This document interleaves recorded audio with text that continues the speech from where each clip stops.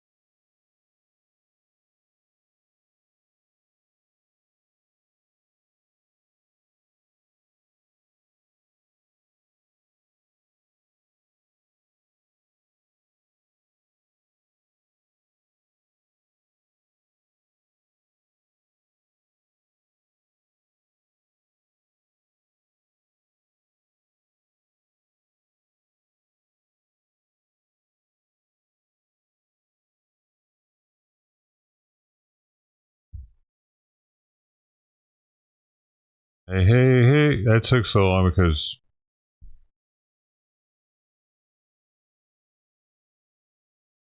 uh,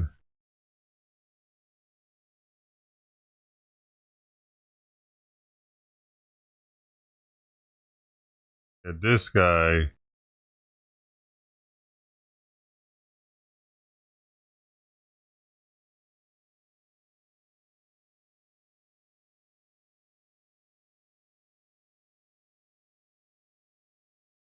he hissed at me while Trident was eating. Right, because Trident's bowl, like the bowl's right outside the hole, and he hissed at me a couple times. I noticed he's got missing teeth. He's got missing incisors on the bottom for sure.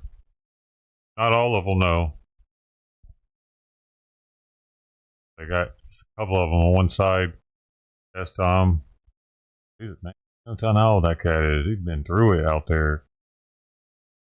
Nice to get him taken care of. Pepe was the first one to eat this morning out there. Right in having her morning bowl. She didn't finish all of it. Left some for John, but not coming out. Pepe didn't eat all of his either, and I saw him walking like a quarter mile down the alley already. And I did get monthly food medication into Penelope just now. That's why I had to be out there for a while because if I would have left, Dom would have kicked right it off the plate and probably not even eaten the food because he didn't want it. It would just went to waste possibly.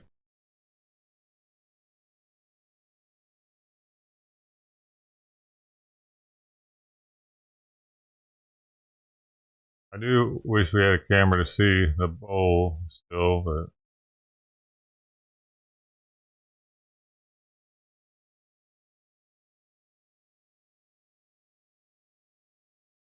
flaring up again.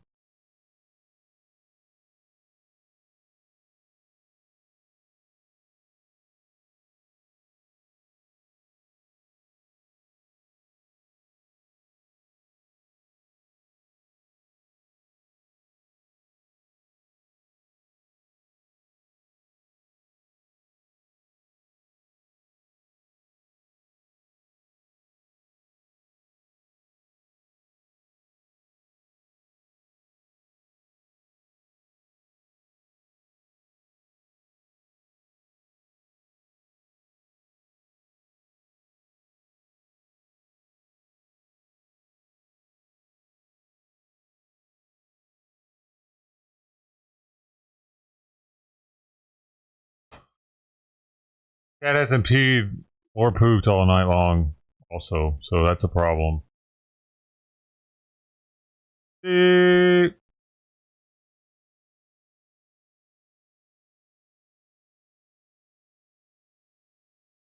Less than, oh, I got around 4 hours of sleep.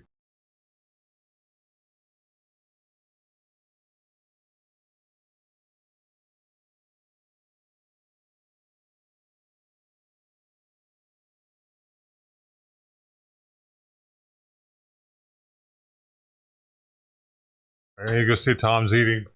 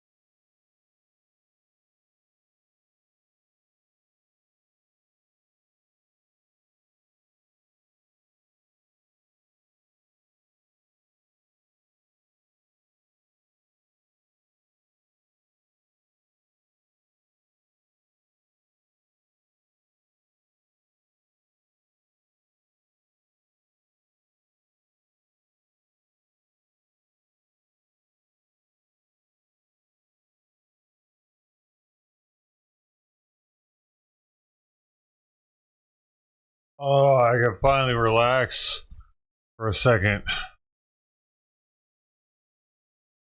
I've been going for since 5:45, nonstop. Cat and personal hygiene. 4 hours of sleep. I'm exhausted. Yes, he is more awake today, but he also hasn't peed in 24 hours. Not good. No poop in that cage either.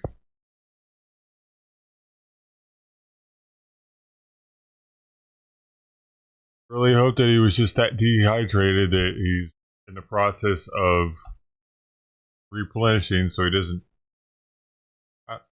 What else could it be?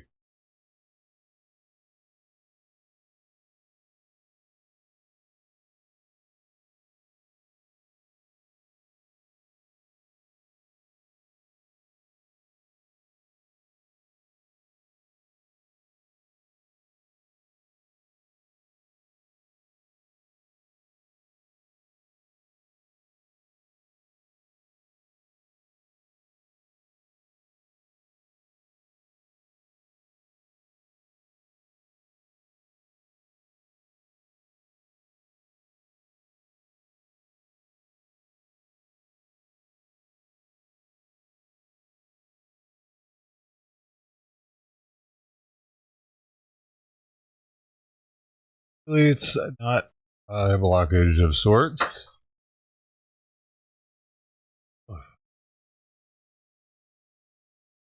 I have to go get more food too. He's eating all of the food that he likes. Salmon and egg. I have to go by the pet store when they open.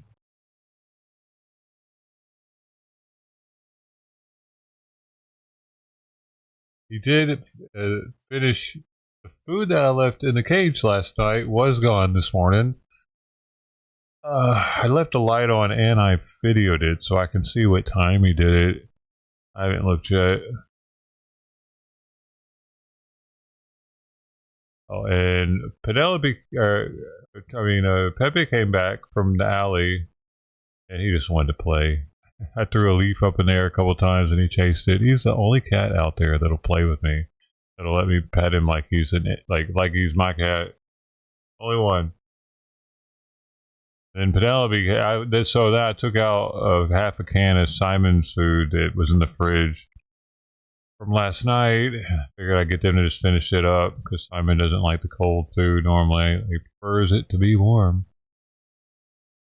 I put out there for Penelope or for Pepe because he didn't eat much. Like half his plate, and Penelope ate the other half. So she didn't want it. Penelope ended up eating it. So Penelope, not only did she get her flea medication for the month today, but she also got like at least half a day's worth of food this morning. Like 2 cans. How she eats so much? She gotta be related to Sweet Pea, man. She is just an eater, and that's what's got me concerned with this cat. Like how, like she'll probably do the same thing with this cat. If it doesn't turn into an eater like her, we're gonna have a problem. I might not be able to keep it. If it doesn't turn into an eater like her, then I'm gonna forever have to be like, Penelope, stop eating this food. Or feed them with microchip bowls because I don't have Simon microchipped. Is the only reason why I don't do the microchip bowl thing for him. Plus, I don't know how that would work out for Simon, dude. He might just stop eating altogether if he had to deal with some weird shit like that.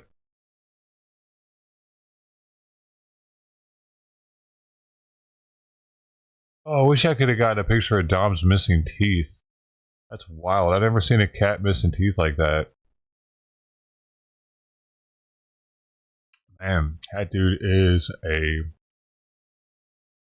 he's Heathcliff. He's the Heathcliff of the neighborhood. I remember in preschool, I was in this preschool called Doxamy. Probably not. Doesn't matter what it's called though. But I went to a preschool before kindergarten. Every time I smell mixed vegetables cooking, it takes me back to the preschool also because they cooked that every day. We had mixed vegetables lunch.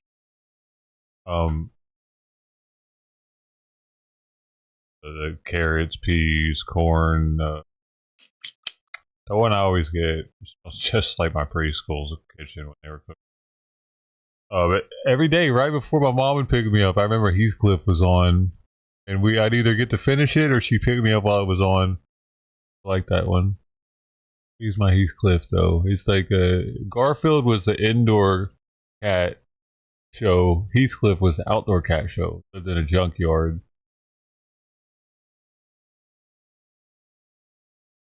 He ran shit. He had a hot, like, he looked like a prostitute. She was like the prostitute cat. Like wearing the workout leg warmer things, and remember that? Remember correctly? He was the hottest cat. He had the hottest cat on the show. Nowadays, all the cats would be gay, probably.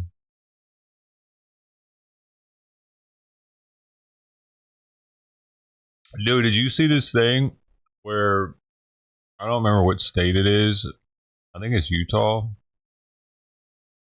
The Utah state decided that they only wanted government flags. American flag, prisoner of war, military flags. There might have been one more, but it had to be official American. Right? I don't know if it was Salt Lake City or some other smaller town. I can't remember exactly, but it was Utah. They changed their city flag to a rainbow flag with the state flower on it to get around the law. Y'all seen that? I saw it in the news yesterday or day before yesterday, where all hell broke loose.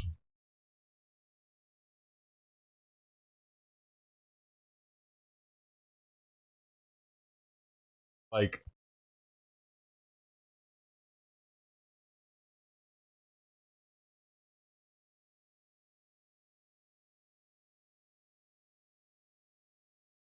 bruh.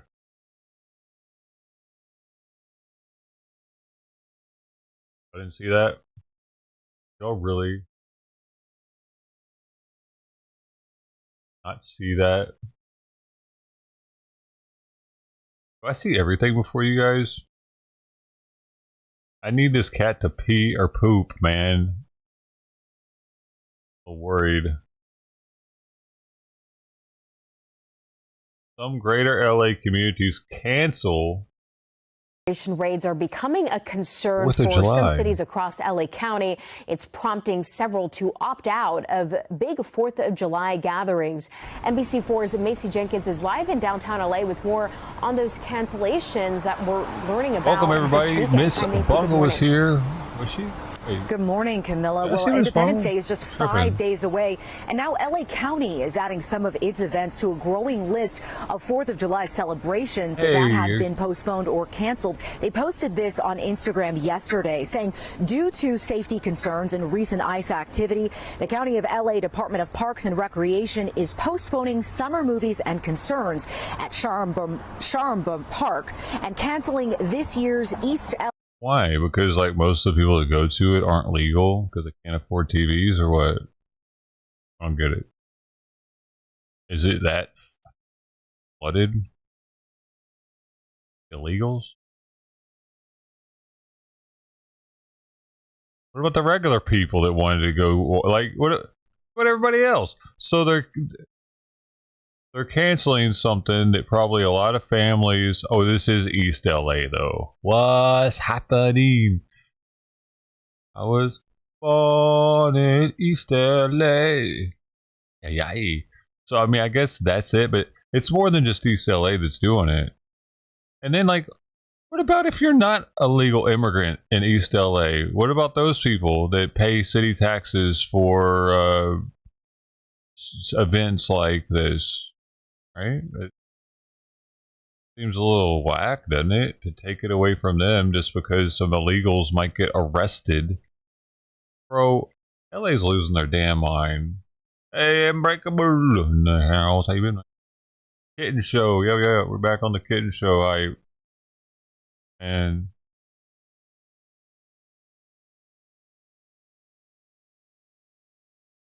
oh, it definitely doesn't want to be in that cage anymore. But it needs to rest.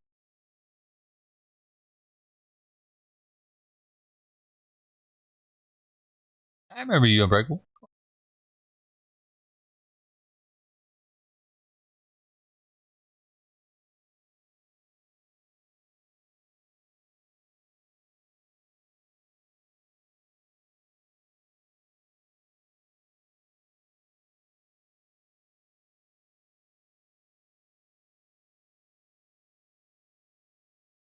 Oh yeah, I quit PUBG.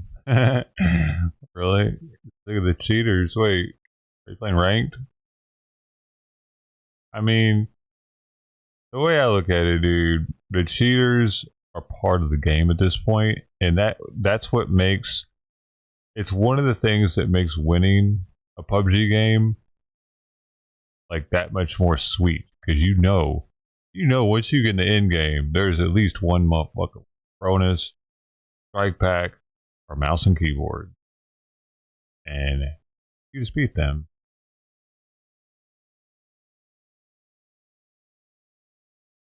Me personally, I've never gotten a solo win because I can't beat that damn cheater at the end. I mean, it's not guaranteed he's always a cheater, but the closer you get to first place, the more likely it is. Unfortunately. LA 4th of July. Now stay tuned for updates on new dates. It's still a great game. The game itself, the gunplay, it's hard. You know how hard it is. So all that really matters. Have fun. But yeah, dude, they pissed me off too. When I die and I think that it was a cheater, it's like, motherfucker, they got me. Another one got me.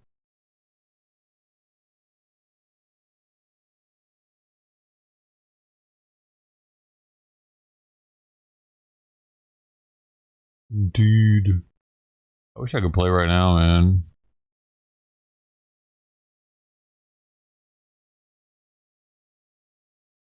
I mean, I could.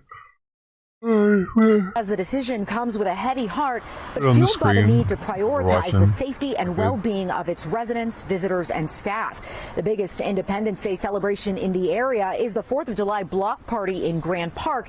So far, that has been postponed, but not yet officially canceled. Last year's event drew an estimated 20,000 people to downtown Los Angeles. The city of Whittier also canceling its 4th of July Freedom Walk at Palm Park in order to be sensitive to the needs of its residents. That's according to the mayor. Their evening fireworks at York Field will continue as scheduled. Now, cities that have postponed or canceled events so far include downtown LA, Bell Gardens, Cudahy, Whittier, Huntington Park, East LA, and the City of Industry. Now, there are several celebrations still on the calendar for the 4th of July, but as we get closer... I kind of understood them doing East LA, or maybe, I don't know which. We looked them up earlier, like this month, but there are a lot of cities out here that are like 80% Mexican, Latino. I kind of get that, but LA, downtown LA, is that really mostly illegal immigrants and Mexicans? Because that shit's expensive, dude. Downtown specifically.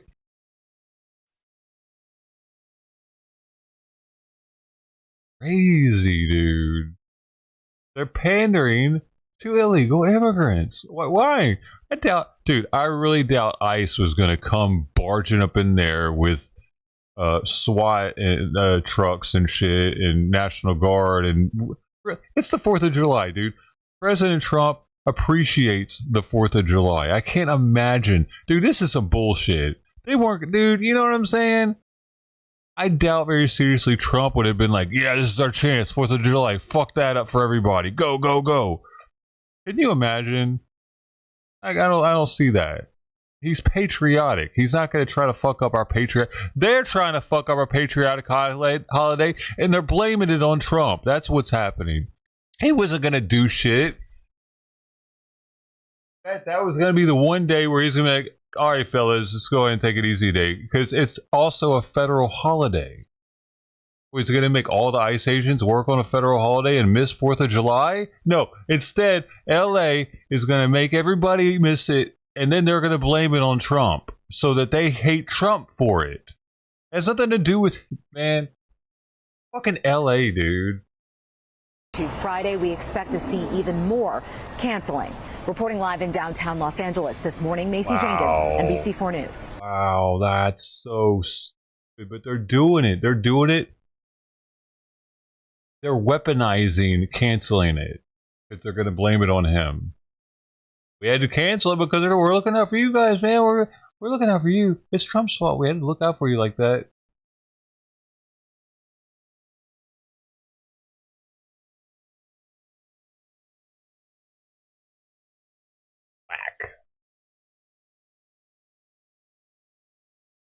The cat really is much more alert, but Simon just went running down the hallway just meowing. His nose, you see how weird dirty it is around the pink? And it's kind of swollen. So hopefully there's not something going on there. I need to push the camera down just a tad smidgen, don't I? Be back. Sorry, coffee burp. Tasty.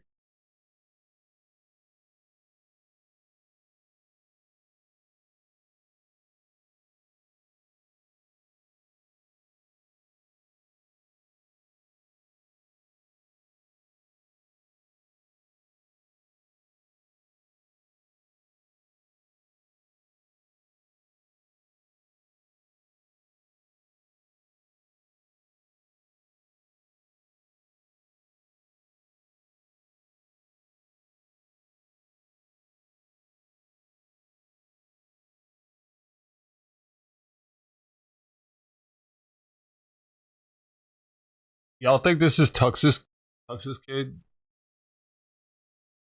Wonder if Tux is who brought it. Because there's only so many. Not Tux, Pepe. There's only so many tuxedos out there. There's the one across the street, and there's Pepe. One across the street, though. That one was following around Trident for a while. I remember I actually ran across the street once, and I was like, hey, stop it! Because they was about to try to get some. My neighbors were looking at me like I was nuts, dude. I just saw this video, this lady that jumped in a pond after ducks because she thought that the male duck was raping the female duck. Well, that actually looked crazy. You know what I'm saying? Because who gives a shit if there are more ducks? But I probably looked crazy to them, but it's different. That's different. Isn't it? That's different, right? Because the cat situation, like, we don't have to take care of the ducks. I have to fix them. Cats multiplying, that's a problem. I don't give a shit if I looked crazy, but I don't think it worked. I'm pretty sure that's probably Trident's kitten, and it's from the other one from across the street. It would even come over here following Trident sometimes to the food bowl. It's a little grayer than Pepe. It's not as dark.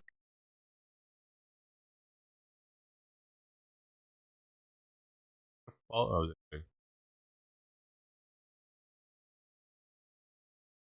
I need to get that black shit out of its nostrils too. I don't know what to do with that. Maybe a Q-tip, kind of swirl it maybe.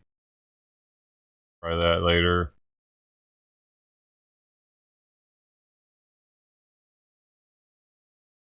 Oh, I gotta get some food stone with her. Oh, maybe it's poopy time. Poopy time. There's no food or water in there, so there's plenty of room to take care of business.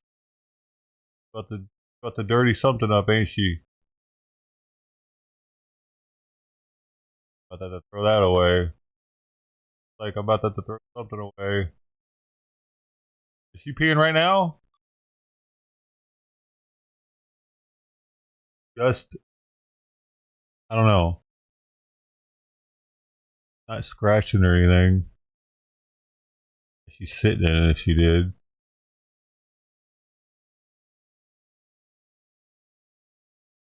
I need to push the camera back so we can see better.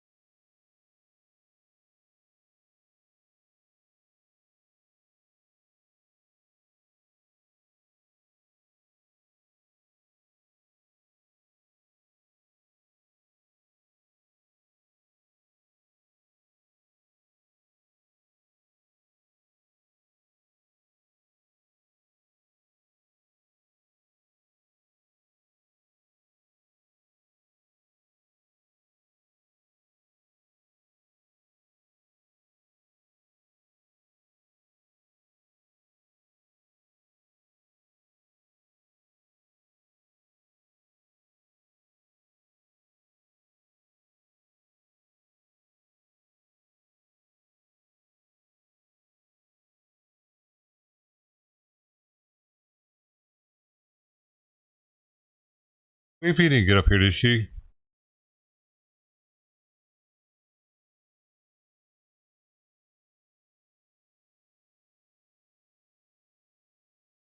Forgot to cover it. Oh. She peed. Did y'all see that? She did soil her bed, so now she doesn't have as nice of a bed. But it's better than sleeping on the dirt. Did she? Y'all paying attention while I was gone?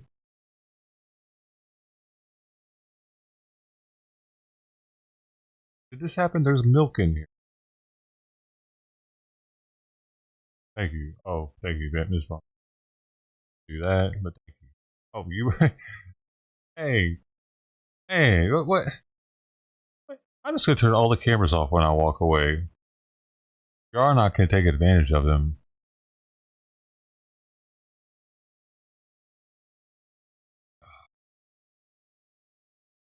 Hey, you heard that kid, and dude, her sense of hearing is impeccable. Come here.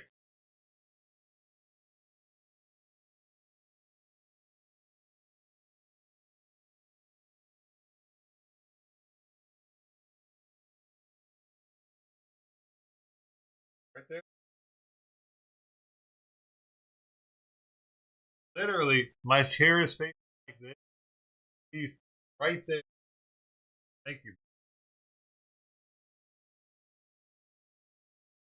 He moved. Wanted a pet? Like you're petting everybody with me this morning. That's not true though.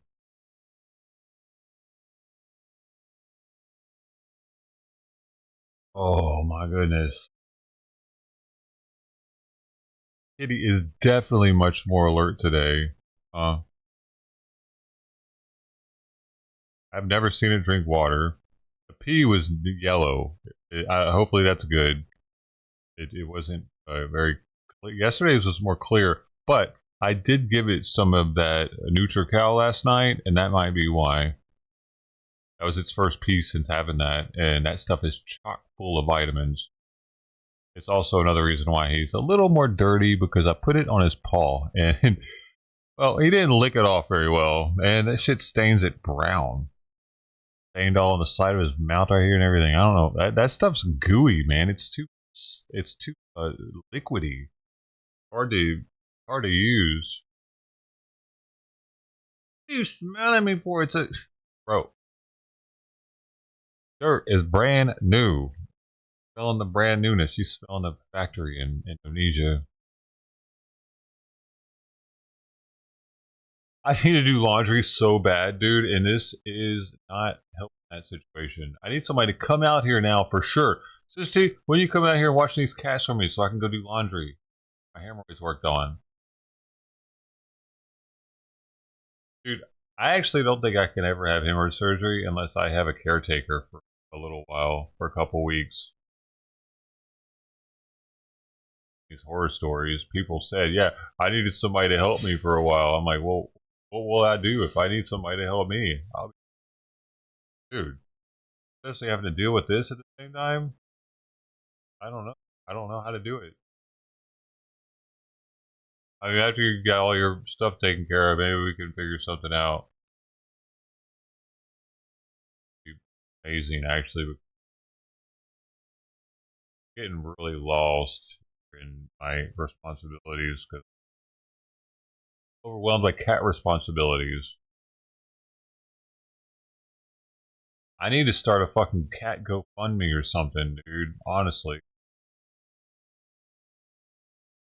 Because it's like, I didn't go buy any of these cats. These two, they're rescue cats. The one in the kitchen or the bathroom, rescue cats. The ones outside, I didn't invite them here.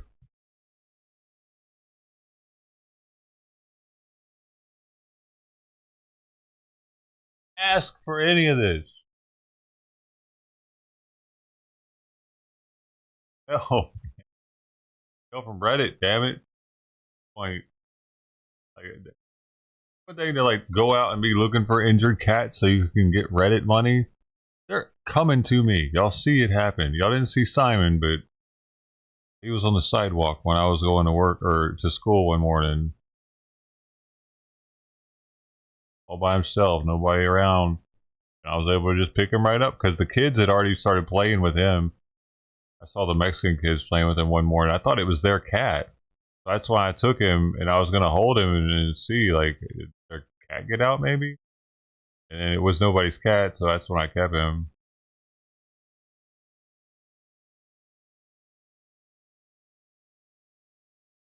I could go fund me. Man, I'd have to write that shit all out and say, just, I mean, maybe.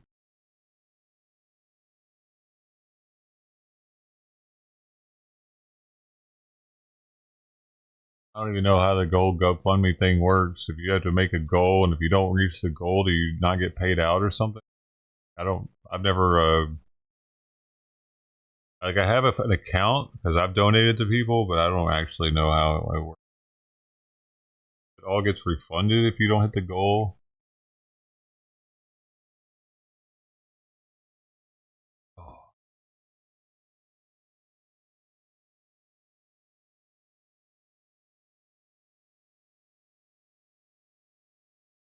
Because that gives people the ability to donate and then get... Dude, what the fuck, Sweet Pea? What are you doing? What is this? Am I your McDonald's jungle gym? Oh.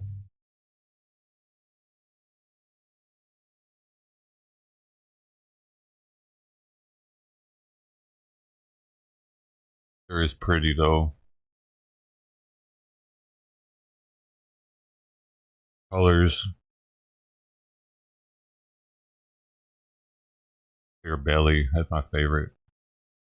The leopard. Hey, Fruit Loop. Sorry, man. I'm gonna ignore you, dude. I'm out of it. The cats. I got Toxoplasma gondii, dudes. My brain's a little fucked now, as you can tell. I can't not take care of cats that come across my way because they have given me the illness. I probably do have it. Is there a test? Is there an at-home Toxoplasma gondii test? There should be. Like there's a COVID test. Sorry. I gotta pick Simon's food up. My final cat chore until I gotta go get her some more food. Ah.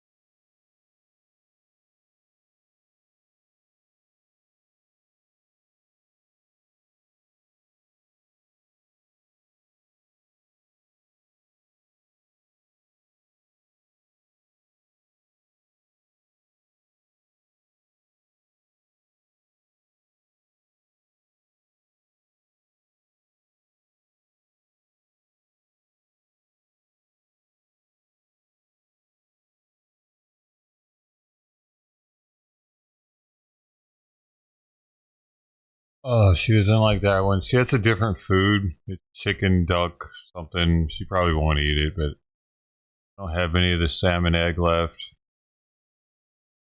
So, we'll see.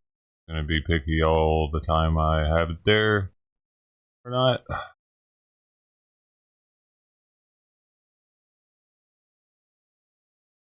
Like he's gonna eat it. Or there goes a couple bucks wasted.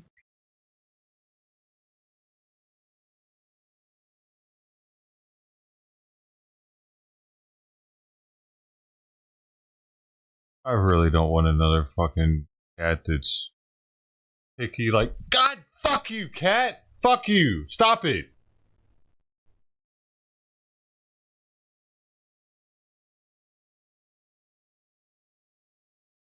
Dude, yesterday she jumped on my back. Standing there talking to the guy about the cats next to the door. She just leaps onto my back again. She's a little old for that shit.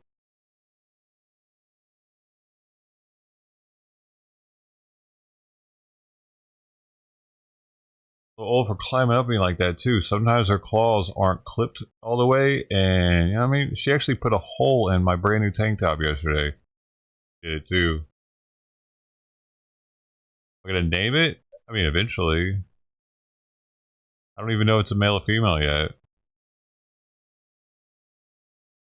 Yeah, I was able to name Sweet Pea before I knew what she was. Even I think I knew already by then. But the reason, because Sweet Pea could actually be, it's like unisex. It's because she peed so much. It was like a joke that she had sweet pea. That was the thing. It wasn't like a, oh, there's sweet pea. No, it was like, oh, she got that sweet pea. We just kind of went with it.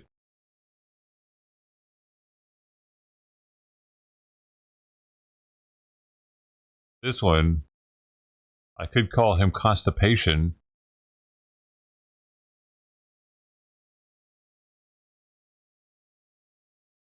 Constable.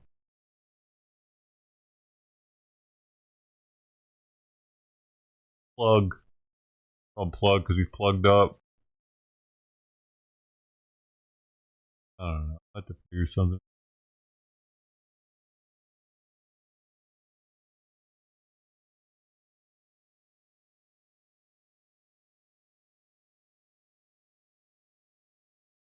Kingpin, skinny pimp.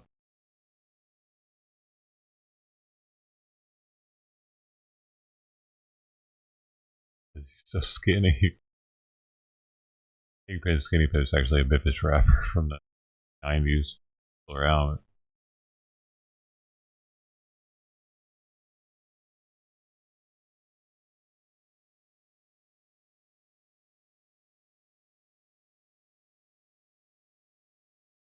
Yeah. He is not. He is not gonna eat that food. That's gonna be thrown out.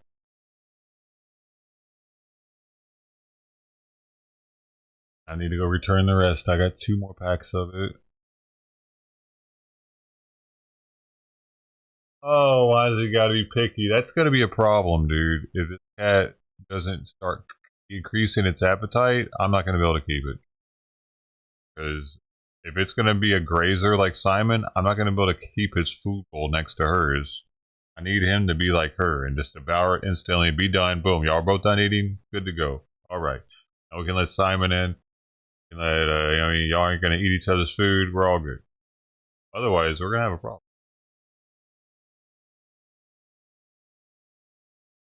Baby food. No, not yet. There hasn't been any need to, though. Because he's eating the other food. I don't want to add baby food to stuff unless I absolutely have to. Wet food. Only wet food.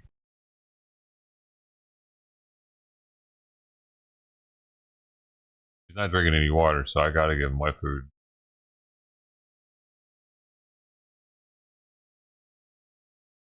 I mean, that's all I would do. Because I'm a big spender.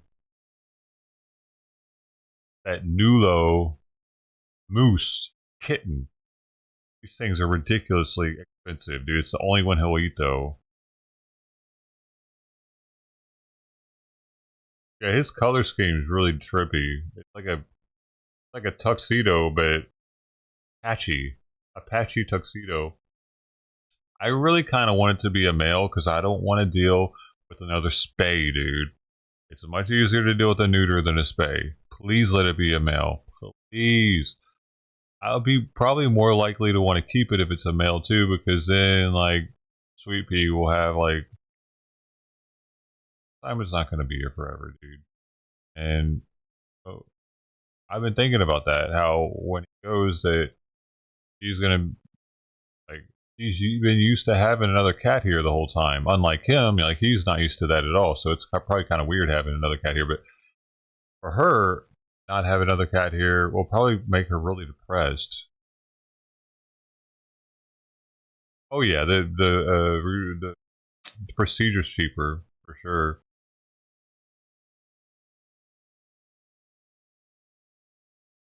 Green. Do you think it? Are there female tuxedos? I haven't seen one in the neighborhood yet. All of them are males. All three of them that we have here.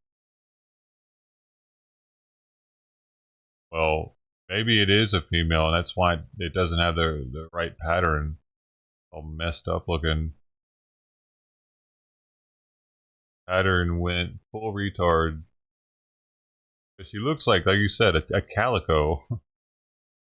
It's spotty and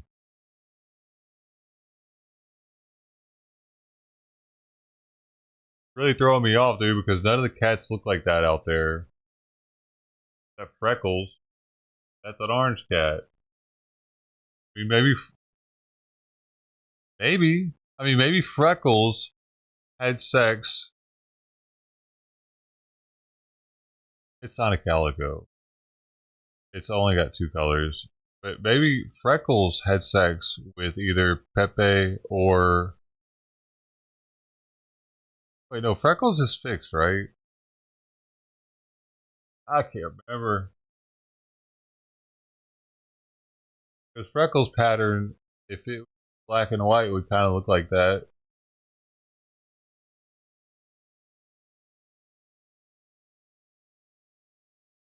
I have three cats, so currently, as at the moment, I'm fostering the one in the bathroom. But I don't know. We're seeing how things. I don't know. Like they're gonna get along. I can't force them to get along, and also, I don't know if it's gonna eat well enough to be able to be in the same room with food. I would have to also lock that cat up in here with Sweet Pea every night. And that kind of sounds like a recipe for my shit being on the floor one morning. With them playing, running around in here. Actually, I don't know, dude. I really don't know if I can do all that. A lot to think about that. You know what I'm saying? Can you imagine two kittens in here running around really fast? My fucking computer will probably be on the floor one day because she jumps on top of here. They'll be chasing each other all the fuck up, all over here. Very easily, I could wake up and everything would be. It would be exciting. No, it wouldn't. Kidding me? I'd be fucking nervous every night going to bed.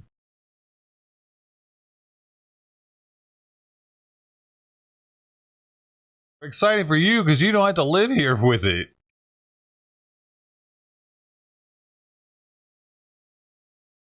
Oh, let's see if John gets to go live today. His computer could be trashed. Yeah, man, it's like I didn't sign up for this shit. I don't know if I want to do it again like that. 15, 20 years. Plus, it'll make traveling that much more harder once Simon passes.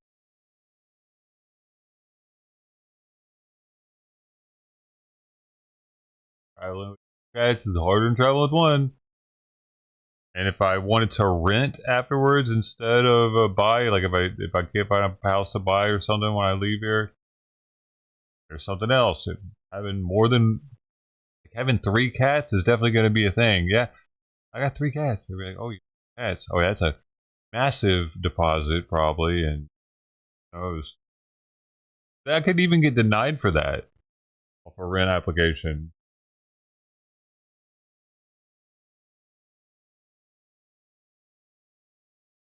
Simon? Having Simon has dictated where I've lived since I've gotten him.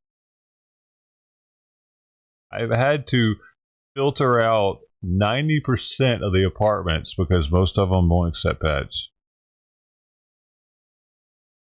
It's, yeah, so drastically decreases my opportunity moving. Not if I'm buying a house, of course, but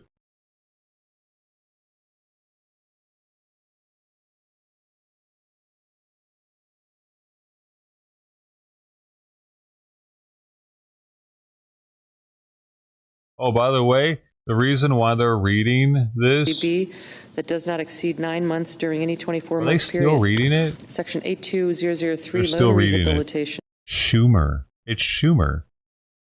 Schumer made it so that they have to read this. Supposedly it's like 14 hours of reading. And here's the catch. The senators don't even have to be in there. Who are they reading it for? I guess. I mean, it's cool though. Whatever. At least it's documented what exactly is in there. It's out there for everybody to listen to if they ever want to, I guess. But I feel like they should all have to sit in there. Like that Booker dude that did that long ass speech. The Dems want that shit right out. At least all the Dems should have to be there. Because they're the ones that made it happen. Loan rehabilitation limits. 1, FFEL and with respect to a borrower who has one or more loans made under Part D on or after. This kitty not eating. Damn, bang off that plate.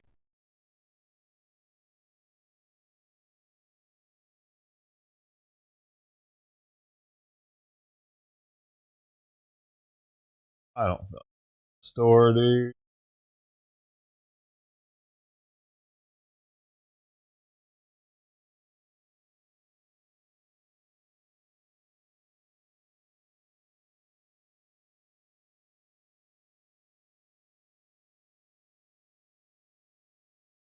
Never went to bed. Had a computer, maybe. I didn't. Oh.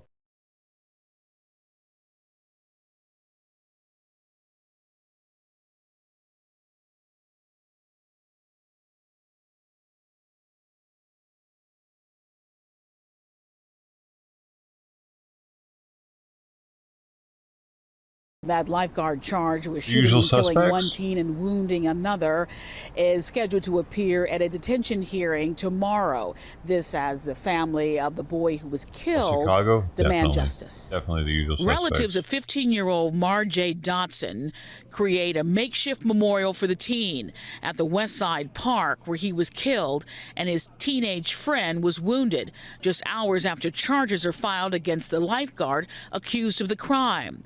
The teen's family members asked not to be identified on camera. He was just 15. His bright spirit and loving heart touched us all. We cherish his memory forever. Chicago police say 55-year-old Charles Leto. Motherfucker. Making us look bad, dude. What are you doing? What are you doing, bro? You're a fucking lifeguard. How does a lifeguard kill somebody? Now faces multiple charges. You had one job, to guard lives.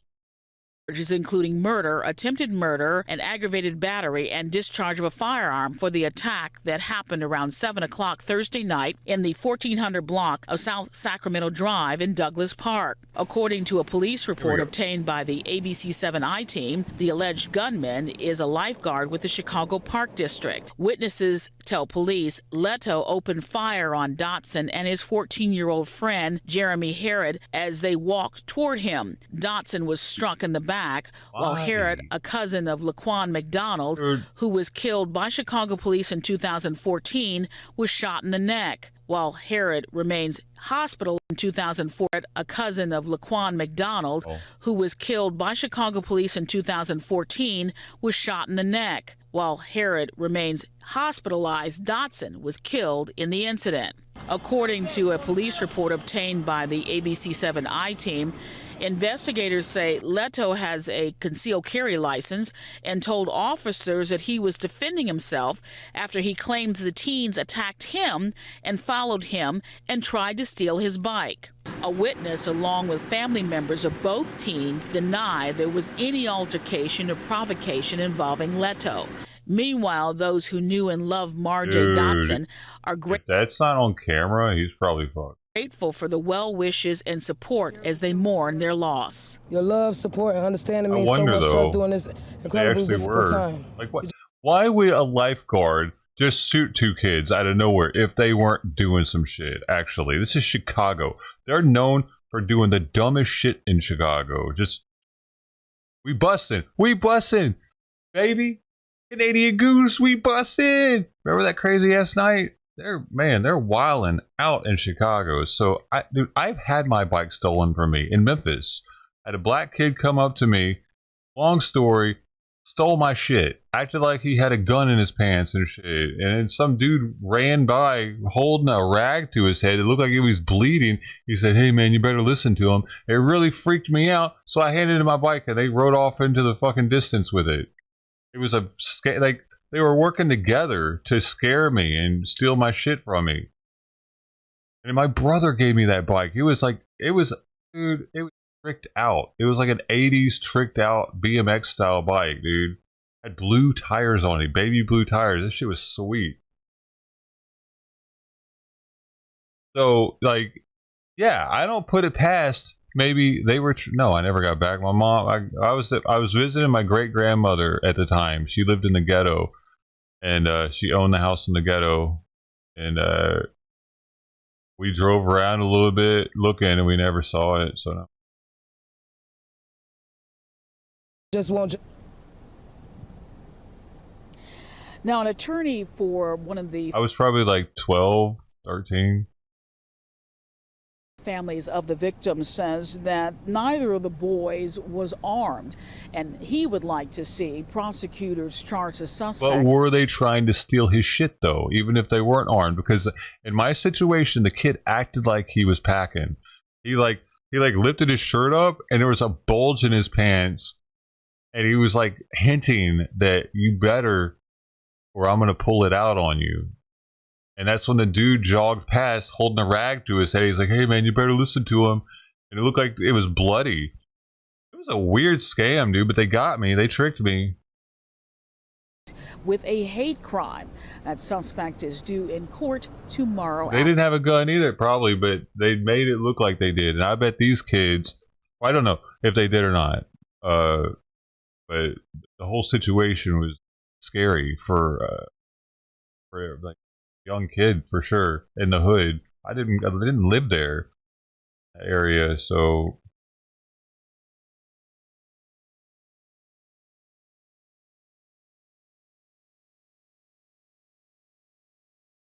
and that was in Taekwondo at the time too. That was so embarrassing. My parents pulled me out of it shortly after that. They didn't think it was doing any good. That or they couldn't afford the next belt. The first belt was free.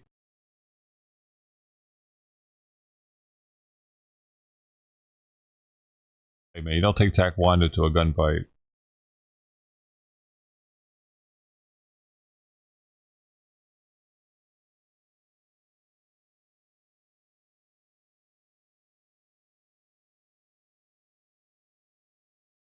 Hide outside. Go out there. Transgender influencer's Disney bathroom video is under investigation by the state of Florida. There was a TikTok influencer named Lily Tino who's taking videos and photos inside of the women's bathroom in Disney. And biggest self-report of my life. Those Disney bathroom selfies got y'all real upset, huh? Saying, oh, Lily, you can't take selfies in the bathroom. It's not appropriate. Well, let me remind you, any woman you ever meet has likely taken a photo in a public bathroom. Why, you ask? Because we look cute and we want to document it. Well, wait a second. There's no way that this can be legal in the state of Florida. Funny thing about that. Right? First off, like, you shouldn't be allowed to, like, film inside of bathrooms. It seems really creepy. But then here in Disney, it's like extra layers of creepy. Is there anything happening from a state level? Yeah, we're investigating this. We do not tolerate, no tolerance. We're investigating this one. Oh, man. We put them on notice that legal action was coming. Yeah. Thankfully, they changed their ways. But here in But chicks do that, don't they? Oh, because it's Disney, though. Yeah, it's a little...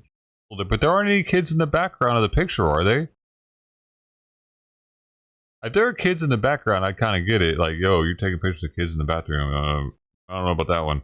But I didn't see a kid. Is it a video, though, or just a picture? We put them on notice that legal action was coming. Yeah. Thankfully, they changed their ways. But here in Florida, we believe there are two sexes, men and women, and we are going to protect our girls at all costs. Thank fucking God. Put this freak in fucking jail. When I walked in, there was this little girl, like 3 years old. Recording, and this is especially in Disney World. Like, we're not talking about using a bathroom at a bar or something like that. This is a place that's made for children, and you have somebody who identifies as the opposite gender who's going into that bathroom, filming people without their consent in the bathroom. That is for a kid. What the fuck is going on with this, though? What is that? Why are they taking apart their corn dog? What the fuck? What the who does that? They're dismantling it. They're taking the corn off. Guys, this is way, way, way over the fucking line. I think Disney's going to ban me for this one. My corn dog is still intact. I'm not happy about that, but sadly it takes a long time to turn a corn dog into a inverted corn dog. What? Anyways, here's how to tell if your sign is cheap.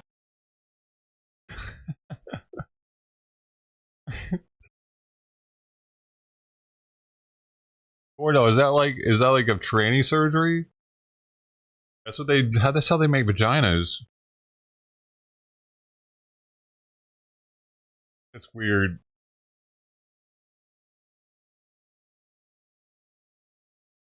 Why do they want... Dude, whatever. I know why they want kids to turn tranny. It's because those are future prospects.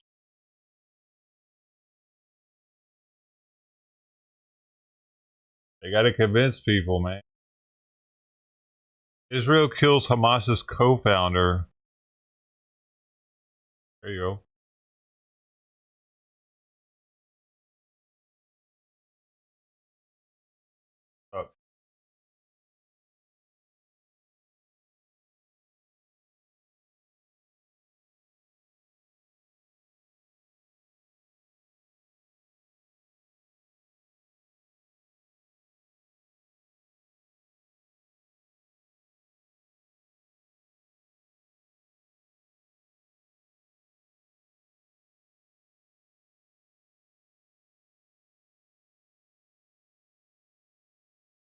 Hi guys, my name is Modi and you are welcome to Modi Speaks. Now, before we begin this video, I just want to paint you a scenario, okay?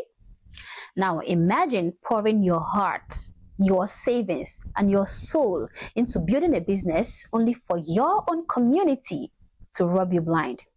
That is exactly what happened in a now viral video that I'm going to be showing you guys today, where a group of black patrons, they weren't patrons, black thieves, walking into a black-owned restaurant, eating and laughingly walking out fully fed without paying a dime. Now, stories like this are the reason why I spit in the face of those fools who call me names for holding black people like me accountable for their stupid actions. Today's topic is going to expose the cultural decay that I keep hammering about, which is slowly destroying the black community. But before we get into the video though, please do well to subscribe to the channel if you've not already. Like and share this video to keep people informed, and consider joining my membership or supporting the channel in any way that you can. All right. Now, how many of you remember this video? It's like lawlessness and crime, because there is a little bit of that. We can't deny that, right? Personally, I don't look at a crime. If you're going into Target, a multi-billion-dollar company, and stealing clothes, it's not a crime. You're resourceful. It's not a crime? Hell no. You're resourceful as You're homeless. That's where we disagree, I think. You've been displaced. I mean, because you're white and I'm black, there's a whole nother socio-economical piece that I have never had access to. So you can go into any single place and put your name on a piece of paper, apply for that job. You're not worried about if your name sounds too black. You're not worried about if when you show up, if you got to do something with your locks because it's inappropriate. But if we steal from Target, then we steal from CVS, then we steal from Walmart, and then the Walmarts leave, and then all we have. But we built it. No, but then all we have are corner stores in Oakland when we run out all these large businesses, right? Our corner stores are mom and pop's own. They're black and brown owned. We don't steal from our corner stores. That's the crazy part. Security footage shows a man walking into Ideal Market in Oakland and seconds later ripping out the store's ATM.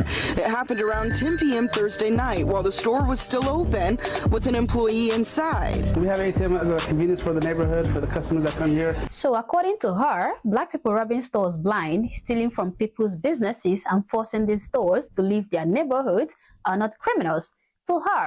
So according to her, black people robbing stores blind, stealing from people's businesses and forcing these businesses to leave their neighborhoods are not criminals.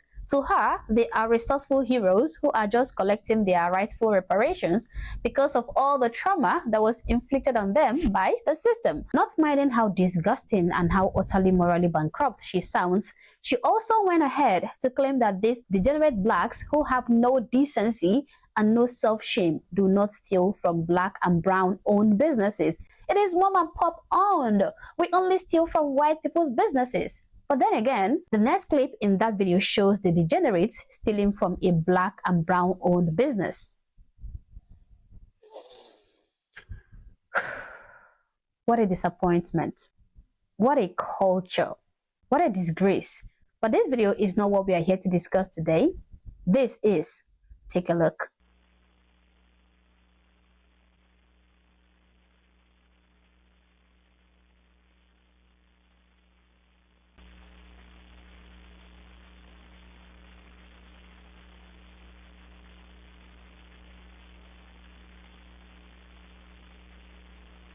Everybody there is black too, not just like the business is owned by black, but it seems like all the people, all the patrons are black. Young lady who was serving their table, she got kids at home. You know, she gets a percentage of that tip. You know, she worked hard to serve their table. They had a lot of food. It's actually disappointing. You know, it's very disappointing to see that from the community that we actually serve, because we pour into our community. We're a small business, and I see this happening so often to a lot of different small businesses throughout the city. And more than just the co-owners need to speak up about this. Their entire community needs to be like, yo, you're making us look bad. Probably only going to be the owners that were directly affected by it. The rest of the black community doesn't give a shit. We got to do something. They apologize. They sent someone up here to... If they did, they would act like it. You know what? Instead of making videos on how they want reparations and shit, maybe they'd start making videos like Audie here is about how they're tired of their people fucking up and making them look bad. To pay the bill. The whole black fatigue thing's not working. They're not getting it. But I declined to accept it. At that point, it was just like, you know, we're gonna pursue this the right way. That's right. Reparations served hot and unpaid. Now, I'm not one of those people who use words like black-owned businesses. No, I'm not. I'd rather just say businesses. It doesn't matter if it is owned by a black, a blue, purple, alien, whatever. As long as it is a business, that is what matters to me. But these guys we saw in these videos are the ones who are so focused on black-owned businesses. They are the ones who you see on the internet shouting, support black businesses. Black businesses matter. They don't want our success. They don't want us to grow. I'm sure you know who they mean by they, okay? You know who they are talking about when they say they. But yeah, this is how these black queens and kings support black-owned businesses. by stealing from their own, by stealing from one of their own. Now, these restaurant owners who are black, by the way, likely built their business from the ground up, dodging crime and high taxes, working extremely hard, only to be set back by the very crowd of people that are probably the pioneers of support black-owned businesses, the loudest on social media. Now, this is what happens when a particular group of people are being tolerated and coddled for their degeneracy. This is what you get when some group of individuals are being told that their atrocious tendencies are okay. It is resourceful attitude. This is how they respond to past traumas that they never actually went through. Leave them alone. Blame white supremacy and racism. This is exactly what you get by tolerating those kind of behaviors. Now, I can beat my chest that you haven't seen this news anywhere, okay? Especially on mainstream media. I can beat my chest that you haven't seen it. No one cares about this kind of horrible story. No one is talking about it. And that is simply because it doesn't fit the narrative. Imagine what would have happened if a group of white teenagers or white people went into a black-owned business or a brown-owned business or even a white-owned business and did the same thing. Imagine what would have happened. The news would have been plastered on the screen and on the papers of every mainstream media in this world, okay? If this were to be a group of white people and they went into a black-owned business or even white-owned business and dined and ran away without paying for their food, of course, that would be so rare to find. But if it does happen, the news will be plastered on every social media platform, on every news channel, on every news station you can ever think of. CNN would be running a 5-part documentary on the legacy of Southern cuisine and racial capitalism. But since this hits close to the liberal narrative's blind spots, you'll hear crickets, nothing. This also showcases the black fatigue phenomenon that people have been complaining about. Reasonable black people included, okay? Reasonable black people like the 2 black guys who owns this restaurant. The fact that the society is tired of all the nonsense coming from the bad apples in the black community, whose population seems to be multiplying every day. The nonsense is too much, guys. Enough is supposed to be enough. When exactly are we planning to stop all this craziness? Have we not had enough? Have we not done enough? Isn't it about time we eliminated this harmful culture? Isn't it high time we do away with this culture that values entitlement over ethics? I mean, when do we really stop? Come on, when? I'm asking this question because I'm aware that people are quickly noticing.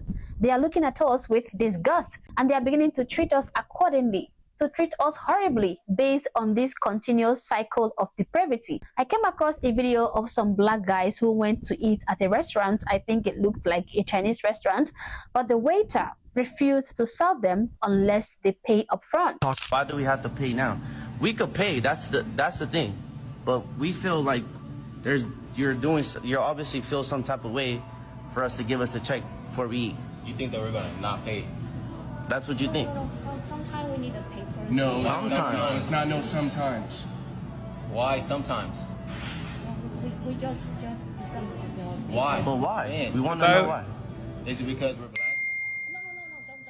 Don't almost like 80%. No, it's okay. So do you think that we're not going to pay because how we look? No. We just so okay. So what's the difference between them? Miss, why didn't they have to pay first? Just pay first and then it's same. Okay, so you're the manager, right? No, the manager not here today, but I'm in the charge. Okay, so we want to know why didn't they pay? Just get her name. What is your name? Why the fuck? You see what they're trying to do right now? They're trying to make a viral video, shut this business down, get 1-star reviews, get the whole black community to rally behind because they're racist. Who knows what these people look like that walked up in there? Maybe they just got a look to them, you know? Like, why? Like, the business owner can do whatever the hell they want.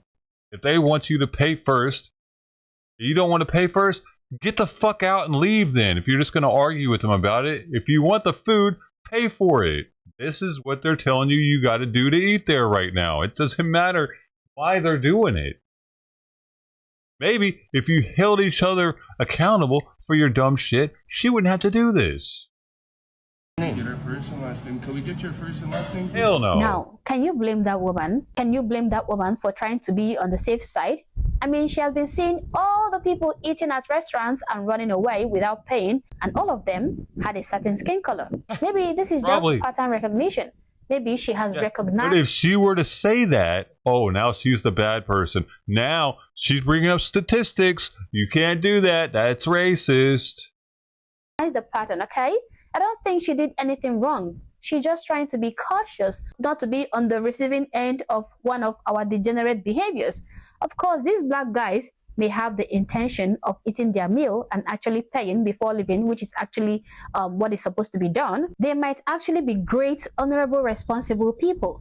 But the actions of some people in the community have destroyed their upright reputation and have forcefully lumped them in with the bad apples. Of course, one bad apple spoils the whole bunch. Now, this is why I refuse to keep quiet in the face of this nonsense.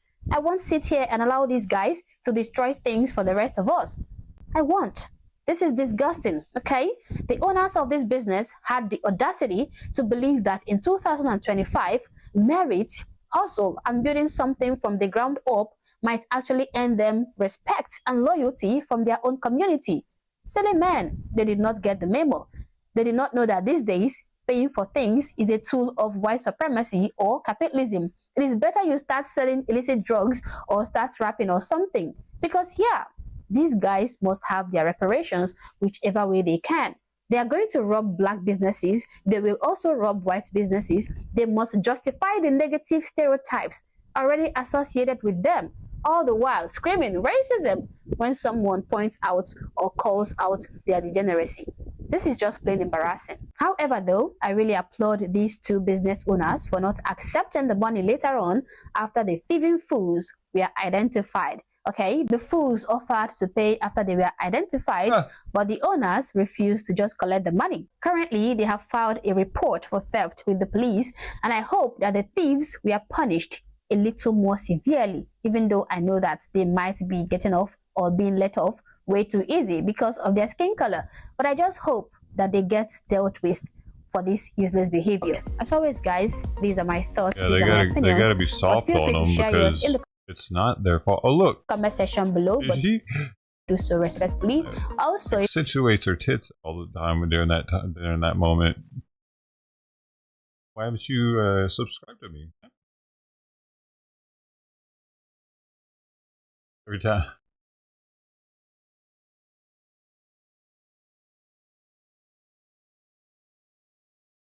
There we go. Well, Washington, D.C. has been preparing for World Pride since 2022. An estimated 2 to 3 million people were expected to attend. But is this happening or has it already happened? Experts say the current political climate kept many away out of fear or protest, especially those in the trans community who were worried about their safety while traveling. Love, diversity, and community unite. All right, I wanted to watch that live. The party invites went out across the world and the nation. From San Francisco to New York City, plastered on buses, bring your songs, boys. Screens in Times Square. I'm horny just thinking about going. World Pride 2025. Marketing not only monuments and museums. For World Pride. Hey, it's already happened. Marketing not only monuments and museums. We've been all over the world promoting DC as the place to come and how inclusive we are as a city. Elliot Ferguson is president and CEO with Destination DC, pushing the nation's capital as a premier domestic and global hotspot. As 14% of the residents identify as a part of the LGBTQ plus community, we want that to resonate more than anything else. But clearly there is a lot of concern. He says there's been a dip in international visitors. What? Hold up.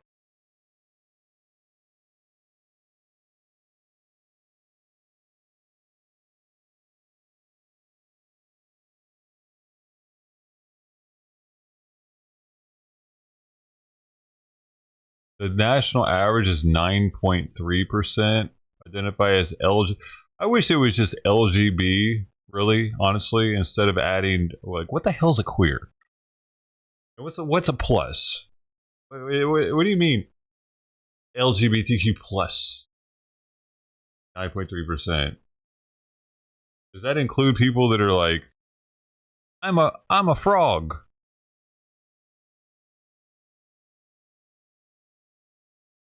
This year, some of that possibly from the queer community.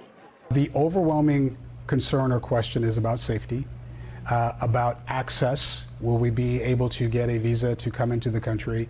As we have hosted World Pride recently, the concern specifically for the trans community and those that don't identify as male or female is based on the rhetoric that was stated at the beginning of the administration.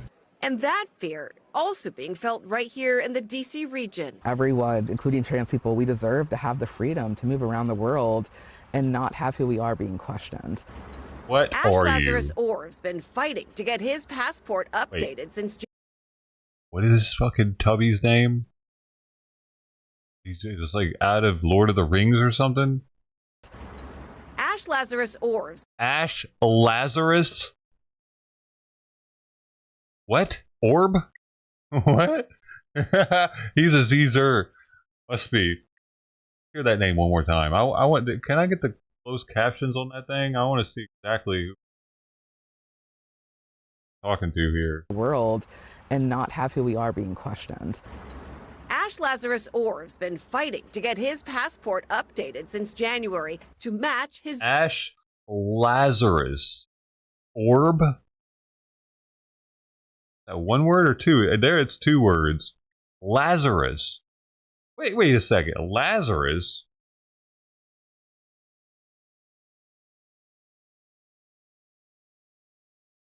The Bible, Lazarus is a figure primarily known for two distinct accounts.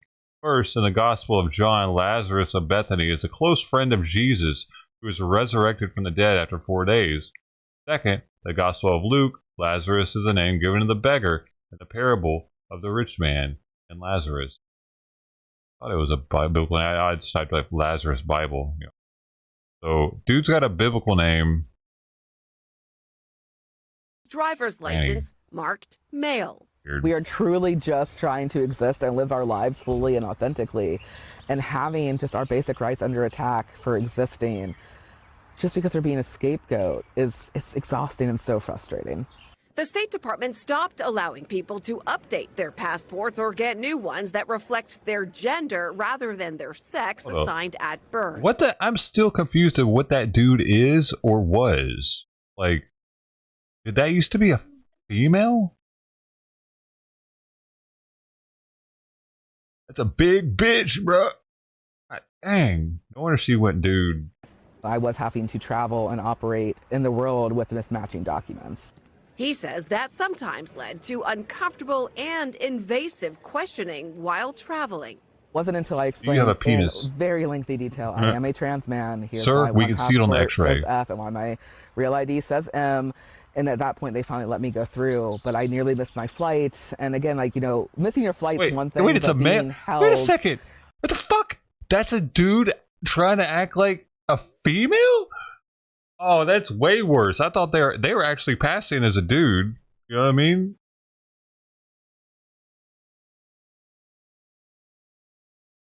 Definitely not passing as a female. What? You got a mustache.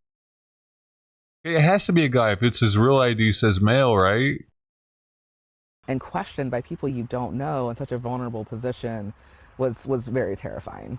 According to a recent survey by the Williams Institute, 30% of trans respondents say they're traveling less frequently since the 2024 election. 70% say they're less likely to go on vacation to states they view as less trans-friendly. I'm sure they're happy about that. Back in January. John Tanzella with the International LGBTQ+ Travel Association says safety is a top concern he's hearing from queer travelers who make up a massive part of the travel market.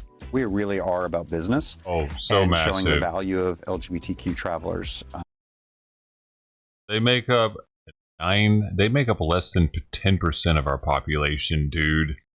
I don't think they're making up that much of the traveling. I mean, come on now. Let's stop being stupid. 10% of the population. What are they traveling more than a regular person or something?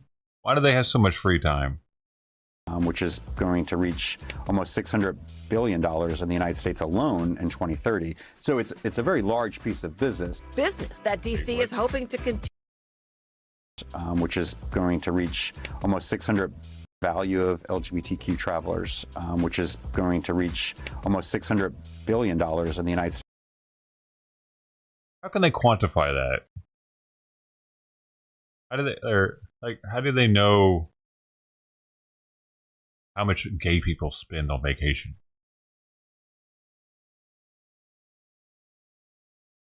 States alone in 2030. So it's just pulling numbers out of his ass, dude. What are they going by, like the gay pride festival numbers? All the gay, like, because those people aren't all gay. One, I still know it's not like you put it on your ID that you're gay. How do they know? It's a very large piece of business. Business that. And I'm all for them putting it on the ID, by the way, especially if you're tranny. That should be mandatory. If you're transgender, you should have to put that on your ID. Because if I'm ever dating a woman, I want to be like, hey, you know how you can check to see if someone's of age? You ask for ID. Well, I need to be able to make sure that they have a real vagina. Have a tranny ID system. DC is hoping to continue to attract. If you choose to come, I will tell you that Washington is one of the safest destinations. Yes, we have our issues, as most cities do. If no other reason, coming to Washington to... You wait till you're catfished, fellas, by some chick that looks like a woman, and you kiss her, you're making out, you're feeling her titties, you're almost having sex with her. You wait till you're in that situation, and you'll be wanting the same thing, because I don't even trust dating anymore. Exercise your First Amendment right to really help support the community is one of the reasons dating why PTSD so from many that. people come to Washington on a regular basis. We call it protest tourism.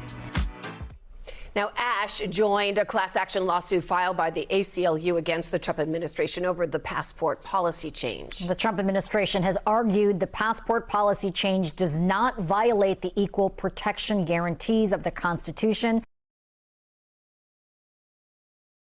Winning.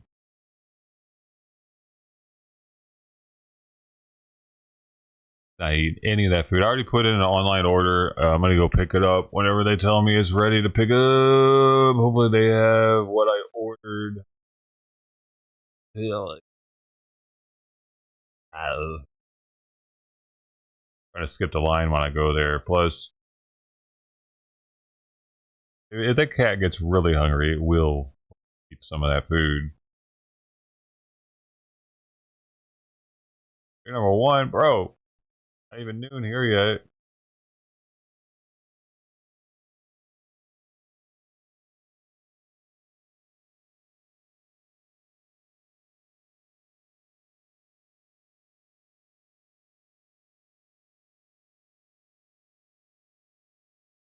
It still says processing. I don't like that.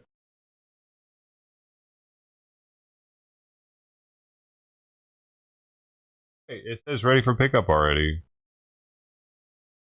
Oh. I might have saved $8 by doing that. Awesome, it's already ready. I just saved $8 because I had to order online to save 20%. It was gonna be $40.56 plus tax. Only $35.79 with tax.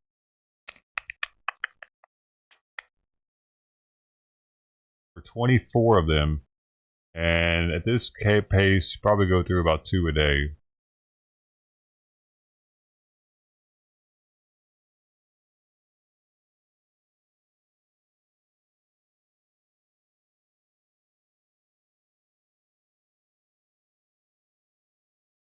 I should go ahead and get it. Well, yeah, I mean, we can go ahead and get it because Simon's medication's at 11:30. I'll be back before then.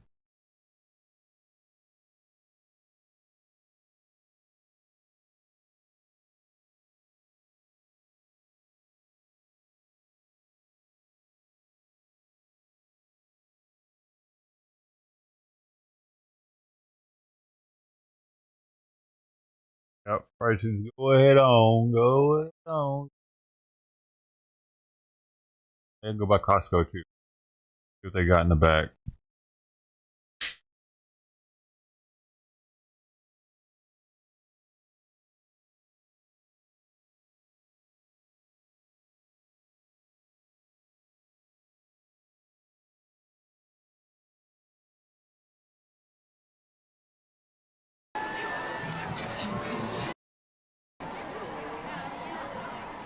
I'll go watch the Chicago Pride Parade while I'm gone.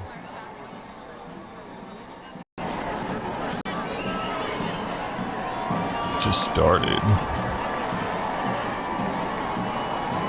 I hate that I'm gonna miss it, man. Y'all are gonna have to let me know what I missed.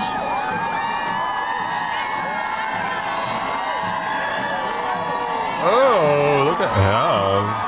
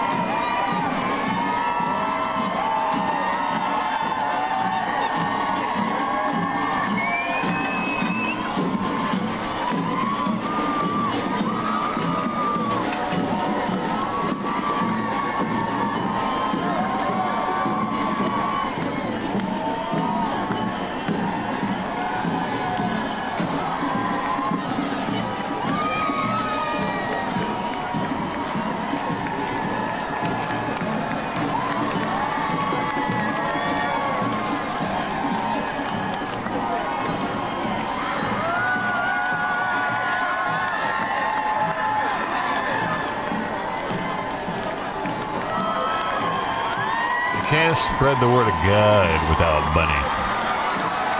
I gotta keep that one. I was gonna replace it, but I always would remember that quote.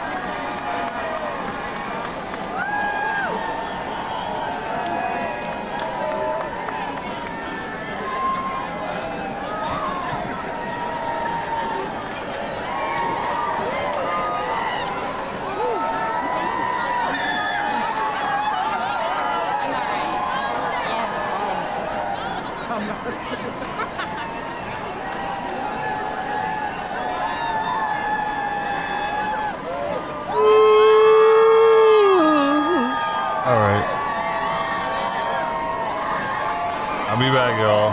Sorry, I have to go do this.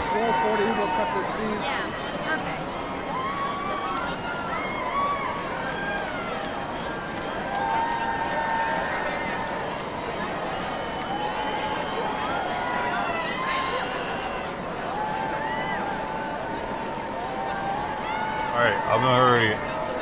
I'll be back before 11:30. Minimum. Maximum.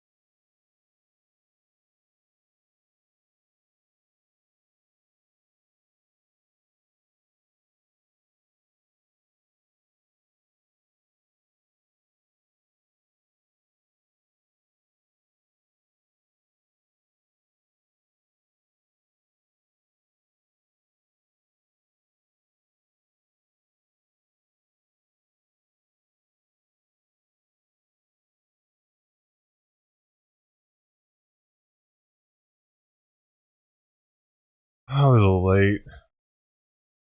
Did she eat? She didn't eat anything, did she? Or poop.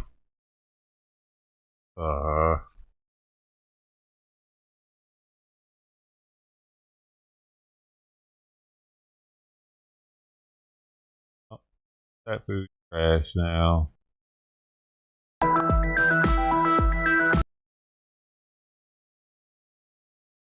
Oh, we had another Pride Sunday from your community station, and it is our joy to have you with us this morning on Pride Sunday in the Bay. Hi, everybody. I'm Reed Pride Cowan. Sunday. It's my honor to be here. Year 3 for me doing this. And listen up, Bay Area family. Whether you will attend the Pride Parade festivities in the city or watching a streaming maybe in the palm of your hand or in your living room, you take this to the bank. You remember this. Today is about family.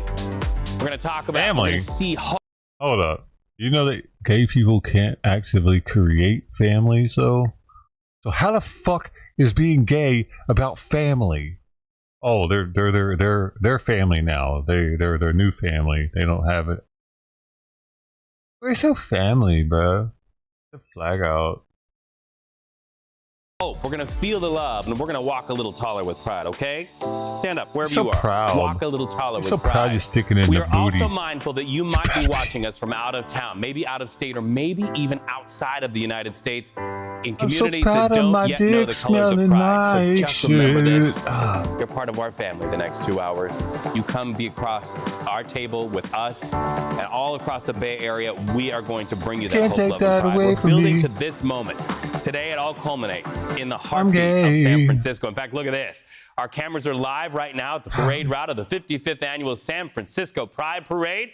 Might be a little quiet, a little sedate right there. The wind's just picking up the Pride flag to the left. That's what they're doing to people But trust tonight. us, in just a little while, about a half hour, these streets will transform into a sea of rainbows and floats and fabulous flooring people. fashion and unapologetic joy. They're In not fact, we roofing use people, that they're term quite flooring them. literally because the theme for That's this what they year's really Pride do, Parade, remember? Queer joy is resistance. It's a message meant to inspire. Well, they call them So flories. let's go live to Inspiration Central, Market Street, and our Kelsey Thorid, my buddy out there. Kelsey, all afternoon long, we're going to be talking about the stories of pride in our community. But let's start with Heart, my friend. Her. And I see you're wearing that T-shirt on purpose. What does today mean to you? See, she's 2 pounds. Hey, Reed, I'm going I all in know. on For some flea those of you that medication. watched the parade last year, I'm you gonna will have to see try I'm to in the get her same to shirt I eat wore it, last which year. I is think I'm gonna going to be make it my interesting. annual Pride shirt. Of course, like so many people in the LGBTQ community, I also celebrate Pride with joy. My wife and I also, like so many gay people, got married in June. So it is one of the months that we, you know, really celebrate, go out, just enjoy the love between the two of us, like so many people are doing here today. Now, as you said, we still have a little bit before the parade starts, about a half hour, but there have been people lining the streets here for, I would say, even before we got here a few hours ago. So I was actually able to speak with these ladies earlier, and we're going to go talk to them about what Pride means to them. Hey guys, how are you? Okay, so I know you guys were saying that you live nearby, and this is your first Pride parade. So why did you want to come out? What are you excited to see? Oh, everything and everybody. Just to offer our support, our love, and to show that we stand with them. And what about you? Same. I just wanted to show my love, my support, to show that these people mean the world and that we are here for them. I have to comment that you both are wearing Golden Girls shirts. Oh, all three of you. Oh my goodness. I love that. And they're all different. Yeah. Where did you guys get these shirts? Walmart. So I know you said you've been to the parade before.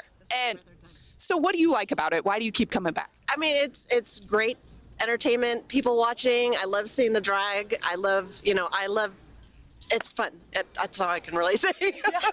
What does Pride mean to you? I know that's can be a bit of a deep question, but what does it mean to you?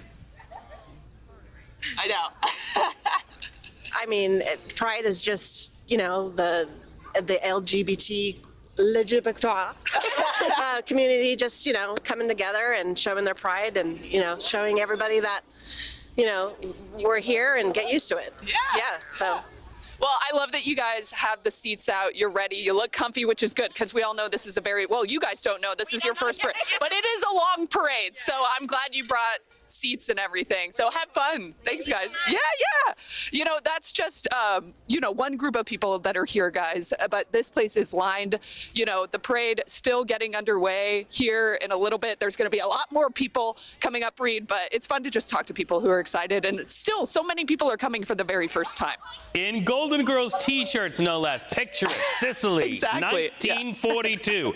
Picture it, San Francisco, 2025. I got a question for you, Kelsey. Are you more of a Dorothy, a Rose, a Blanche, or a Sophia?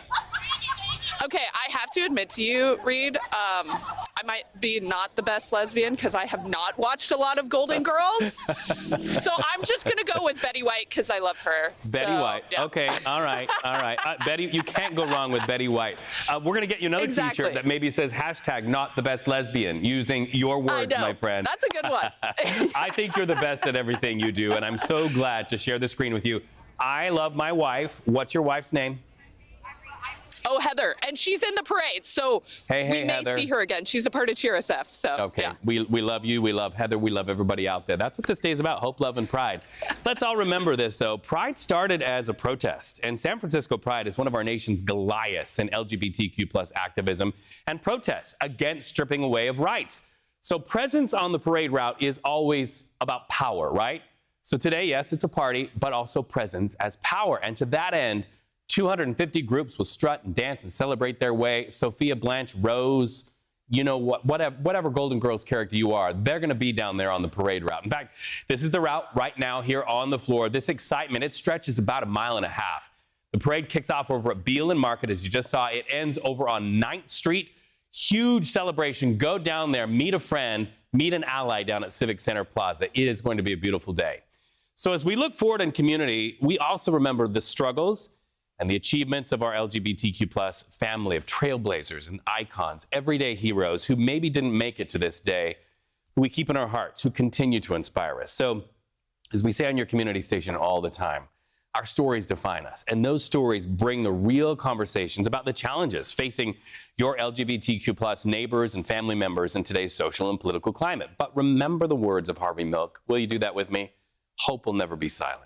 So out proud and out loud, stories from drag kings, artists, and performers who are finally stepping into the spotlight after years in the shadows of an underground scene. Their presence today is bold, beautiful, and long overdue. We're going to also talk about the power of advocacy in families today, led by the story of a Bay Area deputy sheriff who proudly wears a patch on his uniform, a symbol of love and solidarity for his daughter. We're also talking about this, the manager of a legendary LGBTQ+ bar. It's a place that's been more than just a watering hole, right? It gives people a safe space and a welcoming space to gather for decades. Today's about you, friends, the fabulous people who make up the tapestry of our beautiful LGBTQ+ community, the allies who step off the curb against all odds to do what my friend Walnut Creek Bay Area advocate Carolyn Pearson always says, and that is this: I will walk with you. So for communities all over the world, the Bay Area is literally the city on the hill, flying proudly that pride flag, that presence and that power, that symbol. So again, whether you're watching from the Bay Area or elsewhere, just look up. Flags are flying for you. They've been flying all month as symbols of hope and love and pride. In fact, we remember these colors woven together by Gilbert Baker in 1978 at the request of Harvey Milk. They represent unity and acceptance and joy. Happy Pride! Come get your hugs! So in addition to today's SF Pride Parade, other communities sent the message of inclusion to the people who live in them. To Santa Rosa, where earlier this month their Pride Parade brought people together as they've done for 4 decades. Santa Rosa Pride, we see you out there in your Pride color AC/DC shirt and the lovely rainbow hearts. We also go next to the water in beautiful Santa Cruz, where the celebrations included colorful inflatables and motorcycles and a marching band. And at the ready and rocking Pride colors in Richmond, we see and celebrate you as well. We will walk with you. So listen, family, Pride isn't Pride and a parade isn't a parade without drag artists and activists. So joining me for the next 2 hours, Bay Area's Baby Shakes, shaking loose the topics and the looks. Welcome, Baby Shakes Monroe. I'm so happy to be back, Reed. Hi. It's lovely to be with you. I feel like I should bow or something. But that's okay. You can kiss the ring, too. I'll kiss the ring gladly, my friend. Listen, we know this to be true. Drag is fun, but it's also fundamental, right? Absolutely. So give the children out there, serve it up, a little message about the lesson of the presence and power of drag queens in the movement. Because we know drag queens are not just for entertainment. They're entertaining, right? So talented. Wow. But they also led protests all the way back to Stonewall. Give us a little history lesson. Oh, even before Stonewall, the Compton cafeteria riots. Right here. Right here in San Francisco. Yep. Yeah, I think drag queens were and have always been some type of safe haven for dude, people, I'm right? tired of hand feeding this bringing cat, in, like, dude, mothers already. Almost, like a guardian, a parent. Family. So it makes total sense that drag queens would be like in the Fruit front of the Loops? lines, right? They're going to protect family first. Yep. And we I love don't that. need And another listen, if cat you're watching, that no I have matter to from where beg you're to watching, eat, dude. This is your mother Actually, for the next I'm 2 over that hours. shit. I'll I've be your been over dad, it for okay? years. San Francisco is more than 50 years in the Pride running, but this year this wonderful celebration Fuck, was that's facing annoying some that it's funding not challenges. So our Cara St. Cyr gives us a look at that. Not heavy enough for me to give it flea medication. It only weighs 1.6 pounds. This was a DJ that was having fun on the main stage.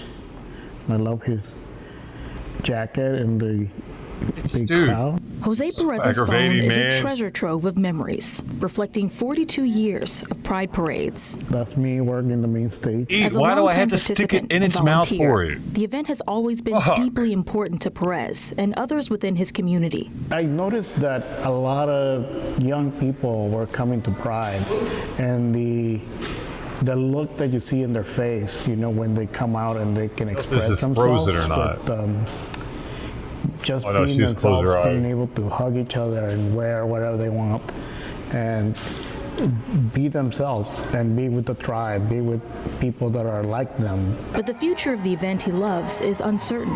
Organizers say ticket sales are lower than normal, and notable sponsors like Comcast, Anheuser-Busch, and beverage giant Diageo pulled out of this year's I really event, do. leaving the organization Please. in a deficit. Please start eating on your own cat. $175,000 short. A deficit Suzanne Ford, the executive director of San Francisco Pride, is desperately trying to fill. Ford says operating costs for the event total about $3 million. The bulk of its funding comes from corporate sponsorships, some of which have slowly rolled back their support. Without that money, Ford says programming for next year's parade might be altered. You know, I'm not ready to throw in the towel yet. If we gave up when it looked like things might be in jeopardy, then we would never have got through 2022. As for Perez, seeing sponsorships disappear hurts. Those brands that abandoned us this year, that turned their back on us, and we don't need you when we're having a good Dude, time. it eats We need 2 you when bites we and really need stops. you, like So no, now, it's when not you're in eating. danger. But he remains optimistic. We're a beacon of hope. Anything could happen. Oregon, Yeah, 3 you know, licks in a row. allyship, right? It's not only just showing up on the Have a parade record. route like we saw our We have- wonderful three we have neighbors who were progress. there in the chairs, but it's also corporate leadership that's and all it corporate wants. sponsorship. You work in fundraising as part of what you do as a drag entertainer and an advocate and ally. And how do you feel about the fact that some of these sponsors have pulled out? It's an interesting story. I mean, the reality is that Pride Parade is about the community and about I haven't the even family that we eaten were just anything talking today, about, dude. and really Actually, my entire amplifying morning, those voices. aside and from going I to could Costco, see was some cats. like view versions of it going. I oh, fed well, there's like 7 it's cats a lot today. of a specific brand or whatever. That's 3, the 4, the 5, thing 6. slapped on the side, and a lot of people don't quite understand that got there from money, and that money helps support maybe like the big event happening in Civic Center. Right. It's at the stage, things like that. There's a lot going on, but ultimately at the end of the day, parade is out the community. So, you know, if big companies are wanting to pull out or maybe not show up in the parade, I really hope they put their money where their mouth is and actually benefit their employees and help them support and, you know, gender identity and their type of families, marriage, equality, haven't things like smoked that. today. Those are things that Haven't had a companies can beer. actually Get in there. We've definitely seen a little bit of a Wash my change. I hands remember about when you could see 25 pride flags times. at Target, they're no longer Literally. there. So, you know, it's a conversation that's evolving. Every And time it's I go an important outside, one to every have time I when go we in that see the bathroom. support, when we see the erosion of support. You might be familiar with Bay Area's drag queen culture, right? But today we shine a light on the lesser-known community of drag kings. Yes. Our Lauren Toms gives us a yes and a hallelujah. What is this anyway? We're going to be showing the parade. I'm Mud the Two-Spirit. I am Hosta Mercury. In San Francisco's vibrant drag scene, the glitter and glam often shine on drag queens. But in dark bars and bright stages alike, another royal court is claiming space. Just as weird as I trans. wanted to be a king over a queen, as I feel You know what I'm saying? I'm a queen in life. Drag queens are like trannies that are too pussy to go all the way with it. They're cosplaying trannies is what it is.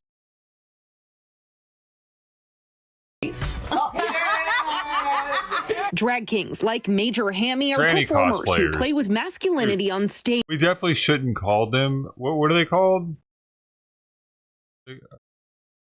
Brain parted. Drag king. Drag queen. That should be a thing. You know what I mean? Us calling them queens, they love that. Queen, yeah, I'm a drag queen. Yeah, no, you're a fucking tranny. What did I just say? Tranny poser. No, the other one was better. Tranny. God dang it, brain isn't working right this morning. What was the other? It sounded better. Tranny cosplayer.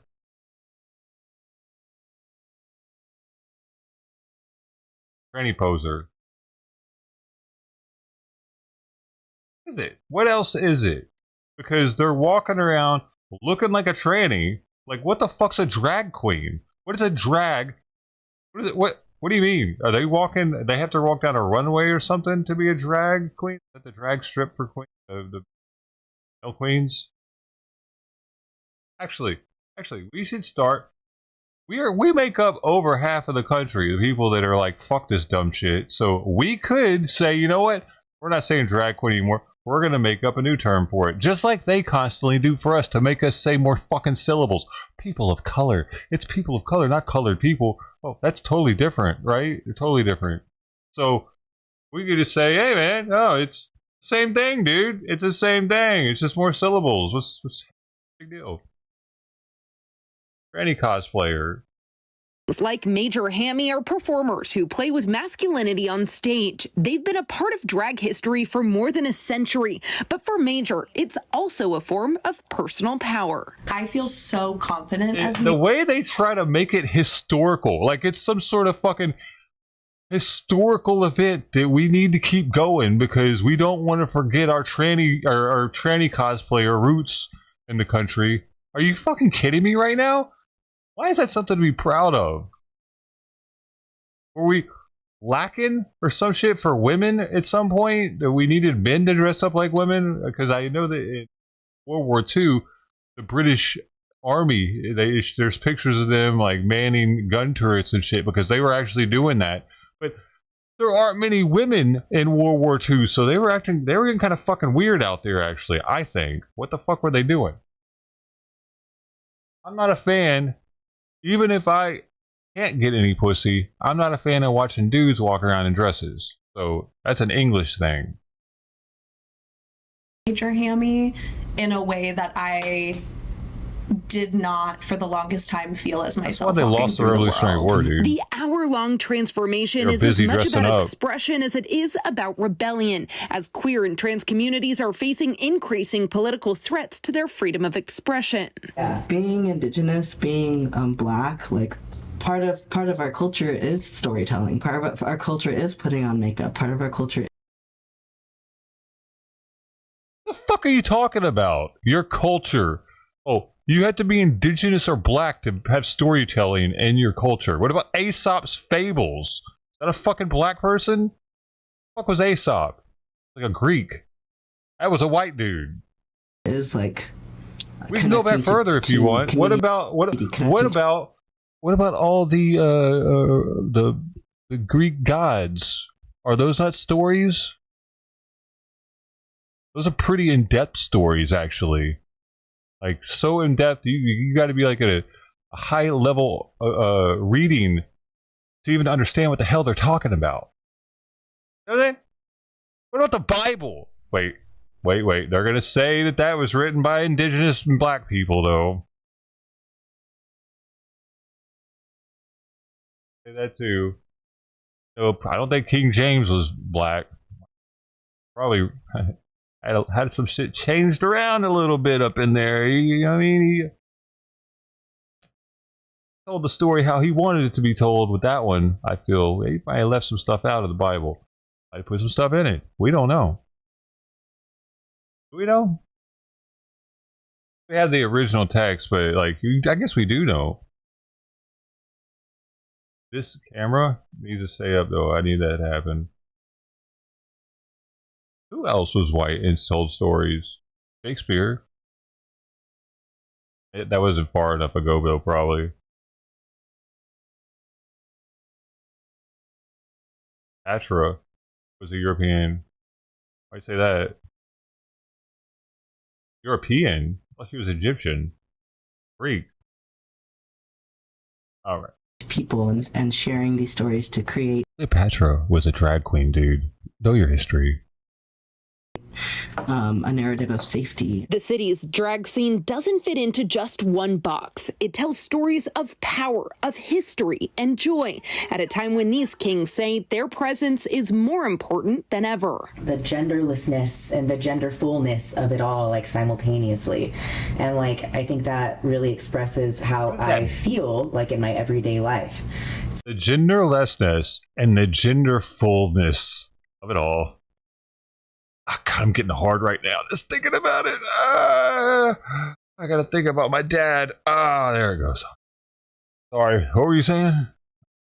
It's like, I'm so full of gender that I have so many different ways to express it. Anyone can be a drag queen, but for drag... I'm so full of gender. I have so many ways to express it. Yo, bro, they taking this shit to the fucking dumbest level because, sure, every man has a little bit of a femininity to him if he's got a mom in his life. Even if he doesn't, possibly. You know what I mean? Just because it's just being around other people, being around women in teaching roles or wherever in life in general. It's going to rub off a little bit. They see it on TV. And so everybody's got a little bit of both genders in them, right? What do they have? They take it to the extreme. They're like bipolar with it.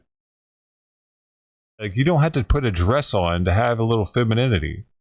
Kings, we're usually queer women, non-binary people, and trans men who are expressing masculinity on a stage. Dr. Joy Ellison not only studies gender's role in history, but performs as a drag king.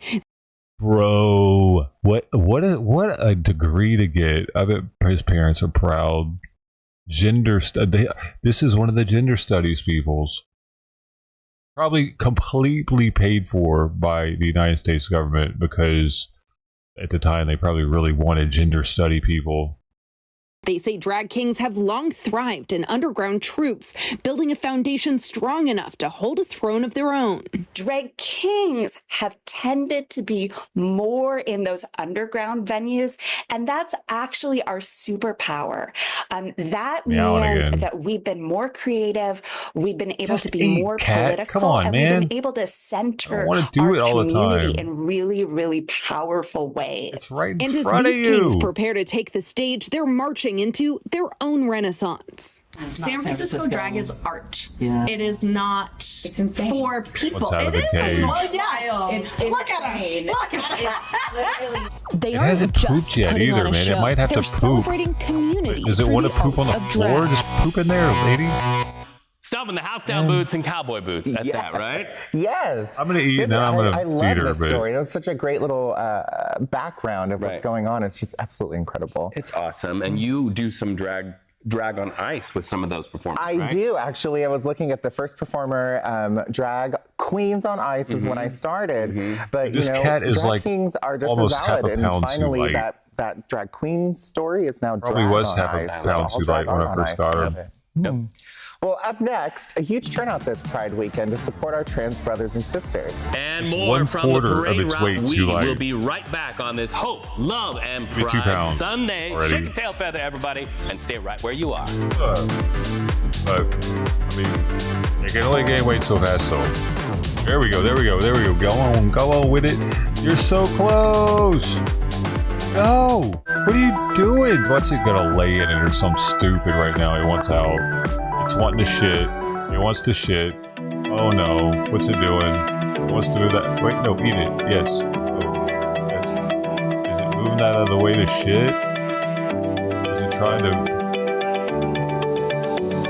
Dude, I did it earlier. It doesn't want to be in the litter box. At least it didn't want to be in the litter box on top of the toilet seat. I do! Stop doing that! God damn it. Does it think there's an escape down there? God damn it. It's gonna shit underneath the pad in a second.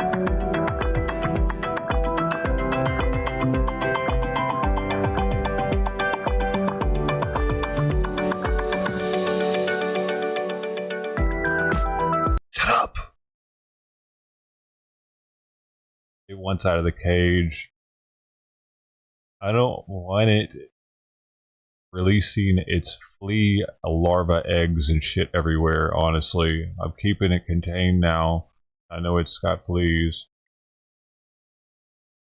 There we go. There we go. No! No! Ah!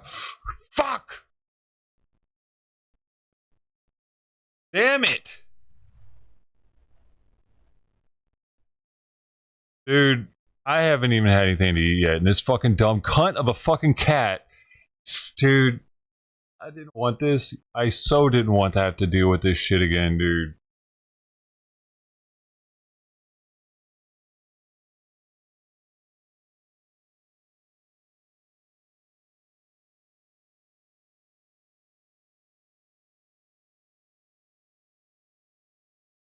That means I have to tape these things down with actual tape each time because the tabs that are on the back of the thing aren't strong enough. And this fucking dumbass bitch is going to do this with it every time if I don't. So that's an extra step I got to take, and it's time consuming, and I'm running out of tape.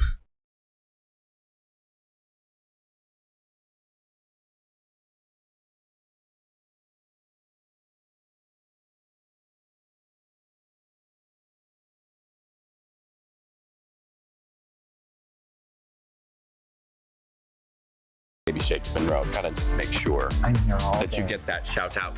Right? If it shits through the screen of that thing onto the bathroom in floor, the entire world. And it's so important. Again, remember, presence, I'll actually be power, impressed, honestly, that it visibility. didn't shit in its house, was there. but Watch. sucked.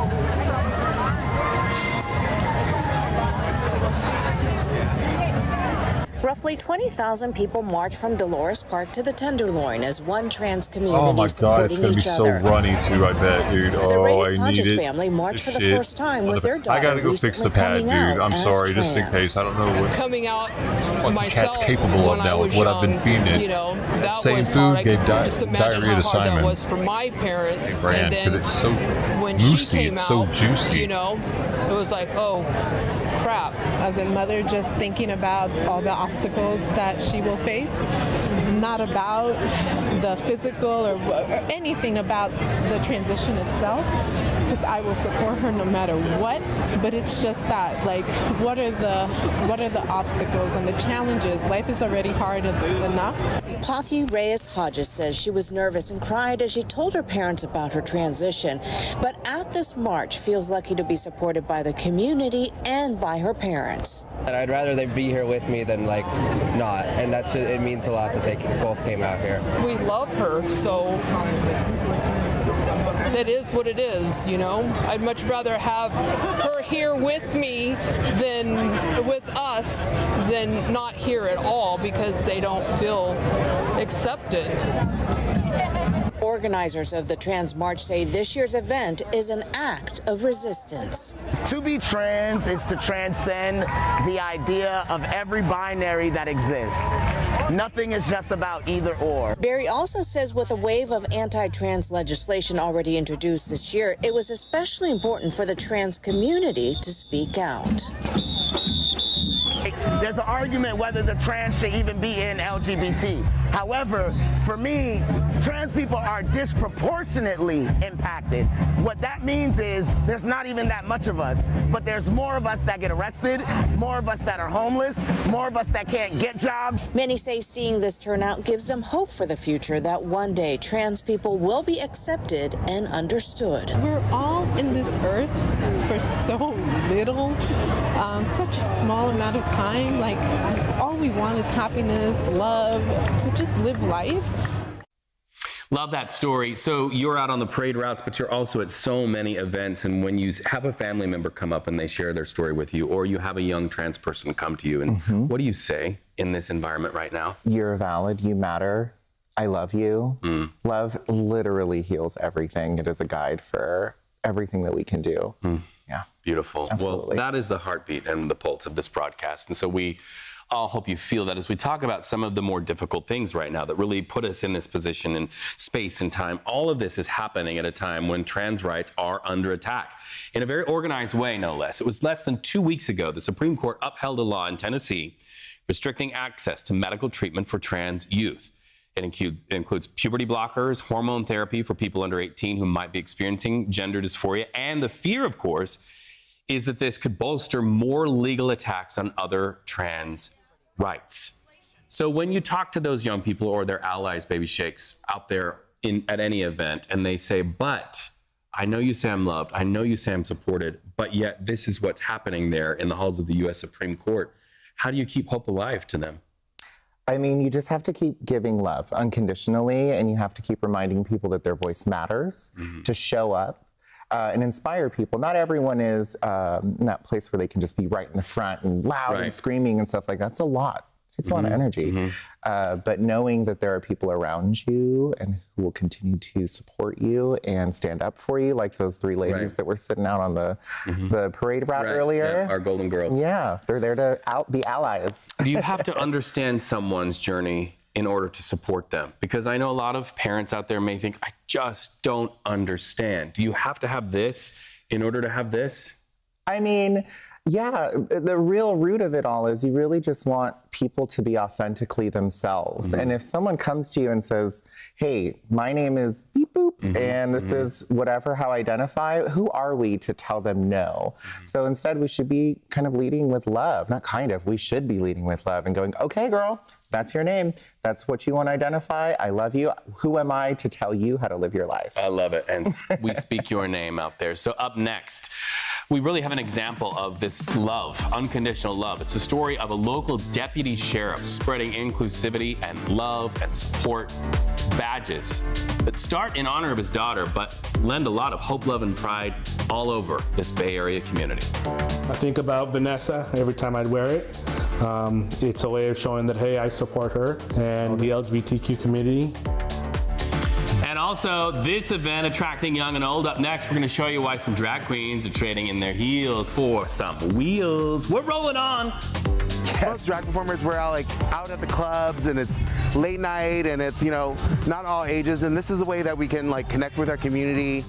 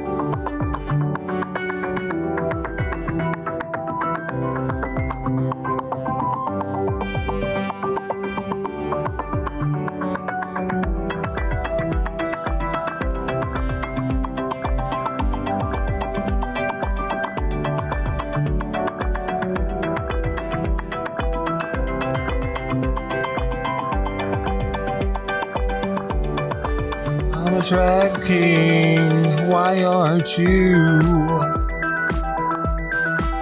can be one too. Come on down the runway with me. You're a drag queen.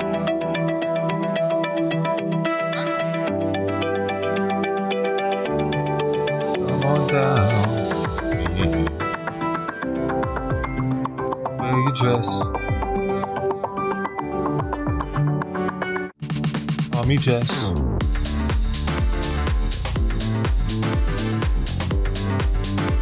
Hope, love, and pride on your community station, CBS News Bay Area. So proud So to it ate bring a you little bit. this live view Ate a of the little Pride bit. Parade route in San Francisco. Just have to Festive feed it mood every there on San hour. Francisco's Market Street as the parade finally is got an about to appetite, I get think. underway at any moment. And as soon as we see those bikes rolling, you know what I'm talking about. We'll bring it to you live. Poop Welcome though, back to bro. Hope, Love, Pride. It's a CBS News Bay Area I celebration. don't know I'm for Reed sure whether or Cowan, not the joined first by one was actually my poop. lovely and magical I've best never friend, seen Baby it, though. Shakes Monroe. Nice to have It you was here. just disgusting on the pad Yes. one morning.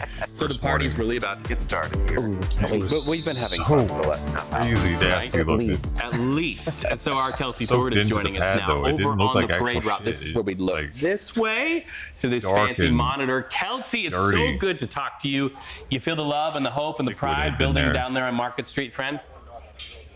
Oh, yeah, of course, Reed. You know, we are now just a few minutes away from the beginning of the nobody's parade. There eating. are a lot more people, 12:30. and the weather is actually really nice. There's not a lot of need to wind. make The sun is breakfast, coming in, so lunch, it's going to be a fun sandwich. parade. And, you know, we've gotten the chance to talk to so many people just in the few hours that we've been here this morning, and we actually got to meet these gentlemen earlier. So you guys said you live nearby, and you've been coming to the parade for many years, correct?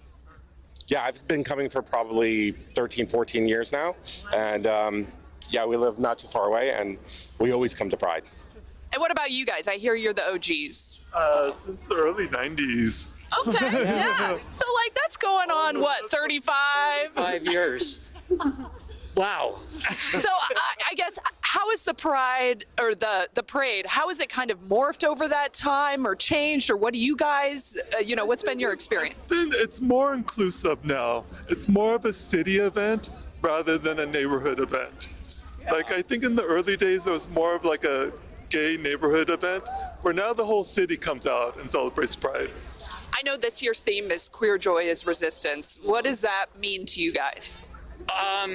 I think given sort of the state of politics and everything, this year is really important for people, the community, to be out and say, you know, we're all in this together, and we've got to get out there and be strong. Is there anything you guys like the most in the parade? Is there like something that's, or some organization or some part of the parade that's in it every year that you love to see? I'm a big fan of the Dykes on Bikes. I think they're fantastic. I know them and they're fantastic people, and they start the parade off great every year in the best way possible. I know it is like the best first. It is fun. And they're by far the loudest, I feel like, too. Yeah. Okay, before we go, we have to get the star. So can you introduce this guy to everybody? Okay, this is Cooper, and this is his first Pride. Aww. And he's enjoying it. I can tell. Although I think the Dykes on Bikes are going to be loud for him. Yeah, he might get a little nervous. It's okay, Cooper. You'll enjoy it just as much as the rest of us, I promise. Awesome. Well, thanks. Have fun, guys. Thanks. It was so fun. You know, Reed, it's been really fun. We've met a lot of people that are here for the first time. We've met a lot of people that have been coming for decades, and everybody is just as excited, as always, for this parade to get underway. And I think, yes, Dykes on Bikes is everyone's favorite. So we're about to see them soon. All right, we can't wait for that moment. But you know, that dog, I thought the dog's name would be Toto. And in that spirit, Baby Shakes is magic and knew how to dress. Let's check out the ruby red slippers that are in this beautiful studio right now. And San Francisco Bay Area, there's no place like home. There's no place like home. Check out those kicks here. Did you stone those yourself? I did, and my husband. Oh my gosh. Fabulous. Pride in the family from head to toe. Trust us. So you're going to see members of SFPD in the parade today. Officers have been rocking these pride patches on their uniform this month. They are not ruby slippers, but they are a symbol of hope, love, and pride. SFPD was the first department in the nation to start that patch tradition. The Pride Patch Project actually raises money for the Officer John C. Cook Scholarship Fund, named after the first openly gay San Francisco police officer killed in the line of duty. The scholarship is awarded to LGBTQ plus high school seniors who have a family member in the police department. And so this is one of my favorite stories of our All Pride Month, introducing you to another law enforcement officer, this time from San Mateo County, wearing a pride patch, loud and proud, not just for his community, not just for his department, but in honor of his daughter, who inspired him to stand tall, to step off the curb, and to march. Len Ramirez has this heartwarming story.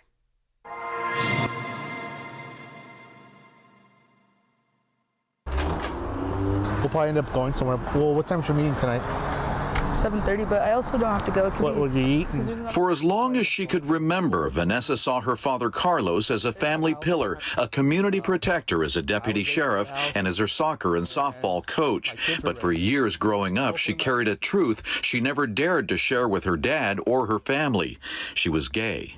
It wasn't just about telling my dad, it was about telling my entire family and risking, for me at that time, risking what I felt could be losing my family, or more than anything, disappointing them. Having a deputy as a father didn't, it didn't dawn on me that it would necessarily be the easiest to come out to tell them, so I waited for a really long time. Vanessa says she knew from about the time she was in 3rd grade. It was a series of realizations that only grew stronger as she got older, but for years she kept it inside. That is until she met her partner, Mary Bell, and fell in love. Finally, at 21, she couldn't keep the secret any longer. I remember when I did come out to my dad, and he very much told me that he loved me and that he supported me 100%. But one thing specifically rings a bell, and it's that he said that it wasn't going to be easy, that it was going to be difficult. Sorry.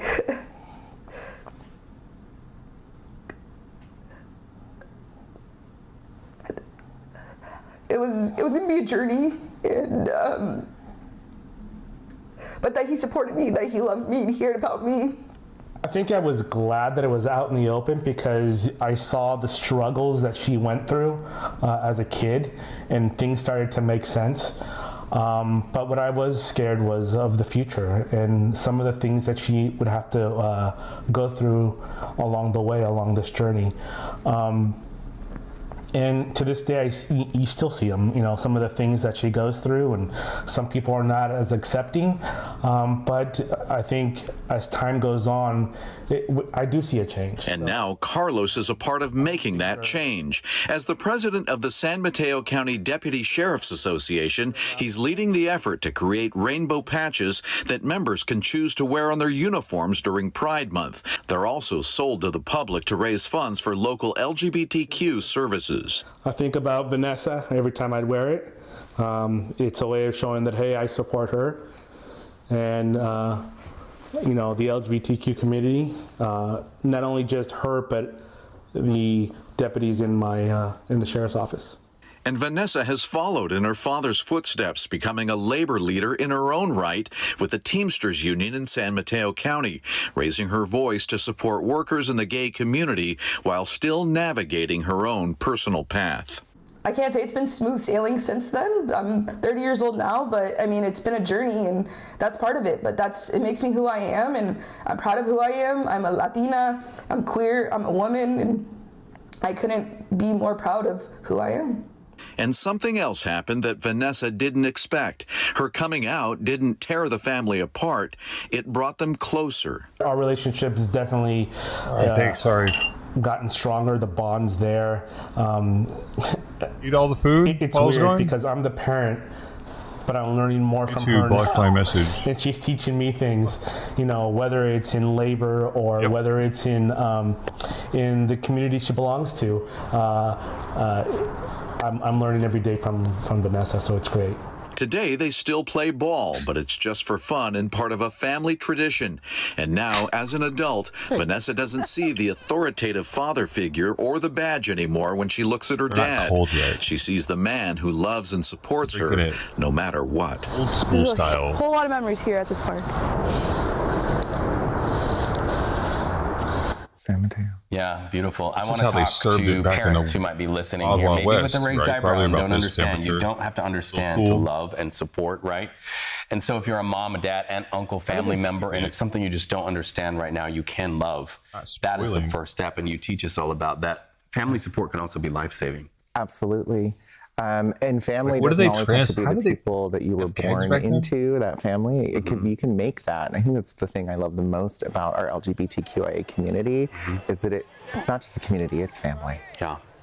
Well, to that end, we want to introduce you to a group of fathers who are showing up in a big way. They call themselves a Play Catch with Dad, and they are on a mission to be father figures to anybody who needs one. Maybe feels like your dad isn't supportive right now. Anybody in the LGBTQ. Yo.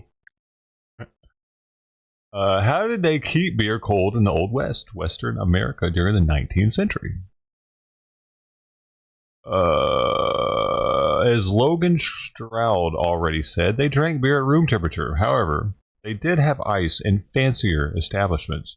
Ice was achieved through two methods. The first was cut ice from local lakes in the winter and stored in a large ice house. In some locations, these were cut into the sides of hills for extra insulation. My grandfather was an iceman. You know, icemen were known for being like lady stealers, like the milkman, but bigger because they're hauling around big blocks of ice all the time and getting a workout from it.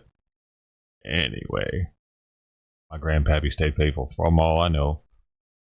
Wife was hot though. Let's see. It says, I remember being shocked when visiting Arizona and seeing that one of the ice companies had been in existence since the 1800s, in the middle of the desert. It turns out that you can make ice in hot desert conditions without refrigeration by using chemical formula with ammonium nitrate. They would make large batches, which they would store in an ice house. Wow! What? Whoa, did y'all know that? Anybody know that? I've never heard about them making ice in the high desert with chemicals. That's wild. In a related story, they also used the process to make ice cream. For years, people thought there was something fake with the story from one of the Earps because they said they passed the ice cream parlor in Tombstone on the way to the OK Corral. It was later verified by historians that there was ice cream in Tombstone in the 1880s. That means there was probably cold beer also. Tombstone was a place to be, wasn't it? They had ice cream and cold beer. Yeah, no wonder everybody was moving there and getting all crazy with it.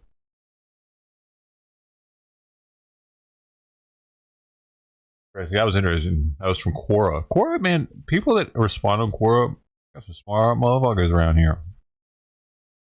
That's before AI, because that was from... What did it usually say? Oh, it was from a year ago, but probably not AI. I don't know. It's been a year ago. Plus community who has that feeling, that ache. Well, this group was recently invited to spread love and toss a few footballs. Dude, that's another thing I just thought about. Like, are people going to start answering Quora shit with AI? Like, they'll look it up for the person with AI and... Dude, we're going to get a lot of that now on the internet, I bet. A lot of responses aren't even going to be from the person actually knowing the information. They're just going to look it up, AI it, put the comment, and just try to get upvotes from it. Dude, people are going to start looking way smarter than they actually are, actually, I think. Especially as AI gets better. Dude, this is weird. Under the lights of Chicago's Wrigley Field on Pride Night. John Pierre Matteo is the founder, and he says the concept is just somebody's a simple. girl or It's a guy or love. not. Can't trust if they're actually smart or So not. many people in this community didn't have the support or lost the support of a father when they were younger. I'm Dad. Nice to meet you. When I first walked up and saw this, I was like standing with my girlfriend and our friends, and I started crying because I was like, that's so cute. Like, it's just like really cute for like people who need it. I think it goes a long ways, you know. What? When was the last time you had a hug from your At least they're admitting they got daddy issues. dad? And we hold them tight and say, you're a great kid. And boy, everybody wants to hear that sometimes, don't they? Yeah, we all just need to be seen and heard and loved, right? That's it. So, It's not the Big for Brother dad out there Foundation, it's who's the Big watching this Daddy. right now, who has a You're my child daddy who's now. representative of one of the colors in the flag, what do you say to that parent? Love your child. Period. Period. End of story. It's that simple. Maybe remember the day that child was born, that child placed in your arms. Get back to that energy. Let's go to the stories from drag queens who know about that love. And by the way, they don't need a stage to entertain. Our Itai Hodge shows you why they're deciding to pick up some roller skates instead. On the edge of Oakland, right by the bay, something fabulous is afoot. Drag queens, those glittering stars of the late night stage, have rolled out of the dark and into the park. They've swapped the spotlight for the sunlight, the velvet rope for a view of the bay, and high heels for 4 wheels. The result, rolling with the homos. A monthly drag skate party right on the waterfront. Welcome. Today's ringleader of this rolling rainbow is a queen named Angel Food Cakes. That looks like a dude. Which might explain why everyone here is eating it up. I think it's a mixture of people love watching skaters. You know, they love seeing somebody doing something so kind of unusual, and it can be beautiful, but it can also be silly. What began as a scrappy sidewalk performance quickly gained traction, turning into a highly popular monthly show. Anybody want to throw in a dollar or two? Co-founder Nikki J says there was no script, just skates, rhinestones, and a whole lot of heart. Most drag performers were out at the clubs, and it's late night, and it's, you know, not all ages, and this is a way that we can connect with our community. And it's all happening as the ACLU reports over 570 anti-LGBTQ bills have been introduced nationwide this year. More than 50 have already been signed into law. What does it mean by to be anti-LGBTQ? Because they're saying stuff like only government flags should be on government buildings. That's anti-LGBTQ. No. Yeah, maybe we were a little too pro with it. It's like now we're just going back to normal. It's not anti. We're just y'all can do your thing still, dude. Like you just can't be taking over fucking everything. What are you talking about? You know, in some places they're putting the American flag right next to the rainbow flag. They're not even using proper flag etiquette on these government buildings, dude. It's like it's right next to it. Like they're equal or something. Our forefathers died for that rainbow, boy. Most targeting trans Americans. That mix of spectacle and sanctuary is what draws 16-year-old Cora McSkimming. People have been burned in the Salem witch trials. Clubs just yet, but here she can skate alongside the queens she admires. I think it's about the community. It's a celebration of queer joy. Speaking of joy, this is Joy Clinner, whose dad Drew says she's been attending since she was in diapers. She loves drag queens. So we've been coming here since she was 2, and she thinks these are like celebrity level, like as good as it gets, drag queens. Putting a different spin on skating. Yeah, it's way weirder than the kid. Giving a whole new meaning to the phrase role model. We forgot our roller skates today. Yeah, well, actually, Dad likes it both ways, I think. Yeah, we'll do it later. Okay, okay. We're gonna burn a hole in the CBSI right here. You know, Rolling with the Homos happens at Township Commons in Oakland every 4th Sunday of the month. It's free, and all you need is a pair of skates and a little bit of sass and a little bit of attitude. So up next, we're gonna take you for a drink inside a historic hotspot for the queer community. That is really still holding strong. It's down in San Francisco's Tenderloin. A little stock tea if you want to be What's great about this bar is not only is it in the gayest city on earth, but it's also in one of the most interesting neighborhoods, I think. Plus, for those who have been targeted for being themselves, the extra layer of safety and support being offered to them this year. There's always been violence against trans people. I think it's so important to be able to know peaceful self-defense. Try not to fucking trick people. You probably won't have to worry about it. Right now, Hope, Love, Pride Sunday, everybody. You are looking down there towards the Embarcadero, where we are about to see the beginning of Pride Parade. Dykes on Bikes about to roll to kick off what is going to be a beautiful Sunday in San Francisco. Burning the house down boots when we come back.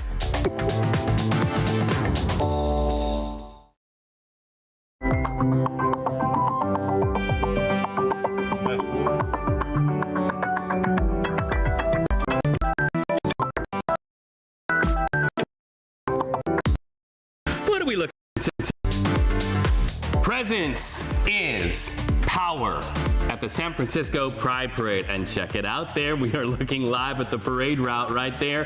What are we looking at, Baby Shanks? We are looking at the dykes on bikes, honey. Yes. Starting. Honey. That's right. That's a term coined from season 3 of RuPaul's Drag Race. Just put me on the Gay Jeopardy and I'm going to win all the categories. You are seeing right there dykes on bikes and all the rainbow flags starting it off. And by the way, that gorgeous statue right down at the Embarcadero Street, such a powerful image as well. If you're down there at the Embarcadero in our beautiful city in the world right now, we're watching y'all. Thanks for being here. Thanks for being here, experiencing this with me. And with this, that is how Pride starts, with our beautiful dykes on bikes down there. Can't they zoom in a little bit? My nipples are itching. You love this, right? This is my favorite part. Yeah. It kicks off all the energy. Here it is. Vroom, vroom. Here we go. Vroom, vroom.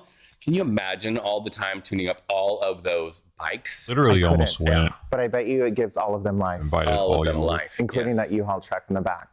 That's right. That U-Haul truck, by the way, we've been able to confirm it is full of glitter. Oh, wonderful. Even better. It is full of glitter. You know, we're going to stay on this just a little bit longer and just let you all have that. Do we have the ability to turn up the audio and let us hear the roar of the engines down there on Market Street? We're going to turn that up just so that you can hear the vroom vroom, and we're not actually putting that in. Although we do serve up a pretty good vroom vroom. Yeah, vroom vroom. I mean, vroom vroom. That's right. And look at the flags down there. You see all the parade flags down there. You see flags representing from all communities all over the world down there. And it's just beautiful to see, beautiful to feel, baby. Absolutely. I just love all the different flags. And I feel like every year there's a new colorway, a new way of expressing yourself. It's just like, go ahead. The full rainbow and then some. That's right. And you know what? I love that the Dykes on Bikes start off the parade because it sends a message like, listen, lesbian?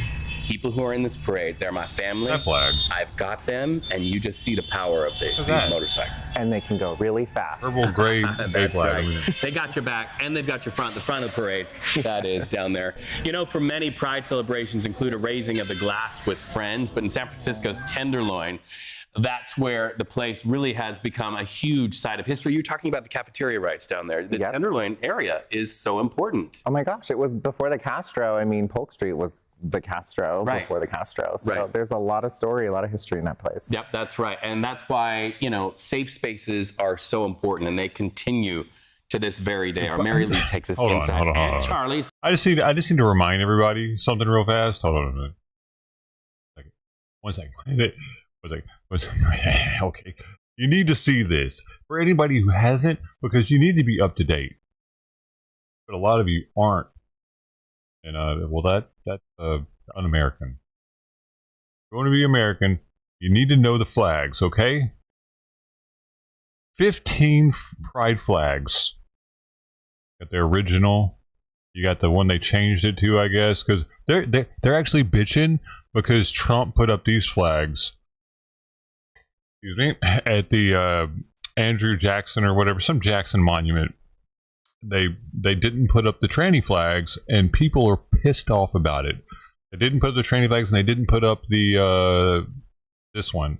And people were super pissed off because they staggered them during the Biden administration. They only put the second rendition of it, which is a more simplified version of this one. It has more colors. People are actually pissed that he didn't use this one instead. For some reason, I don't know whatever, man. Okay, well, so what the fuck though? Why they change it? Why is it? Oh, they had that brown in there. This is when they added brown people, I guess. Yeah, more color, more pride. Black people. Okay, then you got the tranny flag, which is a combination of a little girl and little boy colors, like that you get when you get the cigar bubble gum when you have a kid. Weird. They got an obsession with kids, and they always have an obsession with kids. They love the kids being at everywhere they're at, so they can inform them. Then we had this one, the New Progress flag. I don't even know, dude. It's got the trannies, it's got the browns, it's got the Two-Spirit or some shit. It's got the original. It's got the original one. It's got black and brown. Why? I don't know why they needed a new. I mean, didn't they already have brown? Yeah, why'd they do black and brown? Why they need to... Oh, that's Mexican now, or what? What about Asian? Why isn't there... One for every race. Why are they special? All right. I mean, I understand it, like black. I can get that because they're like the minority of minorities in America. They're the lowest population-wise, but the highest crime-wise. Good for them. Per capita. Don't want to talk about that though. It's not talking about that. It's not important. So the brown thing, they make up like a really high percentage of our country, actually, especially California and other places. So why they need their own stripe? Fuck. Because they're not the majority? Anyway, it's pretty soon they're going to be, dude, if the Biden administration had its way. Can you imagine? If there ever is a brown majority, Mexican majority here, what happens next? Okay, so non-binary flag. Everybody doesn't know what the fuck that means. That means you don't know. You don't have a penis or a vagina. You just like to rub things and go, oh, yeah, I'm not binary. I think I have a boner, but I can't. I don't know. Weird. Intersex flag. The flag went through. What the fuck is intersex? Stick your dick in you. Just have sex with yourself only? Honey, I Shrunk the Kids. What is intersex? It doesn't even explain what the hell intersex is. Oh, wait. No, does it? Do you see anywhere? Okay, I actually have to look up what the hell intersex is, because I don't know. They have a flag. They have a flag, though. Intersex is a term used to describe individuals born with sex characteristics, including chromosomes, hormones, and reproductive orders that don't fit typical definition of male or female. They have sex organs that don't fit the typical definition. I think we have aliens on the planet. Those aren't intersex. Unless that's a post-mint damage. Not a single condition, but rather an umbrella term encompassing a wide range of natural variations in human bodies. What? What do you mean? What do these people have? Like a penis with a vagina on the end of it? Are we talking about hermaphrodites here? They have both, because they're acting like they don't have either one. And who decides? Dude, what the? Not a disorder. Being intersex is not a medical condition. What? It's not. What? How do you not have those same reproductive organs? And it's not a medical condition, dude. This is just stupid. Oh, a natural human biological diversity. Okay, this is the AI right now we're talking about, is giving this information, dude, to kids. To kids. Kids are searching just as much as adults, if not more, because there's so many of them. And, you know, old people are like just watching the news and shit on TV. They're not getting on the internet. They're not down with that. They weren't born early enough. A lot of them. So this kids are reading this shit. It's teaching them this. But and it's about it just says it's about biological sex characteristics, not gender identity. And how is it not? How is it not a physical, a medical condition?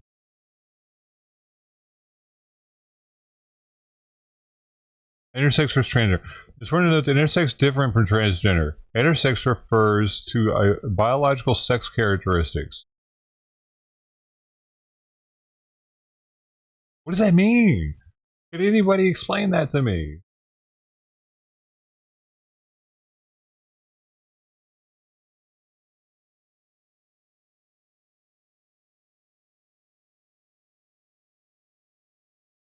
I liked when they added the brown. You're like, we're represented, orderly bato. Ah.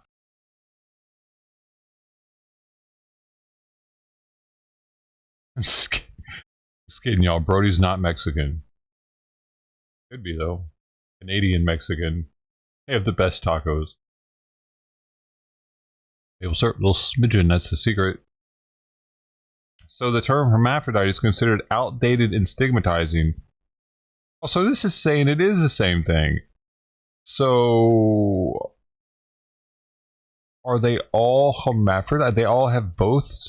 Why don't they just say that? Why are they telling us? What the fuck is all this that it's saying? All they need to say is intersex, a person that has both a penis and a vagina. Boom, covered. Oh, interesting.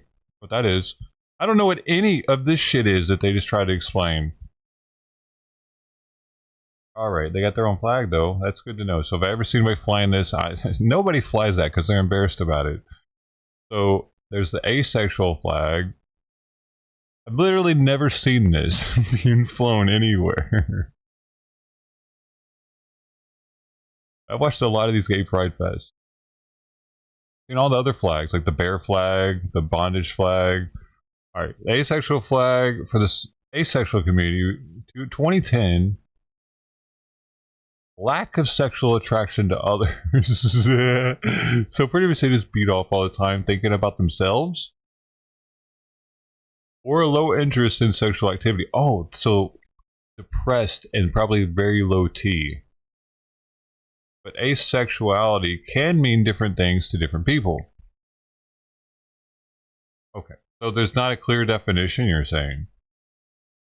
It is best to ask each individual person what it means to them. So it's kind of like when you say, what is a woman? And they just kind of make it up as they go, and don't just say someone who has a vagina and can have kids, or is supposed to be able to have kids if they don't have a medical problem, an error in the system.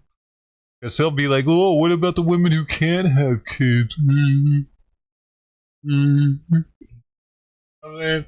Fuck you. Alright. For some people, it may mean that they rely on other types of attraction. What? I can't get off unless I rub this paper towel on my nipple. Sorry. Yeah, that's just called fucking weird, bro. I'll just having a thing where you got what they call them. Looking at feet, get off your own feet and shit. Black stands for asexuality. Wait, there's black in there? I don't. Oh, this one. Wait. I don't see black. Maybe there's black. So this one's this one. This one is the bisexual flag. Everybody knows what that is. Who cares? They can have their flag. You like to fuck. You love fucking, period. We get it. You're super horny all the time. Nobody ever flies this one though because they don't want to admit that. Right? You ever see that one? Pansexual. Why were so many adopted in 2010? Who was Obama president in 2010? Who was president? The fucking country is off the rails. They feel attracted to a person without thinking about it. Wait, without thinking about gender. So pretty much.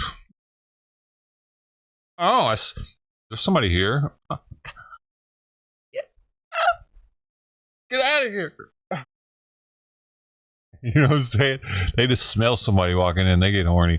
That's called a mental disorder, actually. You are too horny. Probably going to end up hurting somebody one day. That horny. If you're just horny, you don't even care what gender. You don't think about it. What are you thinking? What are you doing?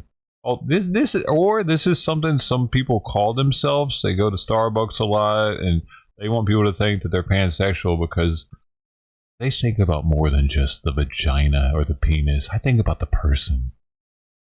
I'm pansexual, man. I don't even care about your gender. I care about you, man. I care about you. That's what that is. That's a way to like virtue signal. Lesbian flag. Wait, was that this one? Okay, I have no problems with the lesbian flag. Let it. All these are pretty much are ways to tell others that you're willing, you're available, kind of, or you like, or you might not be available, but it's showing others that you're possibly available for what they're in mind for. Put up the lesbian flag. It's like saying, "Where are my lesbians at? How you doing tonight? What are you doing tonight?" You know, that's how I see them. What is this one? Abrosexual. What is this? 2015. Mod chat of pride flags for us after another anonymous person requested it. Abrosexual refers to an individual whose sexuality is changing or fluid. Huh. Gay one day, then asexual the next, then polysexual the next. Right. That is definitely abrosexual is a mental illness. That should be in the DSM-5 or whatever. All of them. If you can't, this is called, you can't make, I mean, imagine this fucker in the candy aisle when he was a kid. I thought that took a long time. Gay men's pride flag. Gay men's pride. Okay, so that's a new one too. Why? Different shades of green, blue, and purple. Modern gay men's pride flag. Revamp earlier gay men's pride. Range of blue. Why didn't they just stay with the range of blue? Why did they put the other weird shit in there? This version of the flag evolved. Use colors that were received as stereotypical of gender binary. What? You're a gay men's flag. What do you mean stereotypical? Oh, isn't that the point? What? The updated flag is meant to be inclusive of a much wide range of gay men, including but not limited to transgender, intersex. So, what does that mean? So you're gonna fly the gay men's pride flag as a transgendered male that used to be a female. So the female still wants to have sex with dudes, but as a male now. Fucking right. Proud as fuck with that flag too. Awesome. Heterosexual pride flag. What? What the fuck? Yo, it's black and white. When did they do this shit?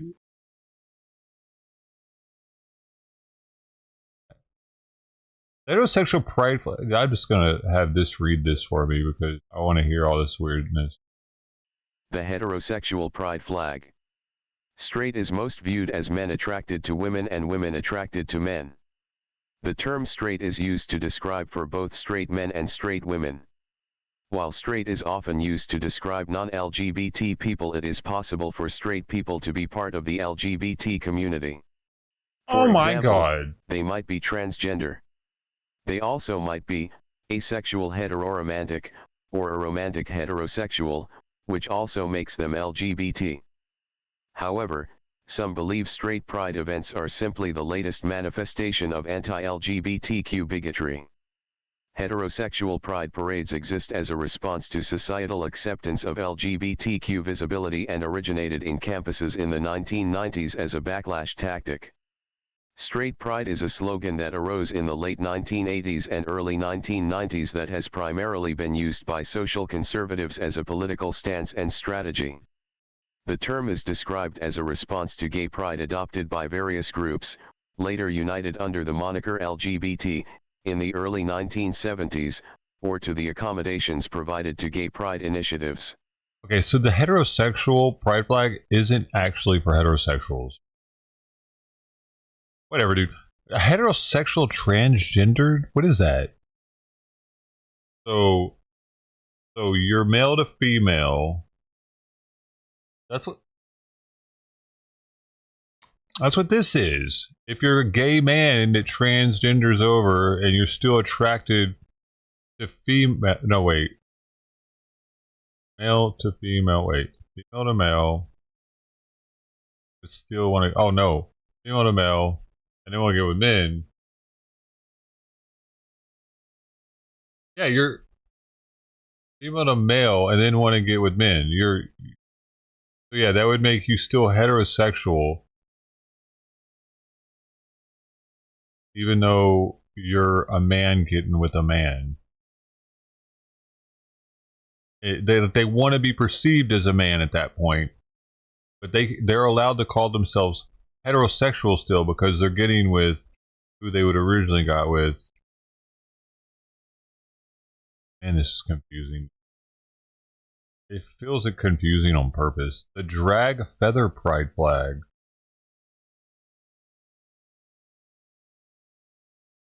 The drag means to refers to a performance, masculinity, femininity, and other forms of gender expression. Dress up, exhibit. Okay, it's the drag queen flag, apparently.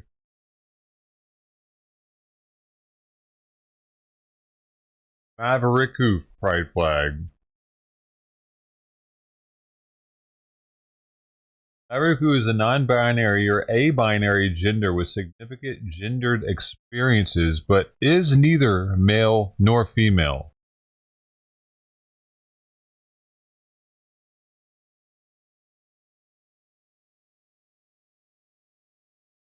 What are they? They're this, I guess. This is madness, dude.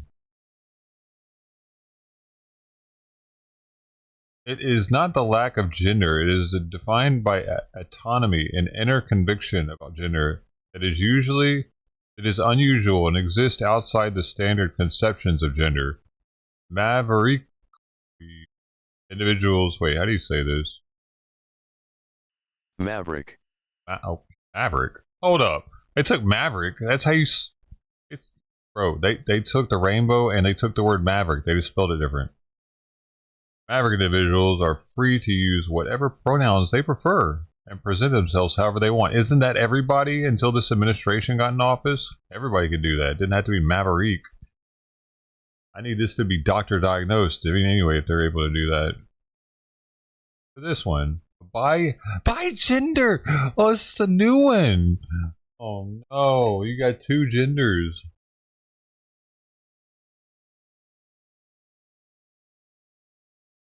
$2014, not that new. 2050 maybe.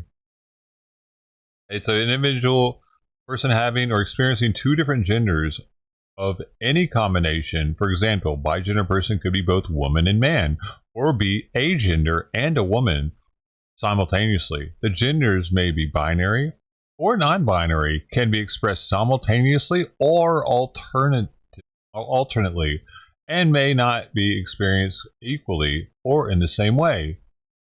This is such mental illness, man. They're selling this shit to kids. Like, yeah. You could be this. Think about it. All we had to think about when I was a kid is, am I gay? I can tell whether or not that dude's attractive or not. Like, I could do that when I was younger. I could be like, that's an ugly dude. Or, that dude, I bet he gets a lot of pussy. He's got a good look to him. And when I was younger, though, I would think, does this mean I'm gay? Because I'm able to, like I don't want to actually get with him or anything, but I could just say, yeah, good looking guy. No, it doesn't. But nowadays, kids might start thinking, hey, man, maybe I'm gay. Maybe I'm one of these things, one of these 100 things I could be, man. My nipples. Itchy. Gray sexual created the first version of the gray sexual flag in 2013. What is this? Gray sexual used to describe a person who identifies themselves as asexual but does not fall into one of the primary kinds of asexual.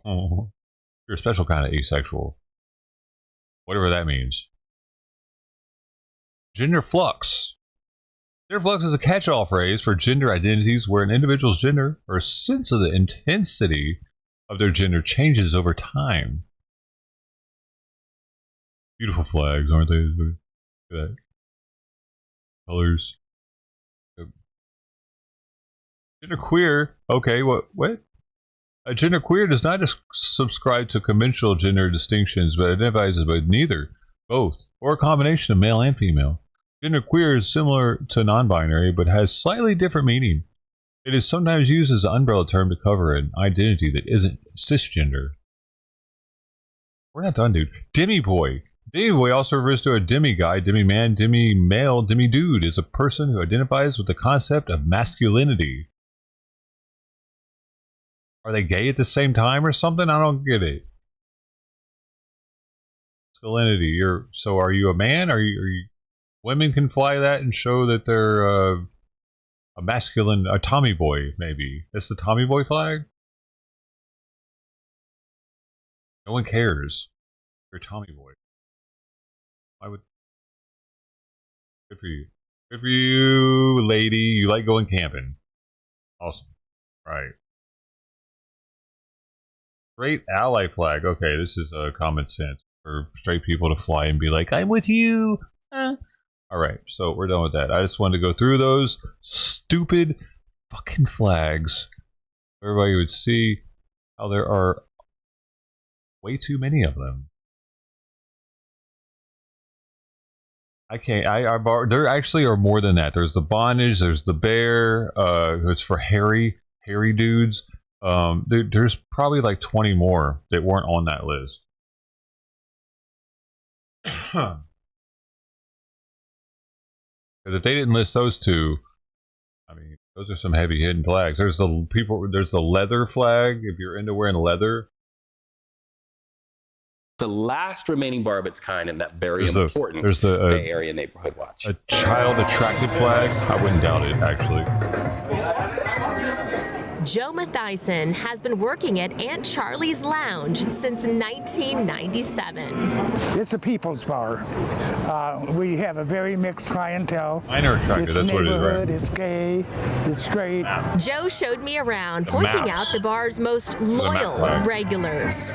This is Ola. She's one of our oldest customers. She's 80-some years old, and she comes in here quite often, sits in a corner for several hours. And she can't speak, but she can write you all the notes you want to hear. Then over here we have Charles, who lives in the Castro but doesn't frequent the Castro. He particularly likes coming down here. This is Charles. Joe made his way along the bar. You're not gonna fucking believe this.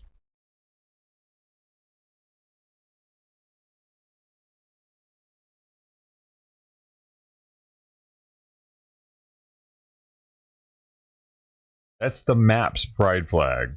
That's for the people that are proud.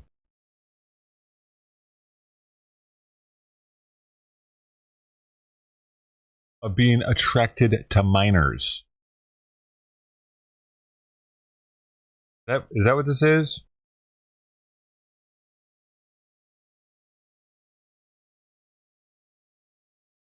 Non-offending map. Refers to those who say they do not offend. What does that mean?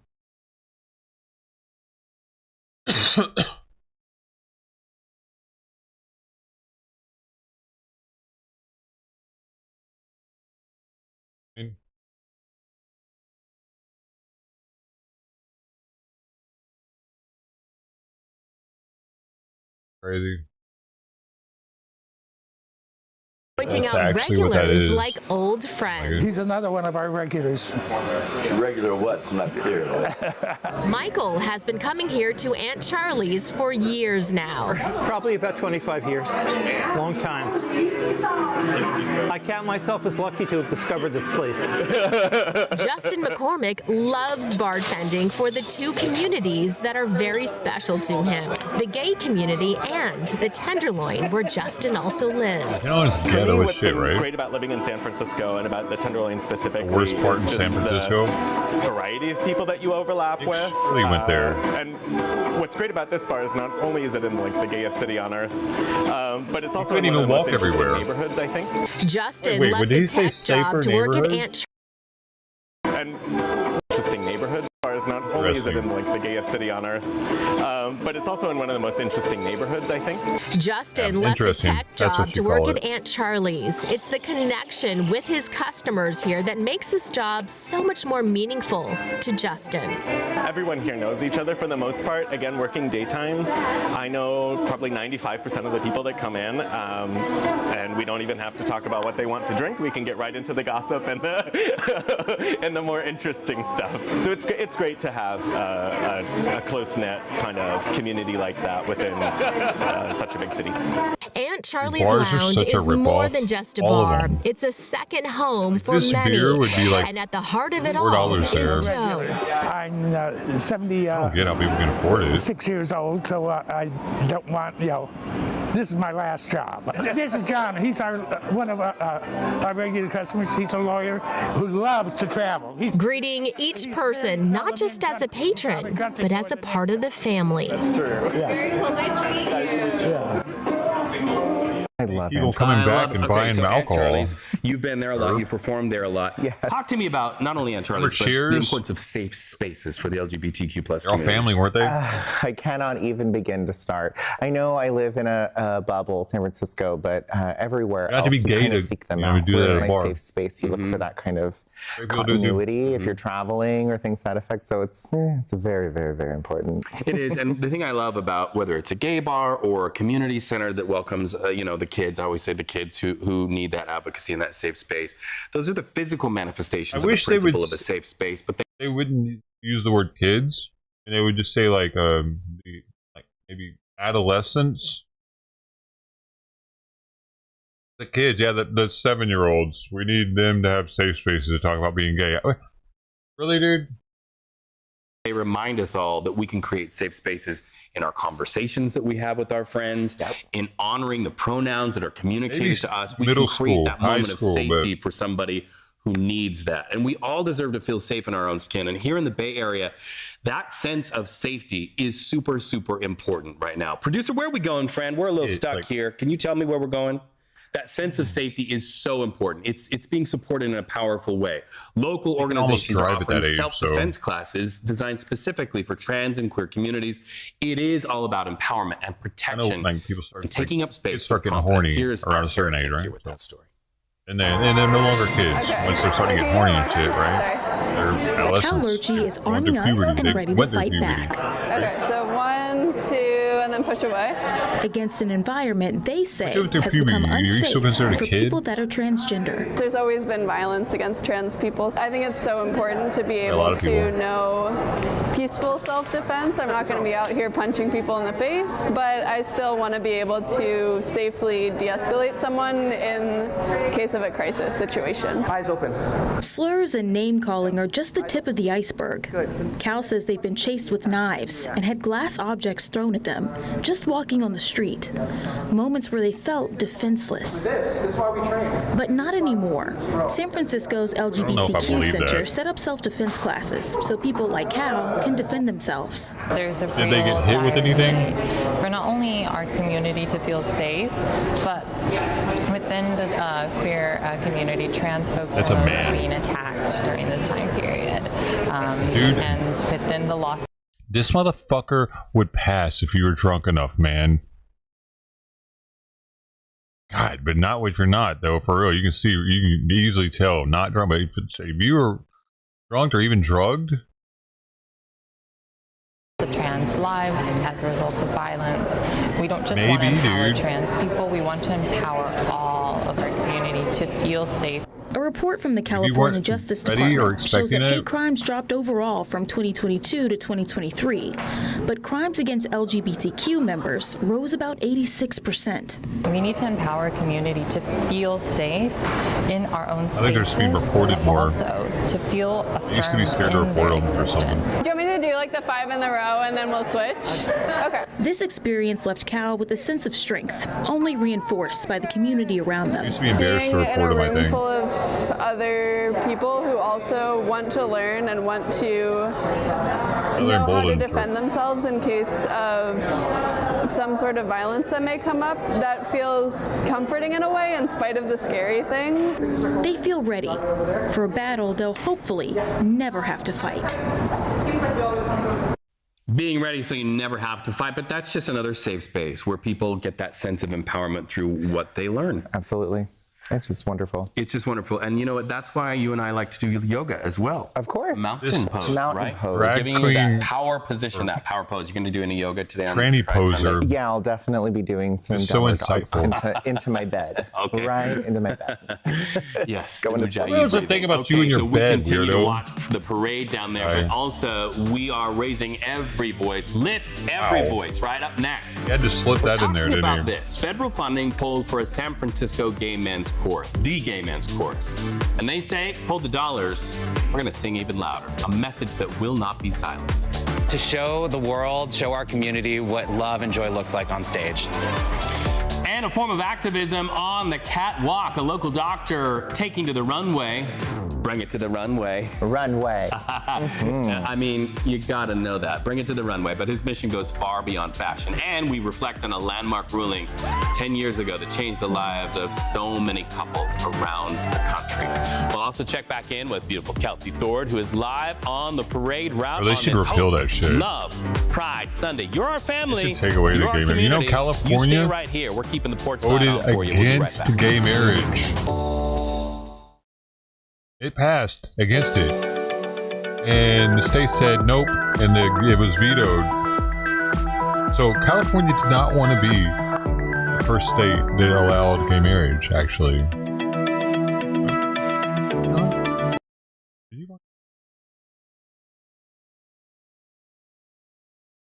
the people were like no, but the government was like no, we got to do it.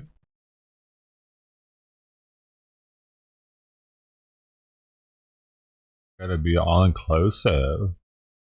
Hey everybody, I'm Reed Cowan. We are celebrating with you in this community event, San Francisco's Pride Parade. We're telling your stories because, hey, as we say here on your community station all the time, our stories define us. Tax incentives for being married and shit. You get that's you. The ability to get houses over a single person. Brothers and sisters did, and I'm going to continue telling that story. It helps with like credit. It's clear that they are trying to silence LGBTQ voices. They let them do that. Our stories. And they're not actually doing anything to grow our country. Is when you look around at all their allies, whether they are queer people or straight Incentive people, to get people to have kids. Community that has had any sort of injustice thrust upon them. I always know that those people are the ones that band together eventually to pull be responsible for them. Stay together.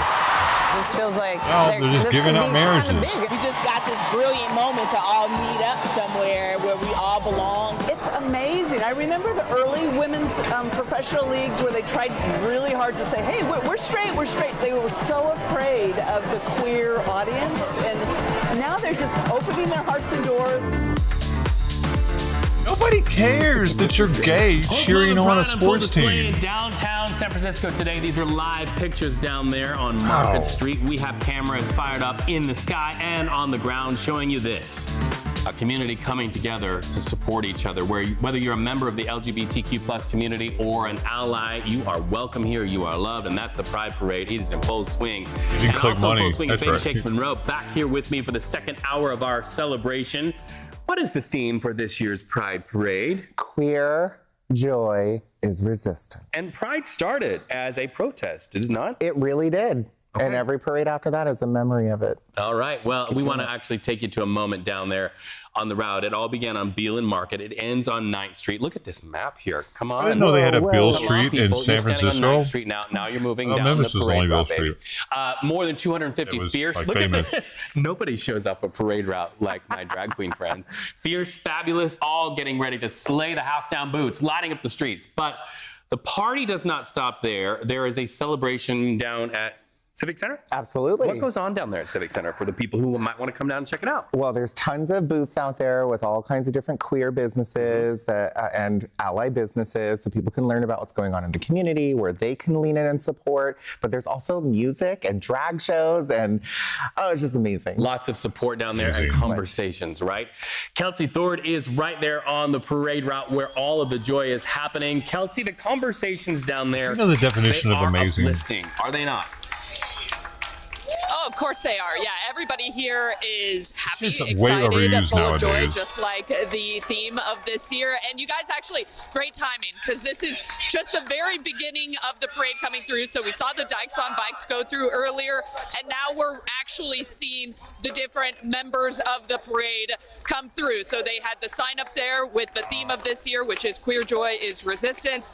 And then, of course, we're going to start to see all the different organizations, companies, everybody that's been involved in the parade come through here. But as you were saying earlier, Reed, we've had the chance to meet a ton of people out here. So many people who have been coming for the first time, who have been coming for decades. But you know, one thing about a Pride Parade, guy, is that when you see people wearing wigs, you have to then go interview them. So these ladies are here. Now, I know some of you said you're from Mountain View, the other one's from Los Angeles. You got the wigs. What was the choice for the wigs? Did you guys just think it'd be fun to wear? You know, you wanted to have some color, pop of color. What was the idea behind the wigs? We were just going shopping and we came across these and we thought they'd be really cool for Pride. I agree. So I know the parade just started, but how are you liking I bet it they so are. far? They're just supportive. It's amazing, and it's amazing to see how people embrace themselves and who they love. I love your lashes too. Those are beautiful. Some very like extension lashes. Oh yeah. But, yeah. Dude, it's like a looks family. Good. So I know it's your guys' first time, It's her right? mom. Okay, Oh, so that's a straight you guys woman. are the ones from LA. How fun is it to come up here and see this parade in San Francisco? It's amazing because we've never been to one before and we've always wanted to go, so it's been amazing. Yeah. What about you, as the one that kind of brought Told everyone ya, up they're here? all How fun men. is it for you Fucking to see idiots. how Of much course fun they're you're men. having? Oh, so great. Never We've let been your wanting guard to down, come boys. to a parade for a while, so it finally worked out. We got to see our dear friends who live here, so it's so fantastic to get to see all the joy.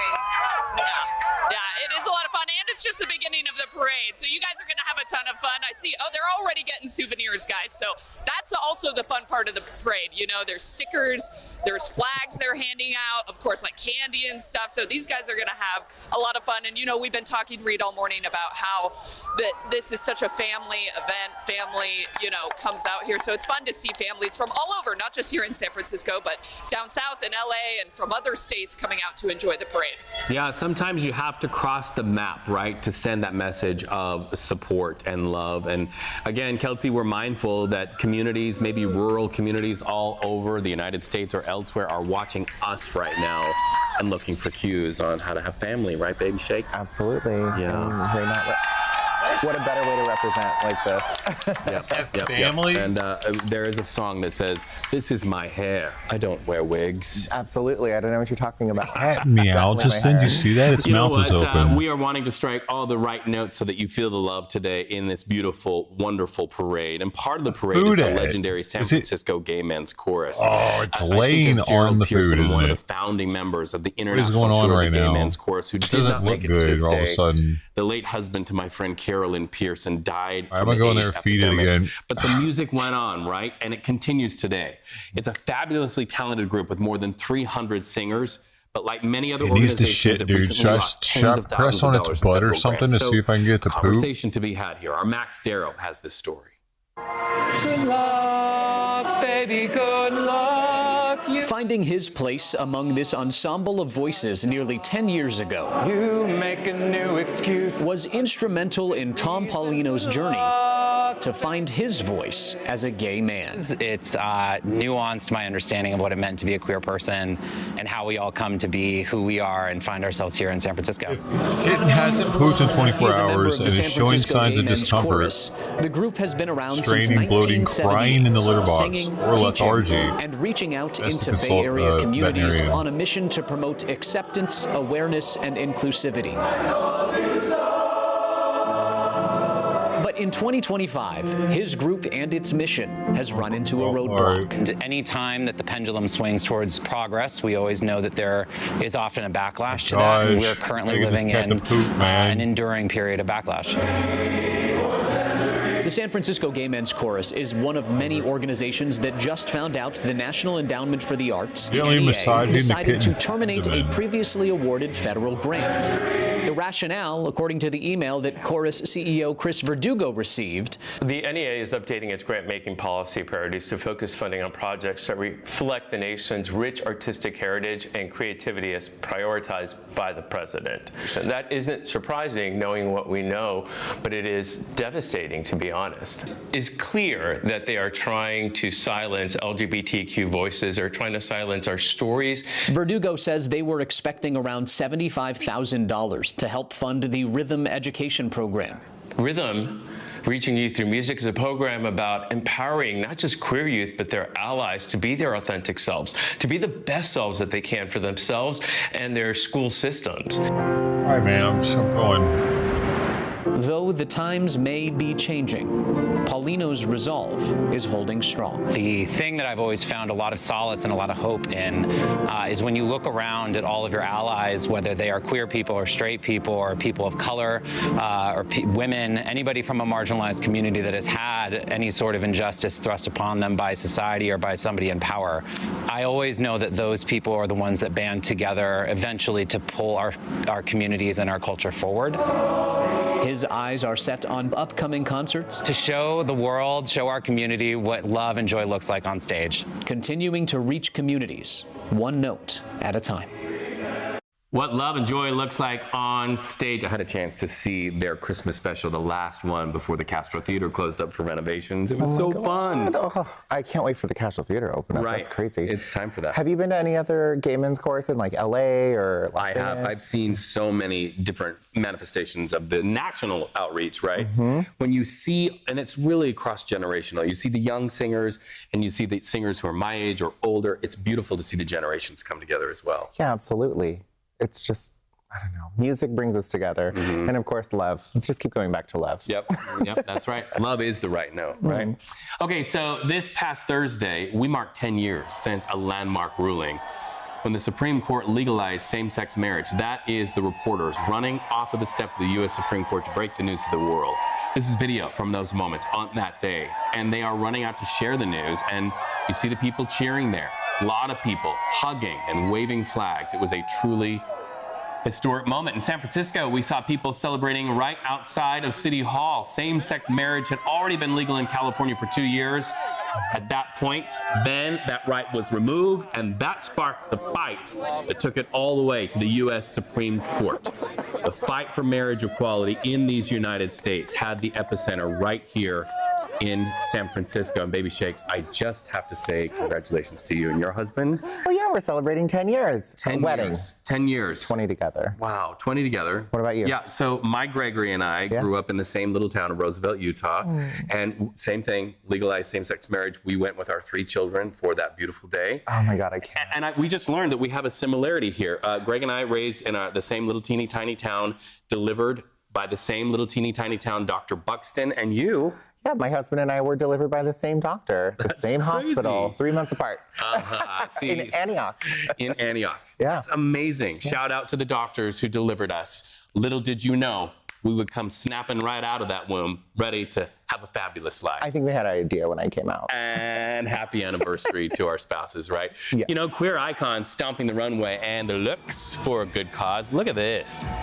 Threads of Pride turned out in San Francisco. This was Wednesday night, a fabulous fusion of fashion and philanthropy, spotlighting LGBTQ+ nonprofits that really go out there and make a difference, especially in these times when we're starting to see some of those federal dollars erode. And among those who walked in the show, a local doctor who is a refugee from the Middle East. Veronica Macias shares how he created that show to uplift organizations who are fighting for those who are often left out of the spotlight or the runway, as it were. Dr. Nas Muhammad is a primary care physician, and he's proudly, openly queer. How has it been? Good. I mean, the Aptitude is actually much preferred for me. At Astra Medical, he offers health care tailored specifically to the LGBTQ+ community. His teal blue blazer is sharp with his scarf tucked inside, adding a vibrant pop of color. But for Dr. Nas, fashion is more than just flair. It's about building bridges, shedding light on basic human rights for his community. The runway is a form of activism. Each design and couture is attention-grabbing. Bold and beautiful looks capturing your eye. In a lot of places around the world, unfortunately, the wrong stories are being told about who an LGBT person is.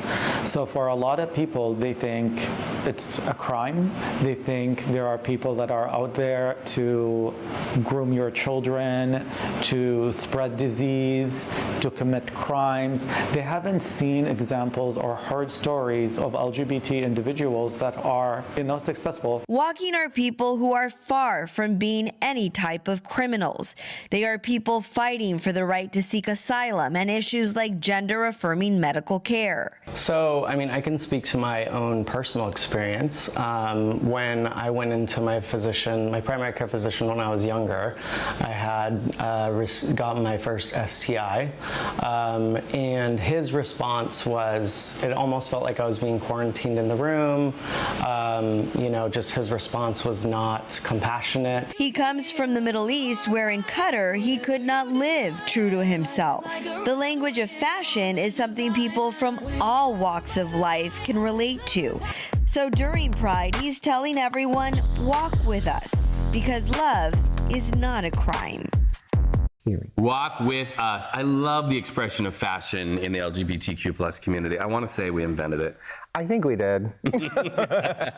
And you know, you're in the textile industry. That's right. So you're able to weave in your message through fashion. Oh yeah. Surprise everyone, I'm also a textile engineer. Awesome. How do you engineer a textile? I mean, obviously, you've engineered this. I didn't do this one. It's just an incredible journey. It's like a puzzle of yarn and fibers, and it's just incredible. But yeah, that's my day job. I think the ballroom culture in the community, ballroom culture is so important. I mean, last year we talked about a ballroom group up in Oakland. Yes. Where what you wear can actually help you to stand a little taller, elevate you, bring out the flourishes in your own individuality. Yeah, I mean, a famous drag queen who will not be named says we're all born naked and the rest is drag. And it's true. It's like our armor, it's our expression, it's who we are. So yeah, it can be performance or day. That sounds a lot like one RuPaul. I don't know who you're talking about. RuPaul Charles, a member of the Drag Race family and the Paramount family, part of CBS News. RuPaul. That's right. Give a call. I need to see baby shakes on Drag Race. Oh, yeah, you know where to find me. Up next, history erased from Stonewall to Harvey Milk, the troubling changes targeting some of the roots of the LGBTQ plus movement. I was part of that history. I know what my trans brothers and sisters did, and I'm going to continue telling that story with or without a government webpage which erases that T. And guess what? We are your home for the Valkyries here, your community station, and we're so proud of it. The Valkyries have grown a huge following as the WNBA's newest team, how they're making space for queer women in their amazing, powerful fan base. We just got this brilliant moment to all meet up somewhere where we all belong and we can all fit. And back down on the parade route right now, elbow, elbow, wrist, wrist, wrist. You give us a wave down there. Hey, and if you have a family member or a friend down there on the parade route, maybe give us a shout out on social media, hashtag KPIX, hashtag Hope, Love, Pride. You might just see your response right where we are.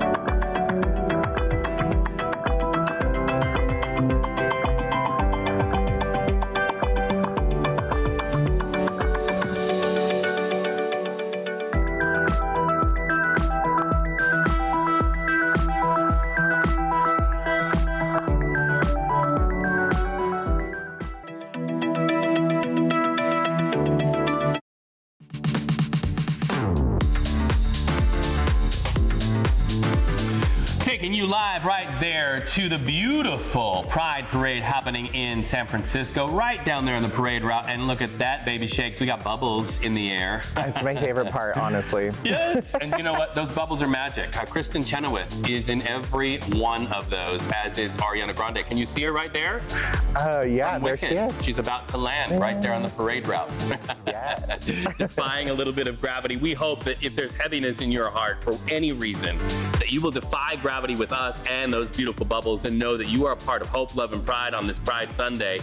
And you know what? It's not only right here in San Francisco.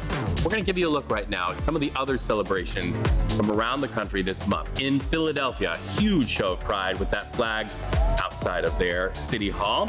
And in Southern California, WeHo! WeHo Pride! Yeah, had an epic weekend of parties earlier this month.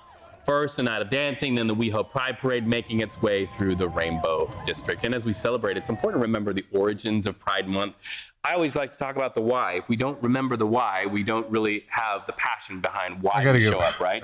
So the end of June marks the 1969 Stonewall Uprising in New York, which ultimately led to the gay rights movement. But let's not forget also what happened here in San Francisco before that, the cafeteria riots. But we talk about this one, that period, and the history there is at threat of being erased. My buddy, CBS News' Tom Hansen, talked to him. Dude, I got at least 10 more fleas off of her right now. Also, pretty crazy. I need to flea comb her more. I'm not done.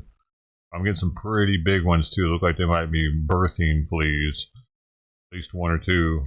And so I'm kind of figuring out. I got to put one hand in front of her, and then she headbutts that one, so I'm able to like comb her with the other hand. She's a really sweet kid.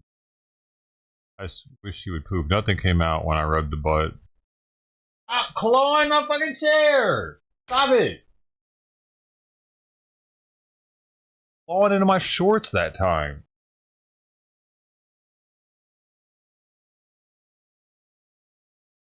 Fuck, she's annoying with that shit. a man who was there about what's at stake today. That's you. That is absolutely me. Mark Siegel was there when police raided the club. Protesters resisted. It was a major milestone in the LGBT movement. We were a unified force, and that meant supporting our trans brothers and sisters. That history is preserved both here at the Inn and a few steps away at the Stonewall National Monument, commemorating the birth of what ultimately became LGBTQ+. But on its website, the National Park Service, without explanation, removed the entire... Why? Oh, I thought we were talking about trannies. Entire back part, including T for transgender. We're talking about trannies. Why do you say that's the trannies who started the plus? Oh, so it is them then. They are who fucked up the whole gay pride thing. Gotcha. I was part of that history. I know what my trans brothers and sisters did, and I'm going to continue telling that story with or without a government webpage which erases that T. What disturbs me is that I don't know that we're done yet, seeing this effort to scrub and rewrite American history. Alan Spears is... I don't know if they're done yet with adding shit to that alphabet soup. The fucking LGBTQ plus. What if they just decide, you know what, guys, that plus isn't fair. It's not fair to the people it's not talked about. We're going to have to put them all on here now, man. And it ends up being like fucking 50 letters in a row. The resident historian with the National Parks Conservation Association. What's your biggest fear? Seeing what we're seeing today. These things always start slowly. We're going to remove a photograph from a website. We're going to scrub some language. It doesn't... Yeah, but them deleting Civil War monuments, that's okay. Which is actual history. That's okay. But they had a slave, man. You got to delete them. Never happened. If you want to delete history as if it never happened, then we actually do forget about it, and then it risks repeating itself. But give a shit. They just want to have control. Make a great deal of sense to talk about the American Civil War and not talk about the issues of race and slavery. Speaking of Civil War, right? What I was just talking about. CBS News' Tom Hansen there. And let's not forget the bombshell news. They want to delete at the beginning of the month. The U.S. Navy planning to rename the USS Harvey Milk, named after the Bay Area's late civil rights icon, Harvey Milk. Our Juliet Goodrich got a tour of that ship last year. They fucking started it. We weren't deleting history until they started doing that shit. With Harvey's name on it. And you know, throughout the interior, there are pictures of Harvey Milk, including his time and his service in the Navy. And Juliet also... This is like they're going to change, they changed Fort Bragg, right? And they're going to change it back to Fort Bragg because they can actually name it after a different Bragg. They got the Medal of Honor if they want to. The Congress passed some law to where, like, as long as it's the same name, and the guy had accomplishments, they could just name it after the different person of the same name. So it doesn't even have to be the original Bragg, but everybody's gonna know it. Talking about the original Bragg, you know what I mean? But they're allowed to erase all that. There were 2 bases I know for sure that they did that too, but we're not allowed to take the name of a ship and change it. Also heard from his nephew, Stuart Milk, back then about what imagine how gay this ship is. Do you think straight people want to get stationed on the Harvey Milk? Think about it. The guy got kicked out of the Navy. Moment meant. What is that like for you personally as we're in the bridge of the ship, looking out, and the symbolism and where we've come so far?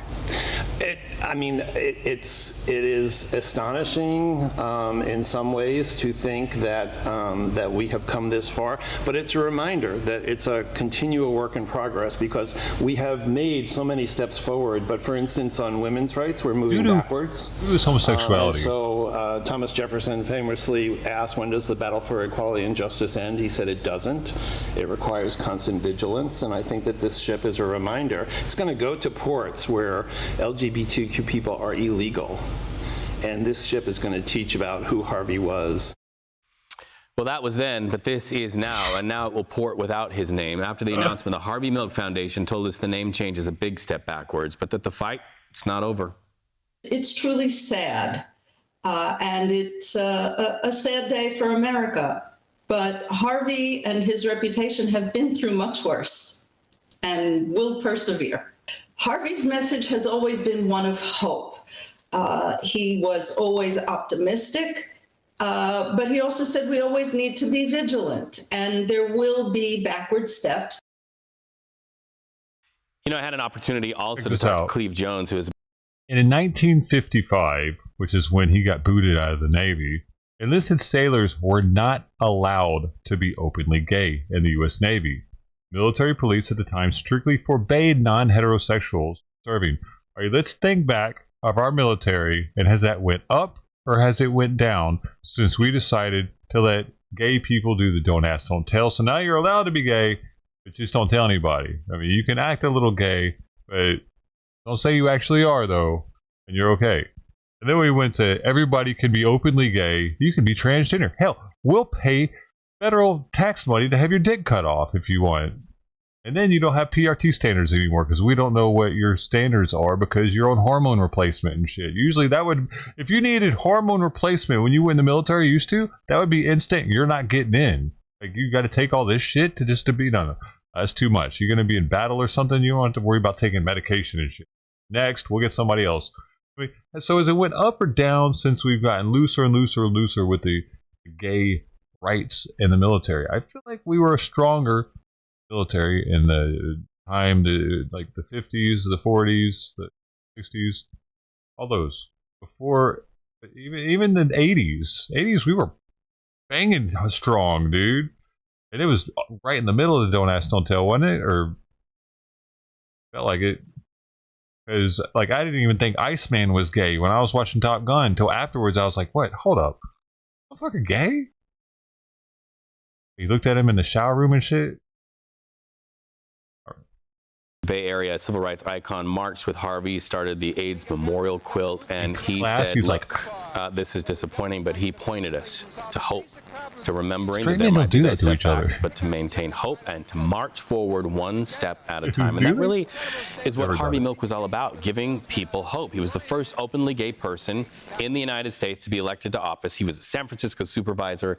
He fought for all marginalized people to be treated equally, and he fought for all of us to be able to be our authentic selves without fear or discrimination. And also, as history teaches us, he lost his life in the midst of that struggle, shot dead at San Francisco City Hall, as we all learned from the movie Milk. I never watched that movie, But actually. I was going to say that. Harvey Milk would say to us, you've got to give people hope. Hope will never be silent. Hope will never be silent. And, you know, It's like another Brokeback Mountain does it trailblazer, interesting. Jose Julio Saria, another person who ran for office here in San Francisco. You know, one thing they say, and it always hits me in the heart, which is Divided, they'll catch us one by one, which is why we need to stand together. Divided, they catch us one by one, which is why we have to stand together. Yeah, and hope is what brings us together. That is the unifying thread, right? Harvey's work had that main thread, hope. In fact, he said often, you have to give them hope. So, you know, every year on this broadcast, we are mindful not only of those of you who are celebrating down here on the parade route, right? But also LGBTQ plus kids like a in woman. rural You places see that? like where I'm from, Oh Roosevelt, no. Utah. Or Marshall, He leaned Texas, into or any it. They number of leaned other into rural it. places where LGBTQ plus activism and developmental dollars He's maybe a drag not have queen, been bro. That's a gay reached. The dude. epicenter is not there. Being gay in Likes some to places pretend in the he's a country is a female liability to while jobs he's and to being safety. touched by a dude. So today, for those of you who are maybe watching from those rural places, allies from rural America, including my friends Judy and Dennis Shepard, parents to Matthew Shepard, who lost his life to bigotry and violence in rural America. Here they are, their voices reading Harvey Milk's words, reminding all of us, you've got to give them hope. Absolutely. We are Judy and Dennis Shepard, the parents of Matthew Shepard, who was killed in rural America because he was gay. The Harvey Milk Hope speech is so important to rural kids. In rural areas, progress like you enjoy in I had San a gay Francisco kid at my school. Nobody is thought not anything of available it. to everyone. They're definitely Kids out in the rural boonies. areas look to the Bay Area for hope. My And school we've was got to at give least. them hope. Like, nobody cared. He was almost like the cool kid already, actually. Even in the late 90s, gay people were considered cool in high school. Why are we here? Interesting. Why are gay people here? Unless you have dialogue, In Tennessee. unless you open the walls of dialogue, You can never reach to change people's At opinions. an agricultural once you have high dialogue school. starting, you know you can break Right. down prejudice. in 1977, we saw dialogue start. In 1977, we saw a gay person elected in San Francisco. The anger and the frustration that some of us feel is because we are misunderstood. Crocodile tears, shut up. And friends can't feel that anger and frustration. They can sense it That's a in dude. us, but they can't feel it because a friend has never gone through what is known as coming out. I will never forget what it was like coming out and having nobody to look up toward. I remember the lack of hope. Dude, I really need this cat to shit, man. On faces of people I'm getting nervous, who have lost dude. hope. It's like I don't want to feed it too much now or something, but And you have to give them hope. Eat. Hope for a better world. Hope for a better I don't want it to get too tomorrow. active. Hope that all will be I all might have to take it to the emergency room tomorrow, Without dude. hope, not only are the This is shit. gays, We're gonna but have the issues. blacks, the seniors, the handicapped, I'm gonna be freaking out in the morning. us's, The us's will give up. And you, And you, and you. You have to give people hope. But it's playing. It's like, it's not, dude. I'm just really worried that I'm gonna take it in there like, oh yeah, it's fucked on the internals, man. We gotta put it down. Hey, we should have had it seen sooner. It's impacted too bad now. Its intestines are exploding. You know? But it's like acting kind of chill, so. Not really acting like it's. When I go in there, it Welcome wakes back up, to it's Hope, perked Love, up, and it's. Pride. You're watching the live stream of our Pride Parade. Yes, it's lovely to have you with us on this Pride Sunday. I'm Reed Cowan, joined by baby Shakes Monroe, who's shaking it up right now in studio. So if you are watching from home right now, you're seeing us, but if you're down on the parade route, this is what you are seeing. Happy Pride Sunday, everybody. The celebration in San Francisco is now rolling down the road, and our Kelsey Thornton is live along the parade route down on Market Street. You hear that? Who is it? Is They're it Cheer? screaming for you, baby Shakes. I want it to be Cheer Us Up. Kelsey, a lot of celebration out there, friend. Oh yeah, well you guys were talking about Cheer Us Up. They actually just went by.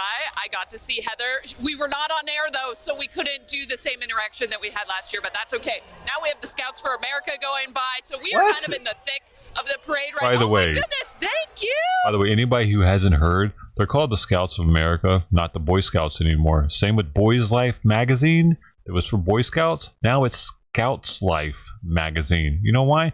Because some little dumb little cunt girl and her fucking dickhead parents were like suing the Boy Scouts because girls couldn't join.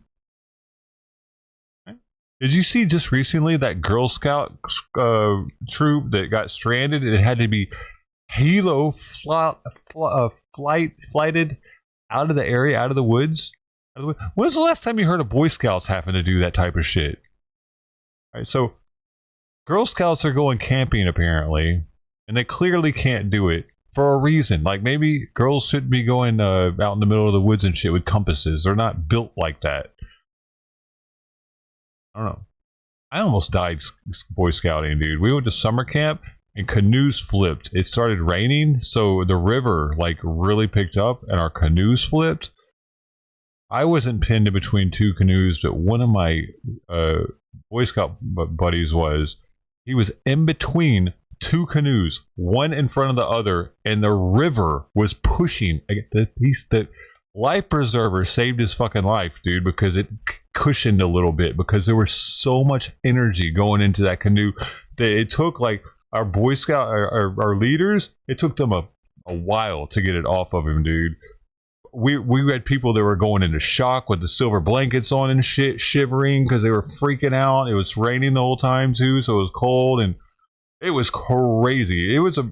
The kid could have fucking died, dude. If he would have been lower than he was, like if the canoes would have hit him in the face instead of in the chest, done. So like that was a very traumatic Boy Scout experience. Is that where should girls be in that type of situation? That's what I want to know. Look at that! I got it. Oh, he's a what is it? A Cub Scout? I'm like, what are they called? I can't even remember. My brother was one of those though, and I always wanted to join them. I know, yeah, but girls camping is probably going to be a little different than the boys camping. Maybe just a little bit, right? Boys will be boys, right? Are girls really being as rambunctious as the boys are? Because I remember in summer camp, I had my wood cutting chip, I think is what it's called. So I was allowed to use a machete, an axe, knives. We had to chop up all our own wood. Nobody was doing that shit for us. We had so much wood built up, dude. We were going in the woods. I had a bunch of kudzu for, man, we could have had a bonfire. It was awesome. We did it ourselves, so we had to do like everything. All our cooking, all our cleaning of the dishes and shit. I bet y'all's moms are doing half the shit for the Girl Scouts. Oh, yo, girls, go have some fun. We'll have the dinner ready in a second. So good for those guys being in the parade. But I wanted to know, guys, one of the big things about the parade, especially, queer joy, we're talking a lot about that this morning, is people dressing up in fun costumes. So I thought we would do a bit of a speed round and talk to some people in some fun costumes here. So how are you doing? I like the boa. Oh, thank you. I'm doing great. I'm here with my niece and her friends, and it's our annual tradition. So you come every year?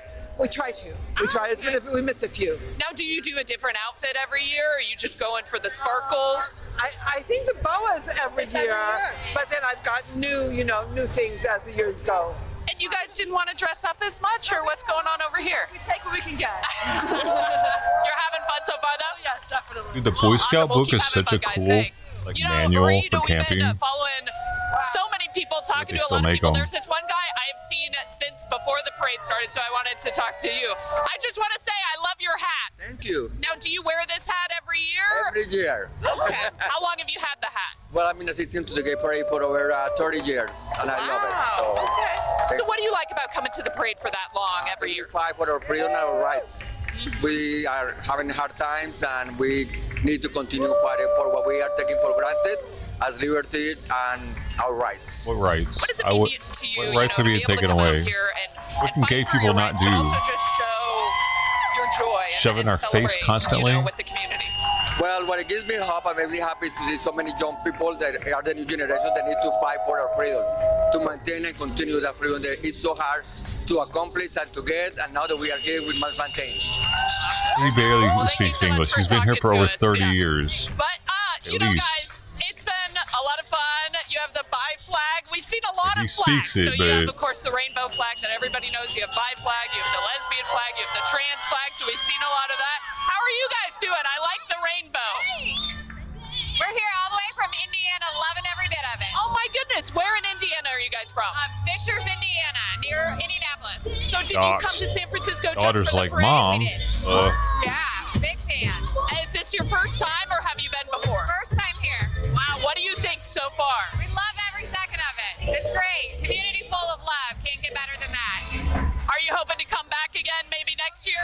an His annual daughter thing, feeling that would it. be awesome.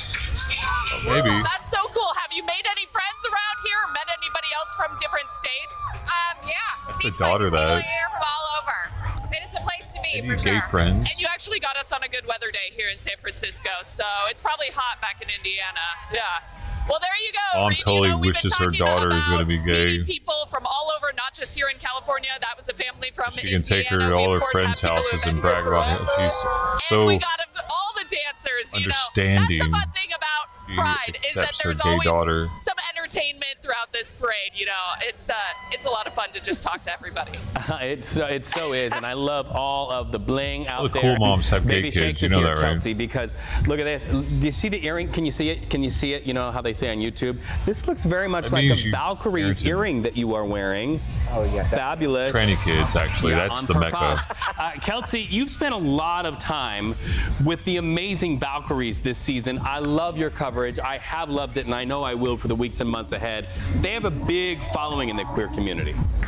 Oh yeah, Reed, It's time for food again, the joy yay! of my career to cover women's basketball. I myself have been a women's basketball fan since I was little. I went to the WNBA in the early 2000s. So like so many people here in the Bay, I was so excited when the Valkyries were announced. And there's a long history of LGBTQ people being fans, specifically of women's sports. And we have seen that just through these first few weeks of the Valkyries season. And I actually got the chance to speak with a group of queer women that are trying to bring more LGBTQ fans to the Valkyries.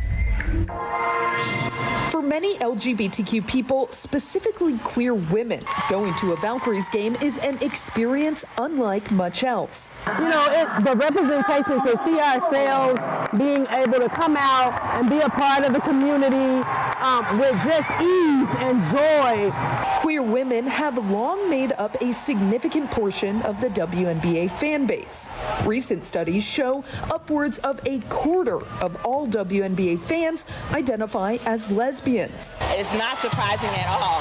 We just got this brilliant moment to all meet up somewhere where we all belong and we can all fit, and come together and celebrate. Audacious Wilson and Valerie Trout are two Valkyries super fans doing what they can to connect the LGBTQ fan base. Kind of a meetup so that people can come out, enjoy the games, the away games especially.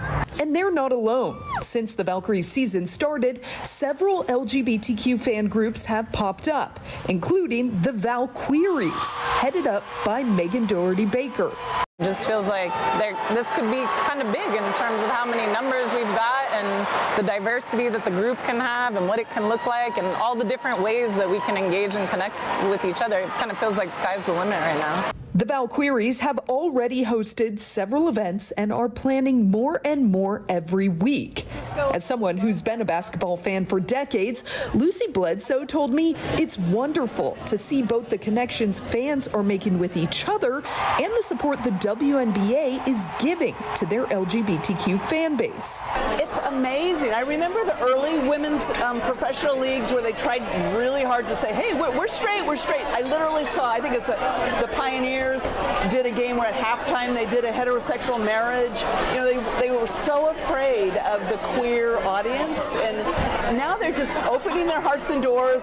Every WNBA team is hosting a Pride Night this season, including the Valkyries. It's something fans love to see and hope will help to create lasting connections long after the season ends. It's unreal, it's unbelievable that this arena, this platform is giving us this space to build so much more community. Guys, today is a very big day for LGBTQ Valkyries fans because I've actually seen a lot of them here at the parade, but then there is a Valkyries game later on tonight. They are continuing their Pride weekend. I know from a good source that they're going to be handing out some posters to all of the fans, so it's going to be a fun, long day for all of the LGBTQ Valkyries fans, myself included. I also am going to the game later today. I love that, Kelsey, and all of the excitement down there on the parade route can just go right into the basketball stadium and cheer for our beautiful Golden State Valkyries. And you know, here on set we have, I just wanted to show you these earrings that are supercharged, right? They're superpower earrings. Absolutely. Yes, they are in tribute to the Valkyries today, so we'll take it, right? And you know, the Valkyries are actually playing tonight, as Kelsey said, so Kelsey will be out there too. They are taking on the who? The Seattle Storm. Oh wow! Mm-hmm. We're gonna clear out the Storm today on Pride Sunday. You can catch the game right here on Pix Plus. Coverage starts at 5 o'clock on Sunday. Go Valkyries! Oh, your fabulosity. There's also been a lot of focus on high school sports recently for other reasons. You know, this week the federal government said that California violated Title IX by allowing transgender girls to compete on teams that are consistent with their gender identity. Title IX is, of course, a federal law that bans sex discrimination in education. So the Department of Education gave the state until next weekend to change the rules or they will lose federal funding. We're seeing that as a kind of a theme here, pulling of federal dollars. So this announcement comes after A.B. Hernandez made national headlines for participating in the girls' state track and field championship. Hernandez is a 16-year-old transgender student from Riverside County. She ended up getting crowned as the state champion in the triple jump and high jump. Finished second in the long jump despite adults protesting her over her participation.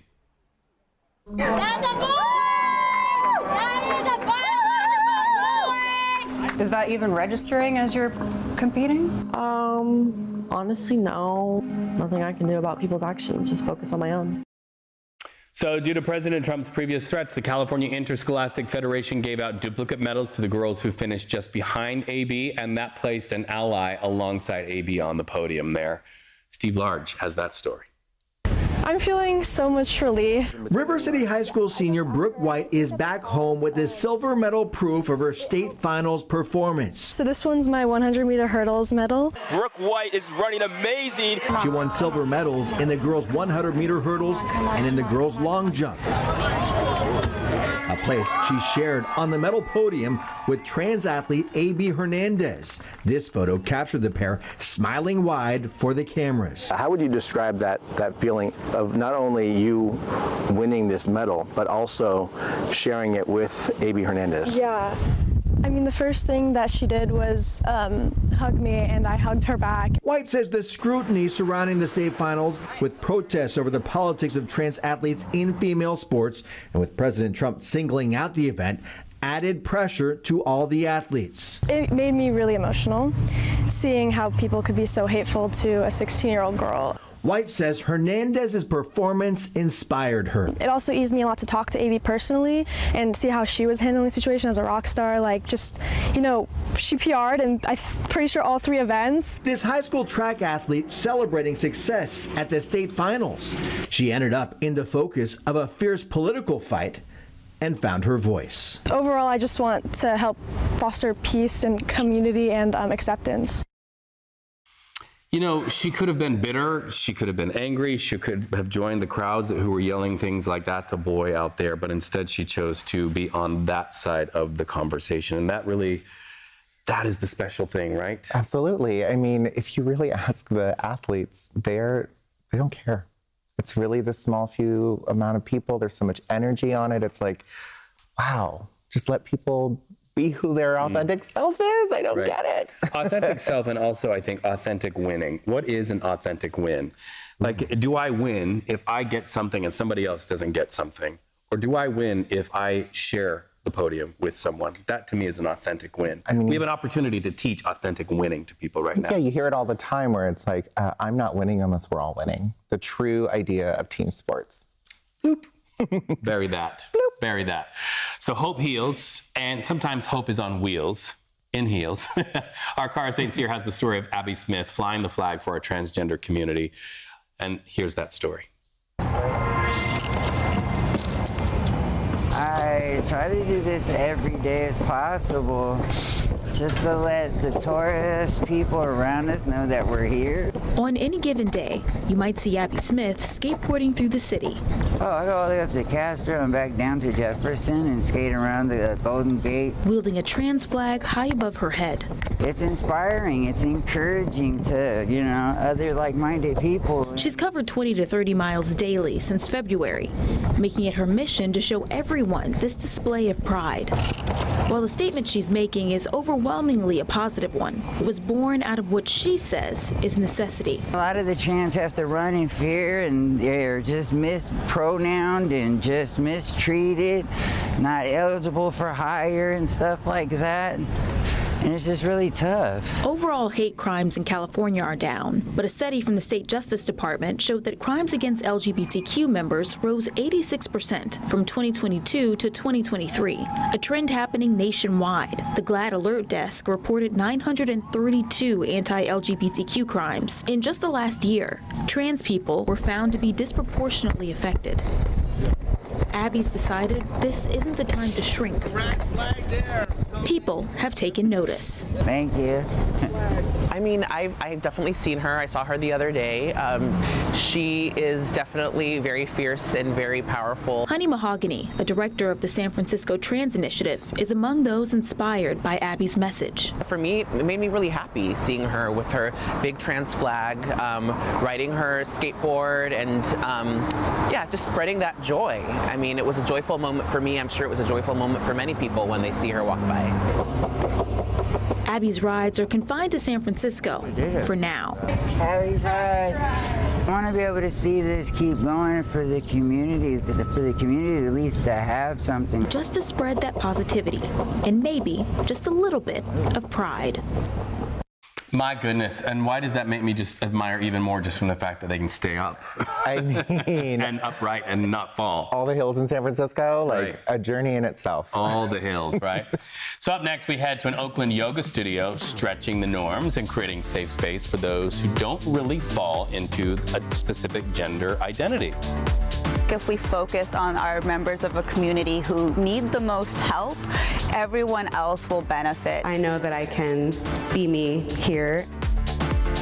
A San Francisco bookstore turning the page on a renowned and controversial author. Now their efforts are catching on.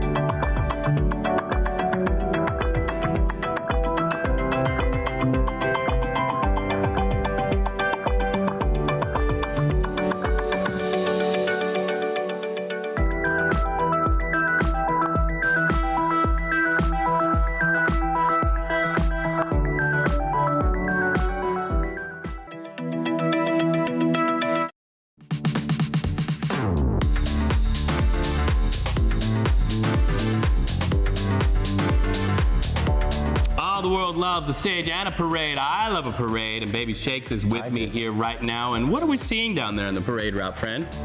A fire engine and something incredible. Yes. Smiling. And you know a lot of these people who are down there on the parade route. I do know a lot of them, not all of them, but I know a lot of especially the local nonprofits that are supporting our community. I recognize them immediately. Yep, and they are down there. And what I love, and we've talked about this throughout the broadcast, that there are people from all over the United States watching this parade and also watching remotely from all over the United States, online and elsewhere, looking to us for a little hope, a little love, a little pride.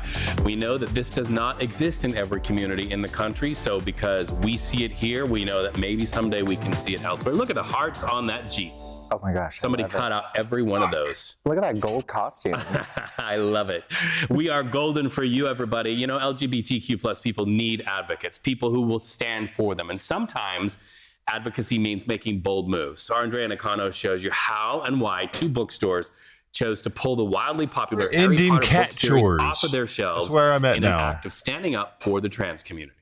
So I write children's books myself. And the camera's off. Amazing. How long has that been the case? Marcus Ewart with Fabulosa Books on Castro Street is also an accomplished author. This was my very first one in 2008.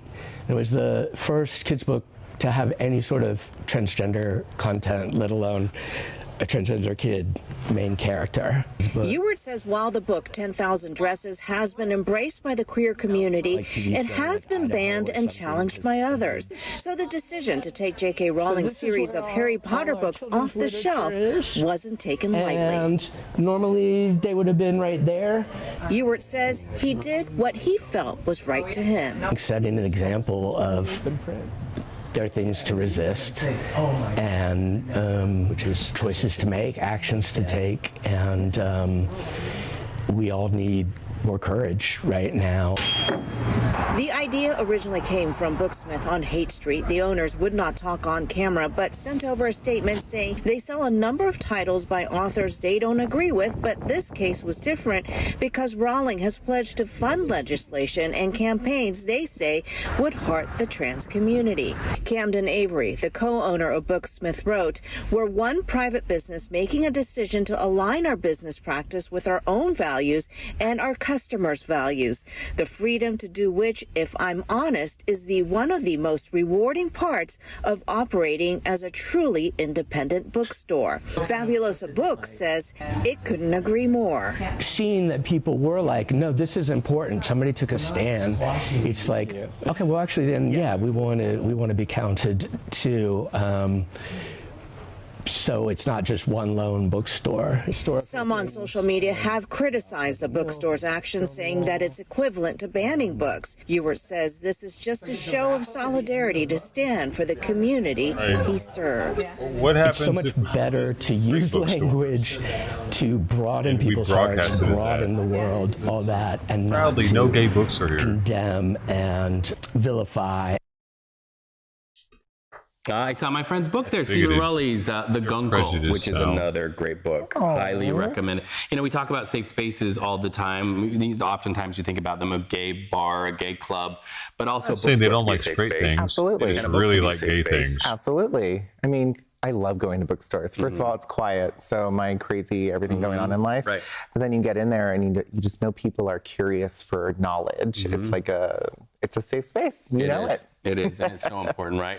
Let's talk about another business, because business can be leadership, business can be advocacy. And our Itai Pod, my friend, owners of the Bay Area studio, giving non-binary customers a new place to get their yoga on and become themselves. Namaste here. Gay people are putting themselves in danger is when they overexert their in the heart of Oakland. Normal breath in. Beliefs on It's everybody. a yoga studio where flexibility Just be gay. is more You don't than have to just convince touching me of your anything. toes. 3 breaths. It's a way of life. Marla Miller, who this. uses she/they pronouns, What is this shit is supposed the to be owner of convincing me? Banana Yoga, a place Why where do you need people to like convince her me? can do something rare these days. Exhale out our air. Breathe. Was it a deliberate decision to call this a non-binary business? I think it happened organically. I myself am non-binary, body and shape they is say your vibe non-binary. attracts your tribe. Let's exhale out our air. Most of the instructors and clientele This is why here City of identify Glass was as invented. gender expansive. a term for anyone who doesn't fit neatly into a male or female box. She's non-binary. She doesn't have People titties. like Deanna-Lise Rester, a student who goes by they, he, she, who says this is the first place that felt right. I know that I can be me here. According to a 2022 Pew study, about 5% of young adults say their gender differs from their sex assigned at birth. From gender-neutral fashion to non-binary haircuts, this once overlooked market is taking shape. Rex Wild, a trans non-binary consultant, says since 2021, the number of transgender and non-binary certified businesses has more than doubled. Why do people pride themselves into being robots? Like non-binary, you're neither male nor female. You're a robot at that point. You don't have a sex, you're a robot. You're not human anymore. We're only going to be seeing more small businesses that open up specifically catering to this market. Release your ankle. Marlo believes safe spaces like this one aren't just welcoming, they're essential. If we focus on our members of a community who need the most help, everyone else will benefit. Stretching norms. Stay for 3. And bending over backwards to make sure everybody feels safe. Block goes off to the side. Yeah, no thanks. I just caught myself doing a yoga breath there. I heard you do it too. Yes. Let's namaste down on the parade route. Kelsey Thorad has been holding it down for the San Francisco Pride Parade where the queer joy is nonstop. Kelsey, good to see you today. Hey, yeah, All been a fun morning weird. so The far, drag you queen guys. dude. You know, we're at the point in the parade Is where it we're made starting for to see TV? a lot They were like, hey man, you want to be on TV with us? We know you don't have any experience, but you got that wig, man. We just saw Bring it State with you. Senator Scott Wiener go by in his signature kind of metallic jacket that he wears to all of these different pride parades. But I did, before we end this show, I did want to give the shady side of the street some love. So I wanted to talk to some people out here. Hi, how are you guys doing? You got great outfits on, so I thought I had to talk to you. How has the parade been so far for both of you? It has been so wonderful. We love every minute of it, every single organization, every single person coming out supporting the vast queer community here in San Francisco. Oh, she sounds retarded, literally. Or Los Altos. Oh, okay. Strong So lisp have you been on to the that parade one. before? This is our first time. Wow. So was it all you thought it was going to be? More? It was just amazing. I mean, this is a year where it's been very hard for trans youth. And so we really felt it was time to come out and just celebrate. And we really needed that this year. This year's been very hard on trans youth. All the trans youth that wanted to chop their dicks off and lob their titties off. Were there really that many of them, lady? Were there really that many of them? Oh, the poor trans youth. The fucking need to go to see a doctor and talk about the mental disorders and not body parts that they want to chop off. Different doctor.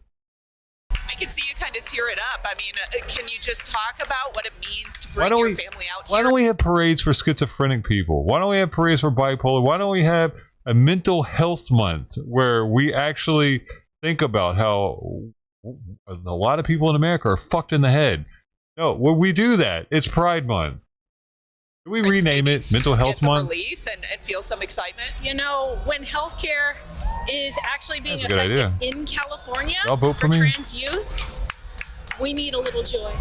And so I wanted my daughter to feel like, you know, she's accepted, she feels joy, and she can just be who she wants to be. And there are thousands and thousands of people who will accept her. And how much fun are you having? Are you really enjoying your time out here? I'm really enjoying I hate to break it to you, lady, but there's like 350 million people, thousands of thousands. You're going to still have a hard time finding them. Oh, you're talking about at this parade, maybe. Yeah, you're still going to have a hard time finding them in the real world, right? Like, we won. We fucking won, weirdos. my time out here. It's such a wonderful experience to kind of be able to see this in Trannies a world lost. that I'm going to grow up into. No trannies voted for Trump. There was not a trannies for Trump movement that I ever noticed. For the future, that us youth Trannies will for kind of Trump. represent Yo, something, was there? be a lot more diverse and a lot Ring more to it. open-minded about kind of our opinions and our beliefs and how we can change the world to benefit everyone instead of just a vast, a select few people. So it's very important that I'm very hopeful and I'm having a lot of fun here. Well, I'm sure you're going to be a part of that. It seems like you will be. Well, thank you both so much for talking to us. Enjoy the day today. Have a lot of fun. Yeah, thanks, guys. Enjoy. You know, it's been really fun, as you guys can see. You know, we're just getting so many different stories from so many different people out here along the parade route. People out here for so many different reasons. You know, people are just out here to have fun. Dude, Kitty might not be eating because she needs to poop, actually, How are right? you guys doing? I see the Giants jersey. So Like, that's what I'm concerned about right now. fun at the parade? Great. Awesome year. Yeah, totally good. I don't want to, like, Appreciate all the keep putting support. food in her face if I'm just making the situation worse internally. Gone to? At least 20. Okay, at least. Like, I'll keep it in the cage, of course, but, like, How would you say I don't know if I want to force feed her the way I'm like, eat it. Cooler than it normally is. It's usually a lot hotter, but it's gorgeous weather. Everyone's having a good time. Nobody's passed out. If I reached out to the Reddit cat ladies right now, they would tell me to instantly take it to the vet because it's been over 24 hours. They'd be freaking out, panicking. I already know. So, what do you guys think? Yet. That's what we like to hear. Enjoy the day. You guys Should I are on take the the shady food side out of too, there? so you got it right if you're looking for the cool weather. Thanks, guys. Well, you know, the parade's still going on, Reed. People are still having a great time. You know, the weather's great. The mood is even better. It's been a lot of fun to talk to all these people out here. Well, and you know what our drag queen friends say? No tea, no shade. That's right. Thank you so much, Kelsey, and big love to everybody out there.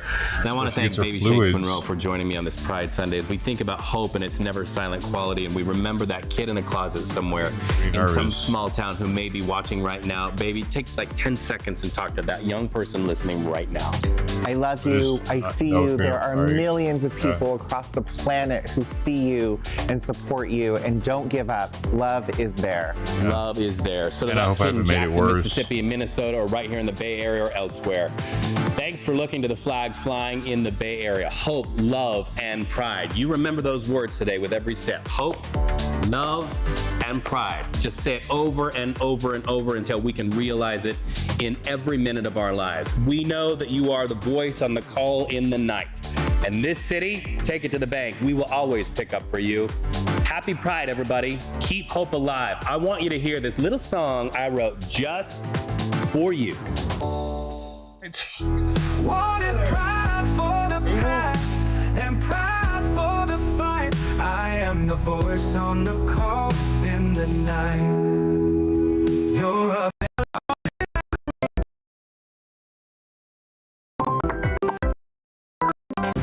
Felt like doing this. It's over. Oh. See it on the regular satellite, you really don't see much on here. Even when we look at a different channel in the infrared, you still don't see much.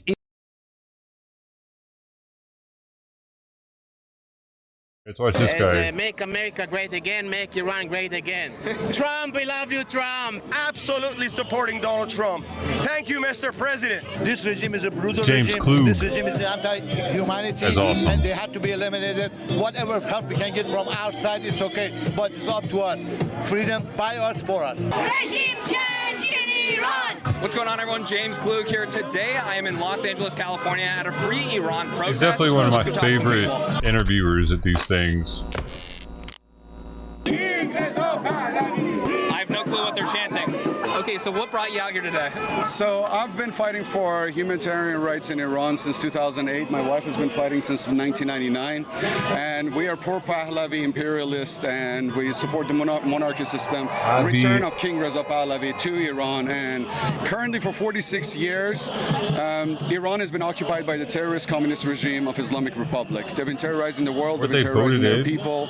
More than 8 million Iranians are outside Iran, including myself that I was born right here in Florida. And honestly, as thankful as I am, I want to have a chance to go back home, see my family. And because I'm a political activist, I'm not allowed. I would be killed, and I have an order because I have an order on my head if I go back to Iran since 2008. As everybody knows, Iranian. Why the fuck would he, like...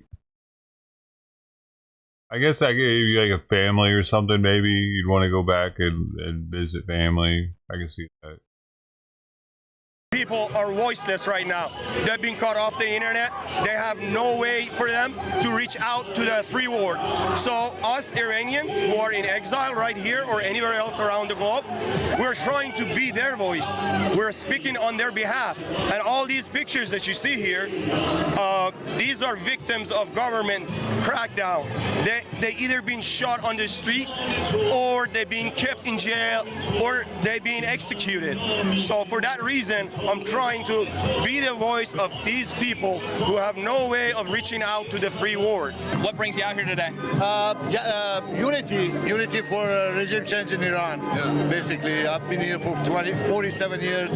I've been waiting for this moment that we have a country now that we can do something, because they always have killed our kids. The only way they're going to have a regime change is if Trump forces motherfucker out of power pretty much by blowing everything up that makes him powerful. So are they against the bombing or what? They kill us, they shoot us, they kill our They're the women. closest to that happening because of Trump doing what he's done. And finally, thank to Israel, they came and eliminated a whole bunch of generals. And he likes Israel. What he did was great. Now they have put a red carpet for us to go take over our country and change the regime. What role would you like to see the U.S. have in that regime change, if any? Do you think it needs to get involved? I don't want USA to get involved. I want it to be for the people, by the people. Yeah, because, you know, if USA gets involved, unfortunately we have so many idiots in this country, like, you know, taking us to war. What war? Netanyahu needed the B-2 to go destroy the nuclear power, because they've been in 46 years, they've been saying that to America, that to Israel. America, we're going to wipe America off the map. We're going to wipe Israel off the map. And finally, somebody had to answer them. And this is what happened. They have never been this weak before. You know, there's a lot of Americans. Dude, this is interesting. What kind of protest is this? That are fearful of hopping into a regime change war, another war, right? Earl, and I'm so about curious, the bombing, apparently. What would you like to see the United States' involvement in Iran be? I don't want the United States to involve itself in a long war. I think what Trump has done is fantastic. He bombed them and got out. What? Showed by right? force that you cannot be messed with, and therefore this is a perfect jumping off point. I would love very much to see a regime change in Iran. Trump Absolutely, Iranians. regime change in Iran is going to happen by the hand of the Iranian people, who are our soldiers on the ground right over there. They have been fighting. They have been giving casualties for this cause. And of course, we support our king, our crown prince, King Reza Pahlavi. You know, nobody wants a war, of course. As a humanitarian, we wouldn't want a war. But I do think that they weakened the regime, and now it's at its weakest, and now it's, you know, time for people to really be a voice, and that's what I've always been, as a voice for the voiceless. If they want to change their country, the American dream is under attack. Works. That's how we did it. Patriots like you are being crushed under mountains of debt. Why? Because creditors love debt. They want you stuck in their high interest trap. They want you drowning in student loans. I have the highest credit score I've ever had in my life right now. It's at like 813 or something, 8 something. Before that, it was at 808. Was my highest. That was years ago. Oh, there. What? I can get a house right now, probably, if I wanted to, but I want to pay down stuff. Broke, they're making money. So what do? Take control, fight back, and that starts with our friends over at PDS Debt. I had a 550 at one point, or 530. It was ridiculously low. I was borderline filing bankruptcy. I had so many collections coming after me and so much debt. Got through it. Hundreds of thousands of people live debt-free. PDS Debt goes beyond the numbers to understand your alternative pay less rate. 5-star get out of with debt card. 30-second It's so easy to just spin. That is PDS.com/Klug. I will put a link down in the description below. Let's get back in this video. As I said, for 46 years, King Reza Pahlavi, the son of the former Shah, which took an oath in 1980. Yo, you know, credit cards actually started as Discover Card, but it wasn't called Discover Card at the time. It was called Diners Club. Diners Club was the original use of credit, and it was only for dining out and eating. So if you didn't have money to eat, hey, well, you were able to eat. That's how it started. Now, how you can buy, literally, you can buy cryptocurrency with it at one point, dude. You're buying actually nothing. You're buying ones and zeros. You're like, buy skins on PUBG. What the fuck is that? Not necessary to survive. Food is. So when credit first started, it actually made a lot of sense, and there wouldn't have been much excess in it unless you just don't work and you're eating out constantly, I guess. But like our ability to use it anywhere on anything now, I think that's what caused us to get in the trouble that we're in. It should have been like more like a food stamp card where you're only able to use it for food or maybe your rent if you have to, I guess. I don't know. You do that nowadays and you got to pay a really high price for interest because you got to get a cash advance in. That ain't even worth it. But you could write up the interest? Wow. That's... Wait, can you still do that? Iran be. I don't want the United States to involve itself in a long war. I think what Trump has done is fantastic. I think your business, you actually can write off the interest on the credit card on business by force expense. You cannot be messed with. Personal, not. This is a perfect jumping off point. I would love very much to see a regime change in Iran. Absolutely, regime change in Iran is going to happen by the hand of the Iranian people, who are our soldiers on the ground right over there. They have been fighting. They have been giving casualties for this cause. And of course, we support our king, our crown prince, King Reza Pahlavi. You know, nobody wants a war, of course. As a humanitarian, we wouldn't want a war. Sure. But, you know... Why is this credit good? He's committed to leading the transition into the new government. Especially for the past 10 years, he's worked on a temporarily 100-day plan and a temporarily government with assigned people specialized in economics, specialized in technology, specialized in politics, everything. He has the government ready for the past 5 years, and especially in the past 1 year, that government has become official, and we're all meeting every week, we're talking every week, and all the plans have been laid out. So all he's asking is for President Trump and for Baby Netanyahu and the rest of the world not to cause regime change. We don't want the world involved in regime change. We just want the world to stop supporting Islamic Republic and stop throwing a lifeline at them. Stop communicating with them. Stop negotiating with this terrorist regime. Stop talking to them. It does seem like the past week has exposed how weak the regime actually is. Do you agree with that? Absolutely. Yeah. So you're seeing it as kind of a tipping point, is if I were to put words in your mouth. There's no doubt. This regime has been in power only by blood and by terror. And I think Israel took the fangs of this monster out by neutralizing Hamas, Hezbollah, Syria. Now they're alone. And now they're very vulnerable. Notice, if you will, you look at their posters and banners, they don't have a bunch of Soros type shit at the bottom saying who's funding. Like, if you looked at the other ones that were saying pretty much like America bombing is wrong, everything America's doing is wrong, and leave Iran alone, their banners, and they even had veterans that were saying the shit. Their banners actually had at the bottom in small print who it was all funded by. I guess they have to do that when it's so much money that's funding them. They funded by, but it put like something at the bottom that you could look up and research a little bit, and it went back to Soros eventually. Actually. They had the Hezbollah, they had the... And it's a communist socialist party organization. Hamas, they had Syria, they had the Houthis, and what happened? But they don't have any of that on there. Because for 46 years, if somebody for 46 years tells me, we're going to destroy your family, we're going to kill you, we're going to kill you, what are you going to do? What's your reaction, right? And what Israel did, they didn't kill innocent people. They took all the generals out. And very planned, it's like calculated plan. They go hit one house, and the regime, the head of the regime is there. It was strategic what Israel and America did, and I'm... Do you support it? I do support being strategic. And and no nuclear weapons. So, you know, that I'm totally for. Obviously, it's hard because we all have so much family there, you know, so it's a challenging time for all of us, and it's extremely emotional.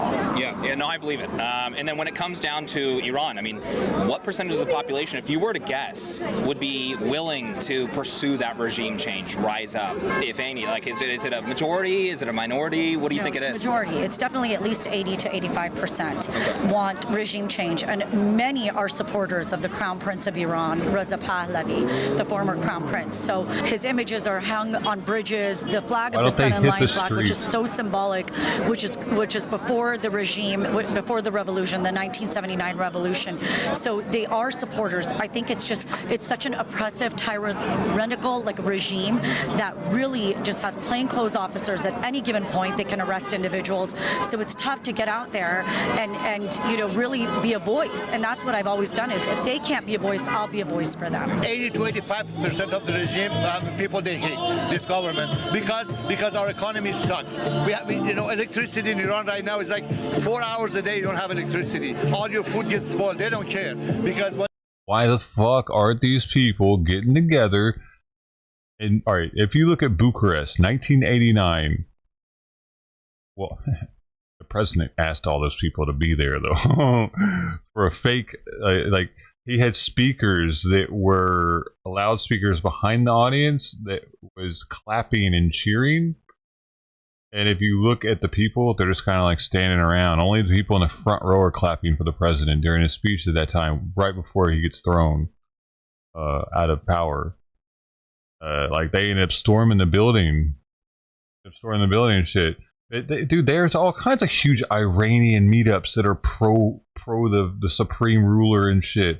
Why haven't they just all of a sudden been like, snap, fuck this shit? Allah Akbar. They got them crazy looking swords that look like crescent moons. Sickle sword. I don't know. Crazy with it. they're doing, they're making Bitcoin, so people have no electricity. This regime doesn't give a shit about Iran. All they care about is their ideology of Islam. Islam going to take over the world. And thank you, President Trump. Thank you. Why are they doing that? You know, Cecilia, that doesn't make sense. Thank you for your help. You did something for us that we've been waiting for 46 years. Up. Now it's up to Act us like to finish it. the job. That's it. Saying Romania has more balls than Iran? Freedom. You have a lot of people, including conservatives, including people that voted for Donald Trump, that are saying this is not our war. Get out of the Middle East. Just curious what you would say to that. So what I tell them is, this is from personal experience. Romania has more balls than Iran, period. We know for a fact that you're dealing with a terrorist, hardcore murder regime that would have sold those atomic bombs that were weeks away. They would have sold those atomic bombs or any weapons of mass destruction to Hamas, to Hezbollah, to the Houthis. They supported ISIS. They supported all terrorist regimes for the past 46 years. Do you really want to risk Islamic Republic attacking your land? They've been saying death to America, death to Israel for 46 years.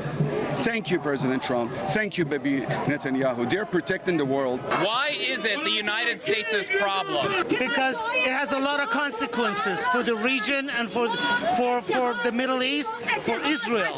Look what happened on October 7th. It's Islamic Republic was behind it from beginning to end, directly and indirectly. In a country, when their motto is death to America, they came to power with saying death to America until today. They act on it. They will act on it, and they have. I'm not a pro-Trump person, never been. I'm a Democrat, but in this issue, I support Trump 100%, and I support Israel 1,000%. Iran needs to be free, and there's no question. People might think there's a war is going to start. No, this is ultimately is going to put the regime down, because regime is octopus. It has like 8 legs: Hamas, Hezbollah, Houthis. So what Netanyahu and Trump did, which was very smart, they play a chess. They cut the arms, they killed the pawns, soldiers. Now they are going to get rid of the head of the octopus. So it all makes sense. Octopus is really peace smart. is coming to Middle East very very soon, and I'm very certain about it. Folks on the left have been out protesting no war with Iran, condemning Donald Trump for being involved in this. What would your message to those people be? Their message is to go F yourself, because 47 years ago, they stormed the American embassy in Iran, and they held 400 American hostages for 444 days. They paint the sidewalks with American flags so people can walk all over and brainwashing the kids.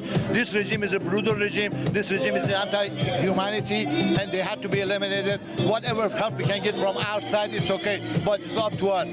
Freedom by us, for us. There are only two groups of people that are not happy about it. Either they are stools of the regime who are complicit in the genocide of the Iranian people, or they are the people who hate Jews and Israel more than they love their own country. What's going on with the stuff you brought here? I mean, this is referring to the mullahs, dead mullahs. Okay.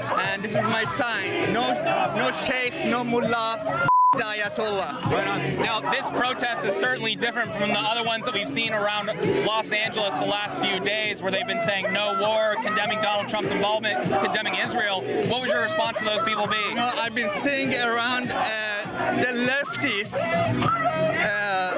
the media, BBC, CNN, they've been trying to save the Ayatollahs in Iran. But the majority of Iranians, around 80% of Iranians, 85%, they despise the regime and they hate the regime. I mean, I think it's the most bizarre thing. You have a group of people that are self-described anti-fascists that are openly supporting Islamofascism. I'm sorry, if you're against fascism, you have to be against all kinds of fascism, including the kind of oppressive, tyrannical, genocidal fascism that has been a mark of the Iranian regime for the last almost 50 years. What are your thoughts about the ceasefire? No. Iran generally does not allow its citizens to own firearms. Gun ownership is highly restricted and primarily limited to authorized personnel, such as law enforcement and military personnel. Civilians face significant restrictions on possessing firearms, with licenses rarely granted for self-defense or recreational purposes. All right, so now I'm going to ask, did Romania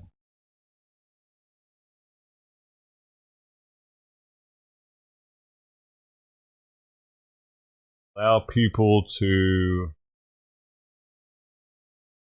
guns? We're just going to put 1988. Just to be sure.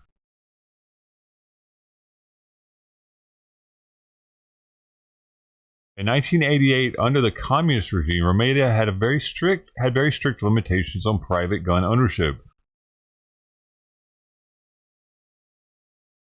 Possible exemption from hunting.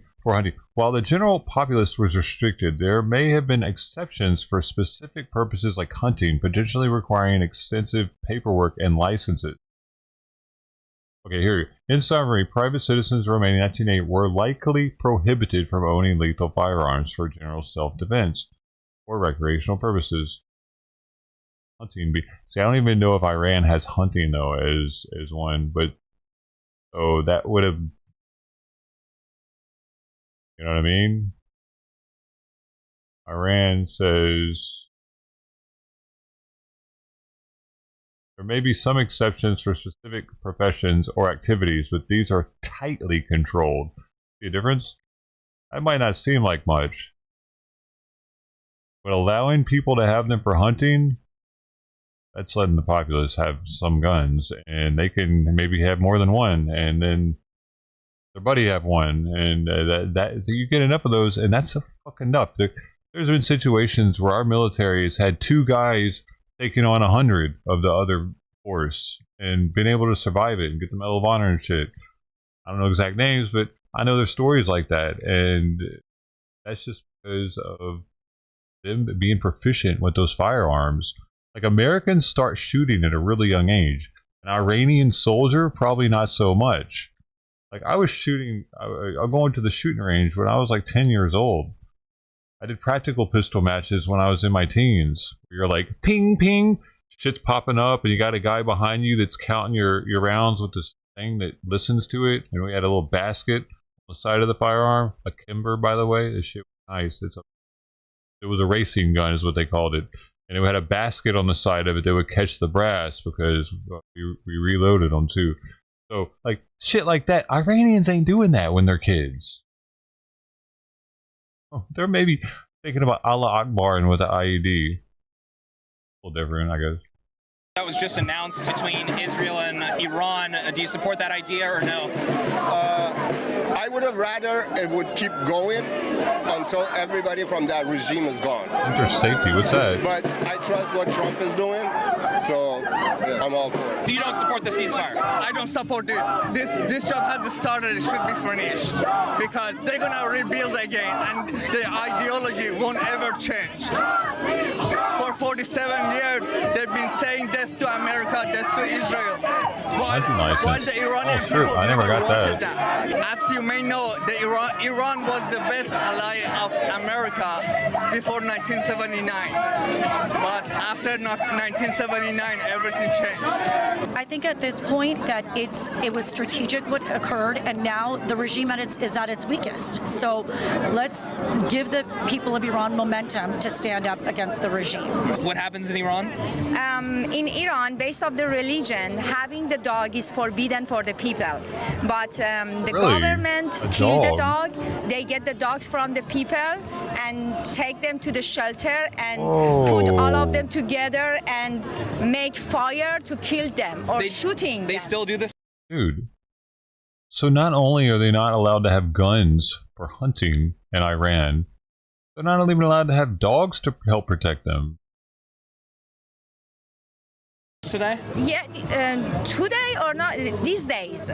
Really? Yes, based on the religion, they are not clean. All right, so you're telling me that they take this little thing and get rid of it? Yeah. Are any dogs in Iran? They kill all of them? And that's why I'm here to supporting the dog, supporting the animal. And unfortunately, they are in a bad situation. And these days, because of the war, many people leave the home and they put the dog in the street. What do you think about that? Thank you for your time. I've had family members killed in the past. Wait, what just happened? What do you think about that? They do not kill all dogs in Iran, but there are certain restrictions and challenges faced by dog owners and stray dogs in the country. Some interpretations of Shia Islam consider dogs unclean, which influences attitudes and laws regarding dog ownership in Iran. Restrictions on dog walking. Walking dogs in public spaces has been banned in many cities, including Tehran. Local authorities periodically shoot and poison stray dogs as a form of population control. Iran lacks basic anti-cruelty legislation to protect animals from mistreatment. Despite the challenges, many Iranians, including younger generations, continue to own and care for dogs, sometimes viewing it as a form of quiet resistance against rigid social norms. Animal rights activists are working to improve the situation of dogs in Iran, including establishing shelters and advocating for better treatment.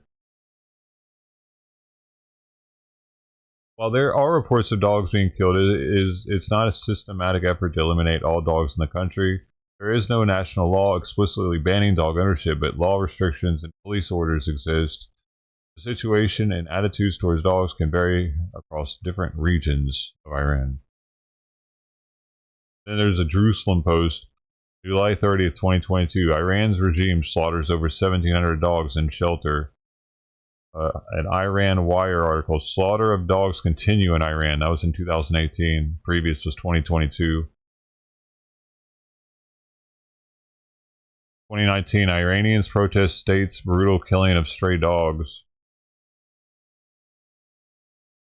Dog walking is banned in at least 11 cities, largely due to interpretation of the country's official religion, Shia Islam. 2015, protesters in Tehran and Shiraz demand an end to the killings of stray dogs by lethal injection.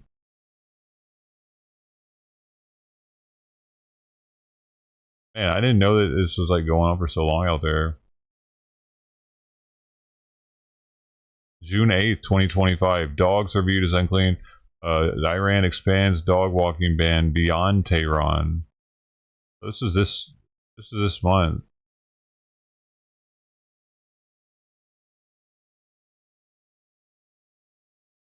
to a swath of cities across the country, citing public order and health and safety concerns. The ban, which mirrors the 2019 police order that barred dog walking in the capital, Tehran, has been extended to at least 18 other cities in the past week.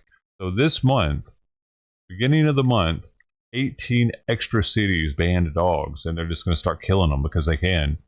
That's pretty wild, man. If that lady wouldn't have been at that protest and said that, I would have never known it was a thing.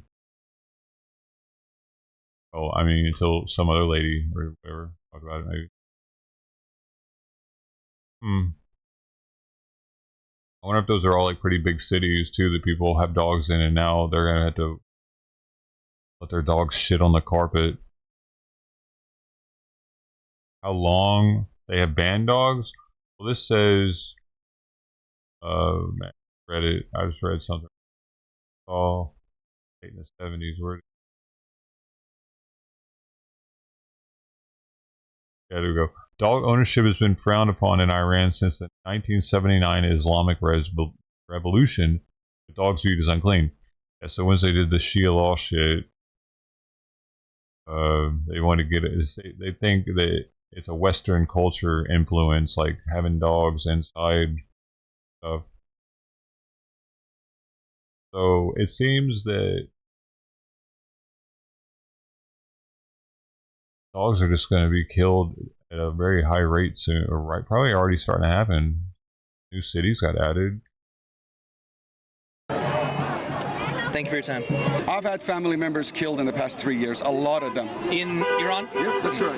And for security reasons, I can't say who, but they were 16, 17, 18 years old. There were little girls that got killed, shot in the face for chanting King Reza Pahlavi, just for having a voice. I have family members that were tortured, and their family members were raped in front of them to get a confession, to get a phony confession. This is the kind of regime you're dealing with. They've been terrorizing the world with supplying Hamas, ISIS, Taliban, Hezbollah for decades.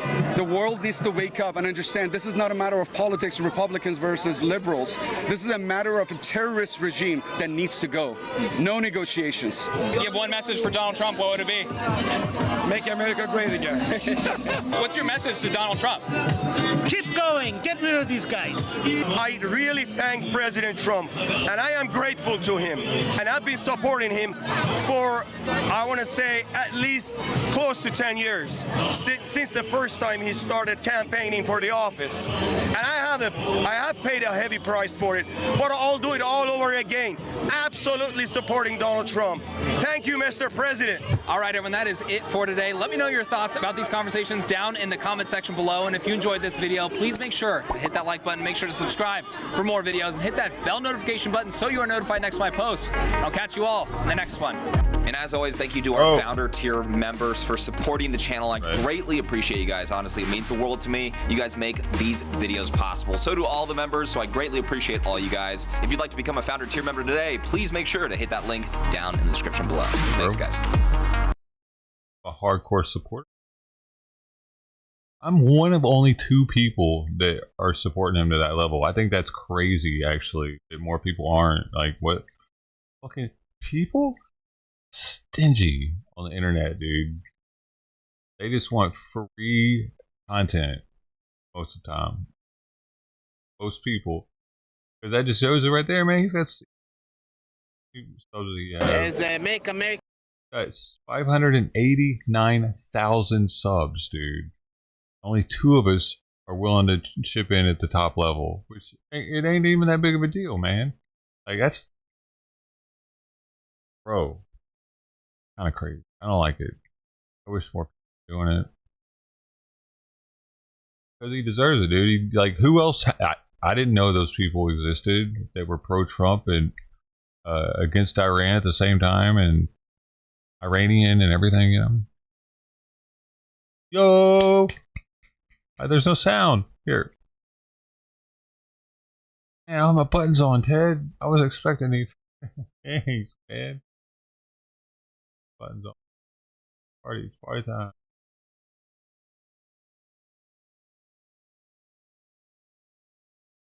I used to be on Israel's side until I read up on the history. Zionists use Judaism to shield itself from criticism and to fight its war.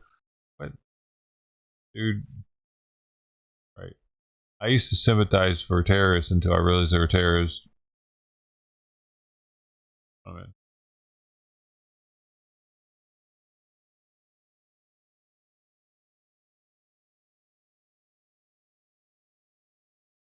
Is it on now?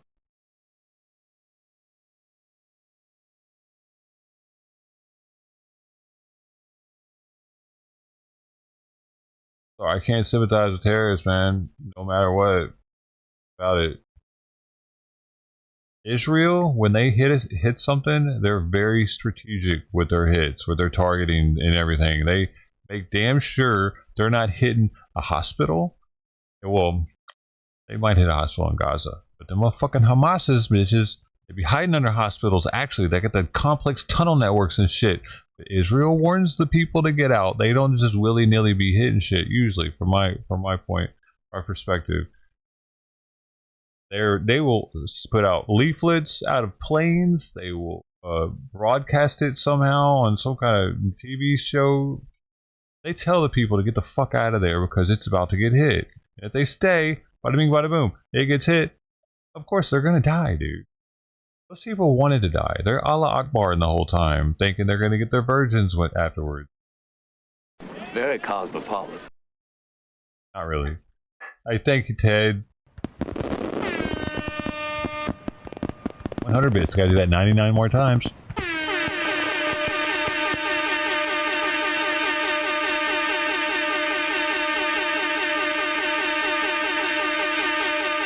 I'm just playing.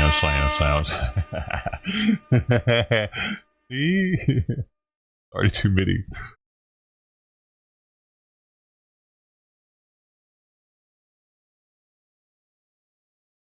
Alright.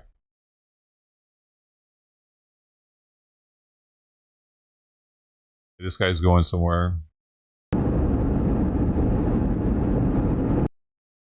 He doesn't say hi to me anymore. What? Listen, why does the CB says hi? I'm just gonna say hello. He doesn't like me anymore. He found out. I think his lover came over here. And he's like, don't talk to him anymore. Are you clear? He's not our friend.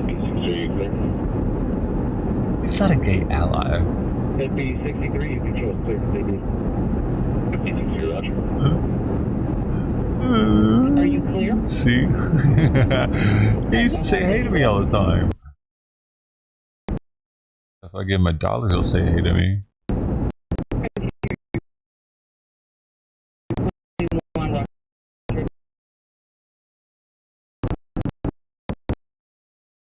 Not being nice? Fuck that. I mean, oh, what? No, it's my fault, dude. What are you talking about? I'm the guy. Yeah, we don't have to be nice to this fucker anymore. He's not saying hi to me. If he says hi to me, I'll take that back. But so far, we're not looking good because it's been multiple streams that I've been in, and he hasn't had the same energy. Come on, more energy. Bike rider there is out there.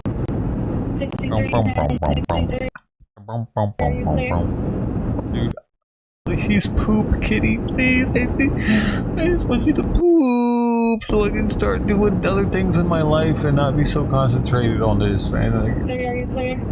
I really gotta do laundry.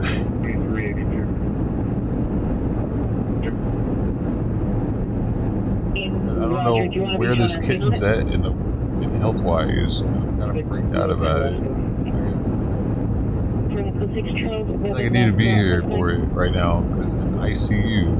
Code 2 SN2386 3361. Can you show me follow at team 7305 Davidson?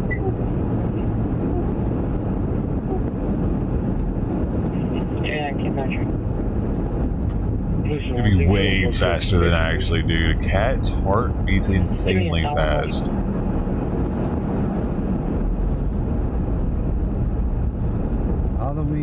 I've been here before. I can't even imagine what Sweet Pea sounded like when she was breathing like over 100 reps per second.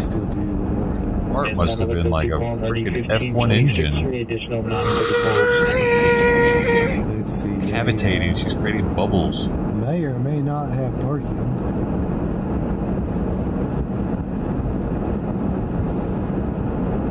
It's really quite amazing, just the fact that our hearts just keep on 24/7. You know, just keeps on doing that, no matter what. I mean, no matter what, but you know, I mean, it just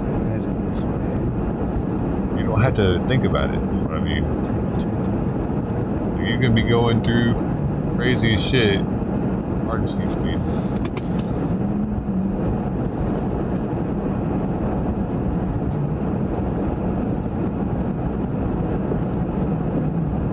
See, the average person's heart beats an insane amount of times per day, like tens of thousands or hundreds of thousands.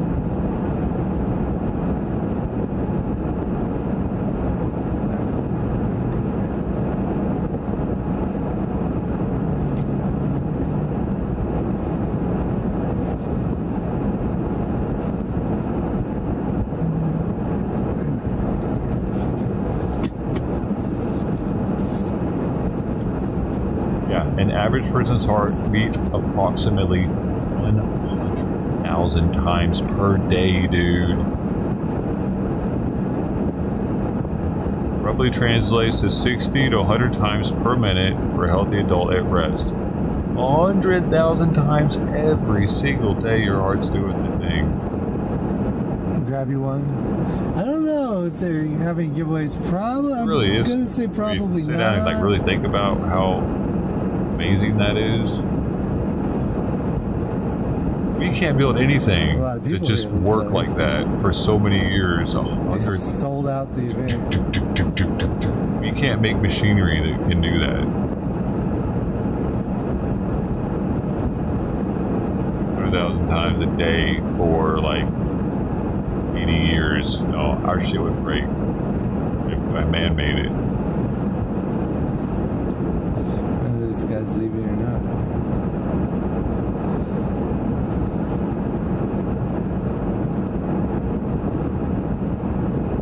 I mean, maybe there would be some that lasted, but it would be like the most optimally. Depot. They're having like a mini convention.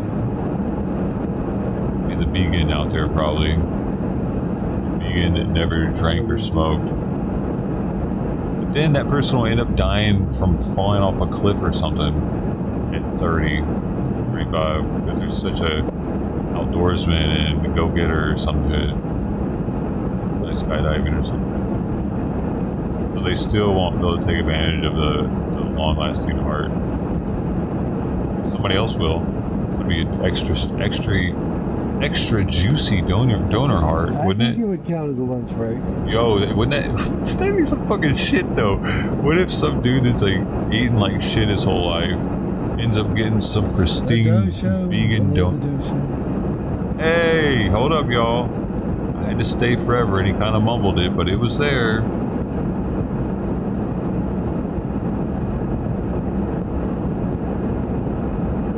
SoCal beat.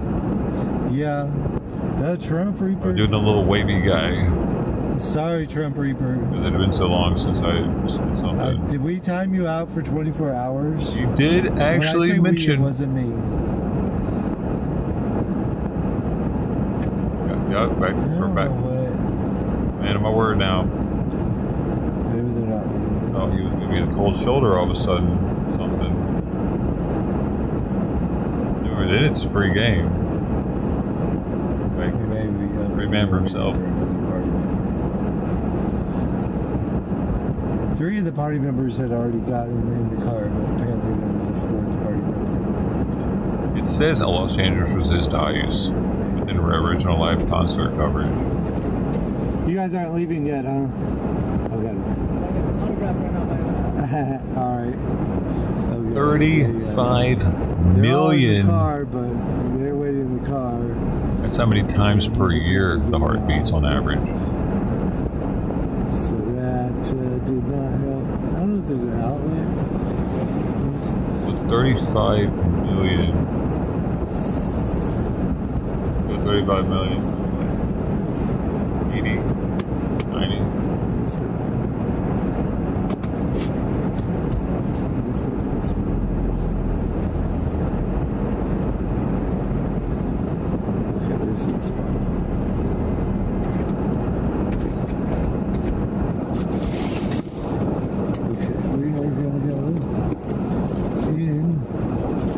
Halloween mini convention.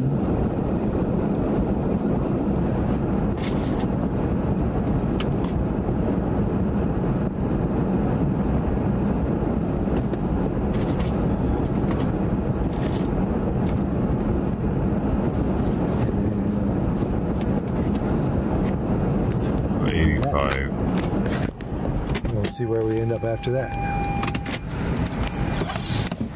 There is a protest in Mayfield. 2.9 billion.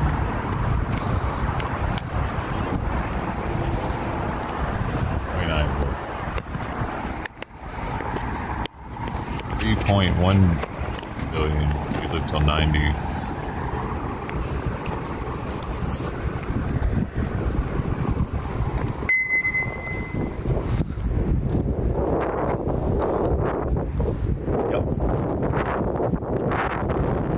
Doesn't sound like that much when you think of it like that. I don't know. 100,000 a day though feels like damn. Not that day. So this is in Southgate. 100,000 divided by 20. It's called the Halloween Depot. I think it's one of the, probably only Hollywood Depot. One of the last of the independent Halloween stores. Prior to Spirit Halloween, you had a slew of all kinds of different sign booth in the back Halloween stores. 4,167 per hour. Now, not so much. 100,000 still has the most punch in a day. Depot. How's it going? How's it going?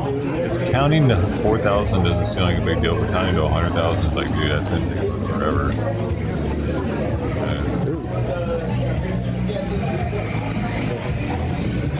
Those are very cool.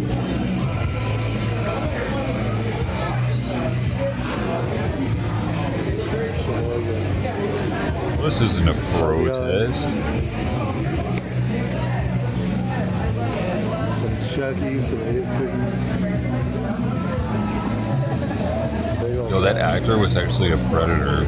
Making me hungry, that's for and, sure. He's dead now. People were talking about RIP, and then people were like, bro, he's a predator. Fuck that guy. Wow. Like Action Man or whatever. What was that dude's name? That old man on YouTube that got outed last year by everybody. And let's watch horror movies. now he just talks to other predators. Get slick. Slide and get slick. He played a Klansman in a Twilight Zone episode too. Very cool. Thank you. Oh, and you can make your own slime right here. There's your Future Man. That's what his name is.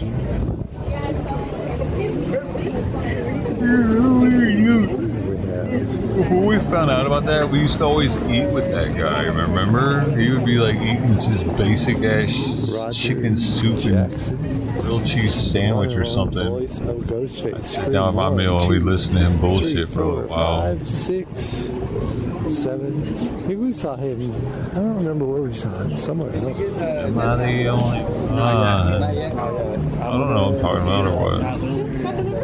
Is this kid dying? And Heather Langenkamp, Nightmare on Elm Street. Very cool. Good. I'm gonna look up signs of blockage. That's around my birthday. You might have to come with tickets for single and then go on sale for Very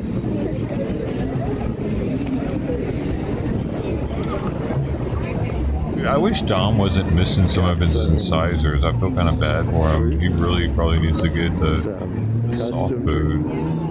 You got some this morning though, full plate.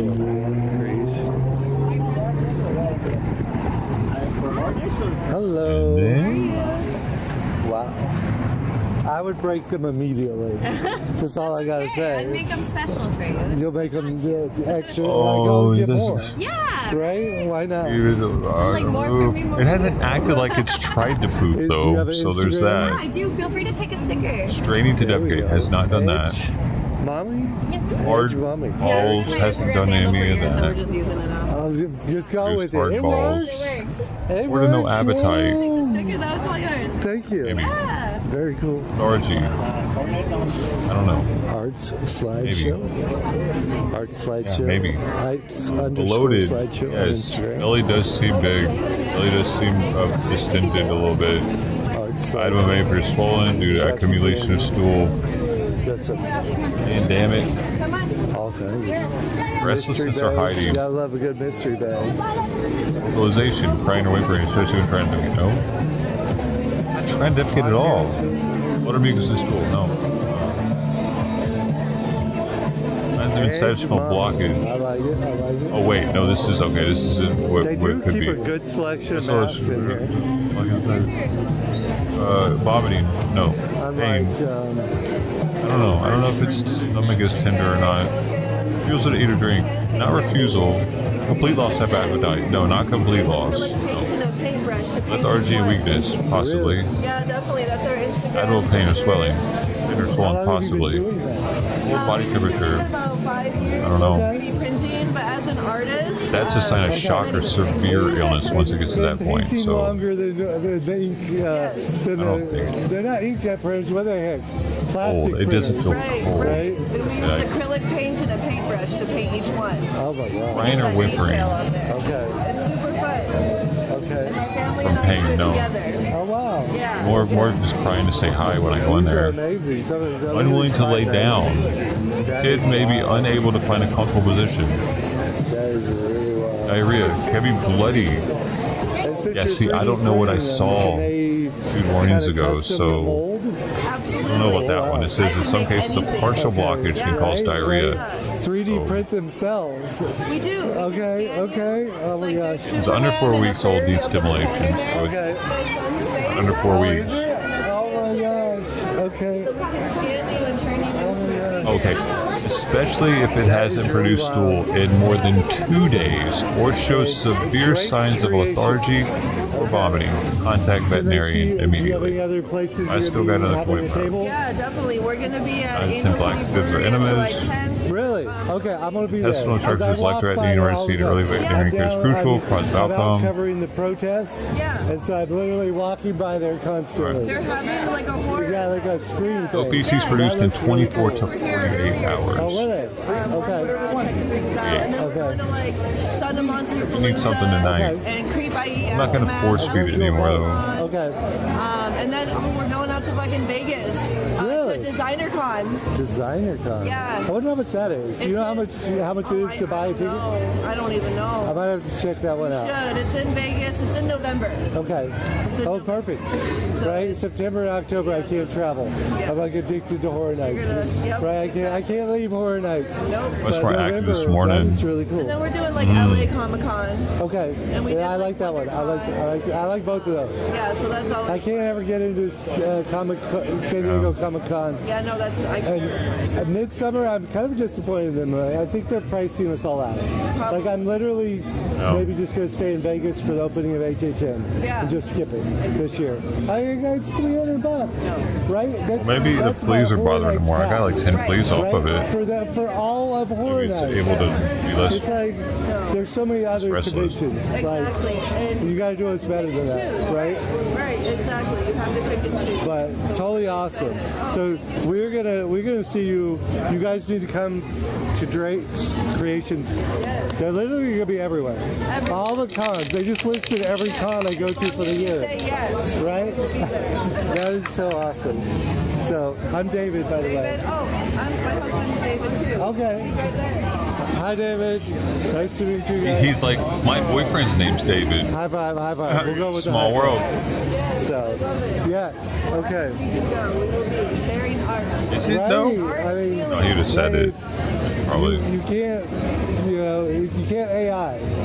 You can't AI remember a figure that you print out, you know. You have to do the work. So, Yes. that is awesome. Take that time. Right? Handcrafted. I appreciate it. Thank you guys. I love it. Okay, I'm gonna keep that in my pocket. Yeah, definitely. Wow, this one's crazy looking. Make all these. This Beetlejuice baby, that is wild. We have the killer clowns diorama on the other side. Let me see this one. Let me see this. Oh wow. So big rumors on killer clowns. Dude, that movie was pretty dope though when I was a kid. It was like But that'd be cool. We will take it. I don't think bad we're gonna get clown movie. Leatherface this year. Weird though. But we had him last year. Of course, he got a little lost. Yeah, my wife did that. Leatherface got lost. Ended up at Camp Crystal Lake. Yeah, where did he go? Where did he go? What are you painting? Oh, I'm painting. Oh, Beetlejuice. Beetlejuice. That is cool. That is really cool. You gotta love Beetlejuice. Thank you. Thank you. I'll see you soon. Yes, we will see you everywhere. Yes, yes. So, what time do they open till here? 5. 5 till 5 here. Yep, yep. Halloween Depot.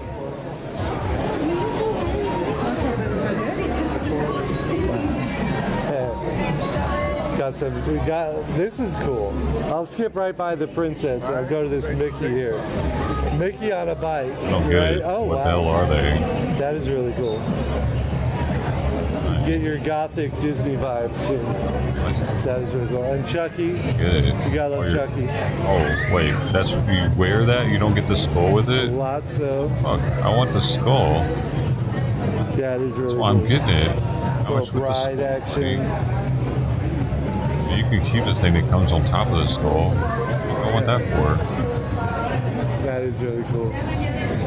Are you? How much are your the skulls, buddy? designer? That is wild. That'd be hilarious. Whatever did you Go think up to of this guy and Freddy like taking over that's Donald all over you there? really want. He's like, oh no, I still these things. And people No, hated me man. 'cause I Skull. How about you over that man with this shit? What the fuck is this? Just come with the skulls or something? Did this decoration that came on top of the skull whenever you bought the skulls? It sucks, man. China's doing some weird shit. Oh, okay, What's yeah, these yeah, skulls? yeah, we do have that one right there. That is really cool. That is really cool. You got tracking ships up in these things. Right, right. Those are definitely not cool. What? Oh, Saw. I didn't recognize Do you guys that. think those are cool? You could wear that. Okay, Grady twins. I'm drawing a blank too. You made those? What is it? The Shining. The Shine? Oh, okay, all the way back. You used to make these in the All the pen way or back something there for the with boys Shining. to give to the girls when they came to visit. is wild. Bet. That is They wild. get creative in there for visits. Okay, I need to get you start You doing can hats. like get some dude to make your girl like a flower or something out of a piece of toilet paper, and it'll look just like a What's your rose. website? And they'll charge you like 5 ramens for it or something, Or like it's a website, whatever. Website. Website. Like that. It has a link to my website. Okay, if you don't It's mind. like some prison crafting right there. It is a Type in here vernacular that I don't. That I attitude, I won't believe. forget to find it later. Where did I go? Make sure I have a QR code. You can just stick Oh, there. Okay. Let me do it.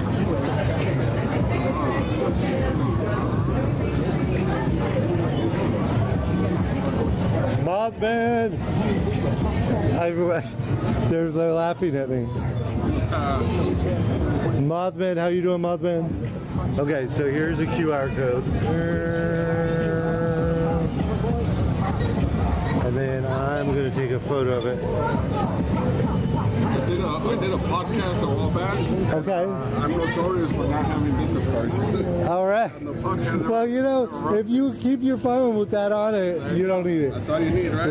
Right? Yeah. I used to have little stickers, but if I would keep my QR code Bartender, pulled up on my phone. been empty for a while here, buddy. On the podcast, What's it for you? never had business cards. Hey, do you know that Gen Z is no longer doing tabs at bars? Lebo, white. What a pain in the ass that must be for bartenders, dude. I still have to ring them out.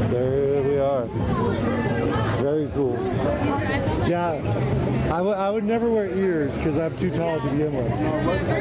But put it on a hat. $5, we can Put it in a hat. Okay. Or you just send in your own hat. Okay. On your own. Okay.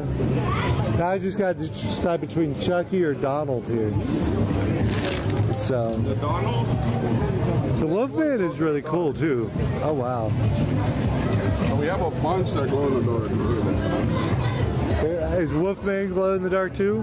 Not that one. Not that one. So the colors, but Dracula does. Oh, Dracula, okay. And that Dracula is really cool. So on some of them, I like to keep the vibe of them. Like this one, they tell me to put glow, but the green will go away. Right. You gotta put your colors. Right. That is really cool. Thank you. Sir. You got some keychain.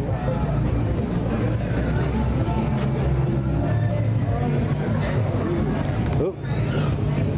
The Dodgers. I love the do we love the Dodgers? I love the Dodgers. Okay. No Angels. Look at this ridiculousness. Mystery pins. You love a good mystery pin, right? Yeah. You can never go wrong. This is a regular sized bottle.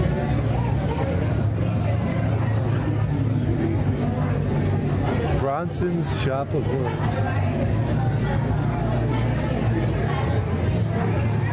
This is only $11 more. It was $11 more than that other bottle that I had. It's aged 3 years longer.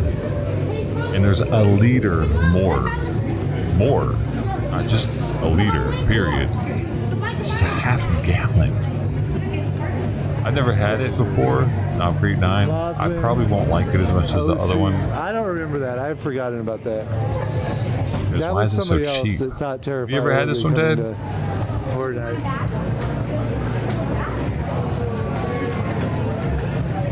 Costco doesn't always have it. I was certain Terrifier was coming. That's the right. It looks normal in my hand though, doesn't it? Wait. The right vibe. Hey guys, you want anything to drink? Got a half gallon.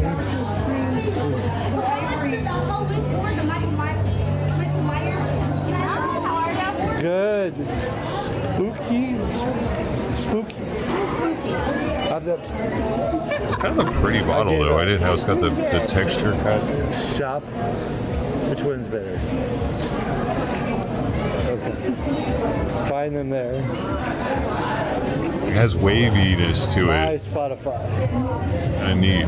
It's the only bottle that does that of all the whiskeys, and it's all the way around it on the back and Just a everything. little doll.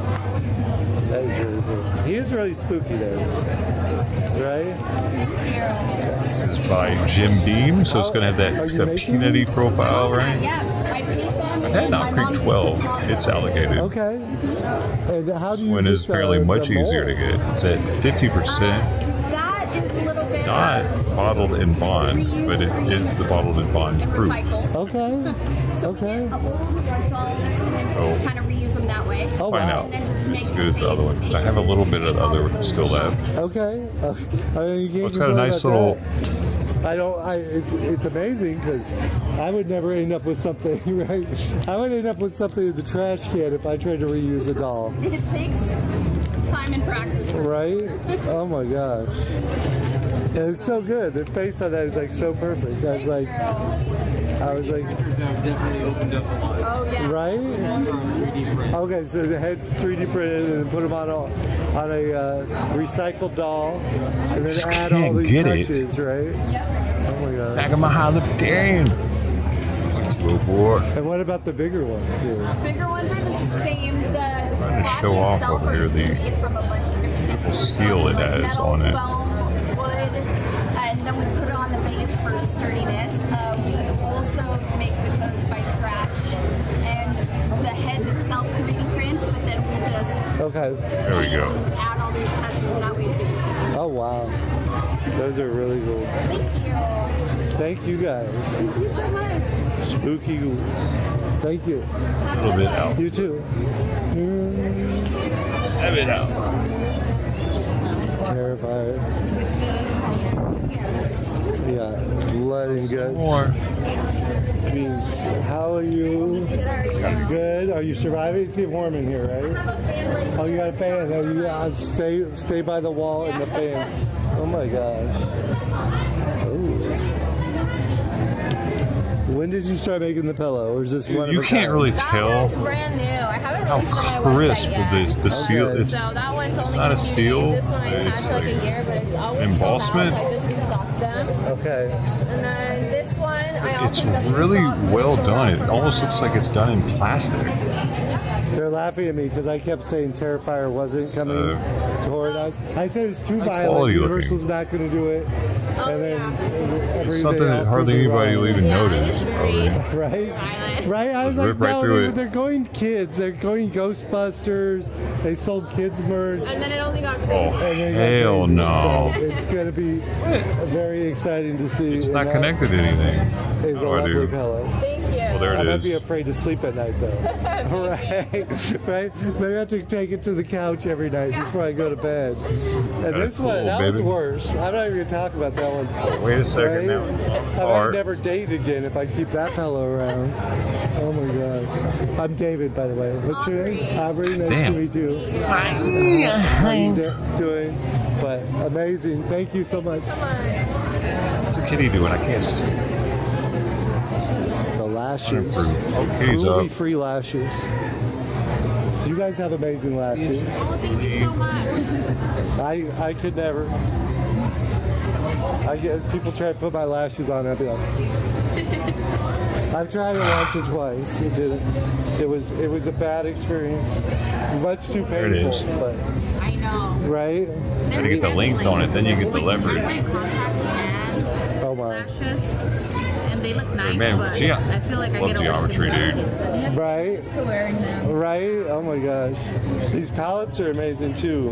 Geometry was my I really strongest wouldn't know, but math the course. I did the artwork for best sure in is it. amazing, Like I was but- an in-class Wow. tutor. That was really awesome. Thank you guys. I didn't have Do to you take the a- midterm either. Do you I sell remember online or not really? my Oh, right here. scores were so There we high. go.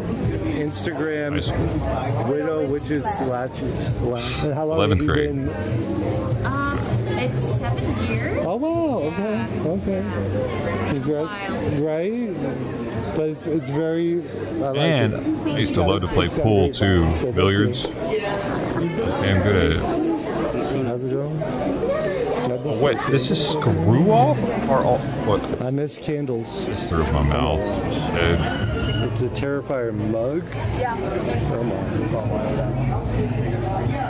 And Mickey mugs. That might affect the flavor. And candles. Oh my. I do like the cork. Chucky candles.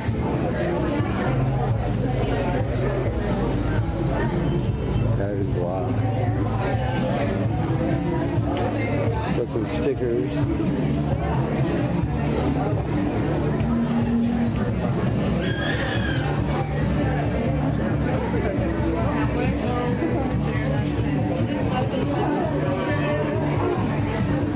Cookies. Oh my gosh. Slasher cake with buttercream.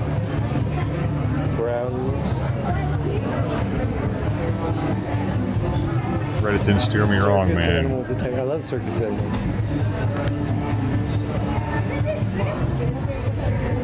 Did you melt the circus animals in there?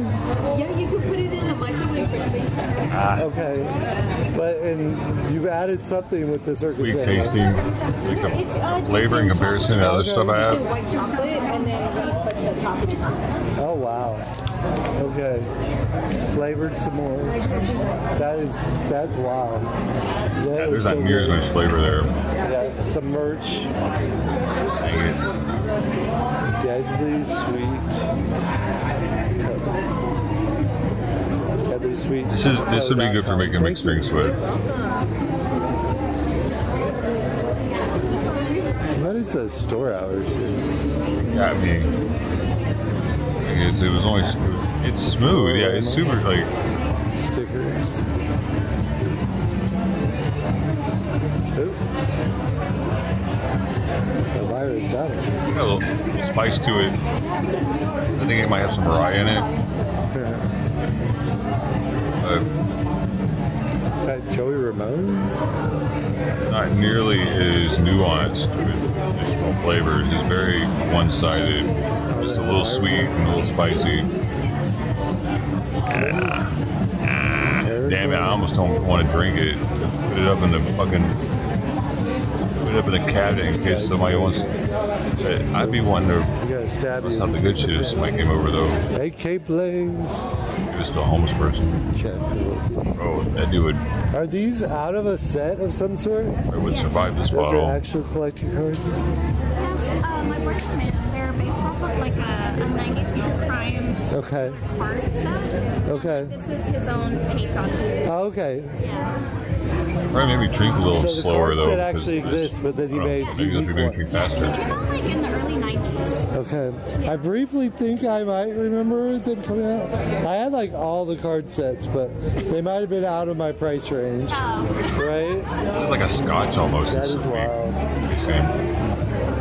Very cool. Like it was in used bourbon barrels. We saw these coming in. So I should put. The food is actually on the bed area that she was using before as a bed. I'm gonna go in there and move that real fast to the other side. And she'll probably get up and act all perky and everything.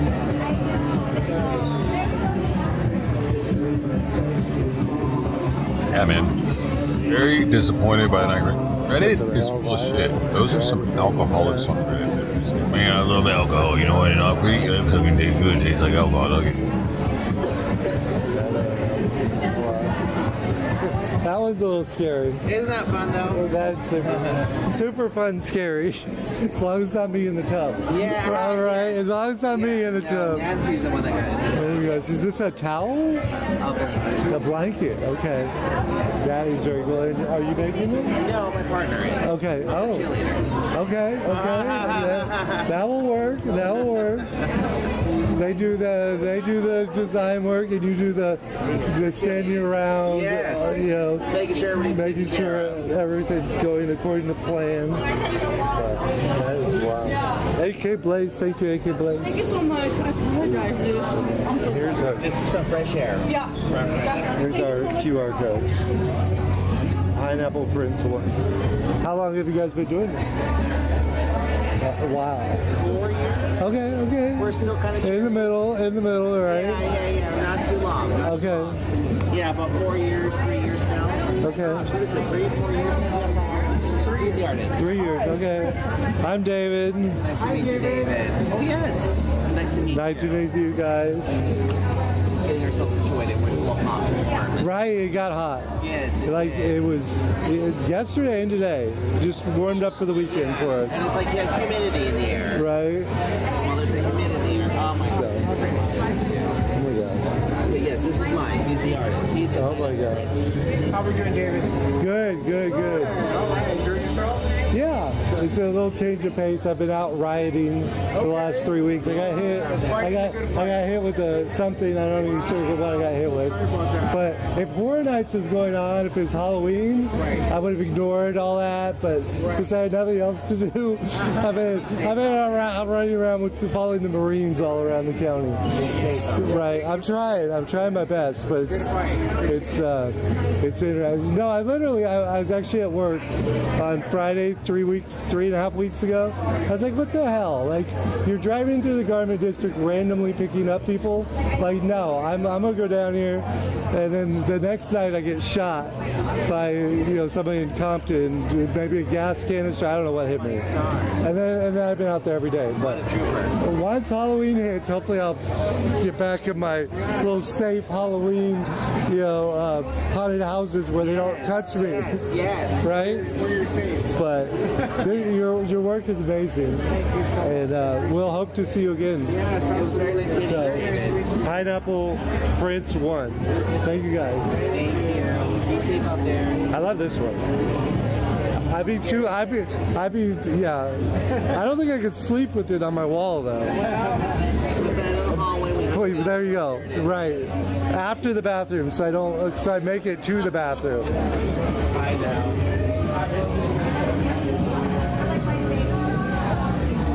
KK Blaze. We got some classics here. Let's see, Goosebumps. I was looking for the number. Nightmare on Elm Street collection. Lots of classics there. Sammy Rooks. Yeah, it was pretty wild. It was pretty wild. Pinhead Monster.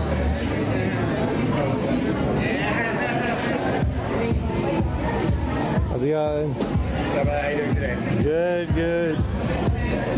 Wow. No problem. Got all our crystals here.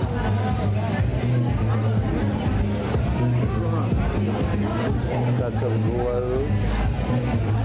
Some card decks if you need them. Rings. Monoliths.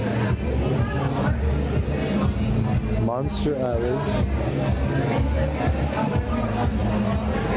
Is our patient at work? Uh-oh. Just, yeah, after the bathroom, so I make it to the bathroom.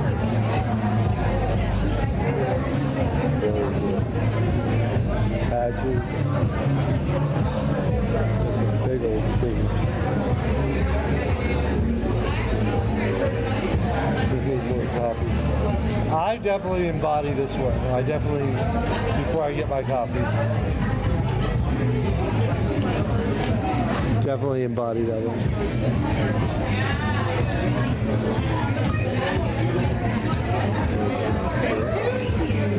T-shirts, mystery box,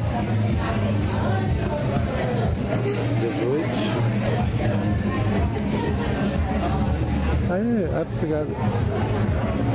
We met that girl. That was her Instagram name. The Village.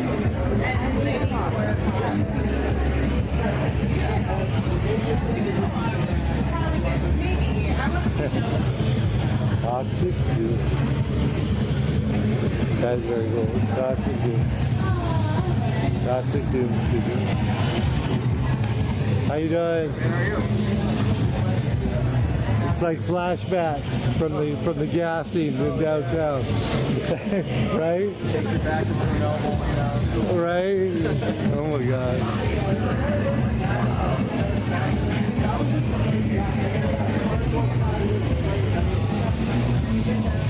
Thank you. Thank you. Texas Chainsaw. Well, the Clown. Poster stickers from James. This is the house nobody lives. Yeah, it's very cool. Yeah, like, that's a you patch. could not have another cat with no Jay Gleason.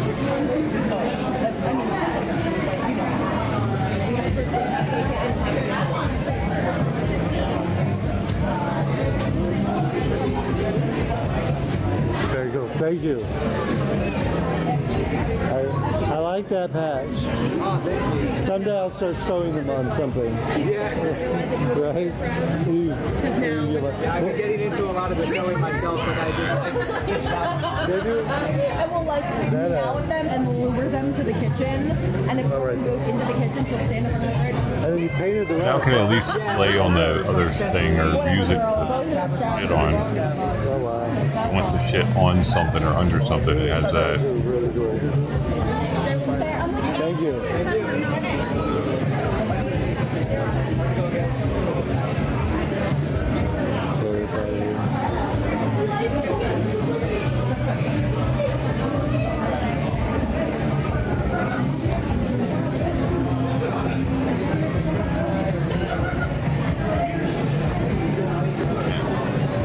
Bummer. Got a whole lot of this shit that tastes very strong of anything.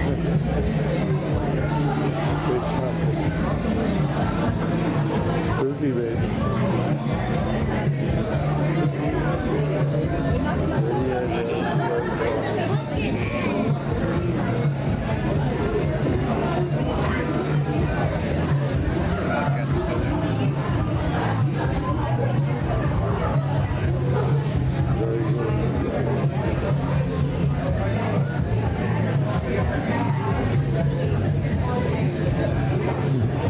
better than just regular Jim Beam. I used to drink that even back in there. Evan Williams, you ever drink that? It's like the cheap Jim Beam. Williams.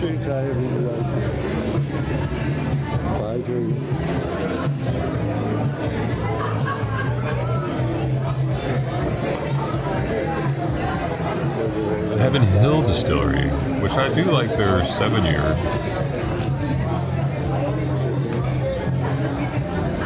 Oh.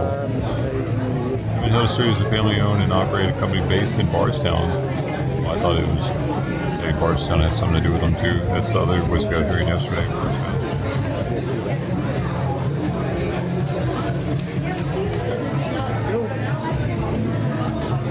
There's a little break. I've been down in LA every night, so, but it's crazy. They gotta quit targeting people, you know? It's one thing to go after people with a warrant. It's another thing to just go after people standing around, right? People, right? Can you imagine like your mom or your aunt leaving to go buy some eggs and not coming back, and now you're in shit for 3 weeks and you know where she's at? Then you find out like a month later, hey, I'm in Mexico. They don't even let you call or nothing. You just fucking crazy.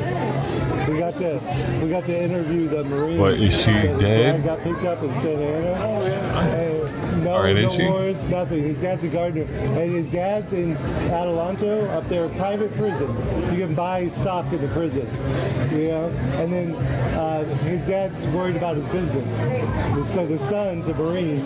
He's out there doing the work. For his dad, you know? Oh, are they talking about the bill? Dad has 3 sons, are they putting everything that's in the bill on it?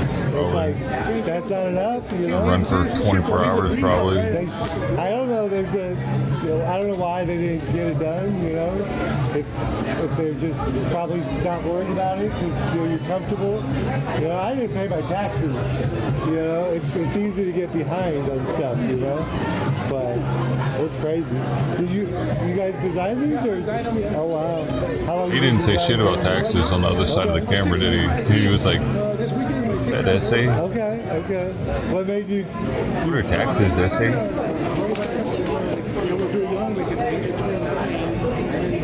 Love this country. Orderly. Right. Something to relieve stress instead of being stressed. And then there was another stuff that I always wanted to get that I couldn't find. Right. So just to do with my stuff, you know, I just started making my own. Okay. I love some of this classic stuff, like, you know, like you don't see that. When was the last time I seen, you know? For a while, it was watching stuff. Also, that brings back good memories. Right. When it was cool to go by, have to do get the VHS. Right. Watch it, eat your little cheeseburger. You know? Right. That's very awesome. Are you doing any more conventions or anything? I do WrestleManiacs. Oh, really? Wrestling show. Where's that one at? Long Beach at April. Oh, really? Yeah, we sell seats for the watch parties. Oh, really? Seat and order pizza and Russian wrestling. Is there Instagram on that? Oh, let me pull that up. I think Evan Williams actually might taste better than this top cream non. Regular Evan Williams. Black label.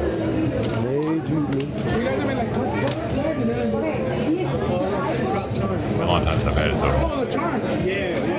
I'm talking about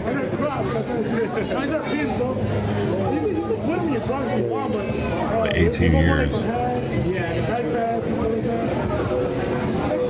Very cool. I just followed you, SoCal Haunts. My YouTube right now is SoCal Shorts. I gotta rename it, but thank you.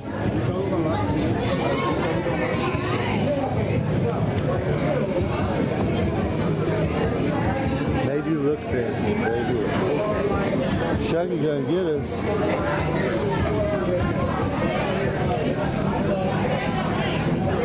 How's it going?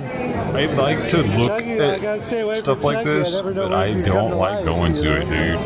I went to one on stream with the whole setup, 4 modems.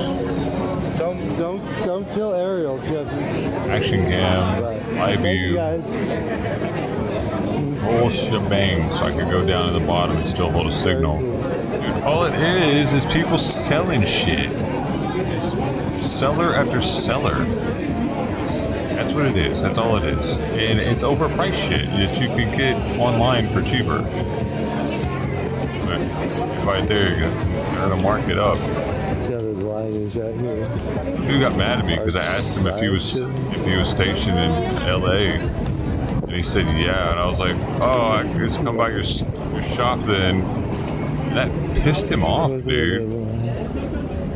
I forget what the interaction. You guys have to go back and watch that shit, but it was he made it into a thing because I didn't want to buy something there. I forget what it was. It was comic books or celebrity signatures. Something. I mean, one of the things that they do at Comic Cons. Cars were really neat on the outside, though. They had some like Ghostbuster car, the Jurassic Park car was there. They had a kit from Knight Rider, and oh, man, I'm forgetting a lot of them. I think there was a bug from Bug Movie. It was kind of crazy. Talked. Okay. Thank you guys.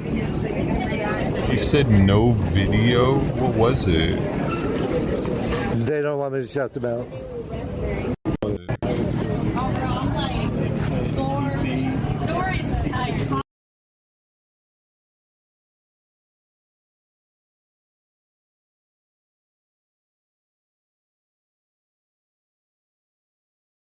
On table photo $70, but and I guess you get a free selfie with that.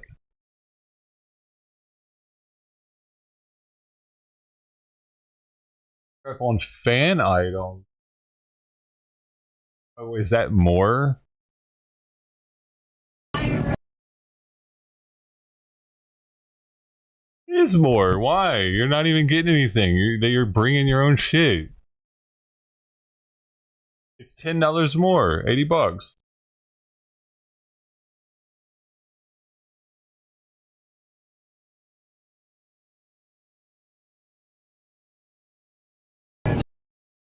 Yeah.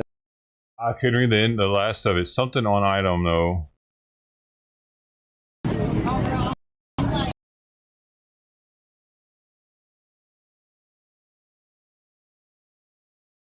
Quotes? Quotes on items cost $20. So they won't put their so what? What? So if you're like, hey man, can you put this quote that you said in the movie and put your name or something like that, they're gonna charge $20 extra for the quote. See why they don't want to see this? It's kind of bullshit.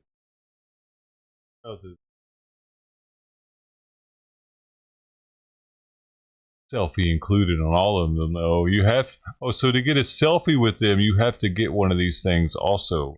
Seems. Oh, the fly made it in here. Look at Sweet Pea. She's on fly duty. I don't want her to eat. I need to get this fly out of here. Yeah, they did a whole bunch of stuff on Friday. It was kind of crazy. Okay. Thank you guys.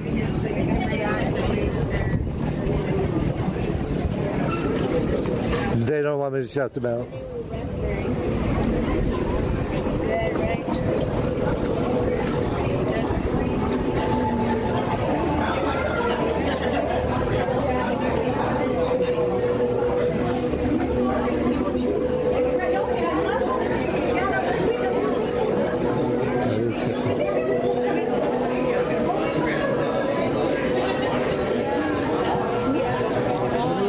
Expert at that now. I get flies out of my house almost every time within like a couple minutes. It's all about opening the front door for them and let them out. They just want to get out back outside. They don't like it in here usually.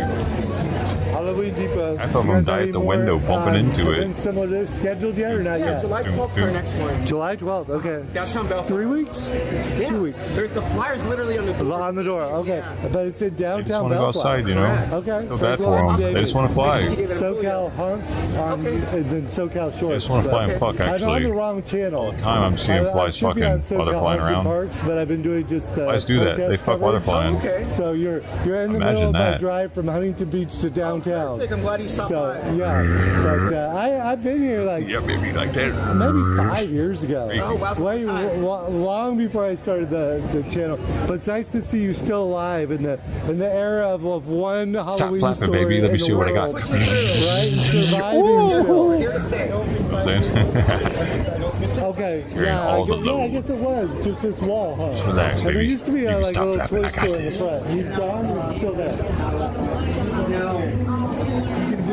Okay. Oh, he moved to Whittier. Okay. Right off of for the Pretty Woman and everything, yeah. Okay. Are you guys going to rent the front to somebody else, or use it now? Use it for yourself. Oh, okay. So this is his. He's in. His stores are really. Okay. This is going to be like a similar vending. Other vendors are going to be here for the Holiday Inn. Okay. I was in Whittier, but the second night of the protest when they tore up the hotel, right? Because they saw the ice truck in the hotel, and they're like, "Oh no, it's not an ice truck." They're like, "It's an ice truck. Get that crap out of here," you know. But I got shot down in Compton by either a rubber bullet or I don't know. I got hit hard, but we need Halloween to come around again, so I stay out of it. About you, the one that got Yeah, I got. Oh my God, you! It was crazy. You were just covering what was happening when you got hit. Yeah, I was all the way back by the news cameras. I wasn't like up there fighting with the Not regular necessarily the people. same one. Like, You got a Proud Boy shirt on? It's so unfortunate. it's the only stuff coming over from, you know, you want the field to be open, family-owned, independent, family-owned, independent, because otherwise the small artists are never going to get in there, right? Right, they have to have a venue, and then you guys can About the sell their protests? stuff year No. round, I was just you know? thinking about And then that, we have but someplace maybe to go year round. they seem to So be that way you can talking. still, you know, they open up. But that is awesome. I'm excited for you guys. And David, I'm Tony. I mean, he's like politicizing. I'm pretty sure. It's kind of racist. Okay. You know, and I that's think that August. they'll want to talk about it just because they're Latino. Oh wow. Okay. It's kind of racist, actually, And, but it's 50% off or free admission after 11 a.m. So if we go after 11, it's free. Okay. Thank you. he's trying to get rid of it. No, he was done. He didn't want to talk about it anymore. Okay. Got my shot, weirdo. That's really cool. They're right-wingers, actually. Oh, dude, looked like he had a Proud Boy shirt on. Whatever brand that is they always wear. Dodger fan. It's a low-keyer. Yeah, I'm supposed to be on my other channel for this, but I'll put together an edited video. I know I always say this and then I lie, but I need to put together Sammy Ruiz at the Art of Sydney Ruiz. Very cool truck. What the hell? Right as I'm looking, he said very cool truck. I'm on the road. At that exact moment, I was looking at the fire truck that my friend sent me a picture of that he's driving in the forests up in California. Like, he's in charge of that truck right now. He sent me this picture. At that very moment, he's like, very cool truck. Like, what are the odds, bro? Okay, so... Dodger fan, 8K Blaze, Jay, Fetching. Yeah, a lot of people saw that little clip. Trolling up there. They saw it. He just got called out to come patrol it because California was short-handed. It's not on fire, but they didn't have the manpower for some reason. Like, why is California short-handed? Why are they asking for Fed help? Asking for Fed help, California. I got friends, okay? I got friends. People say I don't have friends. I got fucking friends, man. He messaged me out of the blue too, dude. Because he was coming into California. He said, this is what he said. I've been in California for 30 minutes and I already want to fight people. Which LOL. is actually, for sure, the hardest part of this whole thing. Exciting. He knows that I'm there. Like, I'm not the people he wants to fight.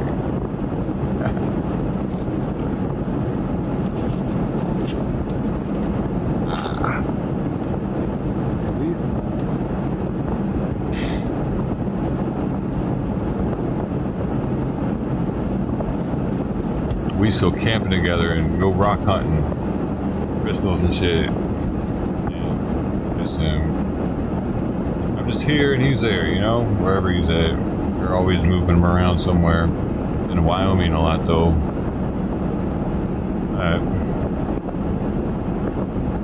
I was his friend through the whole time that he busted his ass for that program. I know that. We didn't get to hang out much, but I was always trying to get him to that whole time.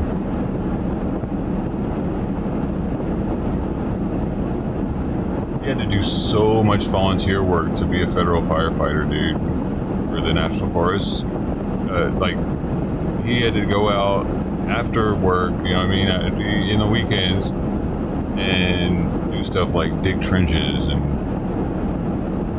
show that he was willing to do what a firefighter did, even if he wasn't getting paid for it. That's what it takes to get the job that he got, as well as all the classes he had to go to and to testing and shit, certification. It took at least a year of hard work, and that's after he had already gotten a bachelor's degree in botany.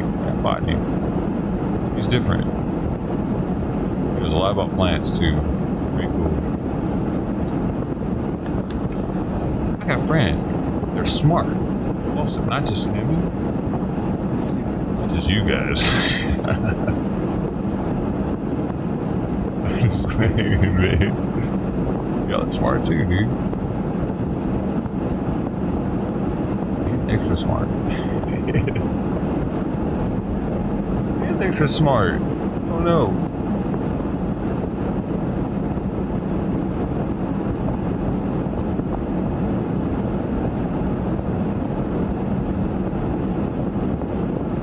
People are extra smart. Einstein was extra smart. I look at Grant like he is superior intellect. Superior average. He's up there on the IQ scale. Tell about how he talks. He's been on stream with me before, man, a long time ago. Got into it on the stream because we were both drunk and under intoxication from oysters. Both of us were we're gonna have extreme oyster sickness in the next 24 hours after that. I think that was affecting us. Made me a little crazy. I haven't had oysters since then either. I learned my lesson. Never again. They're not worth it. Not even at the best fish house, because that was the best fish house in Long Beach that we were at. Yo, what lane is he in? Am I tripping?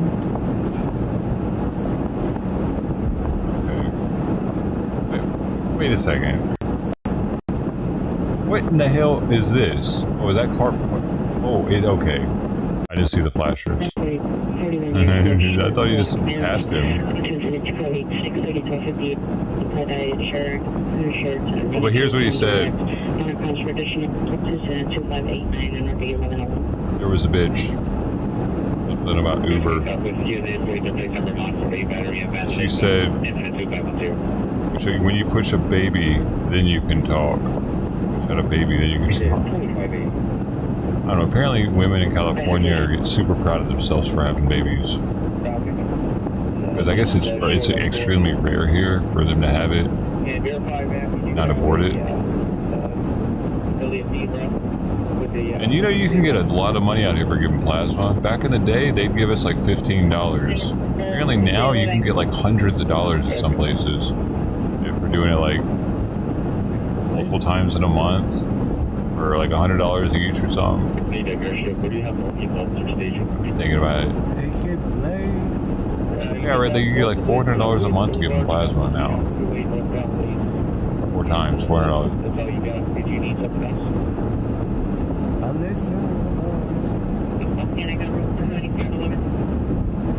I don't believe it though. I remember driving for like 30 minutes just to try to get 30, because the first time I did plasma in multiple states, and all the time, every place, the first time they give you more. No, the first time they give you more, the second time they give you even more than that, because they had to have 2 samples to use it. If they just get the one, they have to throw it away. That's what they would say. I forget why. So that second one will get you the major payday, and then the ones after that, the successive, like successive 2, would give you a little bit more. And then after that, you would just get the regular pay. It was like $15, enough to get a little bit of weed and Whopper. I never heard of that one. Sounds really cool. Time they gave me my red blood cells back outside of my vein. $1.94 a gallon. I didn't notice until the nurse noticed. Look over, I'm like, oh shit, it looked like a golf ball underneath my skin, dude. Halloween Depot. Pop. Halloween Depot. They're And opening a second location. they had to like put it in my other arm so that they could give me back my red blood cells still. I had to finish. They gave me $5 extra. My arm was bruised for like a week and a half or something crazy. Nasty looking. And it had to like absorb back in.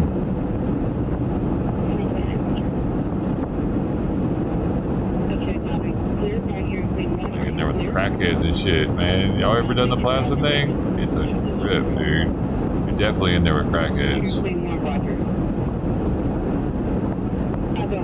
540 is required. Oh no, it didn't really hurt. You had it hurt when that happened? I don't know, maybe yours got caught near a nerve or something. I don't remember it really hurt, because that's why I didn't notice it until she came over. She said something about it, and I was like, oh fuck, I was like zoned out, man, watching the TV or something, like probably already high. I'm just like, fucking over with, man, doing my fucking pumping thing. And it's on that flyer. You have to like, rewind and look at the flyer. Oh, what the fuck? Oh no. It was scary at first because it was so all of a sudden you notice it. Yeah, yours must have been closer to a nerve or something. Pressed on it. That's crazy. It hurt. And that I would have definitely been trying to get some extra money than $5. It was just scary. It probably was a little bit uncomfortable for the pressure once I noticed it. Paid attention. Maywood? Yeah, Maywood. They're at a park over there. It was legit the size of a golf ball. Just that big, ballooned up. So I'm just like, oh! Oh! You know what I mean? That's big to be doing. That's pretty fucking big. Doesn't feel like it can go much bigger than that. I went to Huntington Beach, and then I went. What if it would have popped, oh, no, man? I haven't been over there yet. Maybe a little bit later. Maybe. Because the vein had a straight hole in it going all the way through it. If it would have popped it, I'd probably just started gushing blood everywhere. Like 7. The only thing keeping it in the vein was the positive pressure. Oh no, they took it all? Or the needle being stuck there, maybe.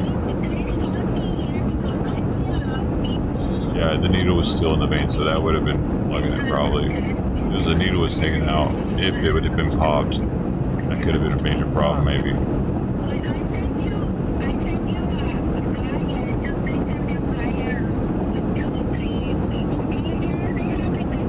It's wild that wasn't a bigger issue, though. It really wasn't a big deal to them.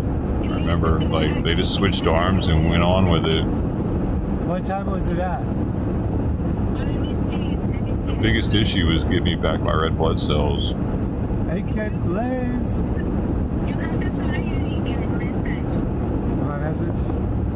Like, they were adamant about me finishing. I had to finish to get anything, pretty much, because they didn't want to be liable. Oh yeah. You're not getting my red blood cells back and end up passing out behind the wheel or something, probably. Sunday. That one. Koreatown? Oh wait. They weren't allowed to take the red ones, like the blood bank. I guess they have to have it. Where's Koreatown? They have to be doing that specifically because you're not allowed to give blood, but every so often because you have to replenish the red blood cells. Otherwise, you can actually. I should know. I should know where Koreatown is. They could actually kill you for doing it too often if you just got it done every day. downtown. Right. I don't know either. I know. Please poop, kitten. Please poop. Oh, she's got something wrong with her chin, dude. I don't know what's going on, but it's rough feeling. It's rough.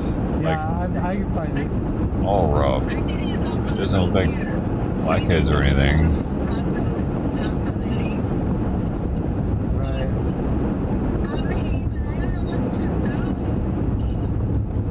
Maybe. Yeah. Why don't you just take your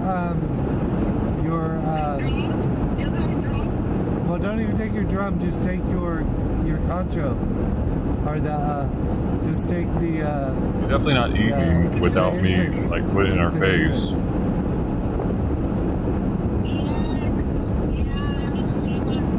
What is it? Look at close up.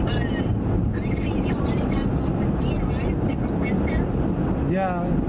See if you know anybody.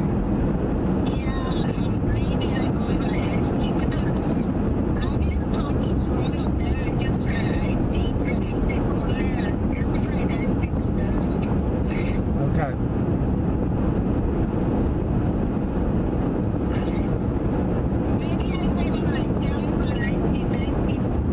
Yeah.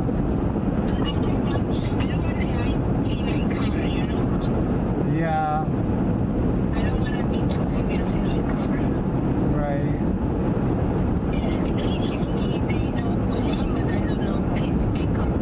What the fuck? I can't. Just walk with your, take your incense and then just.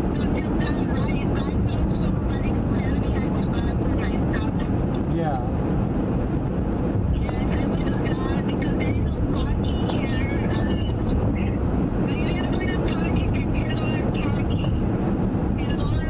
Yeah, that's pretty good.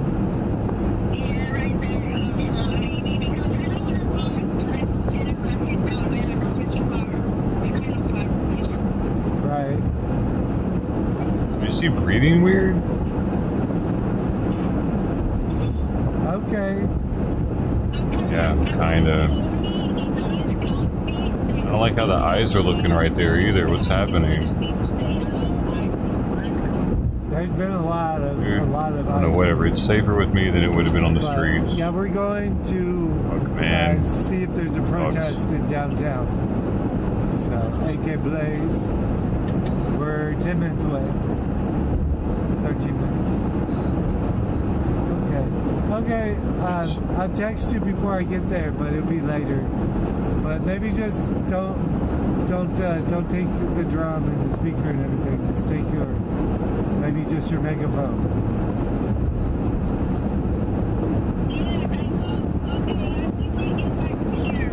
Okay. Bye-bye.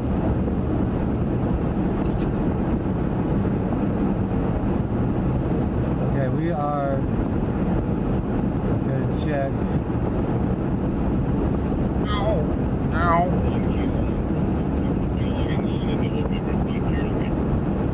Bessie. Hey, she could be Bessie. If it's a female, I'm gonna call her Bessie. Why? Because she looks like a cow.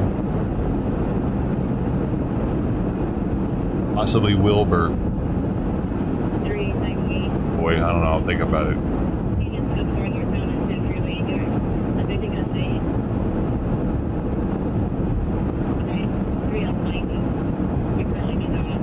There's a cow named in it. It's not a cow you're gonna slaughter there, not Wilbur. Wilbur helps with the farm. So he's a working cow. There's a pig. Not my Wilbur, okay? AK Blaze. It's a different Wilbur story. Like and subscribe. Hey, and I'm pro spider though, okay? So that works. Wilbur's a pro spider cow. That's why Wilbur.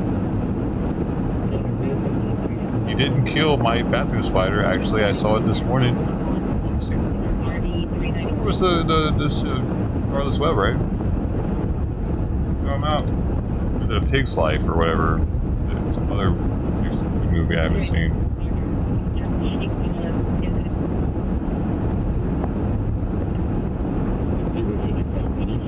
God dang, this whiskey doesn't even taste like whiskey, dude. I'm sorry, but Knob Creek, you're bland, dude. You taste like nothing.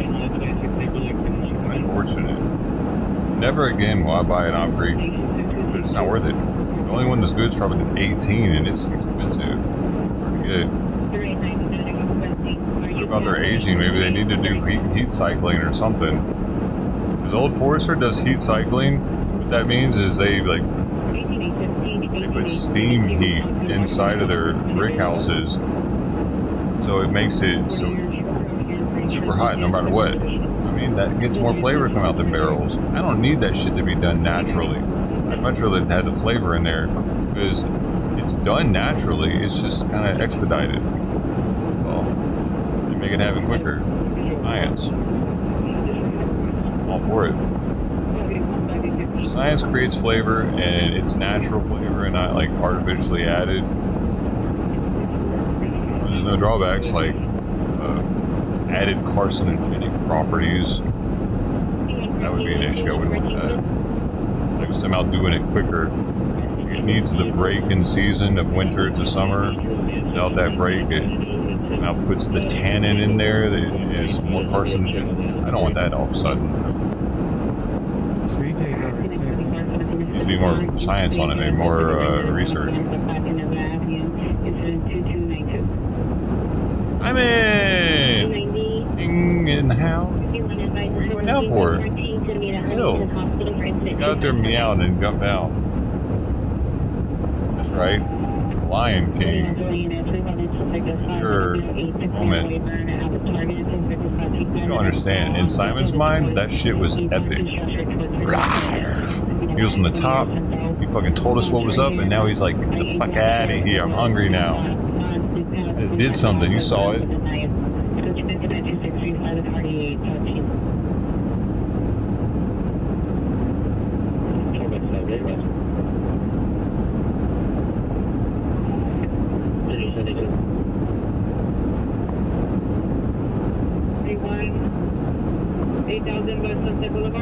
Oh, this is the best time of my life. I got 2 more hours before I have to do anything, really. Oh, it's like a vacation.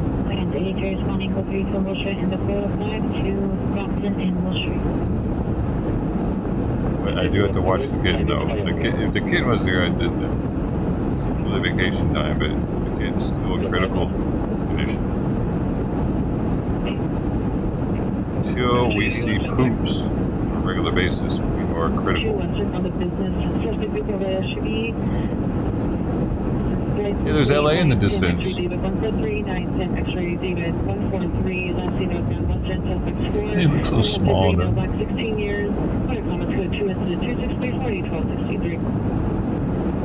Where?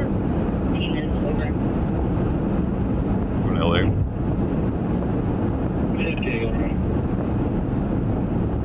Where's the beach? What?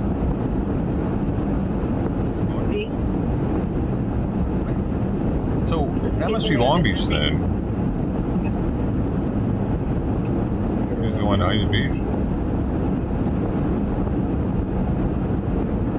Is he on the 710?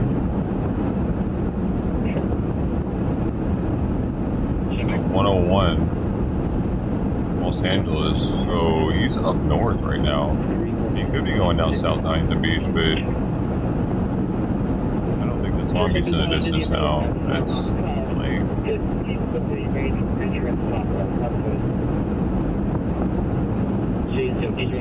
That's what is at the moment. He lives in Huntington Beach.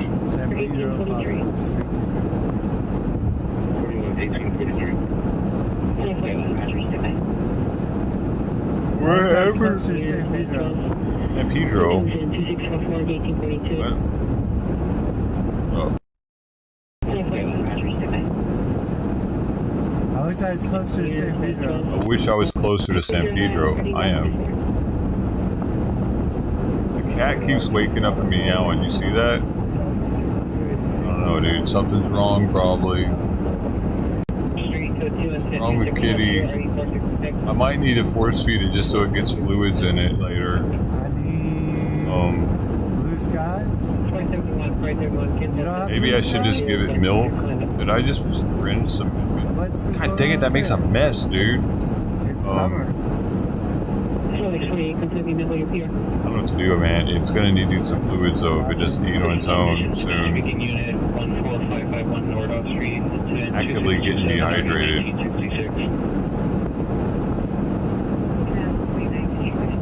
Why are you giving it water? There's water right there. Water in the bowl right there.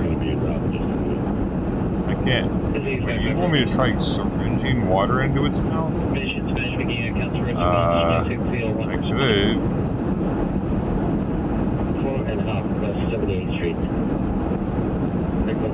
Think it needs that?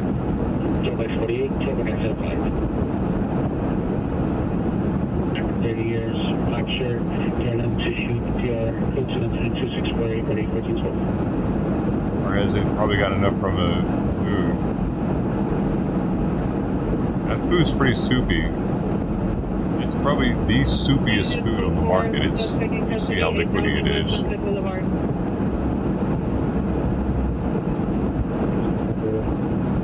I just don't want to fuck up and end up having her aspirate. Inhale the water. Then I would really be fucked, dude.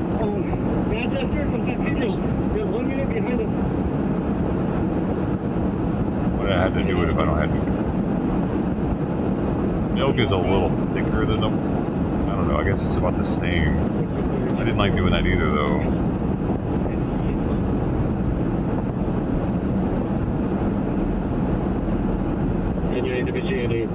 Anything. We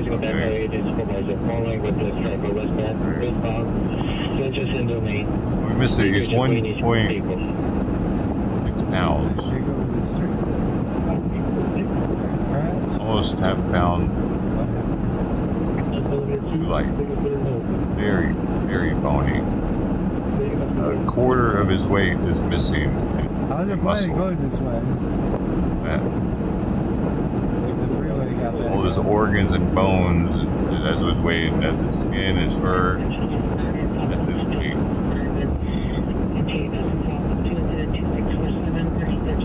Oh, definitely a cool cat. Like, the only time he really meows when I go in there and wants to rub his head on me and affection it. Super sweet cat. I do have the light on in there, and the fan noise is probably more like white noise to him at this point. Helps to block out the noise of the house. Less distracted, I think. Because if that fan wasn't on in there, he'd be able to hear in here, and he'd be able to hear me talking more easily, and might make him more active, less sleeping healing mode. One person with me. Two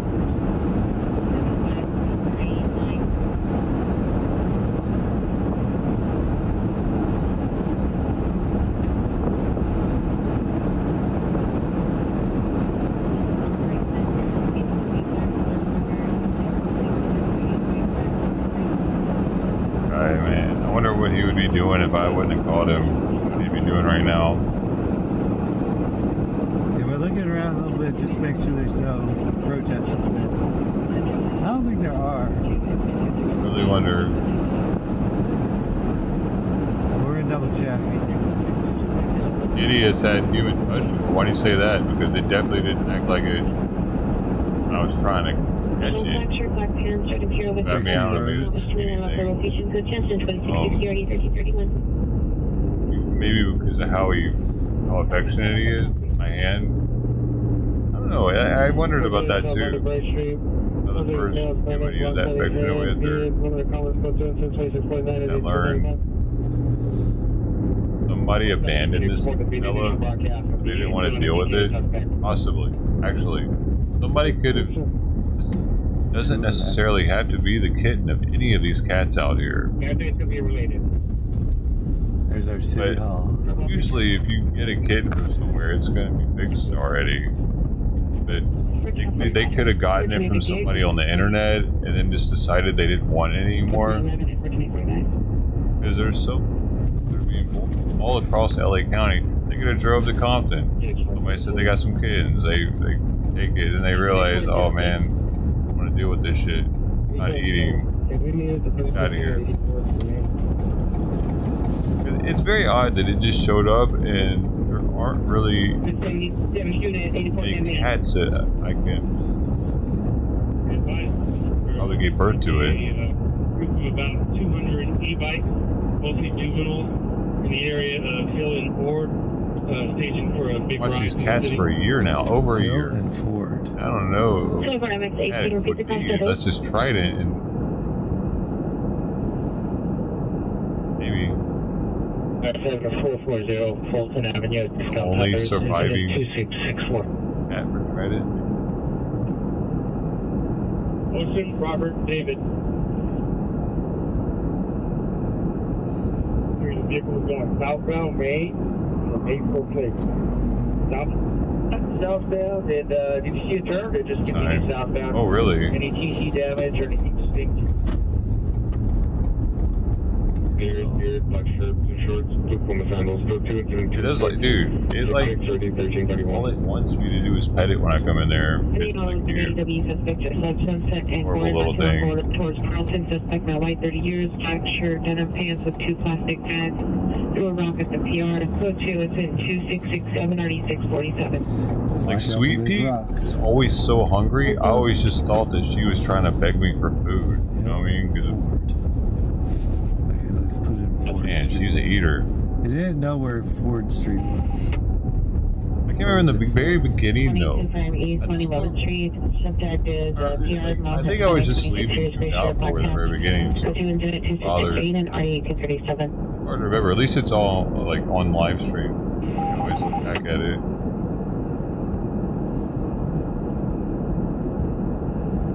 Yeah, it really does. Like when I was cleaning it with the paper towel, he was leaning hard into. Fourth is right up here.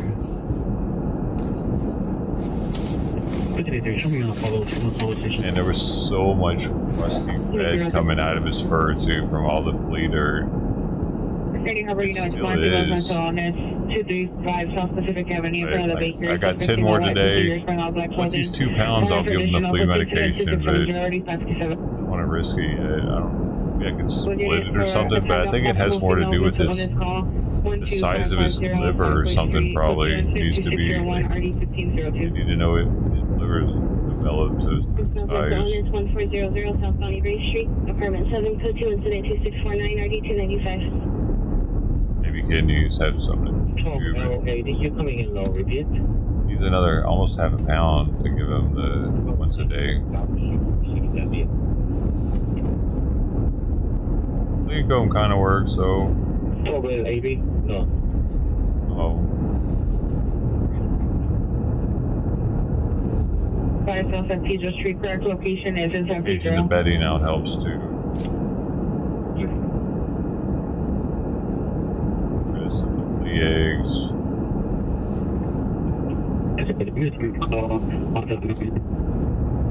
15 acre, Roger.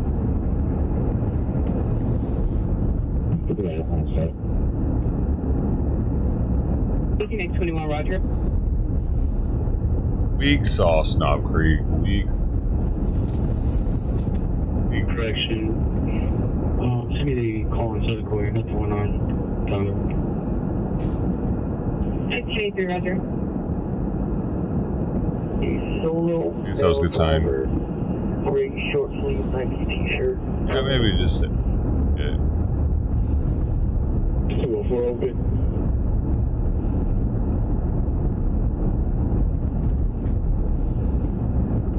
Any 36, 5635. Any 36, Roger. Are you close down a bit?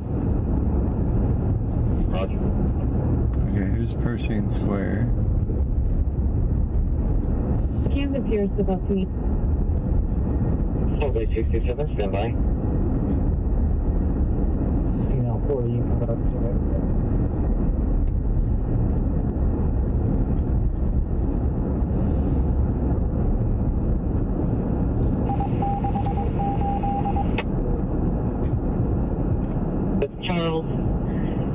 Western and Adams. Suspect in custody. West 63, roger.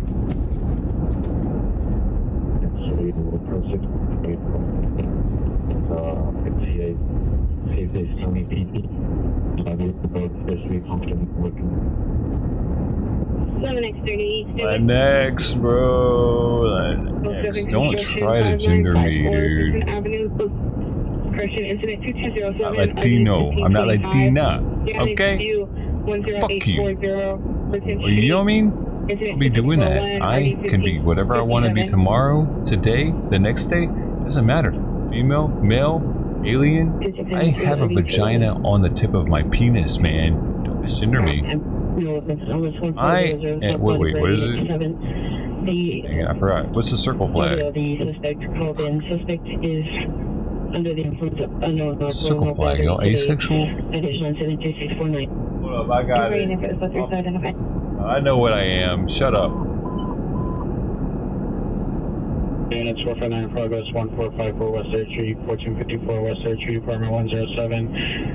Intersex, that's right. I'm intersex. I'm born with the sex characteristics including chromosome, hormones, and reproductive organs that don't fit typical definitions. Okay. Male or female.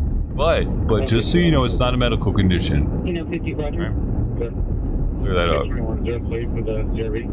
It's normal. Normal. I'm more normal than you. I'm the best human that it can possibly happen. You know why? Because I can fuck myself. Can you? Right.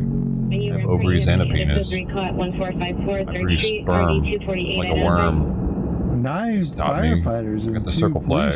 Where's this? Going into public with this bitch. She's got the purple ring, got the yellow flag. Can't miss me. Intersex. Intersex. Wish you could do that, don't you? You wish you could stick your penis in your vagina.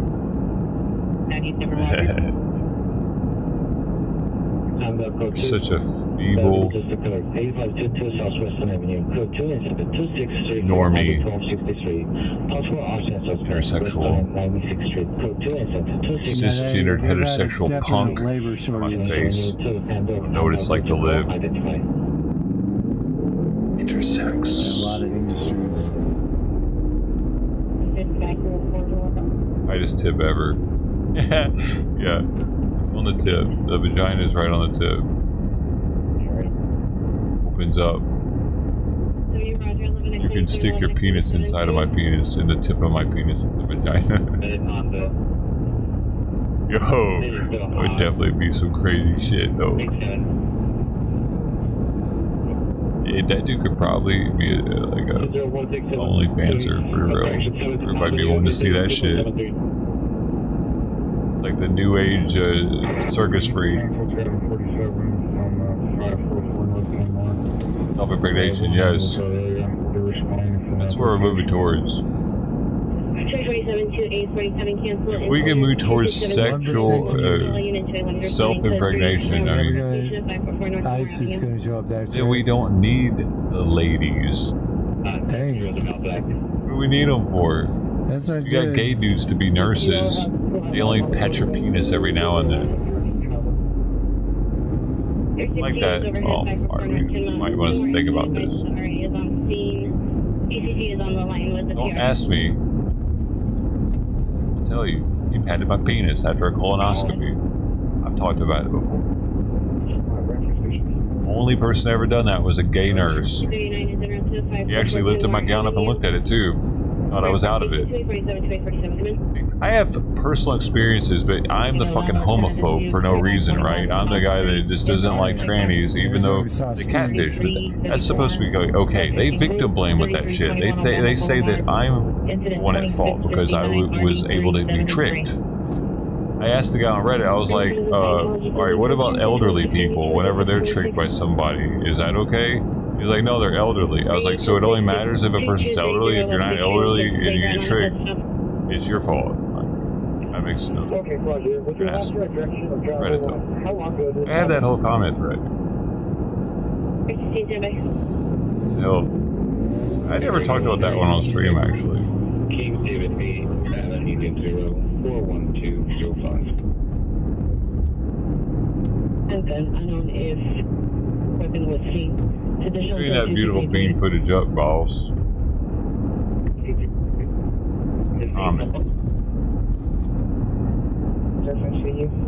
That's crazy, Great David.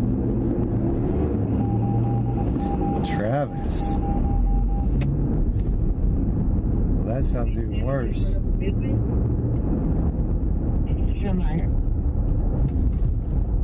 Sorry, to the background speaking to unknown person. It's PD code 6.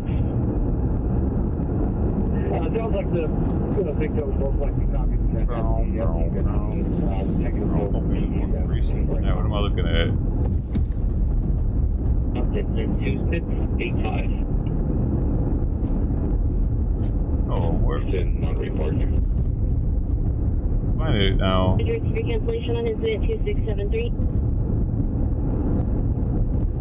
14 FB2, here stand in front of a building that doesn't have a business name, but it has yellow signs that say public parking. She's wearing a white collar shirt and black pants.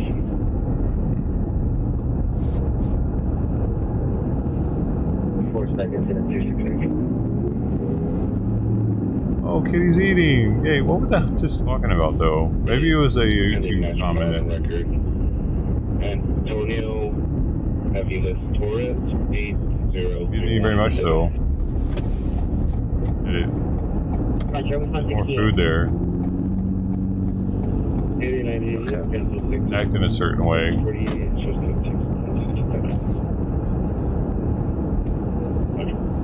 Here we go.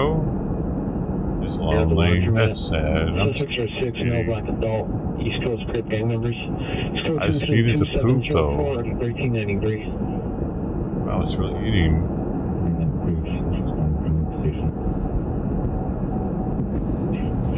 He's lonely. There's now encountering domestic violence. PR requested a council call, particular response to the nature of incident. Still code 2, incident 2681, RD 148. SB 166 USC Jefferson.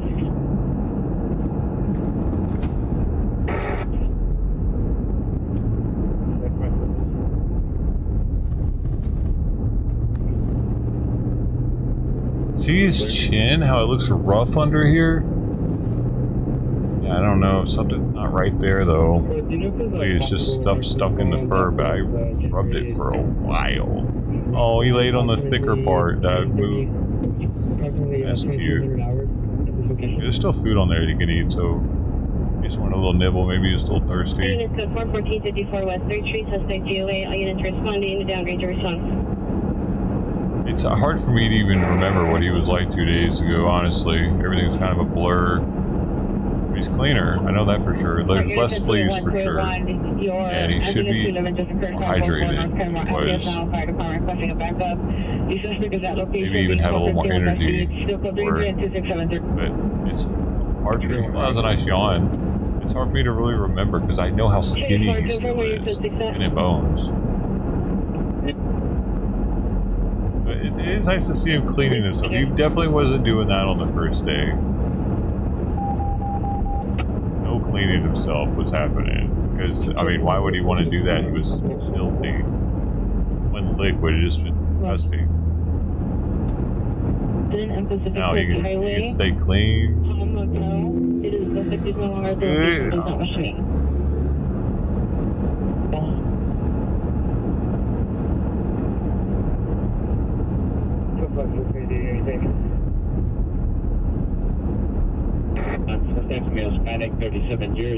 Did give him a pretty big dollop of that Nutrical last night before going to bed, which is why I think his urine was so yellow this morning.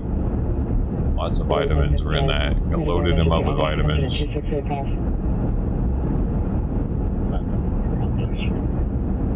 don't know if he needs it again tonight or not, though. I don't want to like overload his liver or anything. I'm tired. Mineral. I did not give him the full recommended dose. I gave him half the recommended dosage. It didn't really specify between anything. It just said any kitten is the recommended dosage for a day. And with it being so,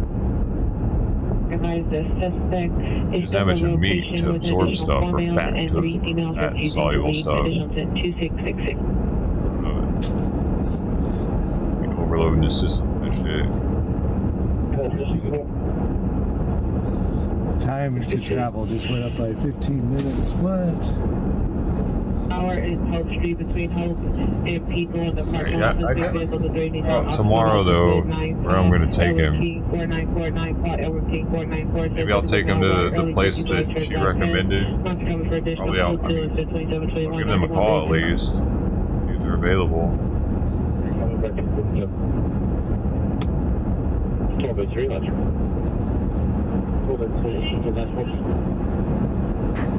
Total X48 2586.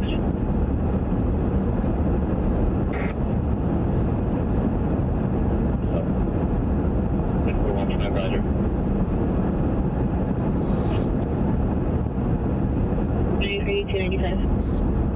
What the hell was I talking about that I was going to look up real fast?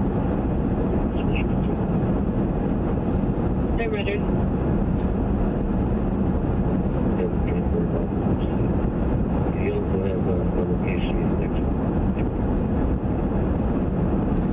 Hyperion Avenue at Silver Lake Community Church. The crew 5 minutes ago, suspect is a male, white, 30 years, wearing light gray hooded sweatshirt with stripes, black shorts, code 202-724, 1132. B23, B23, clear.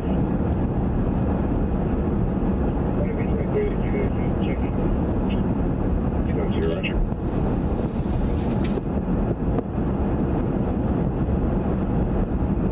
Zebra 43, code 69, that's for J63, Zebra 31's responding. Balls. Talking about this, somebody was 87 west of Broadway, 77 units responded after southeast initiated the backup. Building 800, Cycle 7 construction, 5B21 Norwich, incident 25. Somebody else's conversation? What's it about what I was talking about? Nobody listens to me anymore. I just need to stop talking and only speak when we do. Ready to respond, please have it before to possible female mental illness.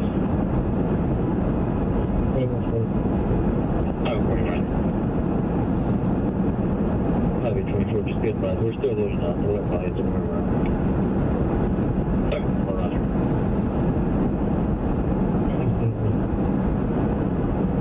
Which one is it?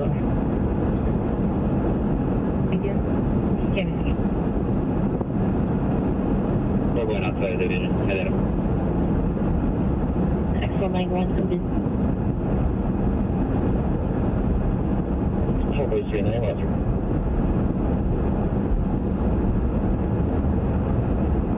Animal 6724 Hollywood Boulevard, code 2, incident 2692, RD646.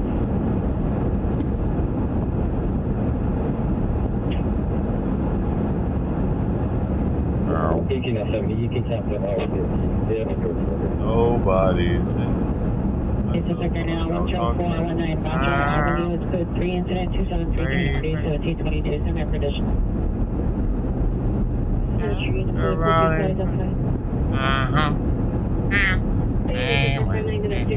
Just now from 1454 West 3rd, suspect last seen unknown direction on 3rd Street. Suspect is Devon Gibson, male, black, 5'4", wearing a black sweater, gray shorts. Weapon uses bodily force. Incident 2683.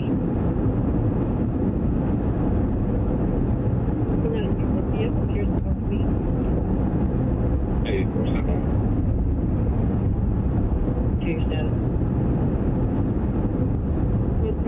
Incident 273 13931.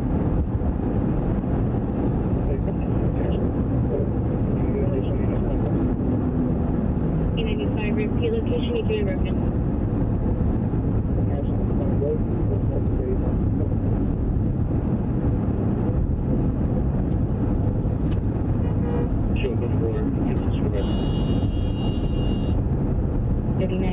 for your family dispute, requesting you give her a call. I have the phone number when you're ready.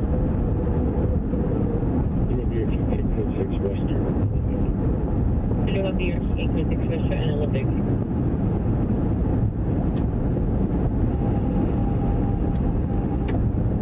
All units code for 12450 Southwest Street.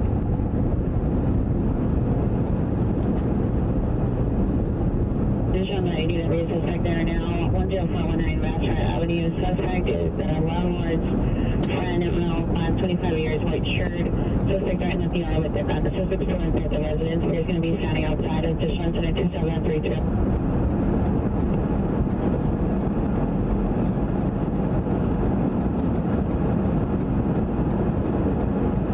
89 Cancer, some code 895. 26 Mary Zebra 43, 26 Mary Zebra 2310. Oh, my bad. Suspect 0 away, PD no longer needed. That's 2223. East 111th Street, consented in 2668 1837. 32 Obama Boulevard, in front of that location, suspect in a white late 30s to 40s, 5'3", thin build, balding with a peach or cream lung, hooded sweatshirt, with a pair of scissors in it. We were trying to go somewhere. 2741 RD 362. There's also a mail with identified.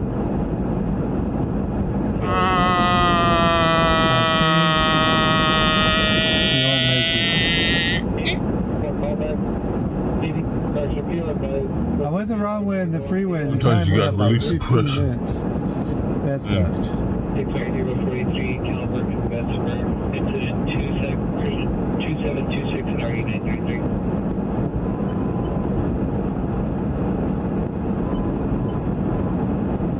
I know. What the fuck? Real? Like Trump. Jeez. 26 Mary Zebra 43. Go and look at it, boy. No. Requesting a unit for transportation at Calvert, Vesper. Oh, yeah, a drawing of Elvis done by young Jimi Hendrix after he saw Elvis in concert. That's definitely Trump playing a guitar, bro. Jimi Hendrix was seen in the future. What kind of asshole is he taking? Look, is that the guy who's... I didn't even read the comments yet. I'm not the only one, motherfucker. He really was seen in the future.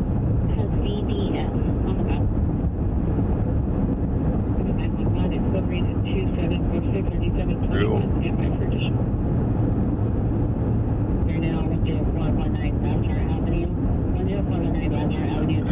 Big Rock great again. Elvis Trumpley.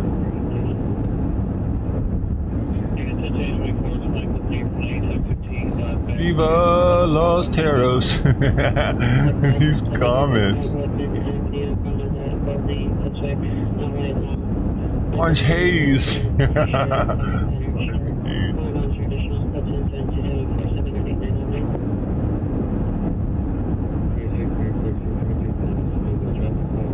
Ultimate reincarnation. Make America rock again. A lot of Bigley going on.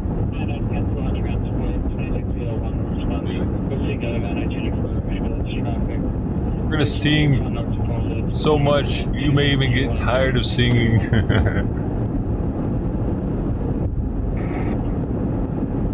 Elvis Presley, love his music. Grab me tender, grab me sweet.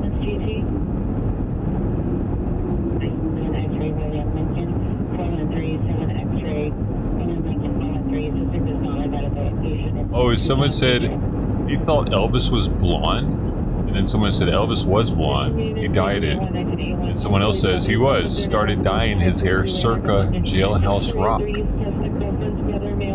Dummy. Oops. He's okay. He's just ignorant. That's okay. Everybody's ignorant. Everybody, literally, you're fucking ignorant too. I'm ignorant. Cat's extremely ignorant. Simon's the most ignorant, even though he's the oldest. We were trying to Hey, go to to San Pedro, this, dude. little protest over in Maywood, but we're not gonna make it. What over here? I don't know if they're still there. So. What was a good one? Trying to find something going.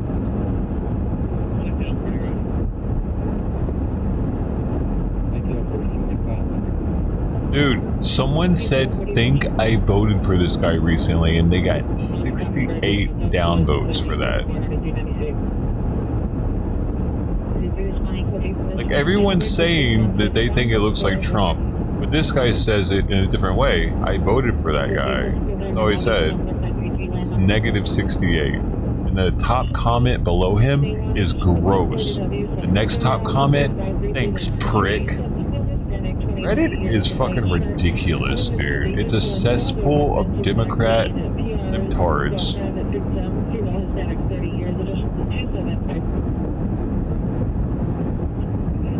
Ashes? They're actually the ashes. Because they'll be the first to call the cops. South Central. If you try to stop them from protesting.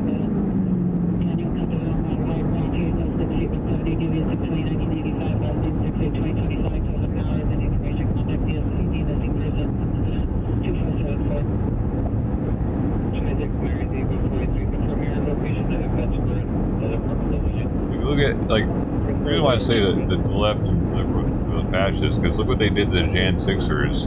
People, they were literally just walking around and were let in a building, and they wanted to throw the book at them and take them away from their families and shit. As if they were really doing something, because some of the people in there had a stun gun or had zip ties. One person had zip ties hanging off their belt. Another person had like a pepper ball gun.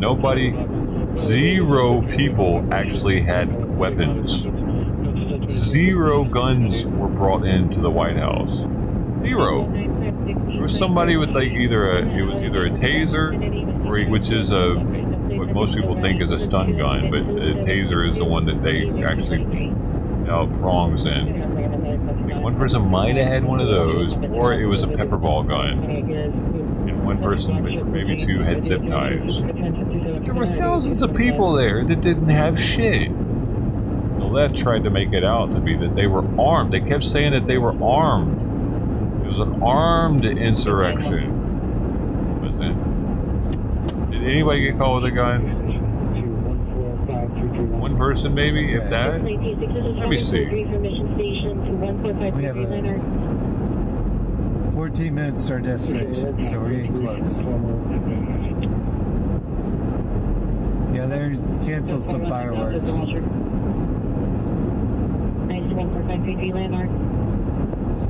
Maybe a little bit crazy, especially where they're not canceled. Because people from the canceled cities are going to go to the ones that aren't canceled. There were, let's see how many people there were. Right here on the AI says there were multiple people, but there are 1, 2, 3, 4,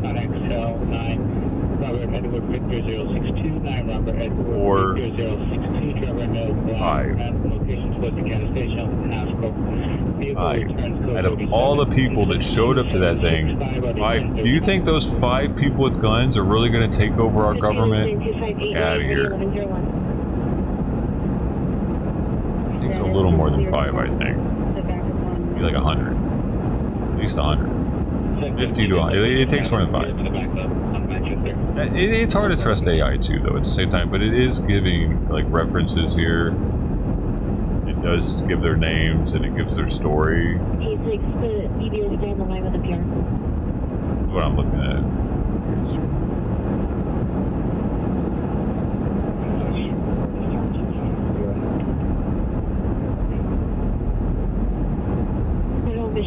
at the same time. Mission unit, go ahead. So it does give like information on P6 standby. Total unit, go ahead. But then it goes on to say 180 defendants have been charged with entering a restricted area with a dangerous or deadly weapon, which included firearms.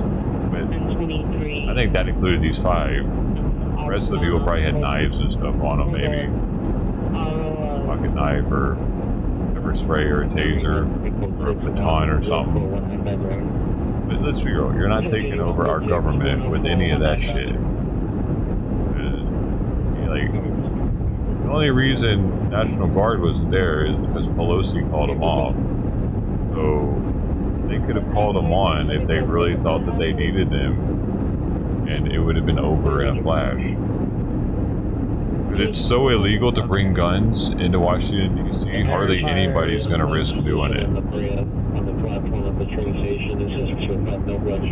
It's the most restricted as far as gun rights of anywhere in our country. More than California. No one is allowed to have a gun in D.C. unless you are official business.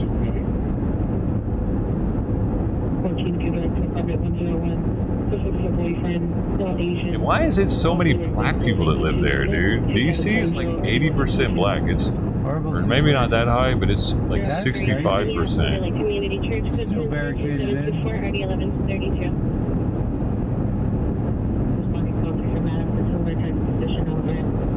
I had a friend that was on the city council for Riverside. Oh, 42%. They got 37% white, so it's majority black though. Council members got shot. It's not quite Memphis. I don't think anybody died. I think it was just they got shot. It was Memphis. We might ask. 61.3% black. Okay, which city is the most black?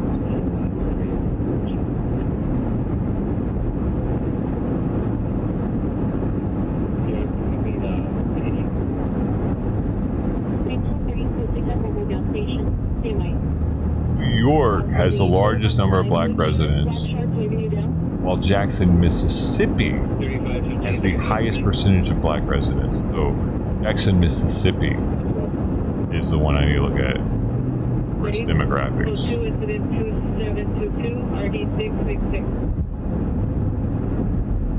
Henry 769.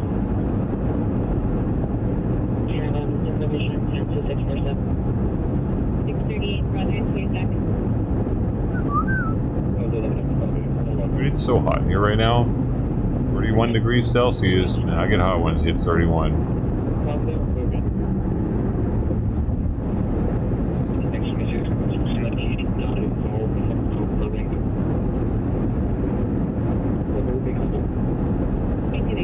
Uh, 81.8% black in Jackson, Mississippi. Yo. Oh, Memphis was wild.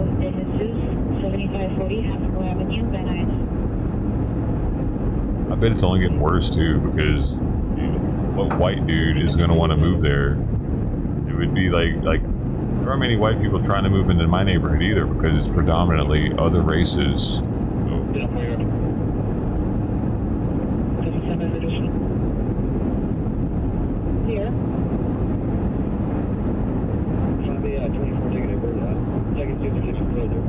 What are you doing? This whiskey sucks.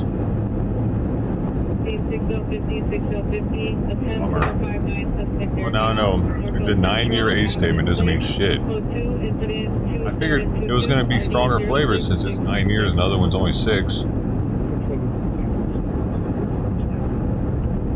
No.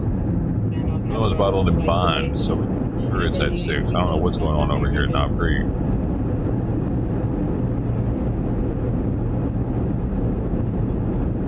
Oh shit. It was a meat in my mouth. 105 East to North. Ooh, cool. Breaking news. We got breaking news. We'll come back to this guy while he's driving. A performer in Kendrick Lamar's Super Bowl halftime show has been arrested after displaying a Sudanese flag with the word Sudan and Free Gaza. Louisiana police made the announcement Thursday, identifying the man as 41-year-old Zulkarnain Kwame Nantambu of New Orleans. Of New Orleans, by the way. Okay. What is his name? 1-year-old Zulkarnain Kwame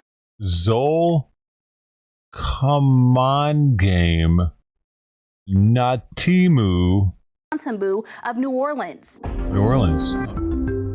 Authorities say he turned himself in after police issued an arrest warrant. He's since been booked on charges of resisting an officer and disturbing the peace by interruption of a lawful assembly. Authorities began their investigation after the game on February 9th, saying Nantambu deviated from his assigned role and caused a disruption during the halftime show by running across the field with the flag. Security and police chased him. They say he refused orders to stop. New Orleans police first said no charges would be filed, but the department notes that state police took over the investigation, reportedly due to the performer's access to a tightly secured area. The NFL praised the Louisiana Police Department for its diligence and professionalism. In a statement, the National Football League says we take any attempt to disrupt any part of an NFL game, including the halftime show, very seriously, and are pleased this individual will be held accountable to the fullest extent of the law. They arrested In addition to That's the ongoing criminal case, the NFL banned the individual from attending NFL games and events. As Nantambu performed among dozens of dancers, he waved a flag while standing on the roof of a vehicle that served as the focal point of Lamar's performance. He then hopped off stage and ran across the field before security personnel tackled him to the ground. In a separate legal case, Nantambu is the alleged victim of a shooting by former NFL star Antonio Brown. Police say on May 17th, Brown grabbed a gun from a security guard at a celebrity boxing event in Miami. Authorities say Brown then fired 2 shots. Nantambu told investigators one of the bullets grazed his neck. Brown now faces a charge of attempted murder. A warrant for his arrest is pending as he remains outside the United States. For more on this story, download the Straight Air News app. This guy just happens to have almost been murdered by an NFL player. Yo, homie needs to just stop and stay inside from here on out. He's fucking up. Portland right now, probably happening. Portland Andy's fucking sounding like he's got hot dogs shoved down his throat while he's watching it, probably.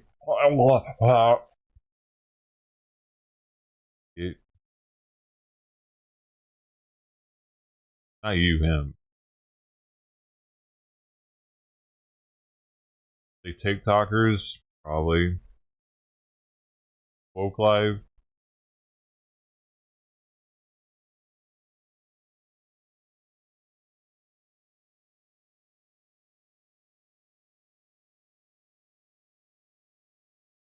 And it's hot in here. That's why I'm getting all upset. That heater on in that cat's room too. I need to go turn that bitch off. Oh god. I'll be alright. Likes it. Desert animal. Wake it up. Actually, I probably should. Off.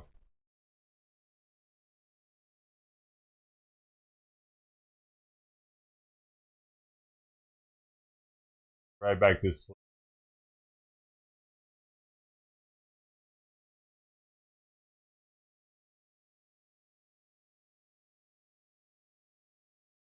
I don't see anybody.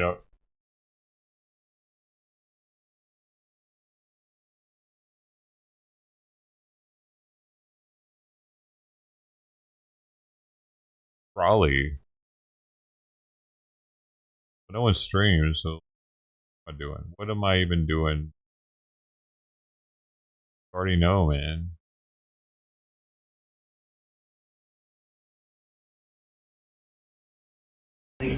Where firefighters do get shot at. And, whoa, multiple firefighters shot responding to fire. 2 dead. We don't know if there's 1, 2, 3, or 4. Yeah, we don't know. Yo, look, BCP Preacher, bro. Lookner is restreaming BCP Preacher. Does he have permission? Have you reached out to him, you fuckhead? What is he doing? What is he do? What is he doing? Fucking using other people's shit and just give it. Well, he's Lookner. Been kind of loose with it lately, ain't he? Look at. Right, man. Just for the fire itself, firefighting efforts, is it contained? Is it still spreading? What does that look like? Well, it's gonna keep burning because we can't. What is Black Conservative Preacher doing there anyway? No, we won't put any resources out there. It's gonna be a tough next couple hours. Yeah, absolutely. I'm. Okay, so that's happening. He's got 37,000 people watching that right now, by the way. I don't know. Everything he goes live with isn't something that I want to listen to, for sure. The Senate's debating again. States. According to estimates, nearly 3/4 of clean energy manufacturing facilities are located in Republican states. It means that Republicans are going to pay more for energy. It means Republicans will lose jobs in clean energy. I just want it gone. I got to drink it for it to be gone now. It means Republicans are going to have more blackouts in their homes and businesses. Gutting clean energy is not somehow owning the libs. And at least some Republicans in the Senate and House understand that, even if their Why do you want to votes see the trolley? What happens? have not manifested to say otherwise. Here's a letter Is it something? from 21 House Republicans earlier this year. As our conference has long believed, an all-of-the-above energy approach combined with a robust advanced manufacturing sector will help support the United States' position as a global energy leader. Countless American companies are utilizing sector-wide energy tax credits, many of which have enjoyed broad support in Congress to make major investments in domestic energy production and infrastructure for traditional and renewable sources alike. And it goes on, as energy demand continues to skyrocket, any modifications that inhibit our ability to deploy new energy production risks sparking an energy crisis. 21 House Republicans are worried about an energy crisis imposed by the Republican Congress. It goes on. This is especially true for energy credits with direct pass-through benefit to ratepayers, where such repeals would increase utility bills the very next day. This is not me, progressive senator from the state of Hawaii, who has made a career out of fighting climate change. This is 21 House Republicans saying, like, we're going to create a crisis here. Maybe we shouldn't pass this thing. A lot of this stuff benefits us.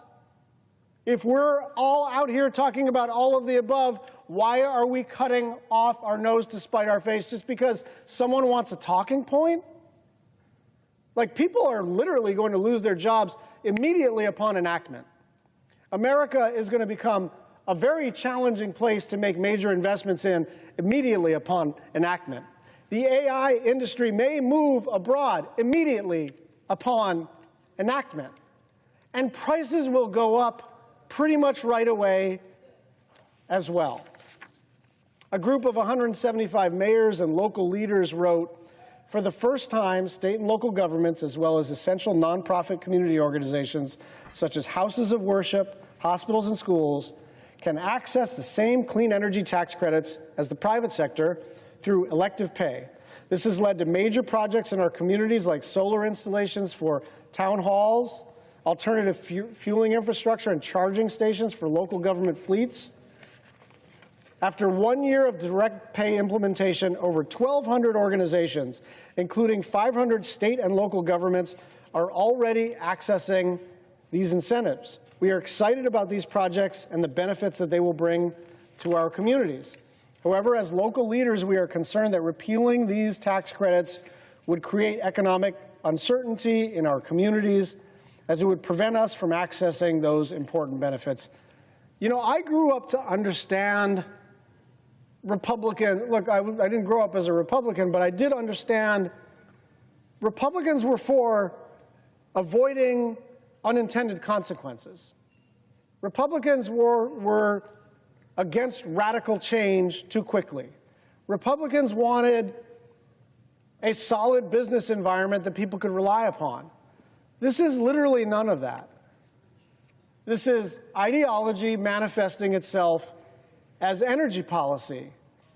And what's going to happen is people are going to lose their jobs and pay tons more for electricity. The building trades union called this bill, quote, the biggest job-killing bill in the history of this country. And they go on, simply put, it is the equivalent of terminating more than 1,000 Keystone XL pipeline projects. I've been here for a while. Keystone XL was a big deal to our friends in labor. I had some very tough conversations with my friends in labor about how important that project was to them and how it was in tension with some of our climate goals. But listen to what they say. It is the equivalent of terminating 1,000 Keystone XL pipeline projects. These guys are not me or Jeff Merkley or Eddie Markey or Sheldon Whitehouse or Martin Heinrich or Rep. Ocasio-Cortez or any climate advocate. This is the building trades. And they're saying this is the biggest job killer perhaps in American history. We actually don't have to do this, you know? The impetus behind this bill was essentially border spending and preventing the Trump tax cuts from expiring. And then a bunch of stuff got added on because that's what happens. And we were there for our own version of this, our own BBB, our own Build Back Better, and everybody in your party piles on with something new. And then the thing becomes a really challenging thing to pass because everybody's got their hobby horse. And somebody's hobby horse is not just to have an all-of-the-above energy strategy, but to go out of your way to kill clean energy. It doesn't matter that it's going to raise prices. It doesn't matter that it's going to kill jobs. People at all levels in the public and private sectors across the political spectrum are all saying the same thing, which is this is a bad bill for regular people, for the economy, and for the planet. One of the great things about our climate bill was that it made what was good for the planet also good for the economy. Clean energy becomes... Sinaloa cartel using cell phone data and surveillance cameras to find and kill FBI informants. This is according to a new audit released by the U.S. Justice Department. The audit saying a hacker hired by the cartel accessed FBI special agent call logs and Mexico City's camera system and used that information to identify persons of interest for the cartel. The cartel then intimidated and in some cases killed those individuals. News Nation's Mills Hayes joining us live to break this down. Mills, what are we learning about this? Hi, Natasha. Well, one of the largest, most dangerous cartels, the Sinaloa cartel, was able to hack into an FBI official's phone records and use surveillance cameras in Mexico City to help track and kill FBI informants. A new DOJ report this week detailed how the Mexican criminal enterprise hired a hacker in 2018 to track people coming in and out of the U.S. Embassy. As investigators were working their case against notorious cartel boss El Chapo, the hacker was able to breach Mexico City's phone data and camera system to track an FBI official who they then followed and identified informants that the FBI agent met with. The cartel then used that information to intimidate and in some instances kill potential sources or cooperating witnesses. The cartel's leader, El Chapo, is now behind bars in Colorado, but U.S. still offering $10 million for information leading to the capture of two of El Chapo's sons who are accused of rebuilding their father's international drug empire. And while the FBI says that they are working on a strategic plan to address some of the Inspector General's concerns, recent technological advances have made it easier than ever for criminal enterprises to identify and exploit vulnerabilities, according to the report, something that's a big concern for our national security, Natasha. Yes, certainly. And Mills, we're hearing it's not just the Sinaloa cartel. On federal authorities' radars, a top Tren de Aragua gang member has also now made the notorious top 10 list. What are you tracking there? Right. Well, our viewers have definitely heard about the Venezuelan gang Tren de Aragua and their presence here in the U.S., now in all 50 U.S. states. Now, 3 federal agencies are targeting one of their leaders who is on the run, the FBI placing him on the 10 most wanted list, describing him as a senior leader in Tren de Aragua. The State Department now offering a $3 million reward for information leading to the capture of Giovanni Vicente Mascara Serrano. The DOJ has charged Mascara with drug offenses and terrorism-related crimes. The Treasury Department is cutting him off from any illicit money money or property that he may be keeping in the U.S., even warning financial institutions and other third parties that they could face civil or criminal penalties for doing business with the crime boss. And Treasury Secretary Scott Bessent saying, quote, TDA remains focused on terrorizing our communities and facilitating the flow of illicit narcotics into our country, relying on key leaders like Mascara Serrano to finance and oversee their violent operations. TDA was designated a foreign terrorist organization by the U.S. government this past February, alleging that the group engages in drug trafficking, human smuggling, extortion, money laundering, and also the sexual exploitation of women and children. Natasha. All right, Mel's Hayes with that live report tonight. Thank you. Thank you for watching. Nice Subscribe below and download. Them to do that. President. Still talking. Senator from Rhode Island.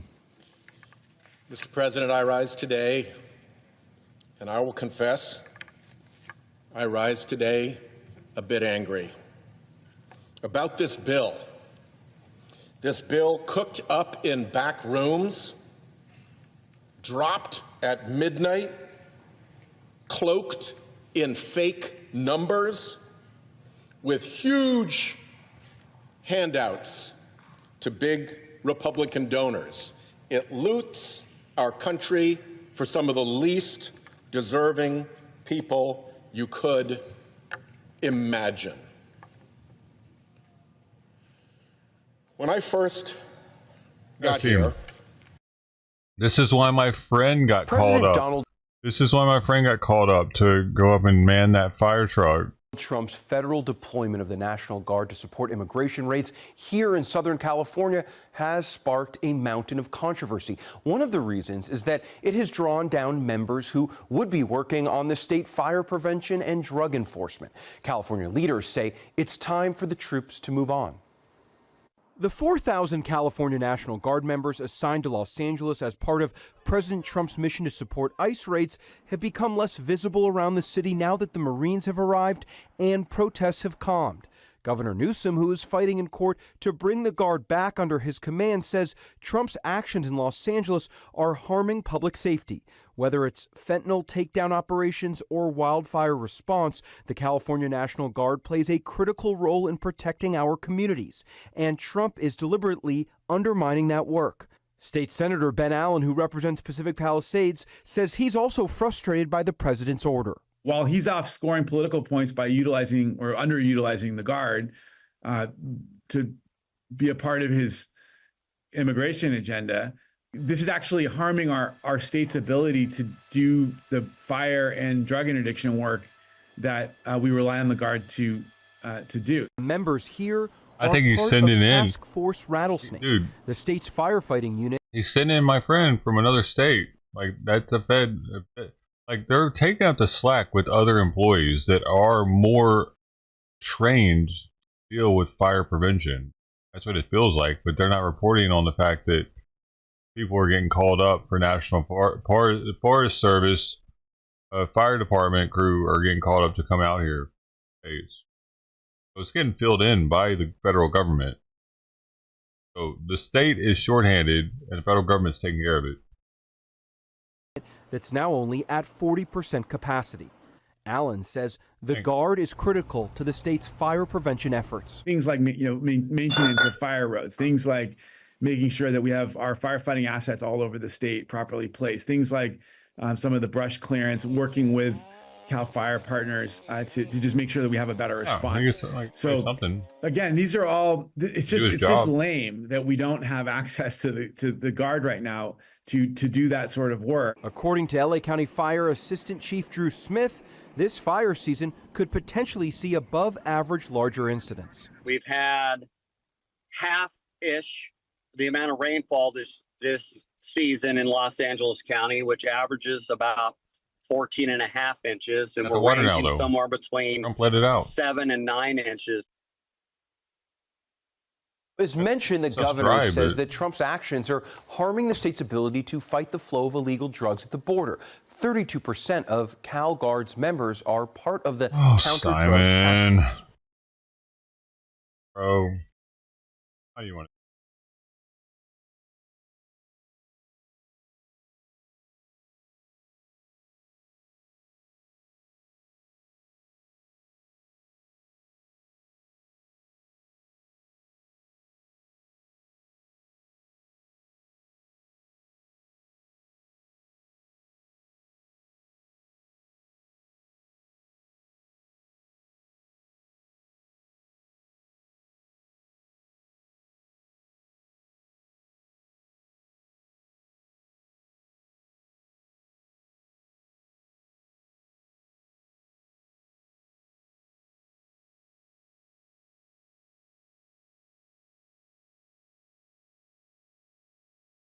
Ba-loompa-doompa-dee-doo.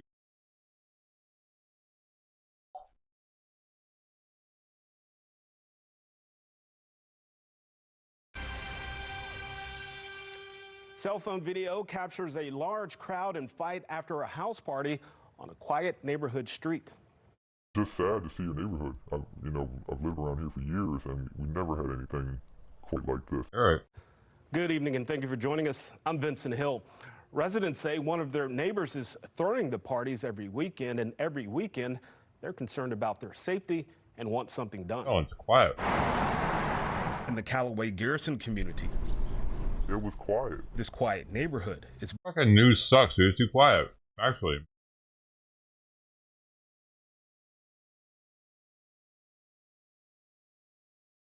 Says legal mindset. Yeah, this is it. And you're manic and you're an insane person, you can be a vexatious litigant. Let's stop there.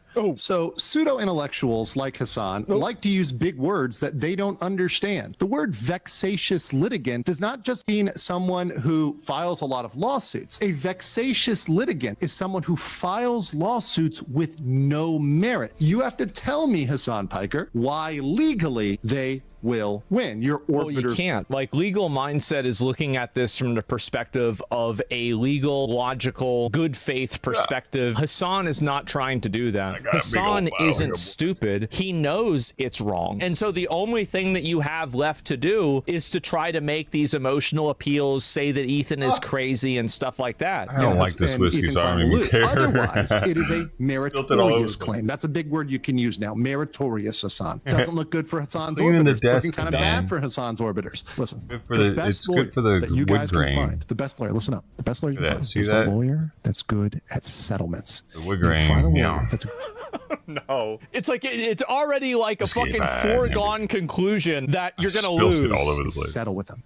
If you settle with them, maybe you can save your ass and save yourself some embarrassment and get some of these things dropped. Maybe if you guys come out and settle with them, that's the easiest way. Settlement is always easy. Settle with them quick. It will save you so much time, money, and public embarrassment. Because otherwise, you're going to have law tubers like myself and all of the people on the internet. No, I'm an idiot. Sorry. Please don't settle. Please do not settle. That's ruin my whole year. Just to reiterate with all of you, I will be fighting this lawsuit. And you are going to get smoked. It's not going to look good. Legal YouTubers and free speech people are extra quiet. No, I think there's some legal YouTubers who have covered it, but they're like pro Ethan. No, they're just telling you the fucking fact. Why does anybody even care about this shit? I don't talk about the Ethan dude from the other show. Fuck you guys. About you. Real people don't give a shit about you. Internet retards. The diaper guy. Ethan in a diaper.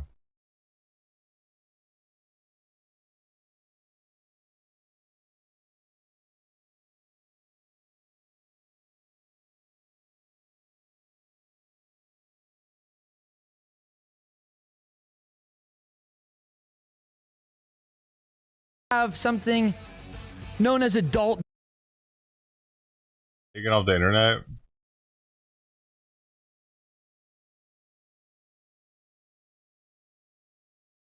I don't know if you guys heard about this new superhero on the block. His name's Boba. And the crowd.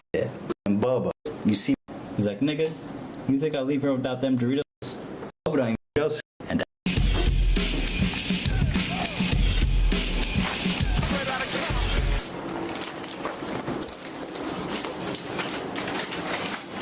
Yo, what are you doing?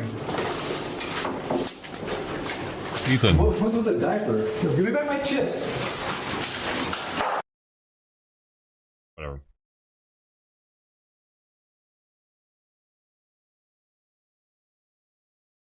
Now you add clean energy, you add renewables to this equation. What do we know about the renewables? They're almost always cheaper. They're almost never the price setter.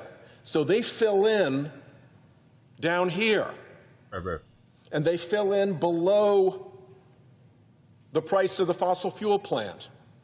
So my car is a mess. Load huge ones. I know, I need to clean it out. Hey, looking like that. Don't be looking in the back of my car. Those are like my work clothes. Cheese? Some crackers? Environment, then you're down here for price for that much load. You're saving huge amounts of money. The grid is way more efficient with renewables in the mix. By the time you get to the same price that you had here for load X, for fossil fuel, you're all the way out here. You got all this extra load served before you raise that price. That's the theory. That's how the system works. Let's see how clean energy fits in a specific area. Let's look at Texas. Oh, and by the way, last year, 95% of the power that came on the grid that filled in here was clean energy. If this bill kills clean energy growth, which is its intention, then it's going to kill off the power source that provided 95% of what was added to the grid last year. It is going to be a big... Don't you get it, folks. We're all going to die. So let's look at the Texas grid, which is easy to talk about because it's a standalone grid. And somebody just did a study of the Texas grid.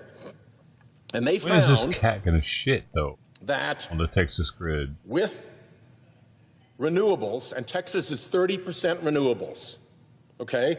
So we're in the with renewable situation. With renewables, the average price last August was $39 per megawatt hour. This was $39. And then they calculated what happened if you backed out all the solar that had been added. If it weren't for the solar driving this price down, instead of $39 per megawatt hour, it would have been somewhere between $55 and $90 per megawatt hour. Minimum $25 differential. Maybe more than twice the cost. The punchline, quoting from the report, had there been no growth in solar energy between 2018 and 2024, wholesale electric prices in 24 would have been at least 40% higher.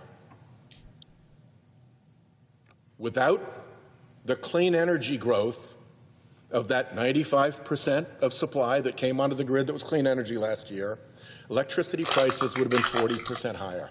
And where would that 40% have gone? It would have gone into the pockets of the fossil fuel industry that was setting that price as everybody had to pay more and more and more. So when you see the fossil fuel industry come here and take this shot at its clean energy competition in this bill after having flooded that side with political money, they're going to make a fortune off of this. And consumers will pay. That's how this bill robs you. It puts you back onto the fossil fuel side of that curve, not onto the clean energy added part of the curve, which lowers prices so dramatically. And as the report concluded, I'm quoting again, this isn't speculation or modeling, it's what actually happened in one of America's largest electricity markets. And by the way, while the fossil fuel polluters are out trying to damage their competition using the power of government and the influence of their dark money operation to do so, they're also damaging America's competitiveness against China. China's already putting 25 times the solar that we are putting onto their grid. That gives them huge advantages as they construct solar panels, design solar technologies, and offer that to the rest of the world. Doesn't give them huge advantages if we decide to hit that shit with some bombs. I mean, like, all we gotta do is hit their solar panels. We're in a world market. They have no power or what? For solar technology, just like we're in a world market for electric vehicles. is about as unpatriotic as you can get, because it is taking these Plus, two they can technologies control and saying, everything. Like, you go can't for it, China. We're out. store We're out. the same as you can store Have gasoline. the entire international market for solar and for energy. We're not going to compete. We're going to load up our people with new taxes. We're going to tear away the subsidies.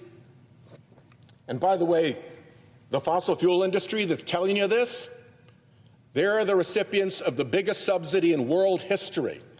They get $700 billion a year in the United States alone from being allowed to pollute for free. It violates market economics to pollute for free. Milton Friedman, the most conservative economist, will tell you it's not proper market theory when somebody's polluting for free. The cost of the pollution should be in the price of the product. So they already benefit. The fossil fuel industry already benefits from the biggest subsidy in world history, $700 billion with a B, $700 billion every single year to compete unfairly against clean energy. And on top of that, they want to rip away the investments that have been made, and they want to put a new tax on clean energy, and they want to drive consumer prices back up to their fossil fuel model. Yeah, I was watching it a minute ago.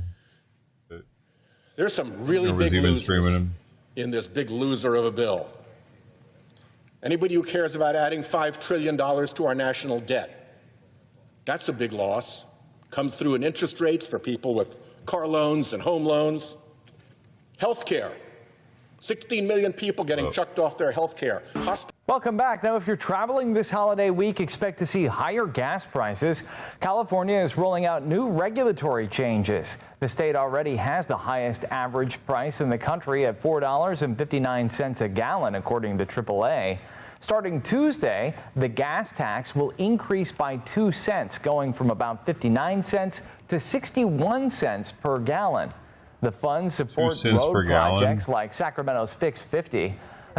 Okay, I'm not really caring about that. Bye. Facing my time, Sonny. I'm paying as their 20 more cents or something. From a nearly $1 trillion hit to their revenue streams. Not going to hurt me that bad. Taxpayers I'm getting be all right, I think. By an already corrupt tax code that this makes even worse for the whole tank. All right. For the individuals benefiting the most from the corruption of the tax code and who are the least deserving of our solicitude and who are the most able to pay. I promise you, there are people who will not know they even got this $300,000 individual billionaire benefit because they're so rich already it won't even count. And on the flip side of the coin, if they had to pay taxes like a normal American, they wouldn't even notice that either. They'd still be able to sun on their island, cruise on their yacht, ski in their chalet, and jet in their jet.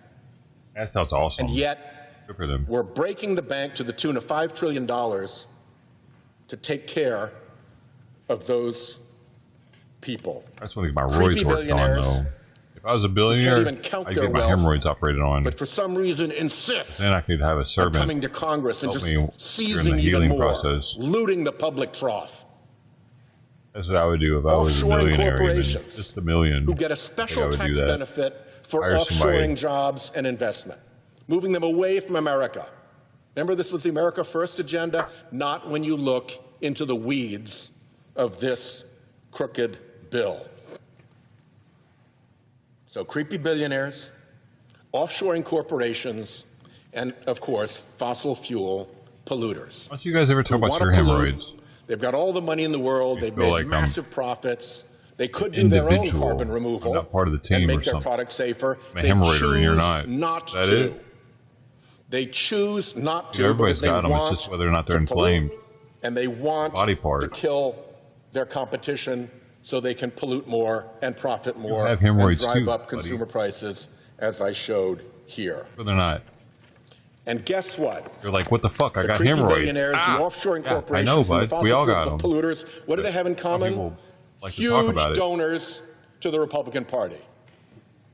That's what this bill is about. It's not about taking care of the economy. It's not about taking care of the public. It's payback to big special interests and billionaires I kind of know my shit. who provide the dark money and my anus. funding that floats the Republican Party, and now Hardly they're knew him. demanding payback for the majorities that they bought. There is a wasp, Mr. President, that lays its larvae inside another bug. I mean, and the larvae of the wasp inside that other bug are able to take over the nervous system of that other bug.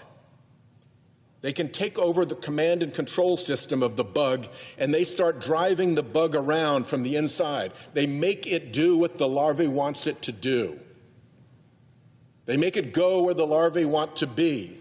They make it hang where the larvae want it to hang, and then the larvae consume it from the inside. They eat it, and they turn into the next generation of wasps. That's a pretty good analogy for what has happened here.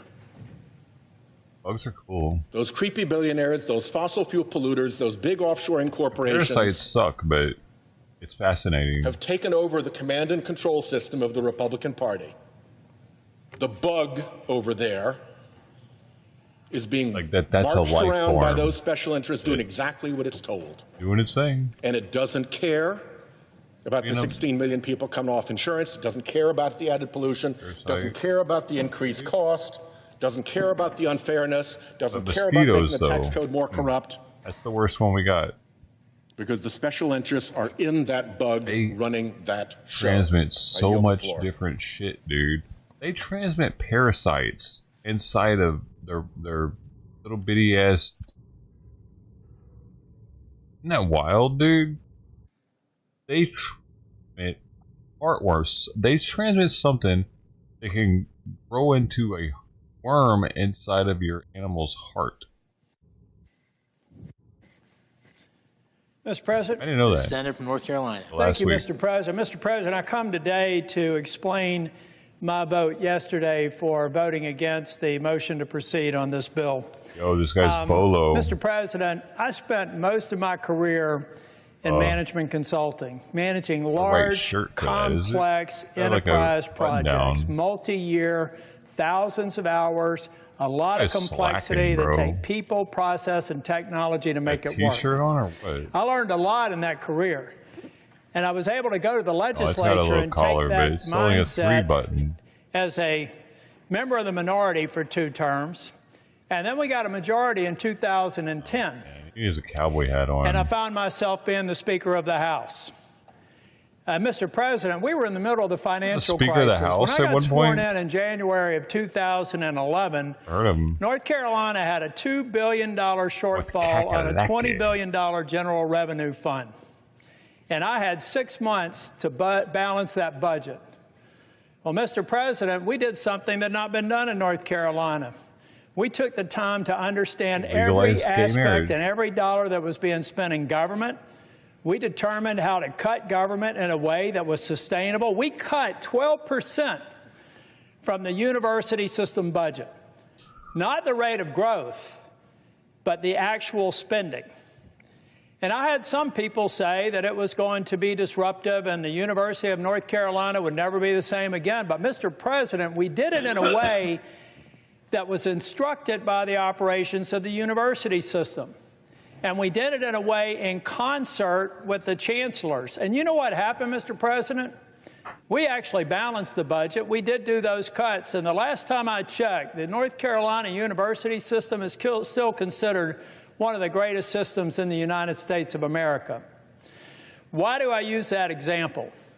Because the Medicaid proposal in this bill bears no resemblance to that kind of discipline and due diligence. See, I knew he was a dick. It has no insights into how these provider tax cuts are I going to knew be you were absorbed something without else harming on our people side. on Medicare. Why is all this Democrats talking? Worse, when are the Republicans going to get to say do something? not even understand on either side of the aisle the interplay of state-directed payments and the devastating consequences of the funding flows that are going to be before us. Mr. President, Here's how I figured out the impact in North Carolina. I knew I didn't like him, dude. I used to be Speaker of the House, and I like the Speaker and have good relationship with the Speaker and the President Pro Tem, so I called them up. And I had my staff ask them if they would do an economic impact assessment on what this proposed bill would do to the Medicaid program in North Carolina. But I didn't want just the view of the Republican partisan staff that reports to the Speaker and the President Pro Tem on how they're going to absorb this bill. I decided to go to Josh Stein, the governor, and I went to his Democrat staff for Medicaid. I asked them to prepare an estimate, independent of the estimate that I had done with fiscal research. But I took a step further, Mr. President. I went to the Hospital Association. I asked 3 different independent groups, a partisan Democrat group, a partisan Republican group of experts, and a nonpartisan group of the Hospital Association to develop an impact assessment independent, not talking, not sharing, reporting to me.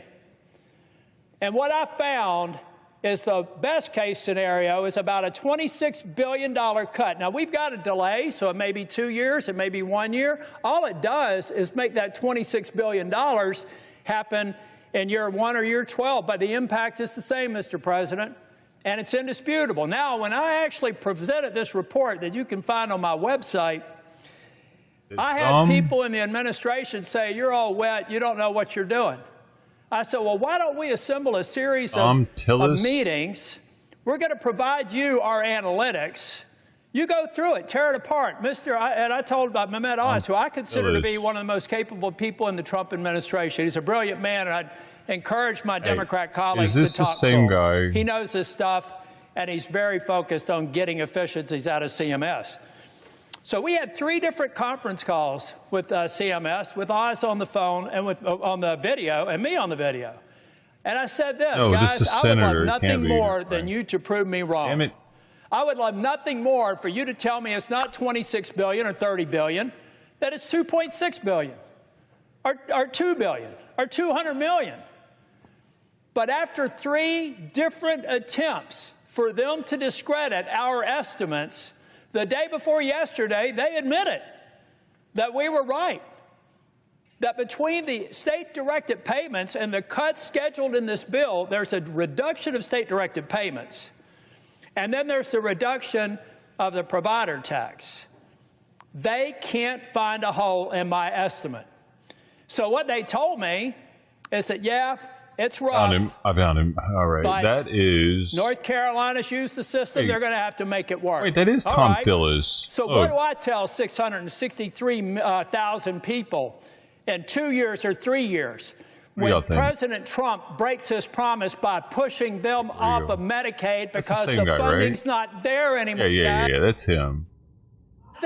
When the He's got White the hairline, House he's got the hair color, advising the president, he's got the face shape, the ear size, that the effect of this bill is to break a promise. It is Tom Tillis. Okay. And you know the last time I saw a promise broken around health care, with respect to my friends on the other side of the aisle, it's when somebody said, if you like your health care, you can keep it. If you like your doctor, you can keep it.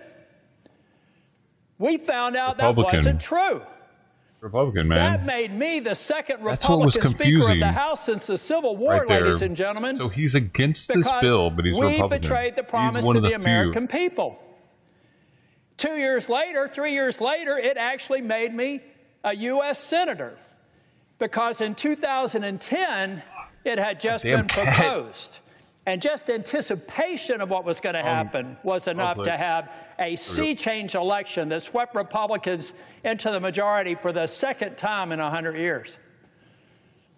Now, Republicans are about to make a mistake on health care and betraying a promise. It is inescapable that this bill in its current form will betray the very promise that Donald J. Trump made in the Oval Office or in the cabinet room when I was there with finance, where he said we can go after waste, fraud, and abuse on any programs. Now, those amateurs that are advising him, not Dr. Oz, I'm talking about White House healthcare experts, refuse to tell him that those instructions that were to eliminate waste, fraud, and abuse all of a sudden eliminates a government program that's called the provider tax. Does any of this really matter? We have morphed a legal construct that admittedly has been abused and should be eliminated into waste, fraud, and abuse. Money laundering. Read the code. Look at how long it's been there. I was Speaker of the House. I refused to do it. When I left North Carolina, I said, we're not going to do a provider tax. I left it at 2.5%. Now it's 6%. Mistake on the part of the leadership. And frankly, I know my friends are probably going to think I'm a little bit crazy here, but I actually passed a law that made it illegal to expand Medicaid. Why did I do that? Because I was convinced someday we would be here. And I would have rather found a way to get more people on Medicaid at the standard FMAP than having this 90-10 match and watching it disappear and taking away desperately needed health care. So, Mr. President, over the course of the evening, I may look for an opportunity to speak again. But I'm telling the President that you have been misinformed. You supporting the Senate mark will hurt people who are eligible and qualified for Medicaid. I love the work requirement. I love the other reforms in this bill. They are necessary, and I appreciate the leadership of the House for putting it in there. In fact, I like the work of the House so much that I wouldn't be having to do this speech if we simply started with the House mark. I've talked with my colleagues in North Carolina. I know that we can do that, and I believe that we can make sure that we do not break the promise of Donald J. Trump that he's made to the people who are on Medicaid today, Mr. President. But what we're doing, because we've got a view on an artificial deadline on July 4th that means nothing but another date and time, we could take the time to get this right if we lay down the House mark of the Medicaid bill and fix it. And I know that my friend and colleague from New Hampshire, I jumped in front of her, so I'm only going to take another minute or two. New Hampshire, it's got to be a Democrat. But, Mr. President, we owe it to the states to do the work to understand how these proposals affect them. How hard is that? I did it. How hard is it? How hard is it to sit down and ask the Medicaid office, ask the legislative staff, ask the Independent Hospital Association what the impact is? If there's no negative impact, what's wrong with daylight? What's wrong with actually understanding what this bill does? Mr. President, I know what it does because I spent a career implementing complex systems, and then I had the privilege of being Speaker of the House, and I implemented them in a government setting. Hey, stop and mentioning since I've your been Speaker here, of the House I've focused on bills and watched their implementation from the cradle until they're fully implemented. Mr. President, we owe it to the American people, and I owe it to the people of North Carolina to withhold my affirmative vote until it's demonstrated to me that we've done our homework. We're going to make sure that we fulfill the promise, and then I can feel good about a bill that I'm willing to vote for. But until that time, I will be withholding my vote. Apparently, right? Thank you, Mr. President. Wait. Oh, no. It's House of Representatives, Speaker. Wait, from 2011 to 2015? So, what was that? Obama? Senator from North Carolina. I ask unanimous consent that the following appear separately in the record. During the entire Obama second I ask unanimous consent that the Senate proceed to executive session to consider the following nominations in block, calendar 198 through 249, with the exception of calendar 241, and all nominations on the Secretary's desk with the exception of PM 89. That the nominations be confirmed en bloc. The motions to reconsider be considered, made, and laid upon the table with no intervening action or debate. That no further motions be in order to any of the nominations. That the President be immediately notified y'all didn't used of the to watch Senate's this type of action stuff and back the in the day Senate either, huh? then resume legislative session. That's getting old. Without objection. Thank you, Mr. President. Mr. President, I also ask just for indulgence for one more minute. I ask unanimous consent that this also the following appear separately in the record. Without objection. This is really easy, Mr. President. Yesterday was my 38th wedding anniversary. I've convinced Susan Tillis to stay married to me for 38 years. I wish I was going to be with her and a couple of dozen family members down at the beach, but I'm doing my work here, and I'm going to stay until it's done. I also want to wish my grandson that they're celebrating his 2nd birthday today down there at that same beach house. God bless my family. I love you. It is something to get along with somebody for 38 years. There you are. Mr. President. The senator from New Hampshire. My parents sleep in separate beds now. They've done that shit for like a decade. Senator Tillis leave or before I have a chance to tell him how much I'm going to miss him. And we have worked together on a number of things, including the Senate NATO Observer Group. And he's been a great partner, an excellent senator.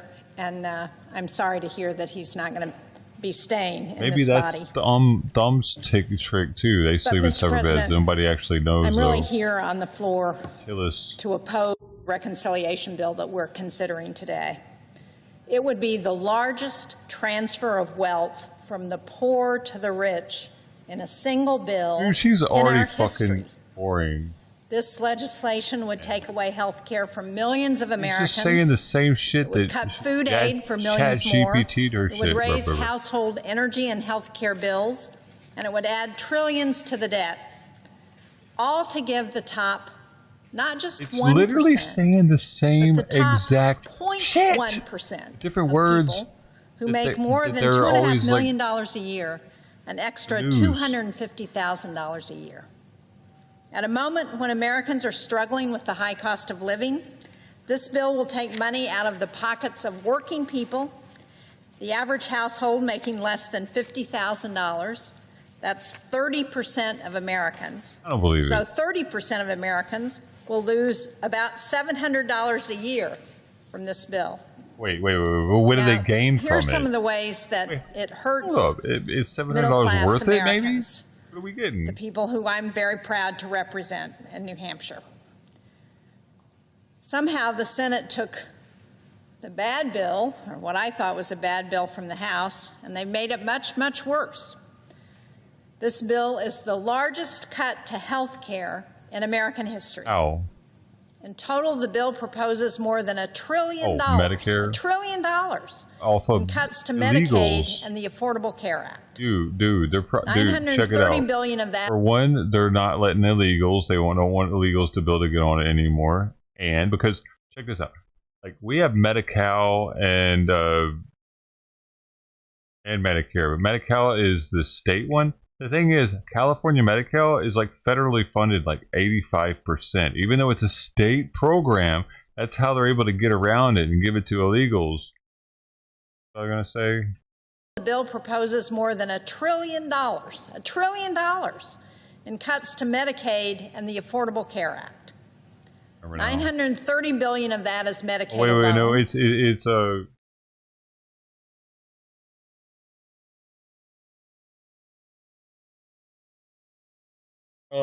the tranny surgeries. They're not going to allow that tranny surgery to be covered by Medicare. Also, that's what I was going to say. Thank you, Jesus. My brain worked all of a sudden. It was broken. And because of these cuts, more than 300 rural hospitals could close. More than 500 nursing homes could close.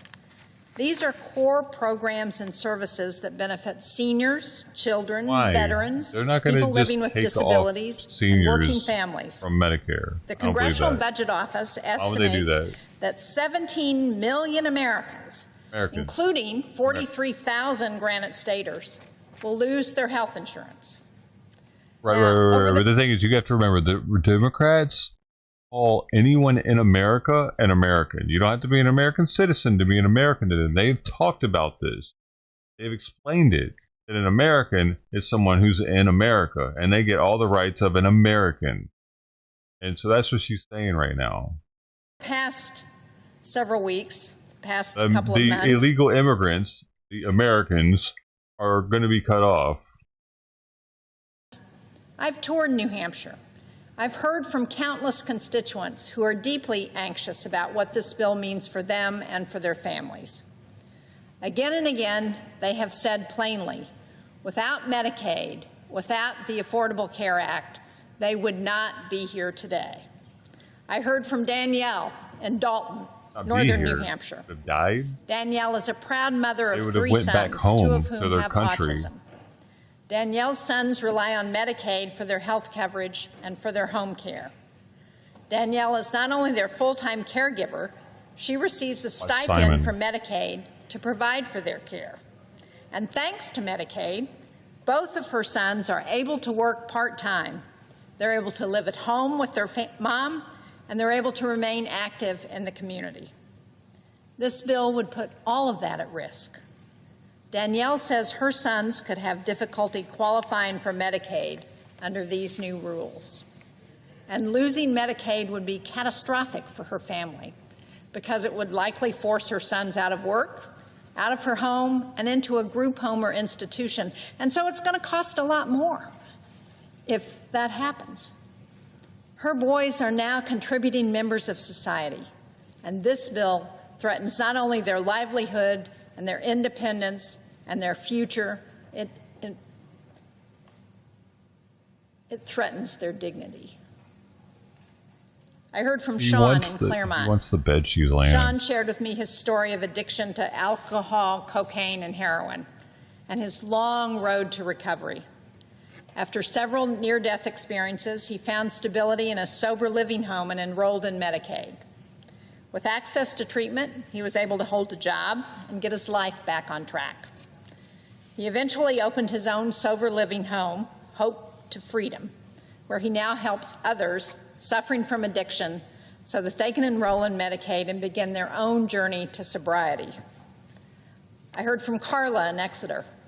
Carla has twin 3-year-old boys, one of whom had serious medical complications at birth. Now, she always was able to have health insurance with her job, but as her family's medical bills piled up, she enrolled her son in Medicaid to ensure that he got the care that her family could not afford and her employee-sponsored health insurance wouldn't pay for. These people off, though, lady. He still needs extensive care to this day, and Talking losing about her random coverage would people put her that are on family into Medicare. devastating medical debt. What the fuck? Probably the story that I heard that touched me as much as any is from a man in Berlin, in northern New Hampshire. It's actually probably kind of hard to He get had cut off had of a number Medicare once you're on of it. substance misuse issues, mental health challenges. He said, without Medicaid, without this center, can't just do it because they we don't were like at a you. center where Medicaid helped pay to support people who needed help. He said, without this, I would just give up. I would commit suicide because there would be nothing for me. Oh, now they're trying to put that on it. Look at that.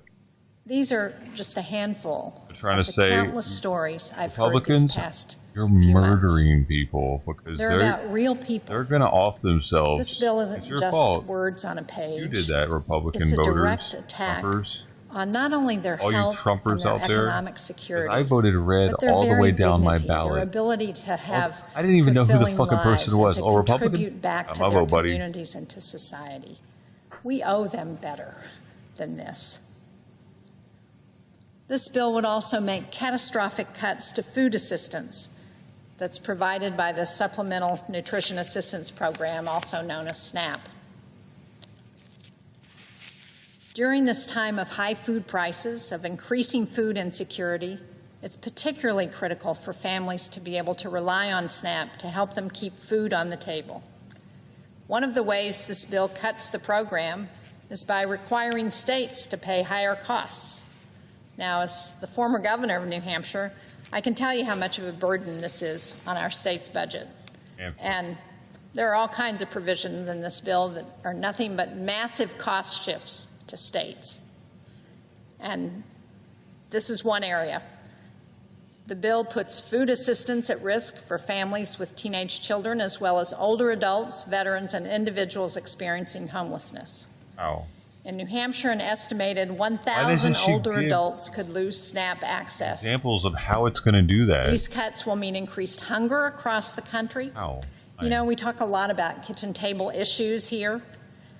Passing this bill is an explicit Increased vote hunger. to take food off of families' kitchen tables. I heard from Rachel. She's a care coordinator at a behavioral health center in Claremont, which is Why does in he the just western give part a of New Hampshire. One sentence She how told me, and I'm afterwards. quoting here, SNAP is not just a This is program. hearsay. It's a lifeline. For the parents I work with, it means being able to send their children to school with full stomachs That and really functioning matters. minds. But I need facts. For caregivers How this is struggling going to to make break ends shit, meet, lady. it provides some peace The of mind Democrats knowing eat there will this be shit up, something though. on the I table think she's each saying night. something And for children, by giving many stories. of whom are navigating mental health challenges, SNAP supports stability, Amazing. dignity, and health during Snapalicious. formative years. But how is it Without going to SNAP, change negatively? strain on these lady? already vulnerable families would increase exponentially. Okay. And she goes on to say, finally, Oh. SNAP is not a handout. It's a step forward for families snap it working up. hard to survive Give people SNAP, and but succeed make them against show that they're not overwhelming fucking odds. deadbeats, maybe, to get it. Possibly. And on the energy Big front, deal, is it? for families concerned about energy costs, this bill only offers more pain. Great again In by addition to making cutting people off accountable for tremendously not being a successful shithead and incentives just for bringing the electricity system. that are adding reliable, something. Don't affordable, just sit and clean there. energy to the grid at a record pace, this bill cuts off long-standing tax credits for consumers They'll just sit there and have kids. for Bro, average that's what's everyday happening in the Americans hood. to make energy-saving improvements No to their fathers. homes or to add rooftop solar to take Fathers in control prison. of their own energy bills. After countless promises to Meanwhile, white lower people people's can't afford to energy have bills, this legislation would do just the opposite. Last year, 2.3 million Can't, even right families took now. advantage of the I need home to be a energy millionaire efficiency tax to credit afford a kid. and cut an average $130 off of their yearly energy bills. Now, that may not sound like a lot to the Mar-a-Lago crowd, Horrible. but it makes a big difference for families in New Hampshire who worry about how they're going to heat their homes. American households are expected to pay an extra $170 billion in energy bills over the next 10 years thanks to misplaced priorities in this bill. And add to that 1.5 million good jobs that are likely to go away. And it makes you wonder if supporters of this bill have actually read it or if Dude, they actually care about American energy I wouldn't even want to dominance. bust the fucking card out and be embarrassed by it And at on checkout for taxes? $20. This bill spends more than $4 trillion on tax cuts, including nearly $1 trillion I saw somebody with the Golden in State new Advantage tax breaks card. for the I've biggest been using that corporations. same card design But for for like 2 taxpayers decades. earning less than $30,000 Food a stamp year, card out here. they would see an At average Costco, tax increase. The other Let me day. say that again because I didn't say that quite right They're with the loading right up. emphasis. For taxpayers earning less than $30,000 Always a year, be loading up. they would see an average got the tax card, it'd be increase like, in "Bop." 2029. Yo, but that And these are the couple that same I got in a families who are gonna fucking be fight harmed with, most that by was the extreme craziest cuts one to I've ever Medicaid and seen, SNAP. actually. Families Because both of making their under parts were just, $50,000 are all their likely shit was to be just worse dumped off, in it. And you could and tell some they were could pissed lose off more about than that. They thought there was going to $1,500 be a bad. year It was their under this first bill. time ever shopping at Costco. So if you They were add to that the pissed effects of what Trump's happened to show tariffs, their receipt. which raised the cost I of living said, for a hey, typical it's in family the contract. by All hell $2,000 broke a year, loose, dude. They're this acting like makes they were it going even to hurt worse me. for families. And then I was So the bottom racist. 80% of And households, then a those terrorist. making less than Calling out the $175,000, black people. will be worse off on average. Terrorists for under talking this shit to bill. the black people. That's Now, a new one. I've talked about how this bill makes families pay more And they for were the ones that healthcare, were for violent, energy and actually. food in order to give more money They were to both billionaires. acting like they were going to But there are a few other things I never did that. people should know. First, because of the trillions of And then dollars this when bill I would add to busted the my debt, pepper spray out, interest they rates tried are to play likely the to go victim all super adds loud, more like, than "Oh, you're gonna $1,000 get a a year for a weapon, typical huh?" mortgage. Like try to get This people to bill turn makes it around and harder like for think that students I to was afford like the cost of college, and it removes debt provocateur or protections for something. I'm students trying to who've been like fuck. defrauded Like, by their schools. anyway, dude, it was And a this little bill interesting. actually tries to prohibit This was my states training ground from for that regulating situation. AI I knew for the exactly next what I was 10 dealing years, with. making it Idiot. that much harder to keep our Race kids safe baiter. online and to protect jobs from being lost to the use of this In the technology. wrong neighborhood.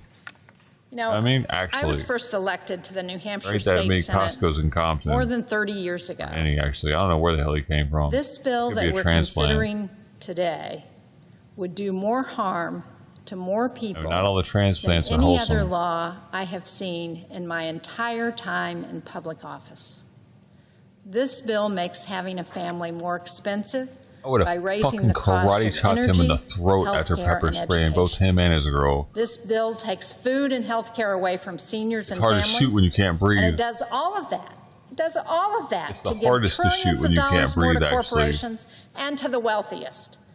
And it explodes our deficit in the process. That's not what the people of New Hampshire Probably are the asking best pace for, to punch and somebody it's not if you what really Americans deserve. And so do my colleagues in the fear Senate, for I some say shit this. going down. Like if you think somebody's At a pulling a gun moment on when you, Americans you punch are them as hard as you can in the squeezed by the throat. cost of living, we should They be might doing not make it something from about that, actually. Instead of getting That's worse than getting punched in the head. The head's really thick, you see. The we throat should be is kind of expanding delicate. access to affordable quality Most care. people aren't thinking about protecting Instead it. of turning our backs on working parents, we My should be dad got making punched in the housing throat more once. affordable, and we should ensure that every child has access to high-quality, I affordable know, you don't early want it. education. Instead of cutting The harder you do it, nutrition the better. programs, let's make sure that no child in America goes hungry. Instead of driving up food and energy prices, let's invest in the programs that help American families succeed. You ever been punched in the throat? Just give yourself a President little bit. Trump calls this And just the think big, about how beautiful if someone bill. did it really hard, But it is a big betrayal of you the don't really American think about punching in the throat though when they're in a There's fight. nothing beautiful unless they're about thinking about taking it. away health care and food from working families to Aim for that give more motherfucker. money to billionaires. Illegal as fucking boxing, I So I think it should intend to be. vote against this Gotta be. legislation, and I urge all of my colleagues to do the No same. way it's legal to punch somebody straight yield in the the floor. Adam's apple. Maybe UFC allows it, do they? Mr. President. I don't even know if they allow it. Let me see. Mr. President, I don't believe you can serve in the United States Senate without being at least an amateur student of history. You're overwhelmed in this chamber, which is where the Senate has met since 1859, No. to reflect on all of the throat things punches that are not have allowed in occurred the UFC past. even. And you remember your own That's what- experience there that's as how you well. know it's- I certainly do. It's something that This is my 29th year of service in the Senate, and I think back can this fuck evening somebody up, so you better be careful with that one. of You some might of the get a things which I manslaughter charge. witnessed and still stick with me. I'm not for gun violence. This I can self still see that door open and Ted Kennedy walk through it, summoned from his deathbed in Massachusetts to cast a deciding vote on the Affordable Care Act, Obamacare. He wouldn't miss it, even if it meant he was going to die in the process. I think of that door over there when President Trump in his first term tried to basically eliminate the Affordable Care Act. And it was saved at the last minute at 2 o'clock in the morning when John McCain came through those doors, Oh, wait, stood I in the can well make this right guy by that faster. table to the Republican Is- side and cast his vote no. He couldn't raise his arm. It had been damaged so badly when he served as a prisoner of war during Vietnam, but you knew how decisive his gesture was. And he saved health care for millions of Americans. There were other moments as well that I can reflect on. But the point I'd like to get to is this. There was a speech a few minutes ago on the floor of the United States Senate, which every senator should have heard, particularly every Republican senator. The senator from North Carolina gave a speech, Sunday. Senator Tillis, and explained why he had decided to vote against this Republican budget plan, this reconciliation bill. He explained it in a thoughtful and comprehensive and convincing way. But before he made his decision, he turned to Republicans in the state and Democrats and a neutral third party to analyze the bill. And he concluded, Mr. President, after that study, that careful study, that this measure, this changes in Medicaid and Medicare and other health programs would be a disaster for the state of North Carolina. He made it clear before tonight that he was going to vote against this bill. And he made it clear this morning that he's preparing to retire from the Senate. I felt his statement was Who is compelling. this dummy? And I'm sorry there weren't other members on the Republican side, at least one. I don't like and how the he presiding officer speaks. present to hear it. It's seldom that you hear a speech on the floor of the Senate that you know is so personal and so heartfelt and so meaningful as the statement made by Senator Tillis earlier. Yeah, no, he's on the other Made a side. decision which will be widely reported, I'm sure, and showed a level of political courage which you seldom see in this chamber. He basically said, in a positive way, The Republicans that at, man. Are they not allowed to talk right This now? Republican measure, which is before us tonight, tomorrow, is going to hurt a lot of people. We estimate that 16 million They don't American feel families like will lose they their health need to. insurance as a result of this measure that's on the floor today. I've said it before, but I want to repeat it. Doing. If you have ever been the father of a new baby with a serious medical problem and you have no health insurance, you'll never forget that moment as long as you live. I know, I've been there. I went to the charity ward at Children's Hospital here as a student at Georgetown Law School with my wife and baby, and we waited in line to see which doctor would walk through the door and see my baby save her life. You feel that you let everybody down in the world at that point, that you don't have health Right insurance now, when you 4 need or it so 5 badly. when you need times so much there. to. This bill is designed to take health insurance away from 11 million families in America. 11 million families in America in a period of time will not have the peace of mind that they have access to the best care because they will have lost their health insurance. What is it about Donald Trump taking away coverage of health care? Why has this become the trademark of the Donald Trump Republican Party? He did it in his first term, or tried to, and John McCain stopped him. And now he's trying to do it again. The question is whether Senator Tillis and his Republican colleagues can muster enough courage to step up and find 4 Republican senators who will say, Oh, no. poop. I wish No, you I'm would not just going there. poop. I don't want it on my conscience or my record that I took health insurance away from so many American people. Now, you may argue, Durbin, you're a Democrat, and I am. And your arguments have to be tempered because you're so partisan, so political. Surely it isn't as bad as you just said it was. Well, let me read something to you. I eat near enough food. It's from a group supposed called to the give 2.5 American of those Cancer pouches Society. for every pound. I'm sure you've heard of them. And This is so their Cancer she's Action like 5 of those Network. pouches a day. And it's a letter to the Senate from Lisa Lacasse, president of the American Cancer I Society. do a half a Cancer pouch each Action time I bring a Network. plate out. And here's what she says Only about had the like measure that's pending a pouch before and a us half now so far. that we're being asked to vote on. From the American Cancer Society little. Cancer Action Network. Quote, history will be made with this vote.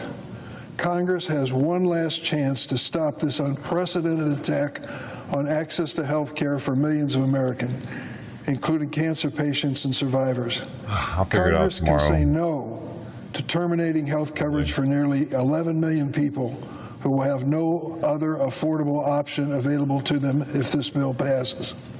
Currently, 1 in 10 people with a history of cancer have Medicaid coverage, including 1 in 3 kids who are newly diagnosed with cancer. We know having quality health coverage is one of the most significant factors in whether someone survives a cancer diagnosis. Voting for this bill means voting to rip the chance of survival away from real people. All over here. She goes on to say, simply put, this bill will mean more Americans are living sicker and dying sooner. And then she said, lives are on the line. So if you're skeptical about anything that I say because of my partisan background, I understand it. But for goodness sakes, from the American Cancer Society to have such a definitive statement made that this measure that we're being asked to vote on is going to harm innocent people, men, women, and children. That's a fact. And Mr. President, I might add another short message that we received from the Children's Hospital Association. The Children's Hospital Association. Matthew Cook is their president and CEO. And here's what he says about this bill that is pending. The new version of the budget reconciliation bill is a crisis for children's health care, hospitals, and providers nationwide. And we ask Congress to oppose it as an act of support for American children. This bill goes much too far. The bill amounts to fewer doctors and nurses to see your child, longer wait times, and sicker children. We know that the impacts of poor pediatric health care There's still an active shooter for the firefighter guy? From the Children's Hospital Association. Minutes ago there was. Neither of these organizations are partisan Not showing organizations. any evidence. And they have confirmed what Senator Tillis said earlier on behalf of the state of North Carolina and what those of us on this side of the aisle are saying all still along. on it. Why would we risk the lives and well-being of so many children, so many American families?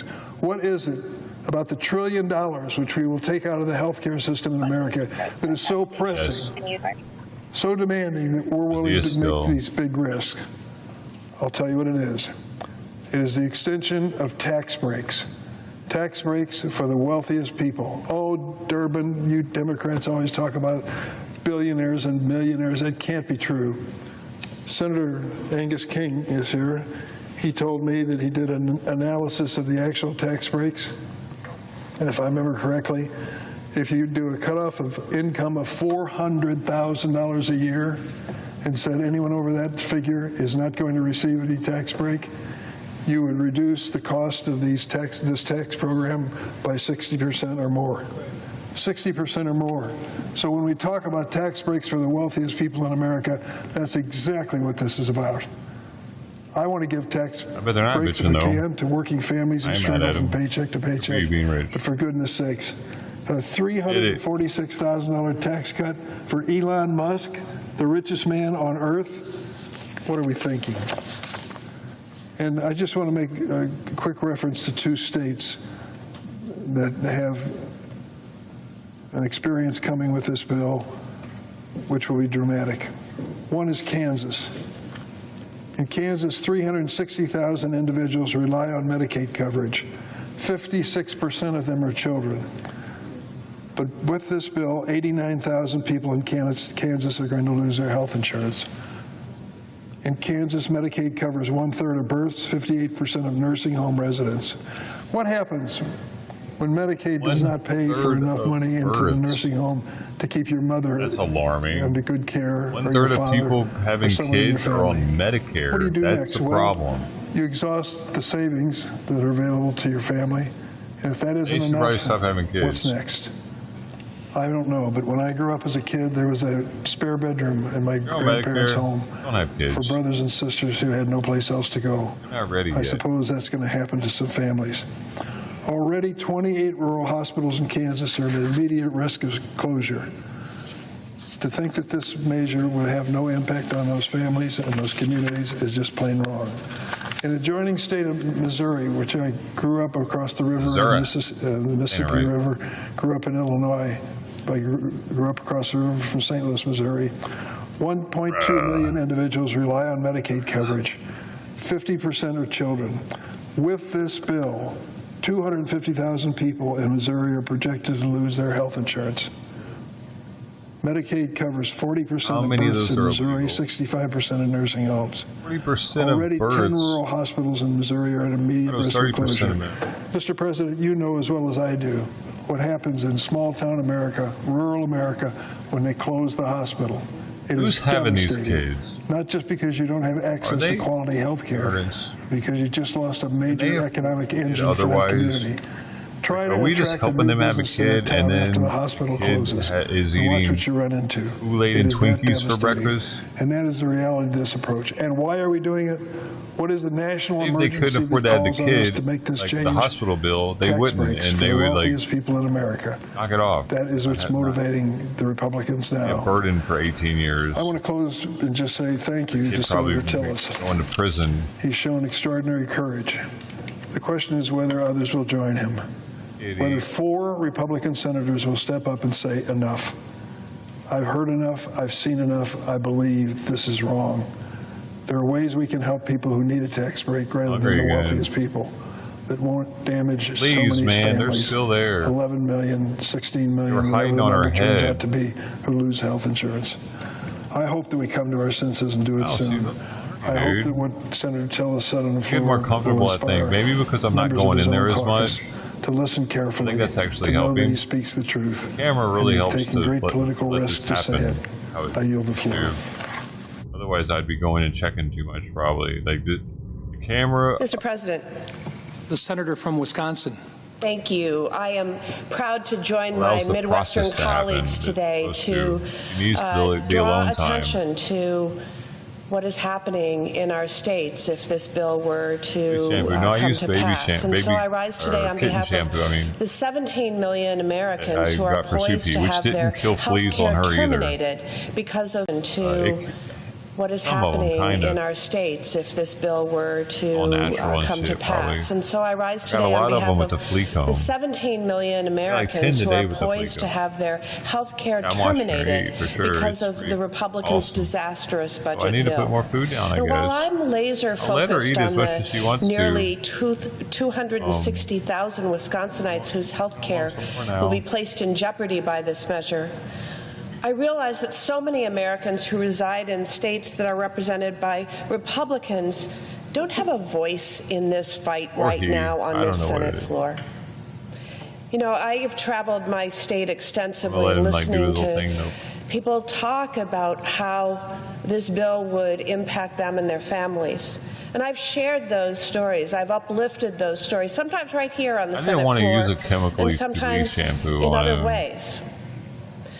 But I know that my Republican colleagues are getting the same influx of phone calls and letters that I'm getting from got some parents pills, but of he children needs with to weigh more. disabilities, I can from give him one. the elderly, and folks who are working hard but just can't keep up. These are constituents who are downright scared that they will have a rug pulled out from under them. And I know my Republicans are hearing from their rural hospitals be getting and more their calories now than pediatricians he who are was clear on the about what streets. this bill will mean for their ability to keep their doors open and to care for their patients. According to reports, my colleague from Kentucky even admitted as much behind closed doors last week, Cleaning we got saying going on that, here. I know a lot of us are hearing from people back home about Medicaid, but rather than committing to join us see, in that this left fight, side's got he something said, going on, they'll man. get over it. I don't know. And urged the his doctor's going colleagues to look to at forge that. See ahead how I with this didn't bill. clean the left side of his Well, if chin? my Republican It's colleagues crusty, won't fight for these feeling over there Americans, and rough. I think it's well past time Something's wrong that with some it. of us do. I don't know what's wrong And with that his is why I'm jaw. proud to be standing with my Midwestern Democratic colleagues When I was to cleaning, do I and say could just something rub it. about it. I'm here to stand like up 10 for minutes, the over but it half stayed million Midwestern crusty feeling. Americans in Iowa, Kansas, Really Missouri, crusty Nebraska, feeling. the Dakotas, whose health care is on the chopping block if Republicans jam through this Oh, terrible man. budget bill. In just those 6 states Oh, there he goes. alone, He's over on that side a little bit 340,000 now. Americans will lose their Affordable Care Act coverage, and over 225,000 Americans will be kicked off Medicaid if the Republicans get their bill and their way. In Iowa, over 100,000 Americans' care could be on the chopping block, including over 58,000 Americans whose families rely on Medicaid. When we talk about hundreds of thousands of people losing health care coverage, it can sometimes get lost. Through himself now. When the first day he was so actually filthy, there was means no people, chance not numbers. he was going to be the grooming numbers we're talking himself, about are people. No way. They have faces, they He have was gonna stories, start they have just families. that shit off. And He they was so matter. filthy. Take Patrick Kearns, a registered nurse in Iowa makes City me at the VA Medical see that, Center like, and father of 2 adult He children feels with good about disabilities. himself now, you know. He told the Des Moines Register, "My children are not scamming a system. The idea that they're somehow gaming the system at the detriment to the rest of society, especially when people like Elon Musk are using words like parasite to describe my children? Anger doesn't quite encompass how I feel," he continued. "I just find it shocking that you would go after truly the most vulnerable people as if they are somehow conducting fraud. These folks are barely surviving." In Kansas, where nearly 90,000 Americans' health coverage is at risk, including 18,000 Kansans on Medicaid, Kathy and Jacob shared the story of their adopted sister, Maria, who suffered a traumatic brain injury at just 4 weeks old. 7 weeks old. Because of Medicaid, the family could afford at-home nursing services before their sister passed away in 2024. Jacob told the Kansas Reflector, "This is not right or left. This is truly a human right. Yes, we want to get rid of fraud. People using the support that's not fraud. Are you going to get tapeworms, That's called though? people helping eating a couple people live the fleas? best life in the most I got respectful pills for and that, dignified though. way That's not a big possible." deal. In Missouri, See rice popping out. 250,000 Americans' care is on the chopping block, including over 100,000 with Medicaid. In the suburb of St. Louis, They always Sandra have told the tapeworms. Kaiser Family Foundation Health News that she worries about I haven't had her 'em, Sleepy had 'em. 24-year-old daughter, Sarah, and the 24-hour care she needs, including I'll be in-home surprised if she nursing. doesn't. That'd be pretty sweet, Sandra though. said, "I really and truly think don't know Simon's what I would do if tapeworm we lost infection the is why Medicaid home care. his digestive system's I have no so messed plan up. whatsoever. Now to this day. It is not sustainable for anyone He had it to at do such a young infinite age, and he had it really 24-hour bad. care without dire physical health, He was mental bigger than health, both and Sleepy financial and this consequences, especially as we parents get into When I our elder found him. years. In Nebraska, probably like 74,000 12 people weeks could old. lose coverage, including 26,000 Americans on Medicaid. Big as my foot. Dr. I got Ann big feet. Anderson Berry, who works at the Children's Hospital in Omaha, Nebraska, told Nebraska Public Media that these cuts would greatly harm those in Nebraska's rural communities. According to Dr. Anderson Berry, this is not just a health care issue. It's a workforce issue, an education That's the day I issue, found him. an economic My issue. floor's filthy, I know. Communities without access to safe was in childbirth 2010. cannot attract or retain young families. Way bigger than they her, struggle huh? to grow and they suffer generational consequences. Nebraska Healthy looking. simply deserves better. Our rural families feeding him. deserve better. Found Cutting him. Never Medicaid really thought may about that. save money on a spreadsheet, but it will cost lives in real communities and put the expensive burden of care back on our communities. I gave him dry food, and he in South Dakota, 31,000 Americans' insurance is at risk under this bill, including 12,000 Americans on Medicaid. Retired family physician Tom Dean from Wessington Springs shared his concerns about what the cuts to Medicaid will mean for nursing homes and the health of moms and babies. He told the South Dakota Searchlight, "I'm really frightened about the impact it will have on nursing homes. Medicaid is a major payer for prenatal, delivery, and postpartum care, and that's a major concern, especially in rural areas." I know that my Republican colleagues are hearing these stories from their constituents. And we seriously, if you need to use make Medicare sure to have that they kids, you can't shouldn't be having ignore kids, them. dude. You don't have These stories the and the money people for the behind them next make all the 18 difference years. in this fight You don't have to it for the protect first year. Medicaid. The first I'm 10 proud minutes. to give them a voice in the Senate mean? as my Republican colleagues continue their crusade to rip away health care from 17 million Americans. The American people don't like this bill, and that includes Americans Medicare people who are live kind in of broke, red, right? blue, They're using and Medicare. purple states. They're low income. We're going to keep ringing the alarm bells on behalf of Americans in getting every by. corner, every part of this nation, and protect the critical coverage working families need and deserve. Because there are Lives depend income upon it. limitations for Medicare, yield. and they're low intentionally. So everybody can't just take advantage of it. Mr. President. The senator from Minnesota. Mr. President, I rise today along with my colleagues from Illinois and from Wisconsin, and you just heard from Senator Republicans that are Baldwin actually about the effect about it. of this budget bill on the Midwest. I guess I'd start by asking York, the same right? questions that our colleague Senator Tillis, who just announced he wasn't going to seek re-election after the president threatened him with a primary, and after he took For all this time, I thought we were at the a Congress vote still. and had the audacity Dumbass. to ask the questions that had to be asked about this bill. And you heard him today. He talked about how he had So these talked people to are the way hospital easier to look up. association in his state, how Only he like had 2 of them per talked state, right? to the governor's office, how he had gotten the actual data on the effects of Medicaid state in is North she? Carolina. And then he asked the questions, how hard is it to see the impact of these proposals? And he asked, what's wrong with putting a little See, lay back daylight down. All right, I'm about on to have what's to go going feed on here? all the So that's what I'm going to do in my few minutes here. Put a little Midwestern daylight on what's going on here. already cat duty That time. is that under this bill, 17 million people would be kicked off their health care because of the Medicaid and the Affordable Care Act changes. That was 16 million people until we got the updated numbers from the Congressional Budget Office. That's a nonpartisan group.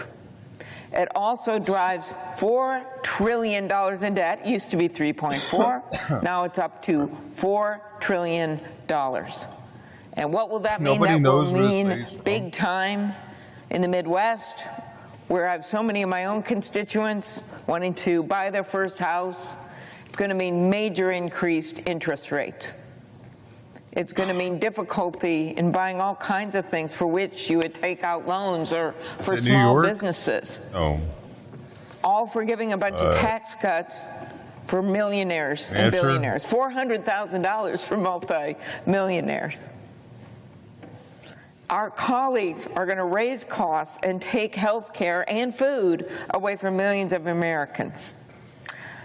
So my colleagues have talked about Senator Baldwin on behalf of Protect Lives. Mr. President, I rise today. Mr. President. Lives depend upon it. I yield. why don't they say who the fuck they're yielding to or who's talking next? Mr. President. The senator from Minnesota. Okay. Mr. President, Thank I you. rise today. Thank you, Mr. Is that the speaker? Or the president? I don't know what the fuck I'm talking about. President of the Senate, apparently. Which, wait. Well, I thought the person in charge of the Senate was J.D. Vance. Or does he just not have to be there? along with my colleagues, for millions more. I was hopeful that we would go in another direction. And while there were some changes made by the Republicans on the Agriculture Committee that I appreciated, it still amounts to over $185 billion in cuts Senate leadership roles from the are SNAP Vice program. President And of the let me United States, remind you that the vast of the majority Senate, of people on SNAP President are of the older Senate. Americans, people with kids, veterans, Pro tempore. people with He's disabilities. the President pro we were just tempore. out Wait. on the Senate steps with a number is of traditionally those the people most senior and the member groups of that the they majority. represent and faith leaders He talking presides about in this absence very of the Vice subject. President. Okay. Why Okay, it makes them? sense now. I didn't know that. Why give tax cuts I'm learning to the here, wealthy slowly. on their backs? I don't know shit about We U.S. know government, really. that the impact of the big, beautiful betrayal I'm of a bill will learning. be even more stark in the Midwest. In the Midwest, here are some examples. Americans use SNAP benefits. Nearly So at any time, the 155,000 Vice people in President can Nebraska. come there and be like, Let's face it, that is not the biggest population state. sheriff's in town. But Why 155,000 don't they ever do that? Nebraskans use SNAP. Also, About 190,000 people in Kansas. busy doing. 260,000 people in Iowa. I 660,000 really hope he does people that before in his term. Missouri. 700,000 people in the state of Wisconsin. Senator Baldwin just talked about the impact of health care there, but 700,000 people and my neighbors in Wisconsin. Nearly 1.5 million people in Michigan use SNAP. And in Minnesota, Michigan? 450,000. So yes, I was just thinking those the people same will thing, be affected Ted. greatly by this faux shift to the states. Honestly, I think a lot of And politicians unfortunately, actually while we take tried to benzos fight part of this, the because state shift, it we were allows not them able to get that changed in the last few days.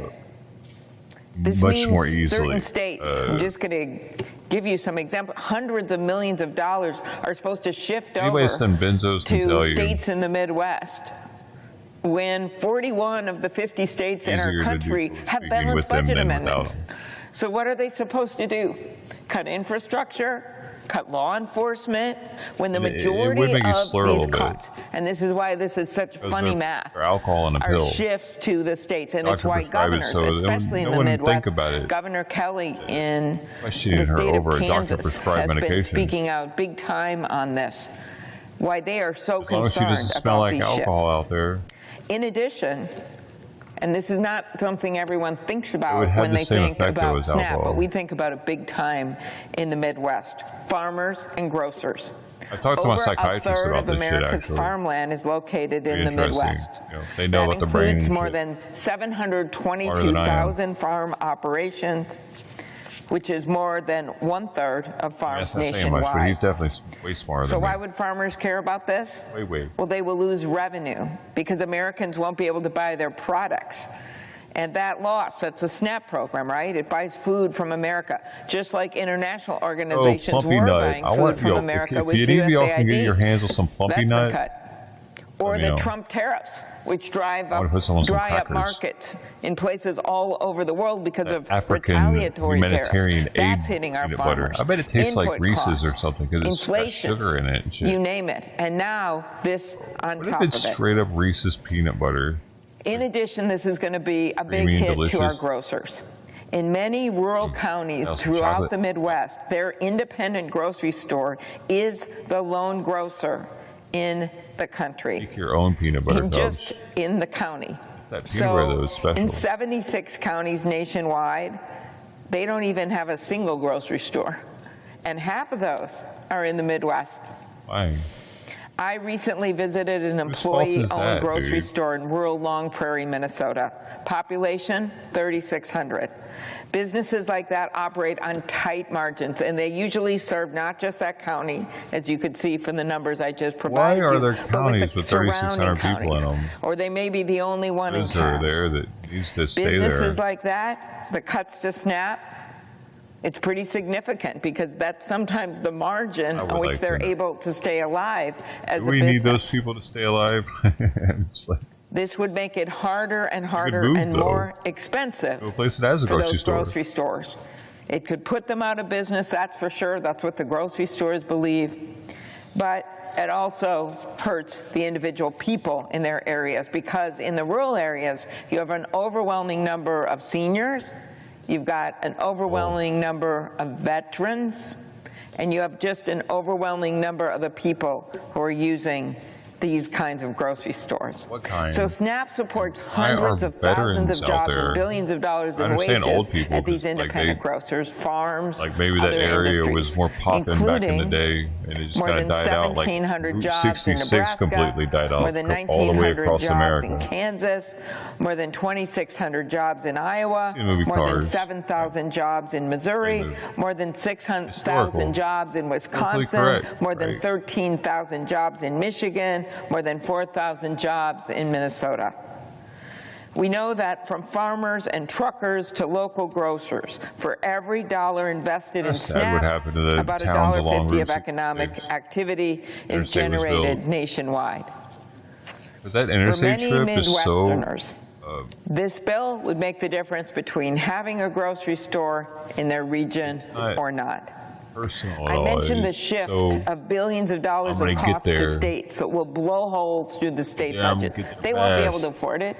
And sadly, our Republican colleagues know this. I mean, because 44 I won't do it either states, because it takes forever. But I can imagine it really have this had a balanced different budget feel rule. to it when And you're they're traveling going to be across forced the to country choose like that. between paying the cost for You're food actually and stopping paying to for critical pounds the whole services. time. That is why 23 Instead of just Democratic zooming through. governors, all of them, just laid out in a letter to Congress.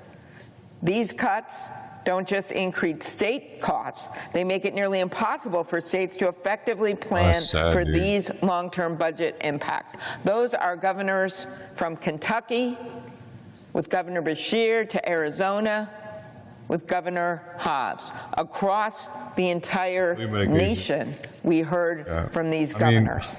Not to mention the governors I don't want to such split the as pill because I don't Governor know. Pritzker in Illinois, and Governor Maybe Walz in Minnesota, organs need and to be a Governor certain Kelly size first. in Kansas, That's all. and Governor Whitmer in Michigan. More than body weight, but also like organ Based development, on maybe. 2023 figures, Based on ready for this? weight. The House and Senate version of this bill would shift. And it varies because the bills are different. know the This is how much kidneys and money the we're liver talking are to. a certain Between size if the cat is a 16 certain- million and 49 million onto the state of Nebraska. Between Otherwise they could be 61 million underdeveloped and therefore not able 101 to million in process the costs chemical. onto Kansas. Imagine my- the budget. And there's suddenly, oh, you got to do an extra $60 million. Too bad you have a balanced budget amendment. Up to 26 million in costs onto Iowa. Between 225 million and 376 million onto the state budget in Missouri. Up to 68 million in costs onto Wisconsin, where Governor Evers was also a signator of this letter. Between 456 and 761 million in costs onto Michigan, and between 43 million and 128 million in costs onto Minnesota. And those numbers are on top of an increased administrative cost shift to states. It used to be 50-50, now it's 75-25. Hello, states, you with strapped budgets, we're now making you pay 75% of administrative costs, which would make it even harder for states to invest in the staff training and upgraded financial systems that would make the program more sound and reduce payment errors. It's not just the state budgets that will be affected. In many states, including Minnesota and Wisconsin, it is counties rather than the states that run the SNAP program. So I had a visit from some of the rural counties, and they talk about living off a margin, a thin margin, trying to help their taxpayers, trying to get this done. In states like Minnesota and Wisconsin that believe in strong local government, big surprise, our states and a number of other sort of states with bigger rural areas have decided we'd rather have the counties do this. So now these cost shifts will go directly to these county governments, and you would not believe the numbers of what they would have to do to increase their taxes in these rural counties. They said, we can't do that. So if that happens, they will have to raise their local property taxes or cut county services. In the past, we have said that if you're raising kids or taking care of an older relative, we're going to help you feed your family, even if you don't have a job. This reconciliation bill would change that. It would withhold food assistance from families raising kids over the age of 13 and adults 55 and up if they don't meet the new requirements. The Senate bill also eliminates an existing exemption for veterans, homeless people, and former foster youth, an exemption my Republican colleagues supported in the Fiscal Responsibility Act just 2 years ago. So this is a shift among the party. The Republican Party actually said this was a good idea to have exemptions for vets and homeless people and former foster youth. Not anymore. These are people who are already struggling, veterans who have sacrificed to serve our country. I believe that when our veterans signed up to serve, there wasn't a waiting line, and when they're in this country and they need help with food, or they need a job, or they need a home, there shouldn't be a waiting line in the United States of America. So everyone that I've talked to about this, just as Senator Tillis was saying about Medicaid in North Carolina, and I've spent time on this. I visit all 87 counties in my state every year. I'm up to 49. So I've been able to talk to people who aren't political, who are Republicans, talk to people I just run into in rural grocery stores, in the vegetable line. I mean, I have talked to a ton of people. And what they have said to the store managers, to the food shelf volunteers, to those that take SNAP, this isn't a good idea. That's what the public opinion polls say. Fox News poll, 60% of people say this bill is a bad idea. 2 to 1 say it's going to help wealthy people and not them. Well, they're right about that. This is a betrayal of the middle class, and it only takes 4 of our colleagues, and 4 in the House, by the way, to stand up and say, we need to rewrite this thing. Let's start over. With that, I yield the floor.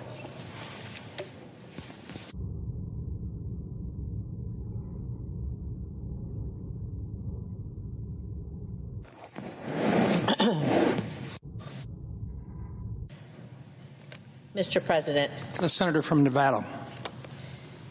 Mr. President, I rise today to express my strong opposition to the devastating and dangerous tax and spending bill that Senate Republicans are trying to jam through this weekend on a party line vote. A bill that will gut essential programs like Medicaid and SNAP just to pay for even more tax breaks for billionaires. So let's be clear about what's happening here. This big, beautiful betrayal, it isn't about fiscal discipline, it's fiscally reckless. It isn't about responsibility or doing what's best for average Americans. It's about misguided priorities. It's about giving more to the ultra-wealthy on the backs of hard-working families.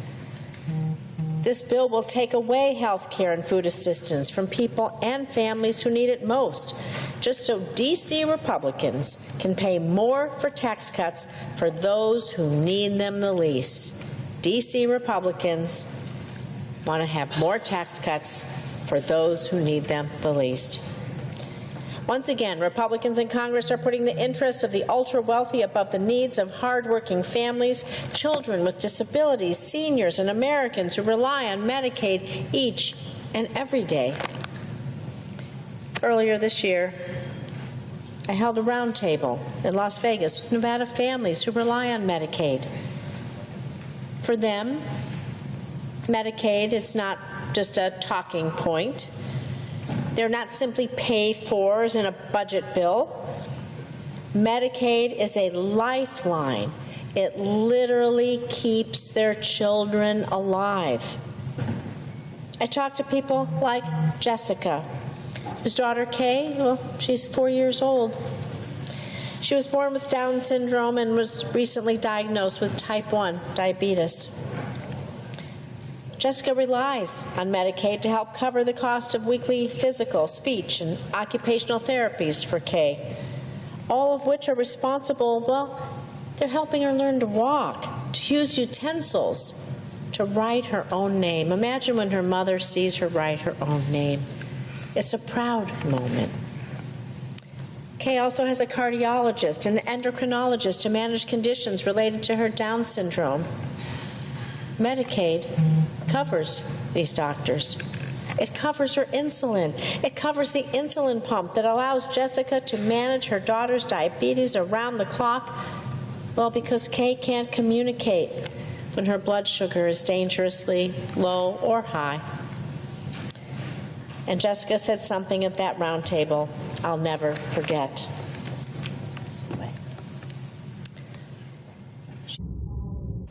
And I quote, "I can't imagine losing Medicaid.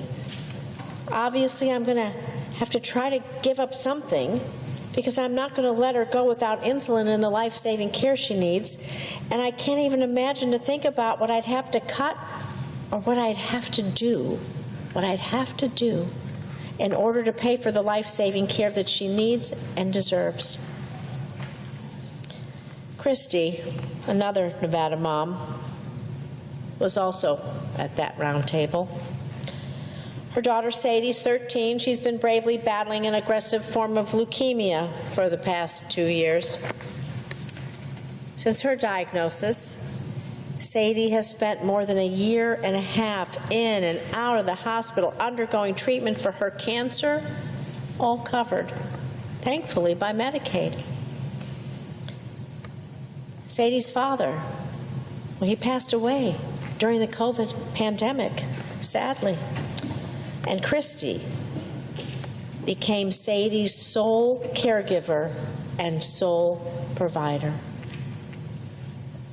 Medicaid, it's critical, and simply put, it is life-saving. So why are Republicans looking to cut it? So billionaires can get another tax break? So that Republican lawmakers can hand out trillions of dollars in tax giveaways to the wealthiest 1%, while thousands of people lose access to life-saving care? The cuts proposed to Medicaid, well, they're going to affect veterans and Nevadans with cancer who can't work and will be kicked off their health insurance, the insurance that they need to stay alive. It'll kick the family caregiver who takes care of both her aging parents, maybe off her own coverage. The majority of adults on Medicaid already work, and Republicans are counting on savings from these hardworking Americans losing coverage too because of paperwork. The paperwork is just going to be so bureaucratic, so full of red tape. The goal is to make it so hard, so damn burdensome that nobody can do it. No one can go to work, take care of their sick loved one, be sick themselves. They're hoping they drop off, even if they technically qualify. This is where they find their savings. Are we supposed to cut red tape and improve the lives of our constituents? And so this is just cruel. It's a lose-lose situation. People can't work because they have a life-threatening illness, or they're working and they miss the complicated new paperwork, where people are hoping that they can't do, so they'll drop off, and that's where they'll find the savings. They'll lose their health insurance, and maybe they'll drop off and they'll lose their life too. All for a tax break for the wealthiest, for the billionaire cabinet of our current president. Mr. President, this is just shameful. This bill would also slash SNAP, as my colleagues before me have told you some of the statistics. SNAP, the nutrition program that helps nearly 1 in 6 Nevadans put food on the table. Most of these recipients are children. When they cut this program, you tell me what our families supposed to do. You tell me what families are supposed to do when they cut food assistance. How are they going to put food on the table? What will they say to their hungry children? Sorry, kids, you have to go hungry so billionaires can get a tax break? This just can't be right. This just can't be right. And it doesn't stop there. This bill threatens thousands of good-paying union jobs in Nevada, across our country, by letting critical tax credits for solar, for wind projects expire before those projects can even get off the ground. You know, in Nevada, we have more solar jobs per capita, more than any other state in the nation. And we have enough solar energy to power nearly 1.3 million homes. It's a growing, terrific industry in Nevada. We need all the energy we can get at an affordable price. And this bill is going to decimate this important and growing industry, not just in my state, but in states across this country. And on top of that, Republicans have added an additional new tax on wind and solar projects. It just won't kill the industry. Like I said, it's going to raise prices on hard-working families who are already paying too much for their energy. I thought we're supposed to be lowering prices, creating opportunities, expanding, and investing in our infrastructure and in our nation. But this bill is going to add more taxes, slash products, and raise energy prices for hardworking families. And all of this is causing companies across the country to stall or cancel projects over the uncertainty of losing access to the tax credits. This means fewer jobs, less investment, and just more families wondering actually how they're going to make ends meet. And we're talking about an industry that supports nearly 280,000 American workers, electricians, technicians, construction crews. I could go on and on about all the jobs that are in our solar and wind industry. And we're pulling the rug right out from under them, and killing thousands, hundreds of thousands of clean energy jobs. Again, I'm going to remind you, all of this for one purpose and one purpose alone, to give tax breaks to billionaires. So anyone who supports this bill is not pro-worker.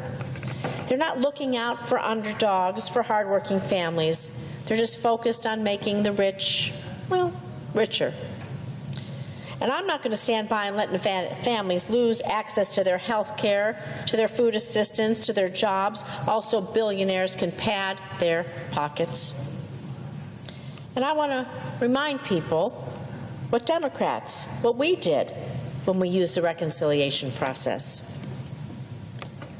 We expanded health insurance subsidies, and for the first time, we gave Medicare the authority to negotiate for lower drug prices for our seniors. We invested in our clean energy future. We cut costs for families instead of cutting lifelines. And this D.C. Republican bill is extreme. It's cruel, and it's not what the American people want. People want lower costs. People want economic security. Parents want their kids to have care when they're sick and a fair shot to thrive. They don't want their future sold off to billionaires. So I say to my Republican colleagues, please don't turn your backs. Please don't turn your backs on families who need you, who need this the most. I want you to come look at my Nevada moms and my Nevada dads in the eyes and tell them they don't matter, that their children don't matter, that their lives of their kids don't matter because they won't get the care they need. And I shudder to think of the consequences. Please come to Nevada, sit with these parents and tell them that they don't matter. I don't know how you could face them and gut Medicaid to give billionaires a tax cut, but that's what you're about to do. And the American people deserve better. And I will fight every single step of the way to make sure that they get it. Thank you, Mr. President, and I yield the floor.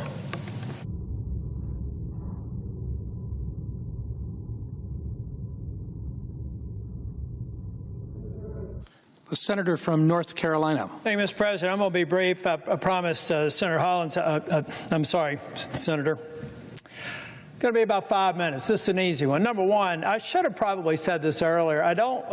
My colleagues on the other side of the aisle, I completely disagree with the narrative of the billionaire taxes. Folks, this is actually reducing or making sure that we don't raise taxes on people like me that grew up in trailer parks, didn't get my degree till I was 37, struggled to make ends meet. Those people benefit from that. I've read the bill. I think most of you know I'm detail-oriented. It's not what it seems. So I also should thank Senator Crapo. He's a good friend, great leader. I should have thanked him for the hard work that he's doing. I got a little bit focused on the Medicaid failed baseline that's in the bill, but I should have started with that. So thanks to Mike Crapo and to Senator Thune, who I admire as our leader. Mr. President, I'm here to talk about the production tax credit and the investment tax credit, though. It's another classic example where think tanks and people that haven't worked a day in business are setting policy in the White House without a clue about what they're potentially doing to our grid. A lot of people probably, I had Alex Weinstein, who is a self-described philosopher and expert in this area in my office, talking with 3 people, practitioners that actually work in it. One of them is someone who specializes in power purchase agreements for large businesses. Walmart's one of the most sophisticated buyers of electrons in the world. They map out their power requirements years in advance. They want to make sure that their food doesn't spoil and they got power running. They've already made several power purchase agreements with projects underway, folks. And this bill is basically gutting it. Instead, and everybody's high-fiving. What's amazing to me, Mr. President, is the mark that we laid down the other day almost achieved the same level of cuts of the House bill within $30 billion. Within $30 billion. And instead of thinking that was progress, somebody got cute and decided to take away in construction and put it in service. Let me tell you why this is disingenuous. I was a partner at Price Waterhouse, worked in the utilities practice, large utilities like TECO, Duke, Florida Progress, AEP. I know this industry. I understand base load. I understand peaking, and I understand this technology, which is increasingly becoming viable because of storage as a part of augmenting base load. Well, now we've got the Walmarts and all of these data centers and everything that we want to bring back on shore, putting in these power purchase agreements teed to these projects like solar in particular, like wind and other innovative, renewable natural gas, methane, hydrogen. I can go on. But somebody, a self-described philosopher in a think tank that I admire a lot, but I realize if you're a philosopher and you're in a think tank, you by definition have never worked in an operational role. So you can't possibly understand what happens to this pipeline of power purchase agreements and the future of our grid. So here's what's going to happen. Wipe it clean. Put an excise tax in. Effectively, throw the football in the end zone, spin it, and walk away and do the party dance. And what you have done is create a blip in power service because there isn't going to be a gas-fired generator anytime soon. Folks, the generator's necessary to create power with gas, best case 5 years from now. That's best case. 5 years from now. So you can't get that online at the same time this whole pipeline is going down. So I want that philosopher to tell me that he understands how to plan out power over time and to let me know that when all these projects fail, some will make it, some will get subsidized, some will go bankrupt, so it won't be Armageddon, but it's going to be a problem. So they better get it right. It's another example, folks, when you rush a bill and you don't think through the implementation, you don't get it right. And so I hope that my colleagues recognize it's half-baked. It's another reason why we should go back to the House mark, get Medicaid right, so I can come on the floor and tell my colleagues on the other side of the aisle why they're wrong on all the attributes of the House mark, why they are wrong on some of their characterizations of the tax bill, and why they will be wrong on an energy policy that makes sense. But I have to vote against a bill from my own party that I have never parted from before because we're rushing to an arbitrary deadline with people who have never worked a day in this industry, maybe philosophized and written a few white papers on it, but haven't gotten their hands dirty. I have, and this is another segment of the bill that needs to change. Thank you, Mr. President. Mr. President. The senator from Maryland. Mr. President, Donald Trump likes to call the bill that Republicans are trying to rush through this Senate the big, beautiful bill. Well, it's big, all right. It took the Senate clerk nearly 16 hours to speed read through it. But it is only beautiful if you're a billionaire or otherwise very wealthy in America. For everybody else, this is a big, ugly betrayal of a bill. Betrayal because tax cuts for billionaires are coming at the expense of virtually everyone else. Now, I agree with many of the things my colleague from North Carolina, Senator Tillis, just said. But I've also read the bill. And if you look at the bill, the tax benefits overwhelmingly go to the very highest income earners in the United States of America. 50% of those tax benefits go to just the top 5%. So this is a choice that is being made by Donald Trump and Republicans in Congress to give to billionaires additional tax handouts at the expense of the rest of the country.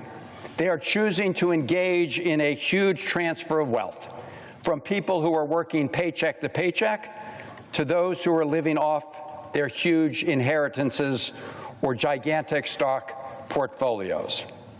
Now, Mr. President, Americans are going to have to pay for the tax cuts for billionaires in many, many ways. Millions will lose access to health care. Others will no longer be able to put food on the table. Others will not be able to afford to pay heating bills on freezing nights. Virtually every American will see their energy bills increase and their health insurance premiums go up. And every American is likely to face higher borrowing costs for their home mortgages or car loans. Again, also billionaires and very wealthy people can get big tax cuts. Let's look at some of the real hits to American families, starting with the attack on health care. Donald Trump said he would, quote, love and cherish Medicaid. He said the people won't be affected. That's a lie. What he loves are tax cuts for his billionaire buddies. So let's just take a look. This bill pays for over $1 trillion in tax giveaways to people who make over $500,000 every year by cutting $1 trillion of health benefits from those who rely on Medicaid and the Affordable Care Act. Think about that trade-off. Indeed, because of the cuts to Medicaid and the Affordable Care Act in this bill, 12 million Americans will lose access to health care coverage. On top of that, another 5 million Americans will lose access to health coverage because Republicans refuse to extend the tax credits that millions of middle-class Americans use to purchase coverage through the Affordable Care Act. So while extending tax cuts for the very wealthy, they are not extending the health care tax credits that middle-class Americans use to help afford health insurance. The result of these cuts and the refusal to extend those tax credits means that nearly 17 million of our fellow Americans will lose access to health care coverage.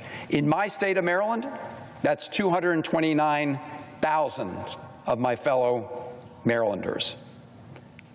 And who are these Americans? Who are these Marylanders? They're babies and children. Medicaid and the Children's Health Insurance Program covers 38 million children in America, 700,000 children in Maryland. Medicaid covers 40% of births in America, over 40% of births in Maryland.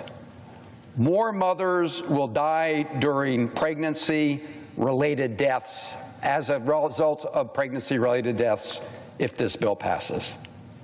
I think we also know that Medicaid is especially important to helping people through the vulnerable stages of their lives. It covers 1 in 4 people with mental health or substance use disorders. It's the primary payer for long-term health services, covering 60% of nursing home residents. If even a fraction of those residents lose coverage, entire nursing homes can close. And those families will have to figure out how to care for their expelled loved ones. An analysis that was done estimates that as many as 500 healthcare or nursing homes could close because they're on the cusp. Rural hospitals are also especially vulnerable, and it's estimated that up to 300 rural hospitals could close if this bill passes. Americans with disabilities, Medicaid is absolutely essential to their lives. It helps them receive home and community-based care so they don't have to choose between getting the care they need and being separated from their loved ones. A study by Yale University and the University of Pennsylvania predicts that this bill, before the Senate, will result in over 51,000 preventable deaths each year. Preventable deaths. So officially, the death certificates will say that somebody passed away because they had late-stage cancer. It was detected too late, because they couldn't get the preventative care they needed. Or an accident occurred at a nursing home because there were not enough nurses on site. But those reasons, those conditions will have been set because this bill passed. And again, making millions of Americans more vulnerable to pay for tax cuts for the ultra-wealthy is unconscionable, but it is the choice being made in this bill. Now, 17 million people who will lose their health coverage is a very big number to wrap our heads around. So I want to read just a few stories of Marylanders who rely on Medicaid and who have been watching closely this whole effort that has unfolded on the floor of the United States Senate. I had a call from one of my constituents who has a son. Her son takes chemotherapy, and it relies on those chemotherapy treatments to sustain his life. She wrote to me that if he loses access to his health insurance, that it would be, quote, a death sentence. Another Marylander wrote to me about his autistic son, who is still able to work, but who depends entirely on Medicaid for support. He also said, please don't let the Senate pass this bill. And the stories go on and on and on. Just the other day, Senator Alsobrooks and I had a telephone town hall, had 12,000 Marylanders joining us. And after that call, we received many more stories about people who would really be in desperate shape if they lost access to their health coverage. Now, Mr. President, on top of the 17 million Americans who stand to lose their health coverage, all other Americans are likely to see higher premiums, because what happens when you have uncompensated care is more people go to the emergency rooms at the hospital, and those hospitals can't just eat all those additional costs. And at the end of the day, those additional costs cycle through the system in the form of higher premiums for others. And we are already seeing that impact in Maryland as insurance companies today look at the possible liability that they will have going forward as a result of this legislation. Now, beyond the 17 million who will lose access to affordable health care, you also have millions of Americans who are going to be hit as a result of the cuts to the food and nutrition programs, the SNAP programs. We're going to see a whopping 20% cut, $200 billion to the SNAP program. Over 40 million Americans get some kind of help from that food and nutrition program, and over 3 million of them will lose their SNAP benefits entirely. Others will see rising costs. In Maryland, it's going to impact 684,000 people, most of whom are families with kids. Now, Mr. President, in addition to 17 million Americans losing access to health care coverage, in addition to the 40 million Americans who will be impacted by cuts to food and nutrition programs, I want to just focus for a moment on another hit to American households. Some of us have discussed it on this Senate floor before, but it hasn't gotten as much attention. And it relates to the energy bills Americans pay, including their electric bills, because this bill will drive them up because it directly attacks the production of more clean energy. And less energy with rising demand means higher costs for households. I don't know if folks remember about a year ago when Donald Trump had a steak dinner at Mar-a-Lago, where he begged 20 fossil fuel CEOs for campaign cash. It was reported on at the time. Well, he succeeded in raking in hundreds of millions of dollars in campaign donations, and now we see the payoff in this bill to those powerful special interests. And that payoff comes in two forms. First, this bill gives big oil companies a new $1 billion tax break. As a result, some of the fossil fuel companies will pay $0 in federal income tax. Second, this bill, and the senator from North Carolina referred to some of the provisions that will have this impact, this bill sabotages the production of more clean energy. It does so by slashing production and investment tax credits for clean energy and scuttling new clean energy projects. And it continues the Trump administration's baseless attacks on the Greenhouse Gas Reduction Fund, a program we established that will be a win-win-win for our environment, for our economy, and for family pocketbooks. By cutting these clean energy incentives and initiatives, this bill will reduce the overall amount of energy added to our electric grids by at least 50% by 2035. Think about that. So this bill is going to result in a dramatic reduction in the amount of new energy produced that goes on the electric grids, and with less energy generated and higher demand, household energy costs and bills are going to go up. In fact, it's predicted that household electricity bills will go up by $110 on average as soon as next year, and by up to $400 per year for families over the next decade. This will serve the interests of big oil and gas producers and utility companies who benefit from the higher prices that consumers will have to shell out. It's boring. This will also do something saying else, the same Mr. President. shit. It will surrender entirely the clean energy playing field to China, who already has a big head start on us in the area of clean energy deployment. So this is not America first. Something. This is very much America in retreat. They can get voted again. I don't often agree with Elon Musk, but he is absolutely right when he said just a few days ago that, and I quote, "The latest Senate draft bill will destroy millions of jobs in America and cause immense strategic harm to our country.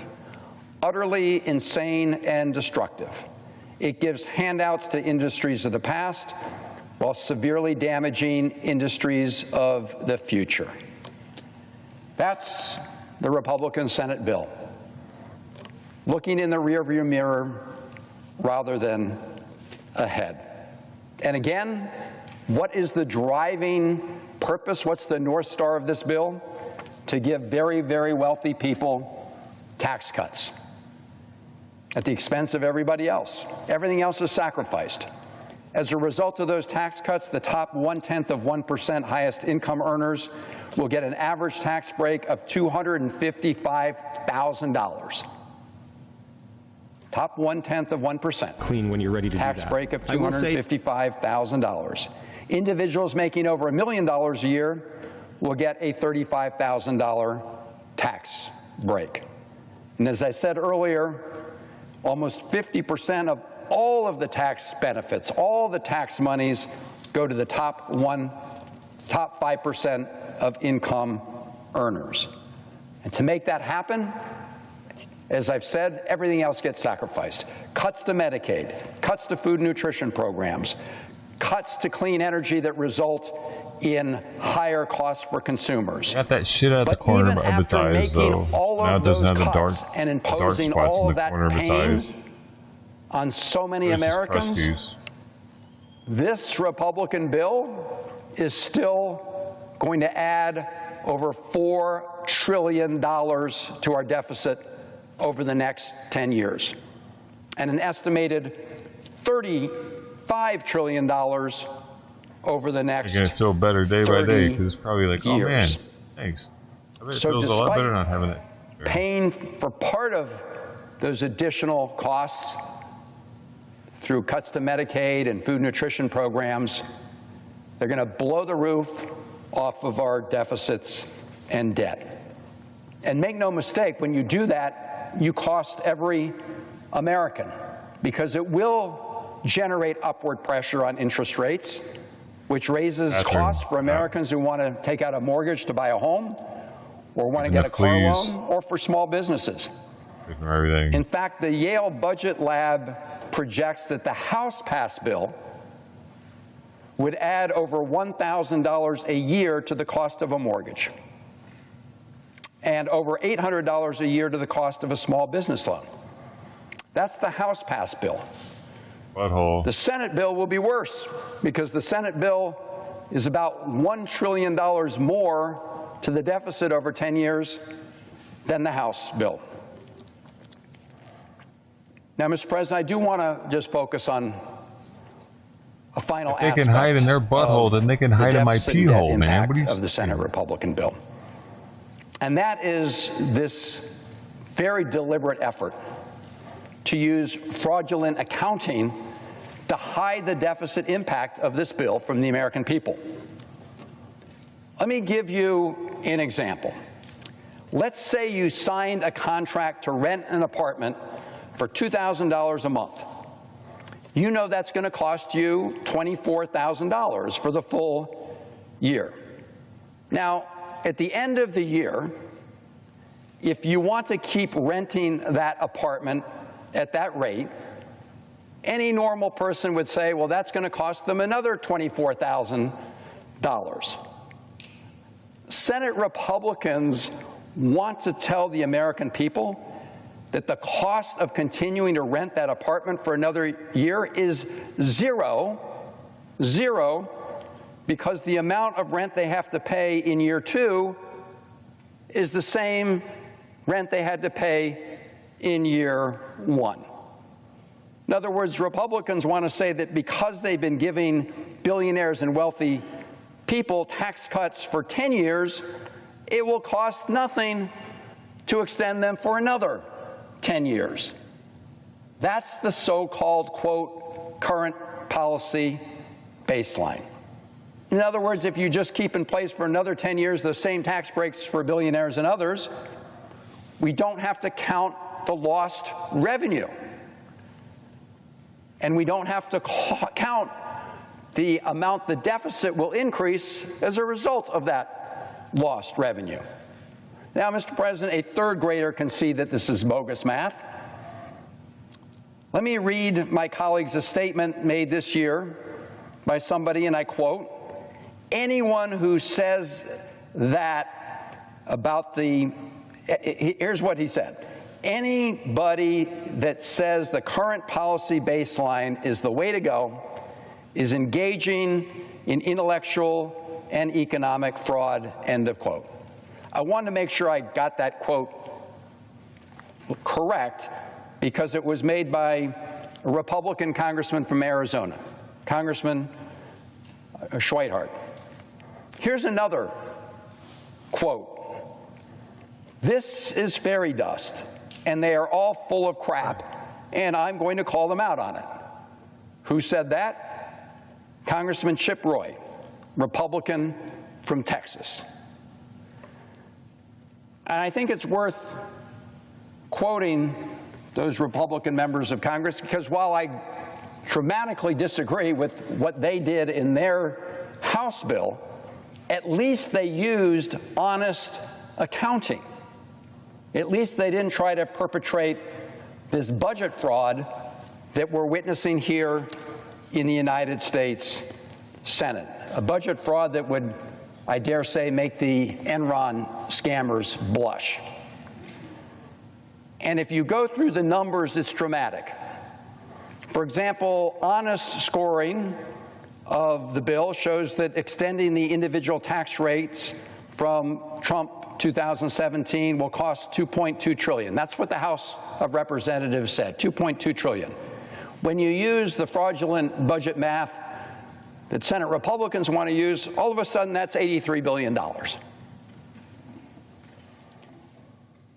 If you look at the cost of extending key deductions for businesses, the House used accurate accounting. It comes to $820 billion over 10 years. Under the Senate plan, $6 billion. So I'm not going to spend a ton of time, Mr. President, going over this chart, but I do want to put it up here. This is from the Committee for a Responsible Federal Budget.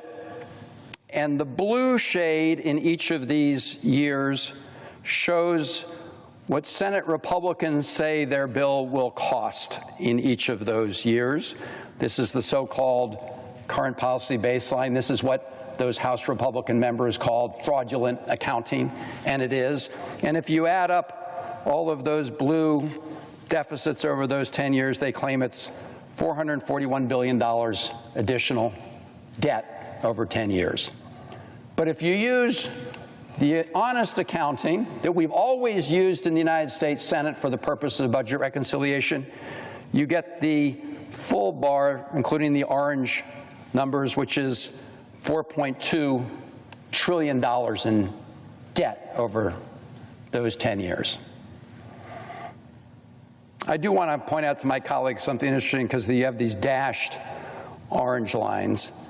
What this is representing is that some of these costs from lost revenues in some of these out years go down. That's because under this House Republican plan, the tax cuts for people with the no tax on tips, they go away. They vanish. They vanish right here in 2029. But the tax cuts for very wealthy people, for billionaires and others, they go on for the 10 years. In fact, they go on forever. And the last point I'm going to make is, by letting them go on forever, tax cuts for very wealthy people, Senate Republicans are violating the entire structure of the budget reconciliation process. Because when it was first devised, the entire purpose of it was to reduce our deficits and reduce the debt. And Republican senators are perverting the entire purpose of that special procedure that allows things to pass in the United States Senate with 51 votes and not having to secure the 60-vote threshold to overcome a filibuster. They are violating that entire structure. And again, why? Because they're hell-bent on making sure those tax cuts for very wealthy people go on forever. And again, at the expense of everybody else. And I'll just close, Mr. President, by pointing out that it wasn't that long ago that just down this hall here in the Senate Rotunda, Donald Trump took the oath of office. He looked at the cameras and he said he wanted a new golden age for America. But this is not a golden age for America.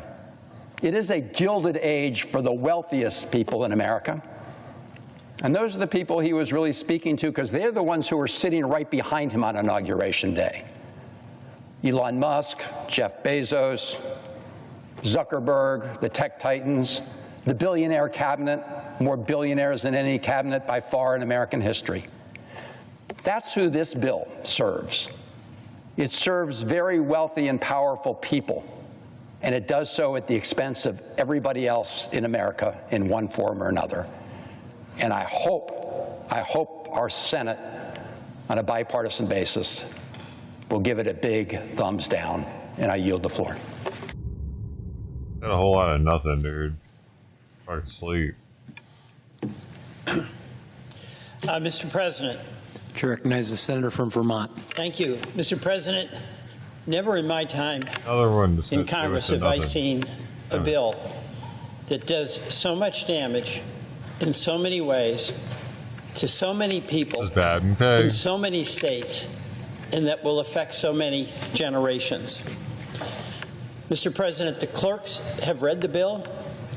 It's now time for us to kill the bill.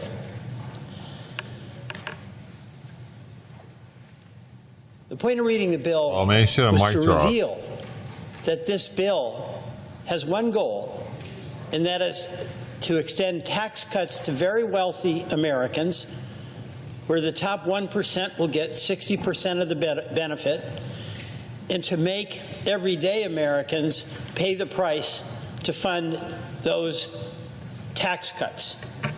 And it's no wonder right now that 2 in 3 Americans oppose this bill.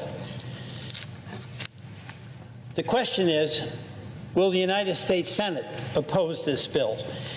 Here are just a few ways that the president's so-called one big, beautiful bill will hurt Vermont.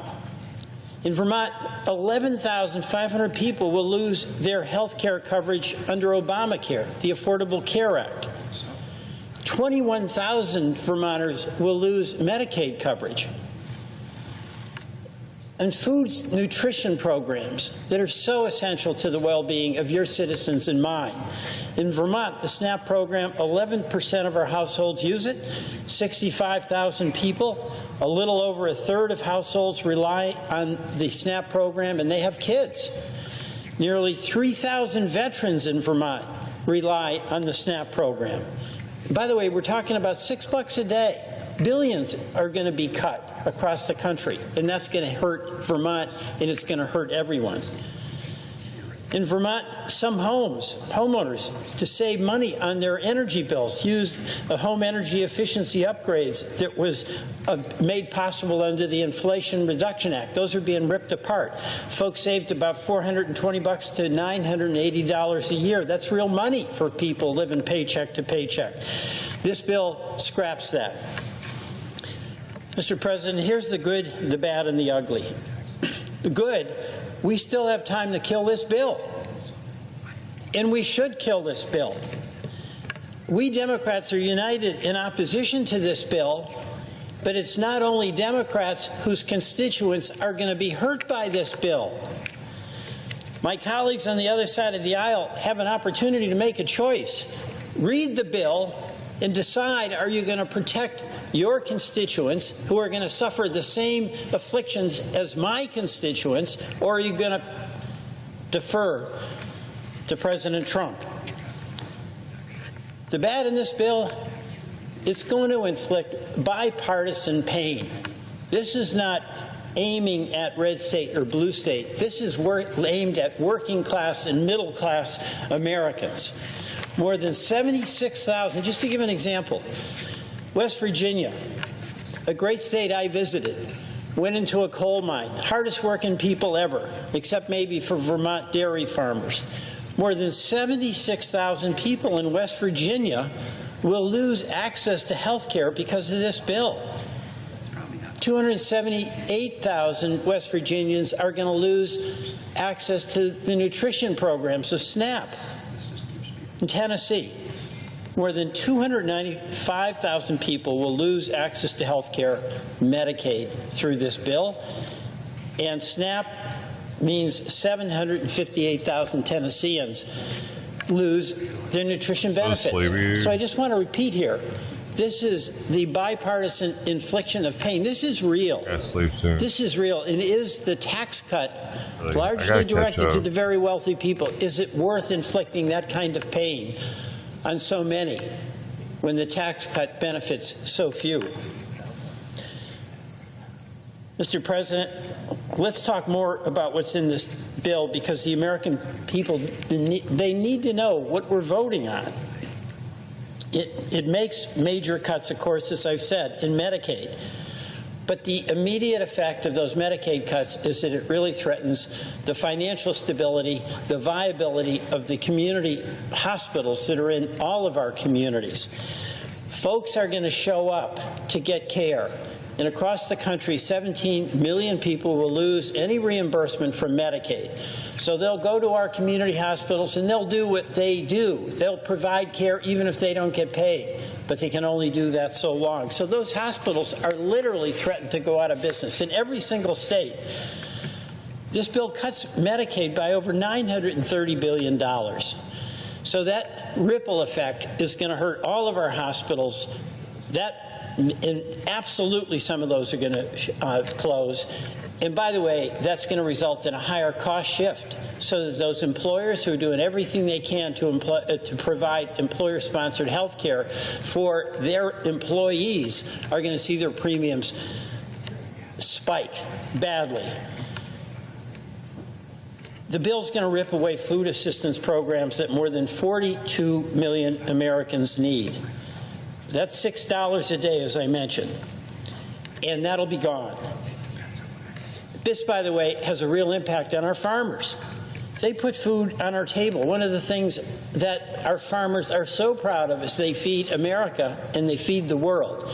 And they've been able to supply the food that is then distributed through the SNAP program. It's going to undercut the revenue that they get for doing really good for a lot of people across our country. The bill takes us backwards in our effort to expand energy production and fight climate change. The bill actually adds a tax on wind and solar. It takes away the incentives and it adds a tax. And Mr. President, 95% of the new electric generation, and we need so much more of it, in the past few years has come from clean energy. We don't have that going into production to provide energy along with storage technology. The cost of electricity to the people you represent and the folks I represent in Vermont is going up. Mr. President, there's another aspect of this bill. It just makes no sense being in this bill. It makes no sense being in any bill, particularly. It is a Republican-led bill that strips states of their right to pass laws to protect their consumers against AI threats and against social media threats. It poses a moratorium for 10 years on any states taking any action. This affects Vermont directly. It affects every single one of our states. And how, I ask, can one argue they're for state rights and then strip states of being able to act on behalf of their own citizens? This bill is a real threat to our economy. It's going to increase the debt, already about $35 trillion, by at least $3.3 trillion. And for what? Tax cuts to very, very wealthy people, multinational corporations who are having record profits at the expense of health care, at the expense of our community hospitals, at the expense of our investments in clean energy, at the expense of our food and nutrition programs. Invested in what? It's destructive. It's not productive. Inflation is going up under this bill. Just think of how much more we're going to pay in debt service. Dead money. It's about $1 trillion. So home mortgages, folks are going to be paying at least $1,000 more. Small business loans, at least $1,000 more. Grocery prices definitely going up for about all Americans. You know, Mr. President, there's an ugly aspect of this bill as well. And it is that this bill is entirely in service of providing tax cuts largely to the very wealthy. The top 1% of income earners in this country will get 60% of the benefit. That's a couple of 100,000 people who will get immense tax breaks that exceed the so-called tax breaks that go to a couple of 100 million Americans. And it's those in the 60% category that are going to be paying the higher prices for utilities, credit card debt, cost of a car loan, rent, groceries. So, Mr. President, I say let's come to our senses and not do something that is in a massive escalation of the wealth transfer from the working class, the middle class, to the very, very wealthy. Many of us have a number of amendments, and I do too, to try to make the point that our job is to make things better for everyday working Americans, not inflict additional burdens on them. We have a job to do. It is to strengthen this economy, provide more stability for our families and our communities. And in this bill, we're doing exactly the opposite, aggravating income inequality, not mitigating it, accelerating climate change rather than diminishing it, making life tougher for everyday families. Mr. President, I urge my colleagues to defeat this bill, and I yield back.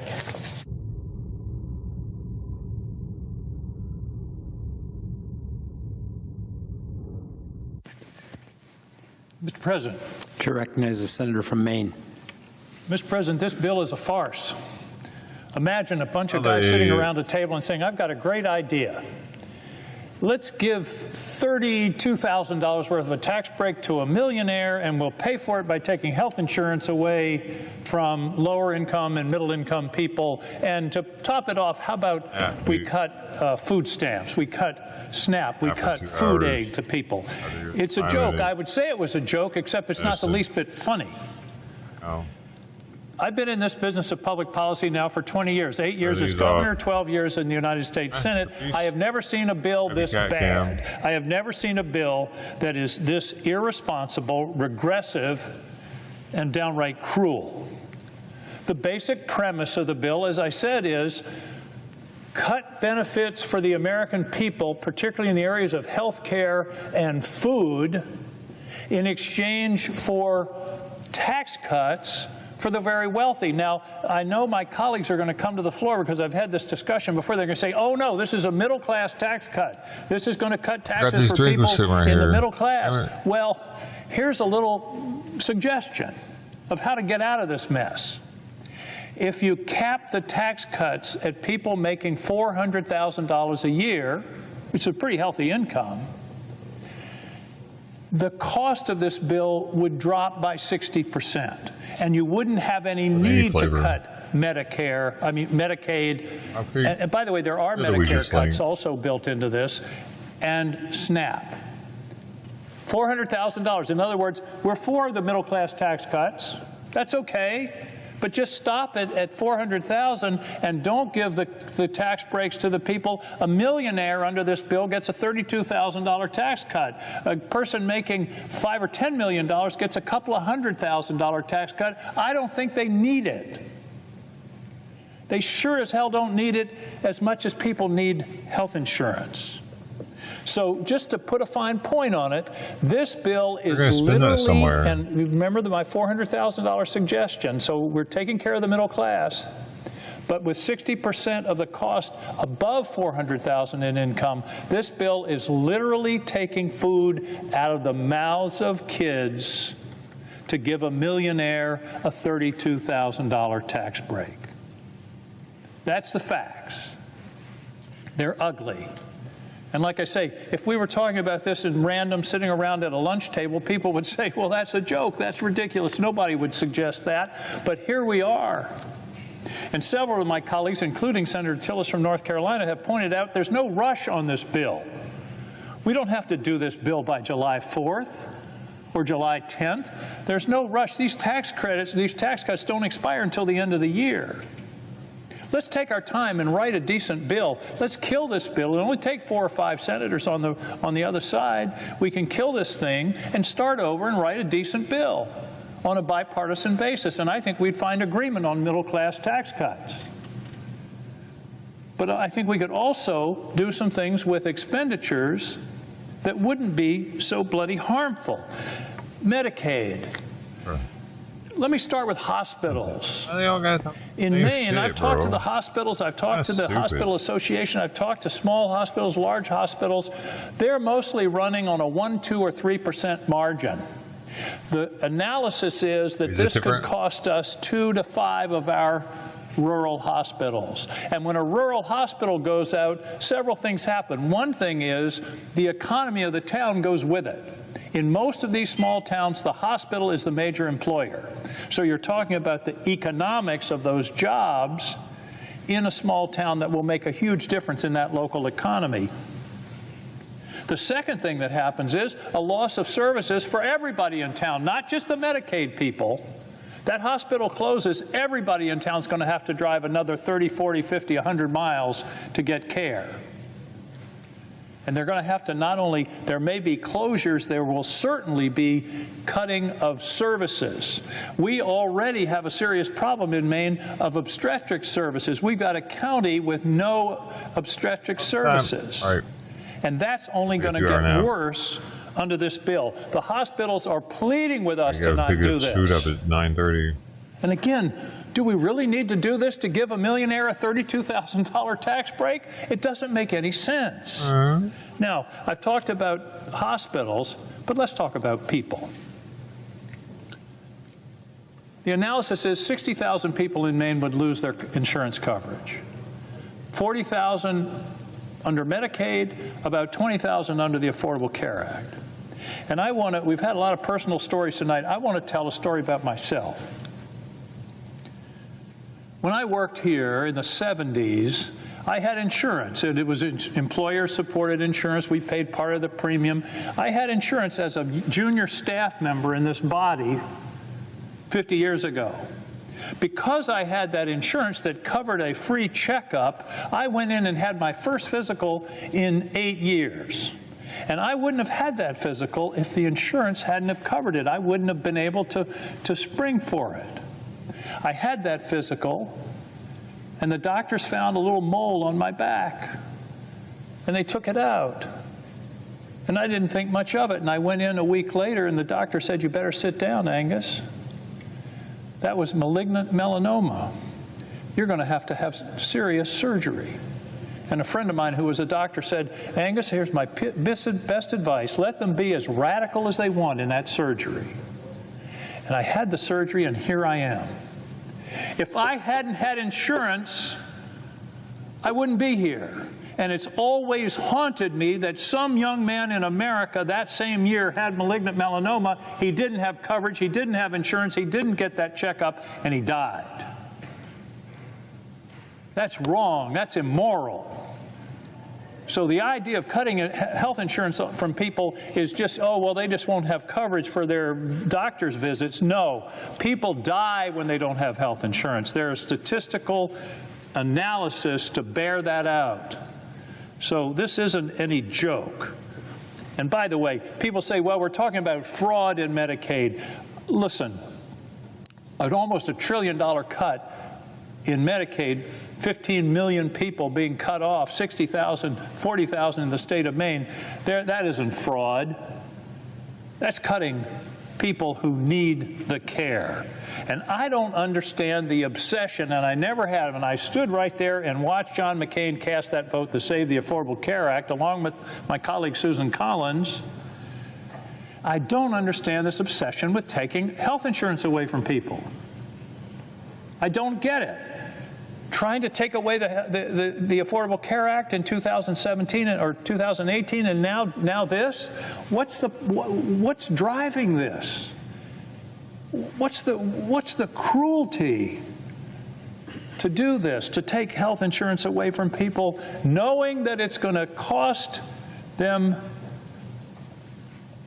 It's hard to calculate the cost, up to and including losing their lives. Okay, let's talk about SNAP. Let's talk about SNAP. The average benefit for SNAP is $6 a day. You feed yourself on $6 a day. The average cost of a meal in the U.S. is about $10.50 a day. So we're already below cost, if you will. And here's what it means in my state. 20% of the children in my state are food insecure. And we're talking about cutting SNAP and taking dollars away from those kids. And I was interested in that, and I thought, oh, that's pretty bad. I'm worried Maine's 20%. 20% of our kids are food insecure. So I did a little research. In Arkansas, it's 24% of the kids who are food insecure. In Iowa, 17%. South Carolina, 14%. Michigan, 19%. Missouri, another 19%. That's 1 out of 5 kids are food insecure, and we're going to cut that food in order to give a millionaire a $32,000 tax cut. Mr. President, that's not only bad policy, it's downright immoral. Okay, what's the other problem with this bill? There's so many, and so many problems, so little time. It's irresponsible.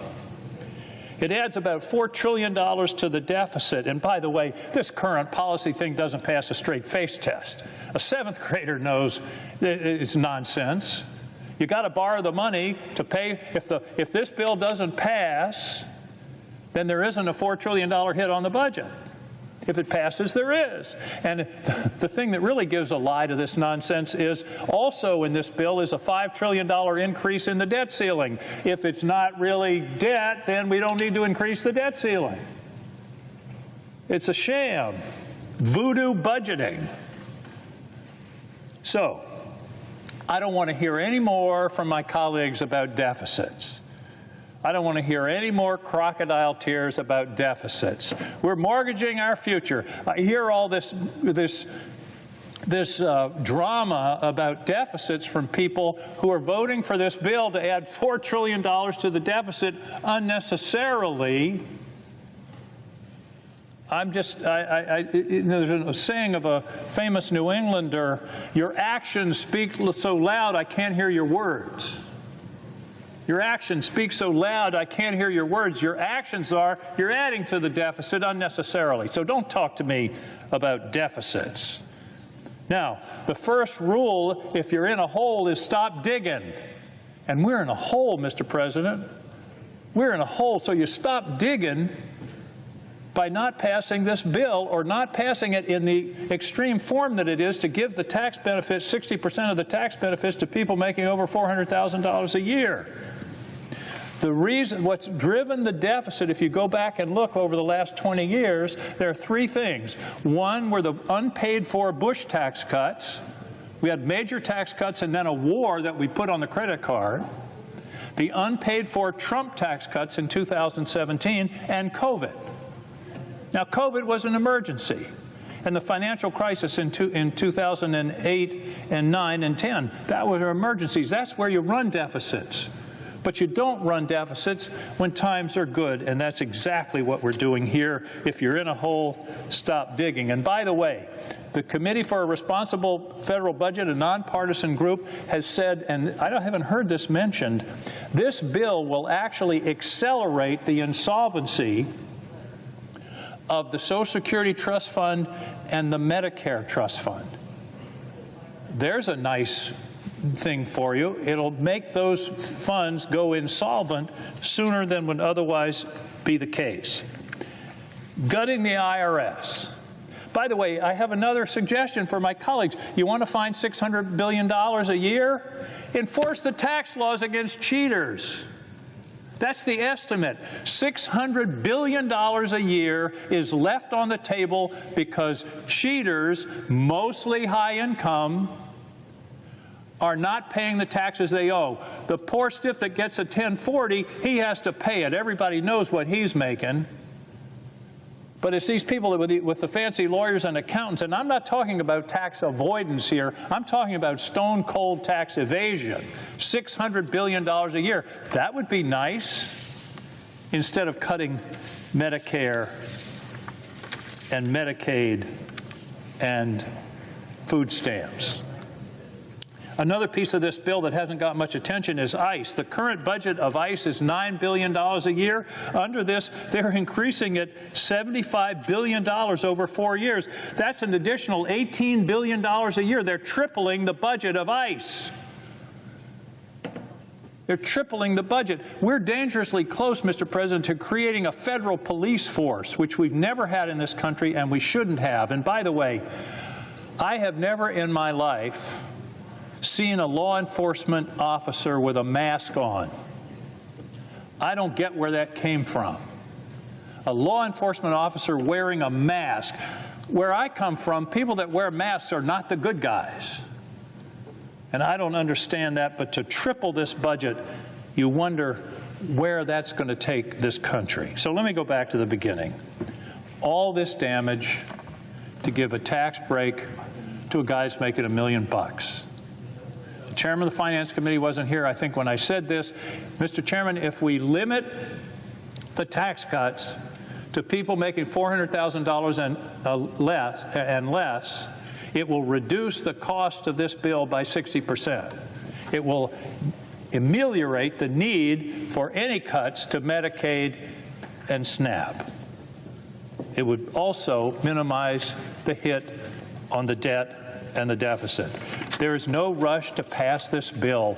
Let's kill it, give it a merciful death over the next 24 hours, and then start over writing a responsible bill to deal with the expiring tax cuts for the middle class and deal with issues within the federal government that should be addressed. But this bill is not the answer. It is a sham, and it is a shame, and it is embarrassing to even be debating this bill. It should have never come before us in this form.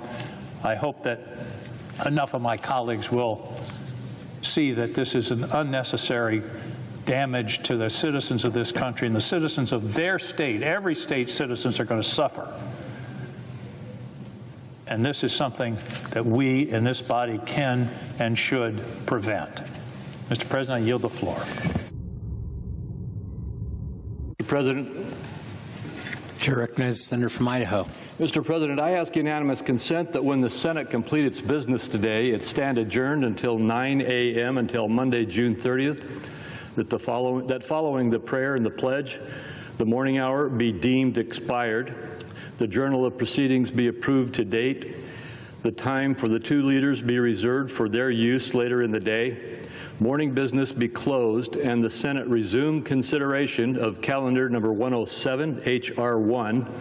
Further, that the leaders be recognized, and following their remarks, all debate time on calendar number 107, H.R. 1, be expired. Without objection.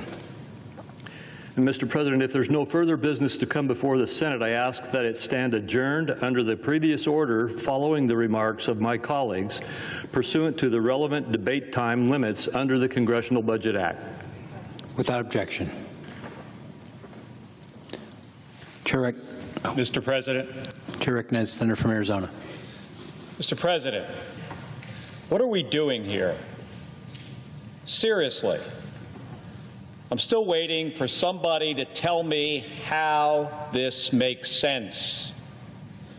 We are debating a budget that gives another round of tax cuts to billionaires and giant corporations on the backs of everyday Americans.